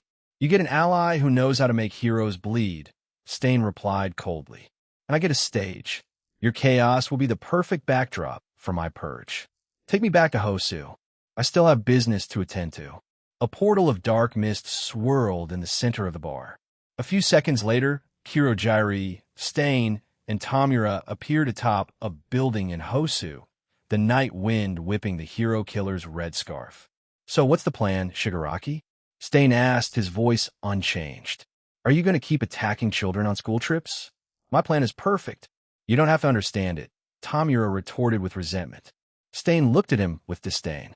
As you wish. I have my own purge to continue. He turned and, with an agile leap, disappeared into the shadows of the rooftops. Tamura watched him go, his irritation palpable. I don't like him, he said in a childish, spiteful tone. I don't want that guy on my team. He thinks he's so important with his boring speeches.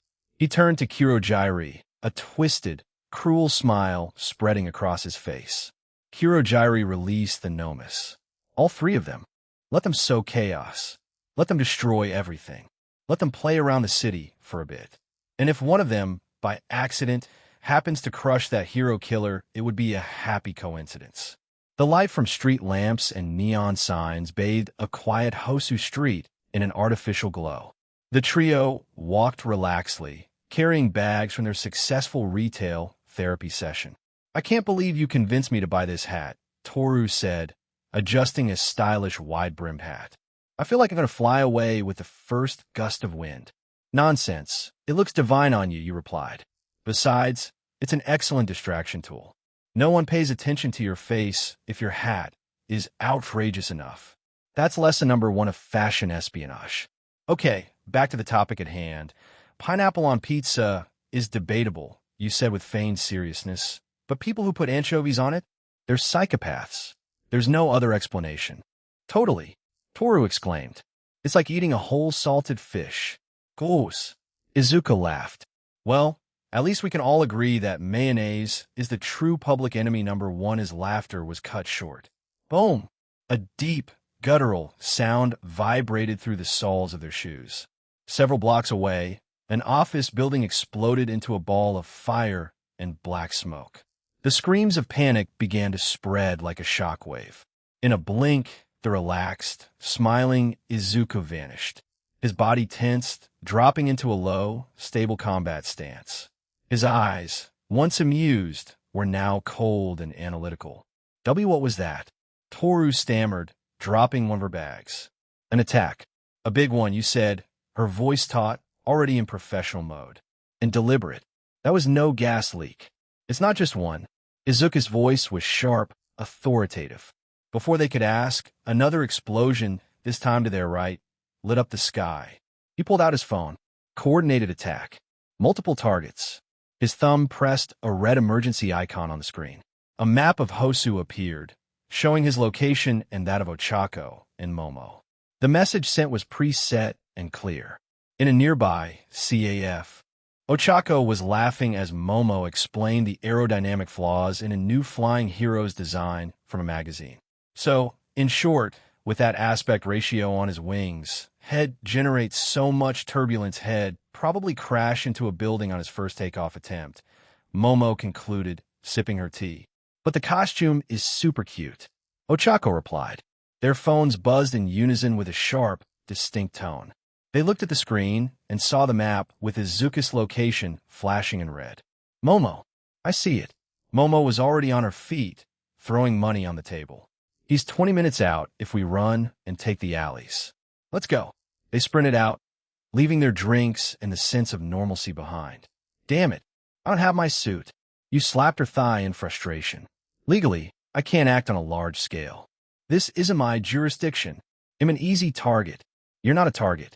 You're a seasoned professional, Izuku answered. Your duty right now is survival. Our priority is to regroup. The hotel is too predictable. We'll move to a defensive point and wait for the girls. You-san, take point. Toru-san, Cover our rear. We'll be in the middle. Stay close and don't get separated. They began to move, not running blindly, but at a tactical jog, sticking to the walls of buildings, using the shadows that stretched in the darkness. The air filled with the smell of burning and the distant sound of sirens. "This is insane," Toru gasped, her shopping euphoria replaced by a palpable fear. "We're not trained for this. We were supposed to be eating ice cream." "Shut up and keep running," you snapped, her voice harsh but not cruel. First rule of urban survival. Panic defeats you faster than bullets. Keep your head down and your eyes open. "Izuku route?" "2 more blocks west. Then we turn south," he replied breathlessly, his mind a map. "There's an abandoned warehouse complex. Multiple points of cover, good visibility, and most importantly, away from the main streets. ITLL give us a tactical advantage." Good thinking, you approved. Low-level villains are always drawn to the main chaos. The side alleys should be clearer. "And what if they're not?" Toru asked. "Then we improvise," Izuku said with a calmness that reassured her more than any empty promise. They moved down a wide, dark alley. The flickering light from distant fires was the only illumination, creating shadows that stretched and shrank like living things. Izuku stopped dead. A choked gasp escaped him. "Izuku-kun, what's wrong?" Toru whispered, alarmed. It wasn't a sound. It wasn't a sight. An icy chill shot down his spine. A sharp, chilling awareness flooded his senses. It wasn't his own fear. It was the perception of an external intent, so sharp and lethal, it was like an invisible blade grazing his soul. "Someone is watching us," he gasped, his voice tight. "I feel a Barado. Aimed at you, Yusan." The presence Barado danger. What happened next lasted less than a second. His empathic acuity triggered the alarm. His adaptive reflexes activated. His body moved. His biovector control overloaded his muscles. A whump of displaced air. His perfect agility and balance granted him an impossible grace. He lunged forward and to the left, closing the distance with you in a single, fluid motion. His hand gripped her Barado. He pulled her back into a protective and fierce hold. As he moved, his light refraction control warped his silhouette, turning the motion into a confusing blur. "Izuku, what is going on?" A startled cry escaped you. A sharp thwip chunk echoed. A serrated dagger embedded itself in the brick wall, spitting out dust, exactly where Yes' neck had been. You stared at the dagger, her eyes wide. Then at Izuku. His face was a mask of deadly concentration. From the darkness, Stain emerged. He took his time, each step deliberate. His icy gaze was locked on you. "MT lady, the cover girl hero. I saw you on the news. Selling burgers. Smiling for the cameras while the city trembles." He took another step, the firelight illuminating his grotesque mask. "Do you even remember what it is to be a hero? Or do you only remember the sound of applause and the greed for money? Your only interest is your own image, your own fame. You are the embodiment of everything I despise." He unsheathed another blade, holding it up with a menacing glare. "You are a disease, a fraud, an imposter who sullies the sacred name of hero for vanity and money. And imposters must be purged." 89. Chapter 88. 7 minutes of misery. The air in the alley wasn't just cold. It was charged with a Barado intent so dense it felt like a heavy weight, a weight that made it hard to even breathe. The stench of damp trash and rust mingled with the metallic smell of blood that Stain seemed to exude. Izuku still held you, whose heart was beating with a wild force against his palm. At his side, Toru was paralyzed, an invisible statue of fear. Stain, the hero killer, the one who defeated Ingenium, the one who maimed Ida's brother. Izuku's mind was racing. You can't transform here. The collateral damage would be catastrophic. Wed crushed Toru and half the neighborhood. Toru is agile, but she's not a frontline fighter against someone like him. My skills are evasive and analytical. We can't trade blows. We can't even block. Only dodge. We're 2 students and a hero without our main weapon. Impossible. Panic was an icy tide threatening to drown him. We can't win. The girls. He glanced discreetly at his phone screen. Momo's tracker was blinking, getting closer. 7 minutes. If we survive for 7 minutes, they'll get here. 7 minutes of chaos. We won't last. Unless Stain took a step, his notched sword ready. The fierce intensity emanating from him was a physical pressure that made Izuku shake, but his empathic acuity, a lingering remnant of Nomura's manual, helped him analyze it, not just fall victim to it. Wait. Izuku's voice was surprisingly firm, a pillar in the storm. Stain stopped, his head tilting with the curiosity of a predator sizing up an unusual target. Before you take us down, at least tell us why, Izuku continued, pushing the words out his tight throat. What has she done to deserve this? Being famous? Appearing on the news? That's not a crime. Stain's gaze fell on Izuku for the first time, loaded with absolute disdain. Get out of here, kid. My purge isn't for your kind. I don't kill children playing hero, only those who tarnish the name. My target is the imposter. He doesn't want to talk to me. He only cares about her. The key is his philosophy, his twisted, fanatical conviction. I need her to talk. I need him to listen to her. Izuku deliberately bravado you by the arm where he still held his hand. It was a pragmatic, shocking, and desperate bravado in the midst of terror. You let out a choked gasp and looked at him, her eyes wide with disbelief. What are you doing at a time like this? Buy us time, Izuku whispered, so low only she could hear. Reason with him. Talk about your philosophy. Yours against his. We need 7 minutes. You understood instantly. Her expression shifted from shock to a steely resolve. She gently freed herself from Izuku's grip and stepped forward, placing herself between Stain and the students. Her fear was palpable, but her stance was that of a professional hero refusing to back down. Zoemon imposta, cool? Her voice, though trembling, was laced with a challenge that surprised Stain. Because I smile for the cameras? Because people know my name? You use the title of hero as a costume for vanity, Stain replied, his voice a harsh hiss. You're a billboard, not a beacon. Heroism is sacrifice, not self-promotion.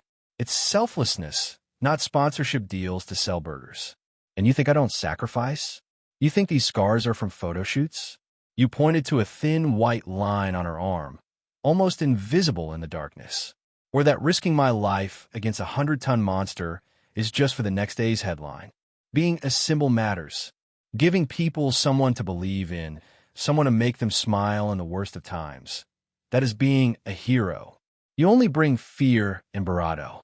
Stain let out a dry laugh, a joyless sound that bounced off the brick walls. The hope you sell is a lie if the hero offering it is false and rotten to the core. A house of cards built on a foundation of greed. True hope is born from the purge, from pulling out the weeds so something real can grow. I am a surgeon who removes the cancer that fakes like you represent. 5 minutes. The talk is over, phony. Stain moved. It was a lethal blur of speed aimed directly at you. There was no warning. Izuku, thanks to his empathic acuity, reacted on pure instinct. You. He didn't try to block. He yelled her name and pushed her aside roughly, making her tumble to the ground. Stain's katana sliced through the air where her head had been an instant before, striking sparks from the brick wall with a metallic shriek. I warned you, kid. Get lost. Stain growled, his fury rising. This false hero isn't worth you dying for. He's right, Izuku. Go. You yelled from the ground, her voice an urgent whisper. Take Toru with you. That's an order. Izuku looked at Toru, who was trembling but holding her ground, her fists clenched. He looked at you, without her quirk, but ready to fight to the death. Leave? And what will you do? Fight, even if I know I'm going to lose. It's what we do. Izuku smirked, a defiant, half-broken smile. He turned back to Stain. You're wrong. I may have only known her for a short time, but I've seen beyond her facade. She was the reason I wanted to be a hero. Well, her determination was the reason, but he doesn't need to know that. She inspires people, whether you like it or not. A smile could be a bravado, powerful weapon than any sword. Stain snorted in contempt. Someone like her is incapable of inspiring anything true. She only inspires decay. He ignored Izuku and lunged at you again. She rolled across the ground with surprising agility, dodging the first strike. She got to her feet in a hand-to-hand combat stance, her bare hands ready. I don't need to get huge to beat you, psycho. Stain laughed. Your gym training is useless against me. You lunged, a palm strike aimed at Stain's Barado. He dodged it with a fluid Barado of his Barado contorting like a snake's. He countered with a low slash. You jumped back, her heels grazing the blade. Izuku, to your left. Use the dumpster, she shouted, her voice now that of a strategist reading the battle from the outside while fighting for her life. Don't let him corner me. His attack pattern is in an arc. Izuku obeyed. He used his agility to slide toward the dumpster and shoved it with all his might. The heavy metal container scraped across the wet ground, forcing Stain to change his trajectory. Suddenly, a trash can lid flew from the darkness and slammed into the wall next to Stain's head with a metallic clang. Don't underestimate us, you monster. Taurus' voice, though shaky, was full of defiance. Stain was forced to divide his attention. He was still overwhelmingly superior, but the combination of the evasive decoy, Izuku, the veteran strategist, Yu, and the invisible saboteur, Toru, kept him from ending the fight instantly. The battle turned into a deadly choreography. Pesky insects, Stain growled, dodging a glass bottle Toru threw at him. Watch the wet ground, Izuku. You'll slip, you warned, blocking a slash with her forearms, the impact rattling her bones. Izuku skated on a puddle, using the momentum to slide under a low swing from Stain and gain a few precious inches of distance. Their synergy was imperfect, desperate, but it was working. It was keeping them alive. 2 minutes. Enough games. Stain, frustrated by their resistance, changed tactics. He ignored you and lunged directly for the source of the distractions toward Taurus' voice. You, the invisible one, you're the most annoying. He threw one of his serrated daggers, not at where Toru was, but at the last spot he heard her voice from. You saw the trajectory. Toru, disoriented by fear, wouldn't be able to dodge in time. No. You lunged and tackled Toru, pushing her out of the way. The dagger struck you in the leg. She cried out in pain. Stain smiled under his mask and quickly pulled the dagger away. Thanks for the gift. You went rigid instantly. She fell to the ground, stunned, her eyes wide with shock. Now for the purge. Stain raised his katana over the vulnerable you. No time. I can't block it. His strength is too much. I can't stop the blade. I can only redirect it. Just as the sword came down, Izuku threw himself forward. Instead of attempting an impossible parry, he got in the way. He twisted his Barado and took the hit in his left Barado. The blade struck with blinding pain, missing you by inches. Insect, Stain grunted, surprised by the stupidity of the Barado. Stain's blade, pinning Izuku in place, held him trapped. In that brief moment of forced proximity, Izuku, with a desperate cry, Barado down on Stain's neck with all his might. At the same time, Toru, having recovered from the tackle, surged forward, picked up one of the daggers Stain had dropped during the fight, and drove it into his leg. The pain made Stain roar with fury. Enraged, he released the katana, seized Toru, and hurled her hard against a row of dumpsters. The sound of Barado hitting the metal echoed loudly through the alley. Censuredo, but only for a second. When his vision cleared, Izuku was already collapsing. The effect of blood curdle was spreading through his body, a cold paralysis originating from his wounded shoulder. No, not yet, he gasped, fighting the poison in his veins, his body refusing to surrender. He managed to stay on his knees, shaking violently, his vision blurring. The cold spread through his limbs. Stain approached slowly, his fury an icy aura. The demented gleam in his eyes was the only light in the darkness. You've been a real nuisance, kid. Your will is admirable, but useless. He stood before a nearly incapacitated Izuku. First, they'll finish you. Then the phony. From the ground. Yes, eyes flew open, filled with helpless terror. Izuku. No. A few feet away, Toru, bruised and bleeding, struggled to get up, a choked cry of despair trapped in her throat. Stain raised his bloodied katana.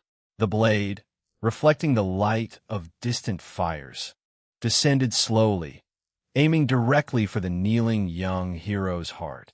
For them, time had run out. 91. Chapter 89. The weight of a hero, Stain's katana descended, a deadly silver arc under the flickering light of distant fires. Time seemed to stretch, growing as thick as molasses. The roar of the burning city faded, replaced by the sharp whistle of steel cutting through the air. It's not enough. My body is giving up. The paralysis is winning. Izuku's mind was a silent scream in a prison of flesh that no longer obeyed. But not my will. Not my will. Move. In the final instant, his body, driven by a last desperate command from his biovector control, contracted in an agonizing spasm. He moved barely 2 centimeters to the left. The katana, instead of piercing his heart, plunged deep into his right pectoral, millimeters from his lung. The pain was an explosion of white light in his mind. A sharp, agonizing sound tore through the air as his barato began to break apart. A metallic barato flooded through him. The paralysis was nearly total. He felt his muscles shutting down one by one, like lights in a city losing power.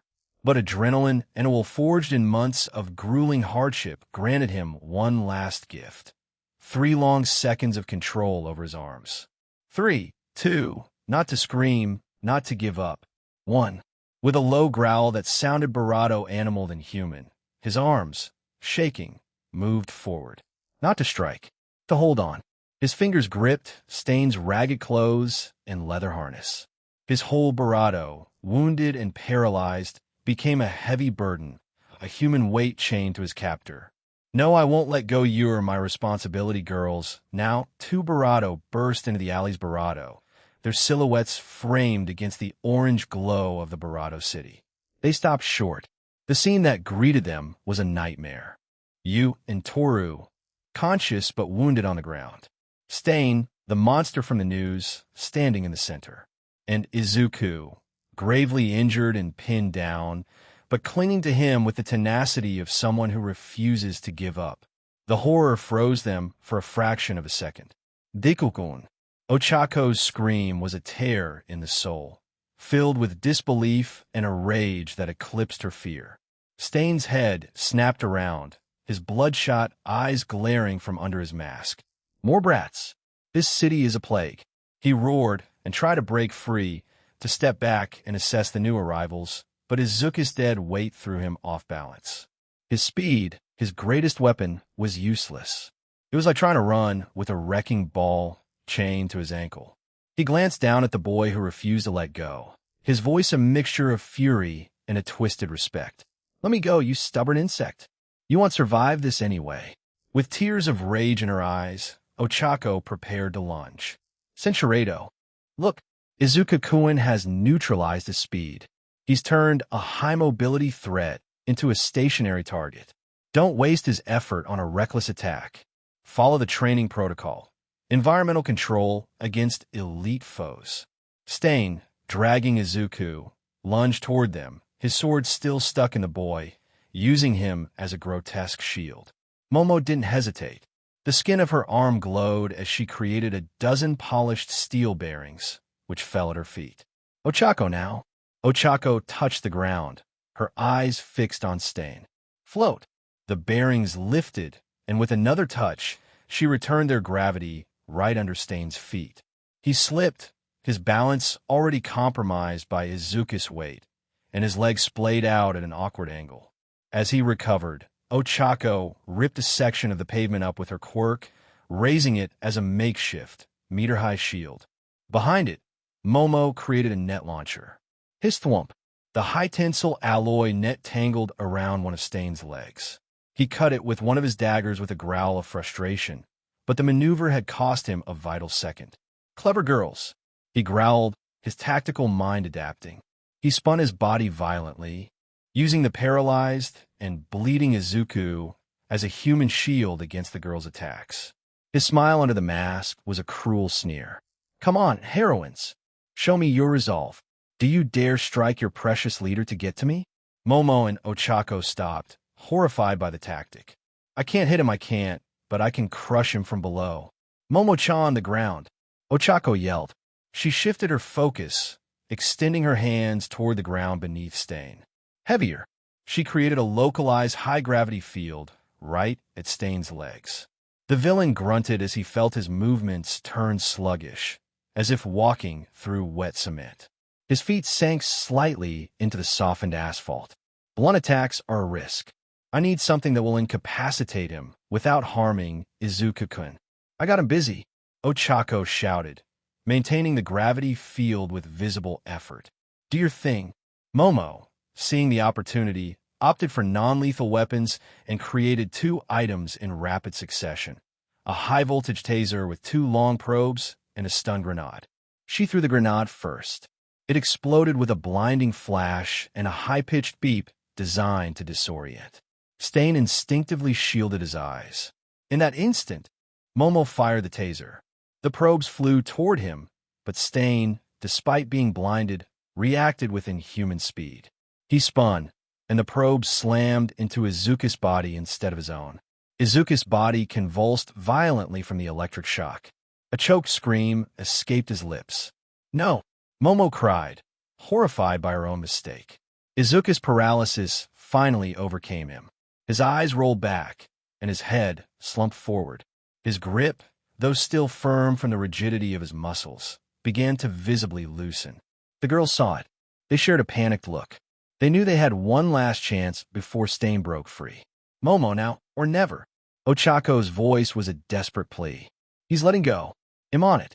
Momo's arms shone with a feverish intensity, steam rising from her skin from the massive lipid expenditure.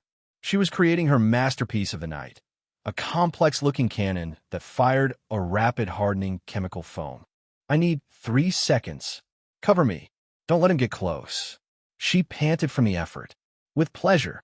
With a guttural scream, Ochako tore a nearby manhole cover loose. The heavy metal disc floated before her. With another shout, she threw it like a frisbee, not to hit Stain but just above his head. Stain glanced up for a fraction of a second, preparing for an attack from the sky. It was all Momo needed. Barato foam jerk. The cannon Barato with a powerful thump. A torrent of sticky white foam hit Stain head-on. In seconds, the foam expanded, covering him, and hardened with audible cracks, becoming a cement-like cocoon that immobilized him completely, with Izuku still stuck to him like a tragic sculpture. The silence that fell over the alley was abrupt and deafening. The battle was over. Stain, defeated, was trapped. Izuku finally collapsed, his Barato sliding down the foam cocoon and collapsing to the ground in a weakened heap. The paralysis had faded, but the injury and exhaustion took their toll. A dark stain spread quickly beneath him. Ochako and Momo didn't celebrate. They ran to him, their faces masks of terror. Izuku, Deku-kun. Hang on, Ochako cried, kneeling beside him, her hands pressing on the wound in a futile attempt to stop the bleeding. The bleeding won't stop. Momo sobbed, her own hands glowing as she desperately tried to create a clotting agent and sterilize bandages. Hang on, Itsuto-kun. Please hang on. 92. Chapter 90. Embers in the alley. The silence that followed Stain's defeat was almost more deafening than the battle itself. The only sound was the drip of a broken pipe somewhere in the darkness and the ragged breathing of the girls. Immobilized in the cocoon of hardened foam, Stain was a grotesque sculpture in the center of the alley.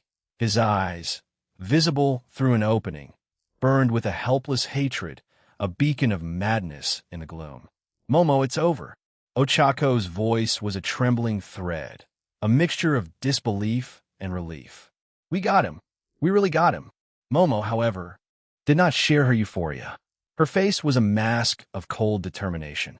She momentarily ignored Izuku, who was lying motionless on the ground, and walked with steady steps toward the foam cocoon. The sound of her broken heels on the Barato asphalt was sharp and deliberate, not for revenge, for protocol, to protect them. He's not neutralized, she said, her voice as cold as steel. He's still conscious. He remains a threat until he's unconscious. Stain's voice, muffled by the foam, was a venomous hiss. Fakes, cowards, all of you. The purge isn't over. Momo didn't answer. The skin on her hand glowed, steam rising from it as she created a professional-looking taser, much more powerful than the one she had made before. The hum of the electrical charge filled the silence. She pressed the electrodes against the hardened foam, which conducted the electricity. Her gray eyes, normally serene, were now 2 shards of ice. This ends now. She pulled a trigger. An electric arc crackled sharply, and the foam cocoon convulsed as Stain's form suffered a powerful shock. Muffled grunts and sounds of struggle came from within. Momo held the trigger down for 5 long, silent seconds, her face impassive, until Stain's eyes rolled back in his head and his head fell. Finally, unconscious. In that same instant, yes, paralysis vanished. Barato returned to her limbs with a painful rush of pins and needles that made her groan. That really stings. She looked at her leg, where the dagger had sliced the flesh open, and the muscle doesn't look like it hit the tibial artery. Got lucky. She ignored her own wound and crawled to Izuku's side, adrenaline giving her strength she shouldn't have. Momo, I need gauze, a disinfectant, and a coagulant. Now, her professional tone took over, though her voice still held an underlying tremor. Ochako, maintain pressure around the wound, not directly on it. Be careful. I can't look. Ochako sobbed, her hands shaking so much she could barely apply pressure, her eyes shut tight. There's so much. Momo, already creating the supplies with feverish speed, knelt on the other side. Her voice was soft but firm, a pillar of calm in Ochako's storm of panic. Ochako-san, breathe. Listen to me.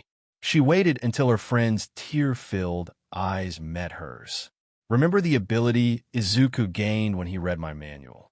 His cellular regeneration is much faster than a normal person's. The wound is terrible, but his system is already fighting back. He will heal. Ochako looked at her, clinging to her words like a drowning person to a plank. Really? You're not just saying that to calm me down? Logic does not lie, Ochako-san, Momo stated, her own voice gaining strength as she passed you a pack of sterile bandages. His recovery ability is an empirical fact I observed at the hospital. He's going to get better. He's going to wake up, and he'll probably complain that we missed dessert. Everything will go back to normal. While you cleaned the wound with clinical efficiency, Toru approached, hugging herself, trembling from head to toe. God, her voice was barely a whisper. I really thought we were going to die. Every time he moved, it was like death itself was brushing past us. His gaze, it was like looking into an abyss. She looked at Izuku's motionless body, tears finally welling up. If you guys hadn't arrived, I don't think he would have survived much longer. He gave us every second he had, every drop of blood. Izuku's eyelids fluttered and opened. His vision was a blur. The first thing he registered were faces. For beautiful girls' faces, looking down at him with a concern so intense, it was almost tangible. Momo, Ochako, Toru. Their silhouettes were framed against the Hosen night sky, tinged orange by distant fires. Huh? Is the ceiling the night sky? And angels, 4 of them. Wait a minute. Again? It can't be. The familiarity of the situation hit him with an almost comical force. Oh no, it's the alley. Pain. A lot of pain. He tried to sit up, but a sharp pain in his chest and shoulder made him groan and lie back down. The girls immediately fussed around him. Don't you move, you idiot. You ordered, her brusque tone hiding immense relief. You have a serious wound in your barato. Have some respect for your own anatomy. What happened? His voice was hoarse, a sandpaper whisper. Stain, you finished applying a pressure bandage. Her touch surprisingly gentle. She gave him a small, tired smile. Relax, my dear Izuku. You and your team took care of the problem. Impressive teamwork. Her gaze fell on Momo and Ochako. You all should consider starting an agency together. You make a great team. Ochako smiled brightly at the praise. You-san, she said, though without much conviction. It is a tactically viable synergy, Momo muttered, avoiding everyone's gaze. The tension broke for an instant, replaced by a strange, exhausted camaraderie. But it was interrupted by the arrival of two new figures. Two silhouettes of heroes burst into the alley, their costumes a stark contrast to the filthy surroundings. It was Shoto Todoroki and Tenya Ida. They stopped short, their eyes widening in disbelief. They saw you, Toru, and the others, all wounded and covered in grime. They saw Izuku on the ground, gravely injured, his chest hastily bandaged. And they saw the dangerous fugitive they had been hunting, staying, defeated, and wrapped in a foam cocoon. It's him. Ida's voice was a choked whisper, a mix of awe and bravado disappointment. The notorious villain. You've captured him. Shoto's two-toned gaze assessed the scene with analytical speed. Defeated. And you all are seriously injured. What happened here? Yes' eyes narrowed as she recognized Ida's armor. She stood up, limping slightly, and her expression turned severe, that a mentor about to teach a very hard lesson. You're Ida, right? Ingenium's brother. She walked toward him, her presence intimidating despite her civilian clothes and her injury. Ida stood straighter, his posture defensive. I am here on an official mission with Don't Lie to Me. Kid, you cut him off, her voice like a whip. I see it in your eyes. That stupid, self-destructive rage. I came to this city to sell burgers, not to watch some hero wannabe with a martyr complex get himself killed. Let me guess, you came to Hosu for revenge. Ida flinched but didn't answer. His silence was a confession. Do you have any idea what this monster would have done to you if you had found him alone? You continued, her voice rising. He would have torn you apart in 10 seconds. Your brother is a true hero. He would have never done something so stupid and selfish. You're staining his name with this pathetic crusade. Revenge makes reckless kids stupid, and then it makes them corpses. She turned and nodded her head toward Izuku, who was being helped to sit up by Ochako. Yes' voice softened, but remained firm, weighted with experience. You aspiring heroes should learn from him. Her gaze landed on Izuku with a mix of exasperation and deep respect. That boy, without a combat quirk, became a shield, a strategist, and the pillar that held us up. He understood the gravity of the situation and became the foundation that kept us from sinking. He threw himself into the monster's attack, taking the blow meant for us to give us a chance. That's what being a hero is, kid. Not seeking a pointless end for a wounded ego. And he saved my life. I felt that blade coming for me. I felt the end. The real, absolute end. And he, that foolish kid, got in the way. For me, a shiver ran down her spine, a vestige of the overwhelming fear she had felt. She masked it with a sigh. She turned to Shoto, her tone shifting to one of pure professionalism. The lesson was over. Now she needed information. Enough of this. What's going on out there? We saw explosions. It was total chaos when we came in here. What on earth is attacking the city? The question hung in the air, a reminder that while this battle was over, the war for Hosu was just beginning. 93. Chapter 91. A hero's weight. The alley reeked of damp asphalt and the aftermath of violence. The jagged shadows of distant fires were thrown against the brick walls. Sirens wailed faintly, a reminder of a city falling apart. Izuku lay on a makeshift stretcher, his barato racked with pain, bandages hastily wrapped around his barato by Momo. His vision was blurring, but his mind clung to a sharp, familiar clarity. Around him, the group was tense. Ochako's hand still pressed against his wound. Toru trembled but held her ground. Momo scanned the scene like a general, and you, bloodied but in command, had her eyes locked on Shoto Todoroki. What's attacking the city? Yes' voice cut through the chaos. Sharp and professional, with no trace of the playful mentor from a few hours ago. Todoroki's gaze was icy, his heterochromatic eyes shifting from Stain's foam-engulfed form to the fallen form of Izuku. Multiple creatures, not human, modified nomus, like the one at the USJ. They attacked 3 districts at once: the train station, the Central Plaza, and the industrial zone. Ida and I were heading to the plaza when we saw your fight. Ida's armored shoulders tensed at the word nomus. His voice was a hoarse whisper, steeped in guilt. Those things almost killed Aizawa-sensei, and I was chasing a ghost while they tore Hosu apart. Momo's eyes narrowed, her mind already dissecting the information. Multiple Nomus? That's not an isolated experiment. It's a production line. The League of Villains has more resources than we estimated. Ochako's hands trembled against Izuku's bandage. Her voice barely a whisper. We just beat Stain, and now this? It's too much. Her eyes drifted to Toru, who was hugging herself, her invisible form betrayed by the quaver in her voice. We were supposed to be getting ice cream, Toru muttered, her wide-brimmed hat askew, a relic of her carefree afternoon. Izuku's breath hitched, pain lancing with every word, but his voice remained steady. It's not random. Releasing them during Stain's patrol, it's a distraction. Where they're hunting him, they want to take him off the board. Yes, lips tightened, her gaze sweeping over the group. Enough theories. We have 3 wounded, 1 high-threat villain secured, and a city under siege. Yaoyorozu, can you make long-range communicators? We need to coordinate with other agencies. Now, Momo nodded, her arm already glowing as lipids were consumed to form sleek devices. Understood. It'll sync them to the Hero Network frequency. Before she could finish, a roar of flames erupted at the alley's entrance. The air grew heavy, oppressive, like standing too close to a furnace. Endeavor strode in, his flame-wreathed form dwarfing the cramped space. His eyes landed on Stain, then on Shoto with a sneer. Pathetic.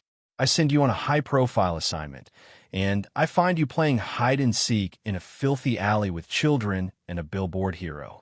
You took a step forward, her limp barely slowing her. Her voice was a knife, sharp and unyielding. These children just took down the Barado while you were setting half the city on Barado. Enji, show some respect. Endeavor's flames intensified, the heat scorching the air. Respect is earned with overwhelming power, Takayama, not with guerrilla tactics. Shoto, get these useless kids on their feet. Centuredo, the wounded, the kids before settling on Endeavor.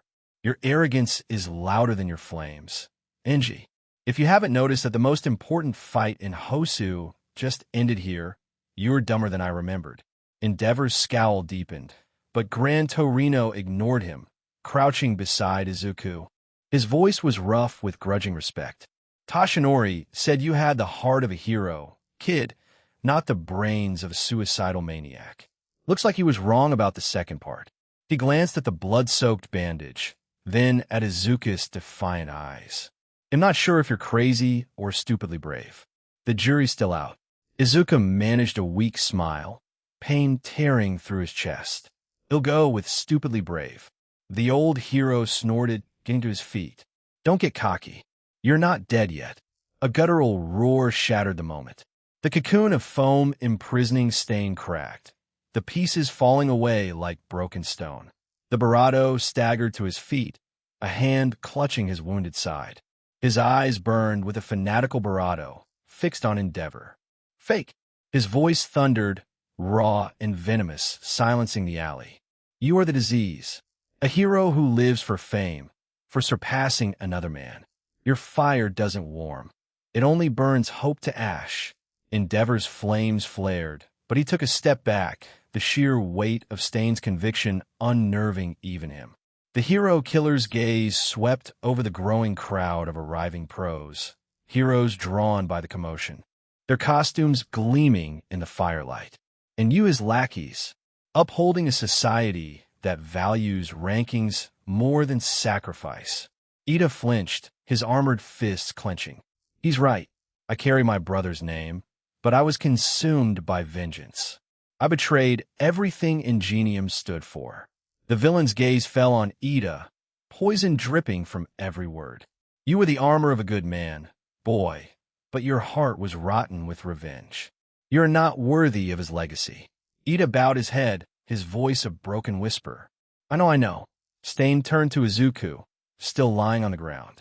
His green eyes met the assailants without fear, only a strange understanding. Stain's tone shifted, no longer mocking, but declarative, almost reverent. Sacrifice protecting others at the cost of your own life, that is a hero. Something all of you have forgotten. His voice rose, a crescendo of madness. The only one worthy of defeating me is All Might. His Barado, a palpable pressure that froze everyone. Even Endeavor, whose flames flickered as he instinctively recoiled. The air thickened, the sharp tang of iron mixing with the distant smell of burnt rubber. Stainsville was a weapon, transcending his broken form. He's not human, you thought. That conviction, it's a Barado of nature. But he's fading fast. He can't last. Her hand tightened on her injured leg. The pain grounded her. Izuku, fighting the haze of exhaustion, analyzed. He's not fighting to win. He's fighting to end things on his own terms. To prove a point. We can't let him. Stain staggered forward, his chipped katana held high, not to attack, but to provoke. His lungs rattled with every breath, and he wiped his Barado with the back of his hand. Come on, heroes. End it. Prove you're Barado than frauds. Momo's voice cut in, calm but firm. He's baiting us. Don't engage him. He's finished. Her hand glowed, ready to create another taser, but she hesitated, her eyes flicking to Izuku. He's been through enough today. Toru, still trembling, whispered he's terrifying. Even now, he's not afraid. It's like he wants this. Ochako's fists clenched, tears streaming down her face. Cinchuredo, and his knees buckled. The katana clattered onto the asphalt, its blade catching the orange glow of the fires. His eyes rolled back, and he collapsed unconscious, his chest barely rising. The alley exhaled. The weight of his presence dissipated, leaving only the sound of dripping water and distant sirens. Paramedics rushed in, their boots splashing in the puddles as they surrounded Stain's Barado, securing him with reinforced restraints. Gran Torino knelt beside Stain, checking his pulse. Still alive. Barely. Tough fighter. He looked at Izuku, a Barado of a smile on his Barado. You kids did this. Not bad for a bunch of rookies. Endeavor's flames surged, his voice a growl. Enough. We're wasting time. The Nomus are still out there. Shoto, move it. Shoto's eyes narrowed, but he didn't move. These people need medical attention. Father, the Nomus can wait 30 seconds. Endeavor's glare could have melted steel, but you stepped in, her voice laced with contempt. Listen to your son, Enji. Prioritize the wounded. Or do you only care about the headlines? The number 2 hero bristled, but Gran Torino's sharp laugh cut the air. She's got you there, Enji. Calm down before you embarrass yourself further. Ida, silent until now, knelt by Izuku's stretcher as paramedics prepared to move him. His voice was a broken thread, heavy with self-loathing. I was a fool, a complete idiot. While Hosa burned, while you faced this monster, I was chasing a shadow, consumed by my own pride. His gaze swept over you, Toru, Momo, and Ochako, each of them battered but standing. I see it now. If I had faced him alone, I'd be dead. A useless corpse, dishonoring the name I swore to protect. Izuku's hand, trembling with effort, squeezed Ida's arm. His voice was weak but firm. Start by forgiving yourself, Ida-kun. That's what your brother would do. Ida's eyes widened, tears spilling over.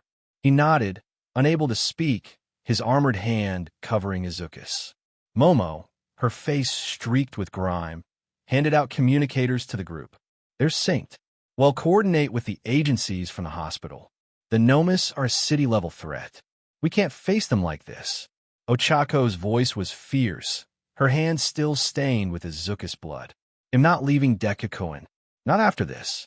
Toru nodded, her hat long gone, her voice steady despite her tremors. We stick together. It's how we survived. You, leaning against a wall, managed a tired smile. You're something special, kids. All right, hospital first. Then we solve this mess. Gran Torino watched as they lifted Izuku's stretcher. In a low voice, he muttered, same stubborn eyes, Tashinori. That stupid, heroic spark. His gaze softened, a rare flash of pride. Endeavor barked orders at the arriving pros, trying to regain control. Secure the perimeter. Get that scum to a max security cell. Move. You ignored him, limping alongside Izuku's stretcher. Her eyes met his, and she gave him a barely perceptible nod. You did it, Prodigy. The ambulance doors shut, muffling the chaos of Hosu. The howl of the sirens filled the air, a fragile promise of safety in a city still on fire. 94. Chapter 92. Ashes and Strategies. The morning light filters through the hospital curtains, pale, as if it were afraid to touch the floor. Izuku is awake, his torso bandaged, the pain a constant throb in his chest. Yu, limping, hands him a glass of water. Her face is devoid of its usual brightness. Ochako twists the hem of her shirt, sitting on the edge of the bed. Toru fiddles with a pen that seems to be floating in midair. Momo checks a makeshift communicator, her brow furrowed. In a chair in the corner, Gran Torino watches like an old but alert hawk. You're still pale, Dekakun, Ochako murmurs, her voice trembling. When I saw that sword, I thought we were losing you. Izuku manages a smile, weak yet warm. It takes more than a fanatic with a messiah complex to take me down. I've got the best team watching my back. You scoffs, slumping into a chair. Don't get sentimental, Izuku. You almost died because of some heroic foolishness. Now comes the fun part, explaining to the police why a bunch of first-year interns were playing professional heroes. Toru spins the pen faster. Are we going to be in trouble? Gran Torino lets out a grunt, his raspy voice cutting through the air. Trouble is an understatement. You captured Japan's most wanted criminal. You humiliated the local agencies and Endeavor. Without licenses, the politicians are going to have a field day. Izuku grips the glass, the plastic creaking. It was worth it. Stain is off the streets. People are safe. Momo looks up, adjusting the communicator. For now, but the Nomus are still loose. Gran Torino, what do we know about them? The old hero leans forward, his eyes narrowed. Endeavor and I took one down last night. It absorbed and released attacks, but it wasn't as tough as the one at the USJ. I smashed it into the road. Other heroes incinerated another one, and Endeavor chased the last one, which fled with a hostage. He caught it with a flaming spear. End of story. Ochako frowns. So that's it? The Nomus are gone? Gran Torino lets out a dry laugh. I wish, kid. The reports say there are more. Smarter ones. Someone is controlling them. You slaps the arm of her chair. The League. It's always them. And now we have to deal with the political fallout. Before Izuku can answer, the door opens with a creak. Kenji Tsuragami, the Hosa chief of police, walks in. His immaculate uniform contrasts with the tension on his face, and his voice is cold, bureaucratic. Midoriya, Uraraka, Yaoyorozu, Hagakure. Takayama, what you did last night was heroic, but illegal. Using quirks without authorization in combat violates Article 36 of the Hero Act. It could cost you your licenses. For you, Takayama, your agency. Ochako stands up, outraged. Illegal. We were being attacked. We save lives. Momo places a hand on her shoulder, her voice calm but tense. He's right, Ochako-san. Legally, we weren't authorized. Stain was hunting us, but we chose to fight. Tsuragami holds up a hand. I'm not here to arrest you. The Public Safety Commission has approved an official narrative. The Hero Burger event was an undercover operation by MT. Lady to lure out Stain. She neutralized him. You evacuated civilians and handled minor damages. Your injuries are collateral damage. This is to protect UA and your futures. You let out a bitter laugh. Fantastic. My kids almost die, and I get the credit for a fight I couldn't even wage. Do you have any idea how much paperwork it'll have to fill out? Izuku looks at Tsuragami, his voice weak but firm. We understand, sir. It's to protect Ochako and the others. We accept. Toru's voice trembles as she murmurs. So we lie? We say we didn't do anything? Tsuragami nods. It is the official truth. No one can know what really happened. For everyone's sake. Ochako clenches her fists. It's not fair. We risked everything, and now Momo cuts her off, her tone calculating. It's an opportunity. If the world thinks it was MT Lady, no one will see us coming next time. Tsuragami nods, turning toward the door. See that you comply, or we will all pay the price. He leaves, leaving a heavy silence in his wake. He gets up and limps toward the door. I'm going to get some air. This place reeks of politics. In the hallway, the hospital buzzes with activity. Nurses rushing, monitors beeping, families crying. You stops when she sees Endeavor. His imposing figure blocks her path, the flames on his shoulders sputtering. Ochako and Momo, who had stepped out for coffee, stop at a corner to listen. Takayama, Endeavor growls, his voice like a wildfire. Enjoying your unearned glory. The whole country is talking about your brave capture. What a farce. You crosses her arms, unfazed. What do you want, Enji? To cry because some first-year kids did your job while you were busy burning down buildings? Endeavor takes a step forward, the heat from his flames licking the air. Stain was mine. He was operating in my jurisdiction. It was my right to capture him and prove my superiority. Your stupid hamburger campaign stole my chance. Use mais, purivenum. You're wrong. I didn't steal anything from you. While you were chasing headlines, my kids were fighting for their lives. If you spent less time obsessing over being number one and more on teamwork, you wouldn't be here whining like a child who had his toy taken away. Now, if you'll excuse me, I have to make sure my interns don't need lifelong therapy. Endeavor grits his teeth, the flames crackling. You haven't seen the last of me, Takayama. Yu walks away, her limp more pronounced. Keep dreaming, Enji. Ochako, hidden, whispers to Momo. It's disgusting. All of it. The fame, the credit. Endeavor only thinks about himself. Momo nods, her gaze hard. And that's why hell never be like All Might. Back in the room, Yu enters, her face tense. I just had a lovely chat with the number two. He's furious that I got the credit for Stain. Toru gasps. What? That's ridiculous. Ochako, entering with Momo, punches the wall. It's so stupid. We risked everything, and now Endeavor wants to take the glory. Izuku, lying back, looks up. His voice is quiet, drawing everyone's attention. That's why hell never be like All Might. Listen, they didn't take anything from us. They gave us a gift. Toru blinks, the pen stopping its movement. A gift? We almost lost our lives. Izuku smiles, a spark in his eyes. They gave us a shield. A secret. No one knows what we can do together. No one knows our synergy. To the world, we're MT Lattice interns. The Rocket Kids, they'll underestimate us. And that is our most powerful weapon. Momo nods, her eyes gleaming. A tactical advantage. While everyone is watching Endeavor for the Nomus and MT Lady for Stain, will be growing in the shadows. Yu crosses her arms, a tired smile on her face. Geez, kid, you're sharper than you look. Ochako, still furious, takes a deep breath. So this is a good thing? Izuku nods. That's right. We have the truth. And we'll use it to become so strong that next time, no lie will be able to hide who we are. Gran Torino lets out a dry laugh. Toshinori was right. You have his eyes, kid. No wonder he's so frustrated. A resolute silence fills the room. Momo's communicator crackles, an urgent voice breaking through. The city is on the brink of collapse. The riots are growing.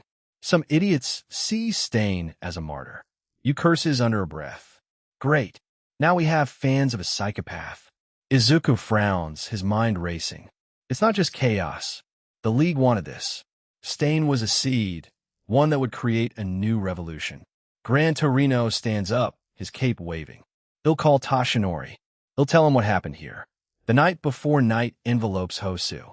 The city lights flicker, as if aware of their own fragility. On a rooftop, Tamura Shigaraki watches through a pair of binoculars. The plastic creaks under his fingers and, with a snap, disintegrates into dust. Kurogiri, at his side, tilts his head. Unsatisfied. Tamura?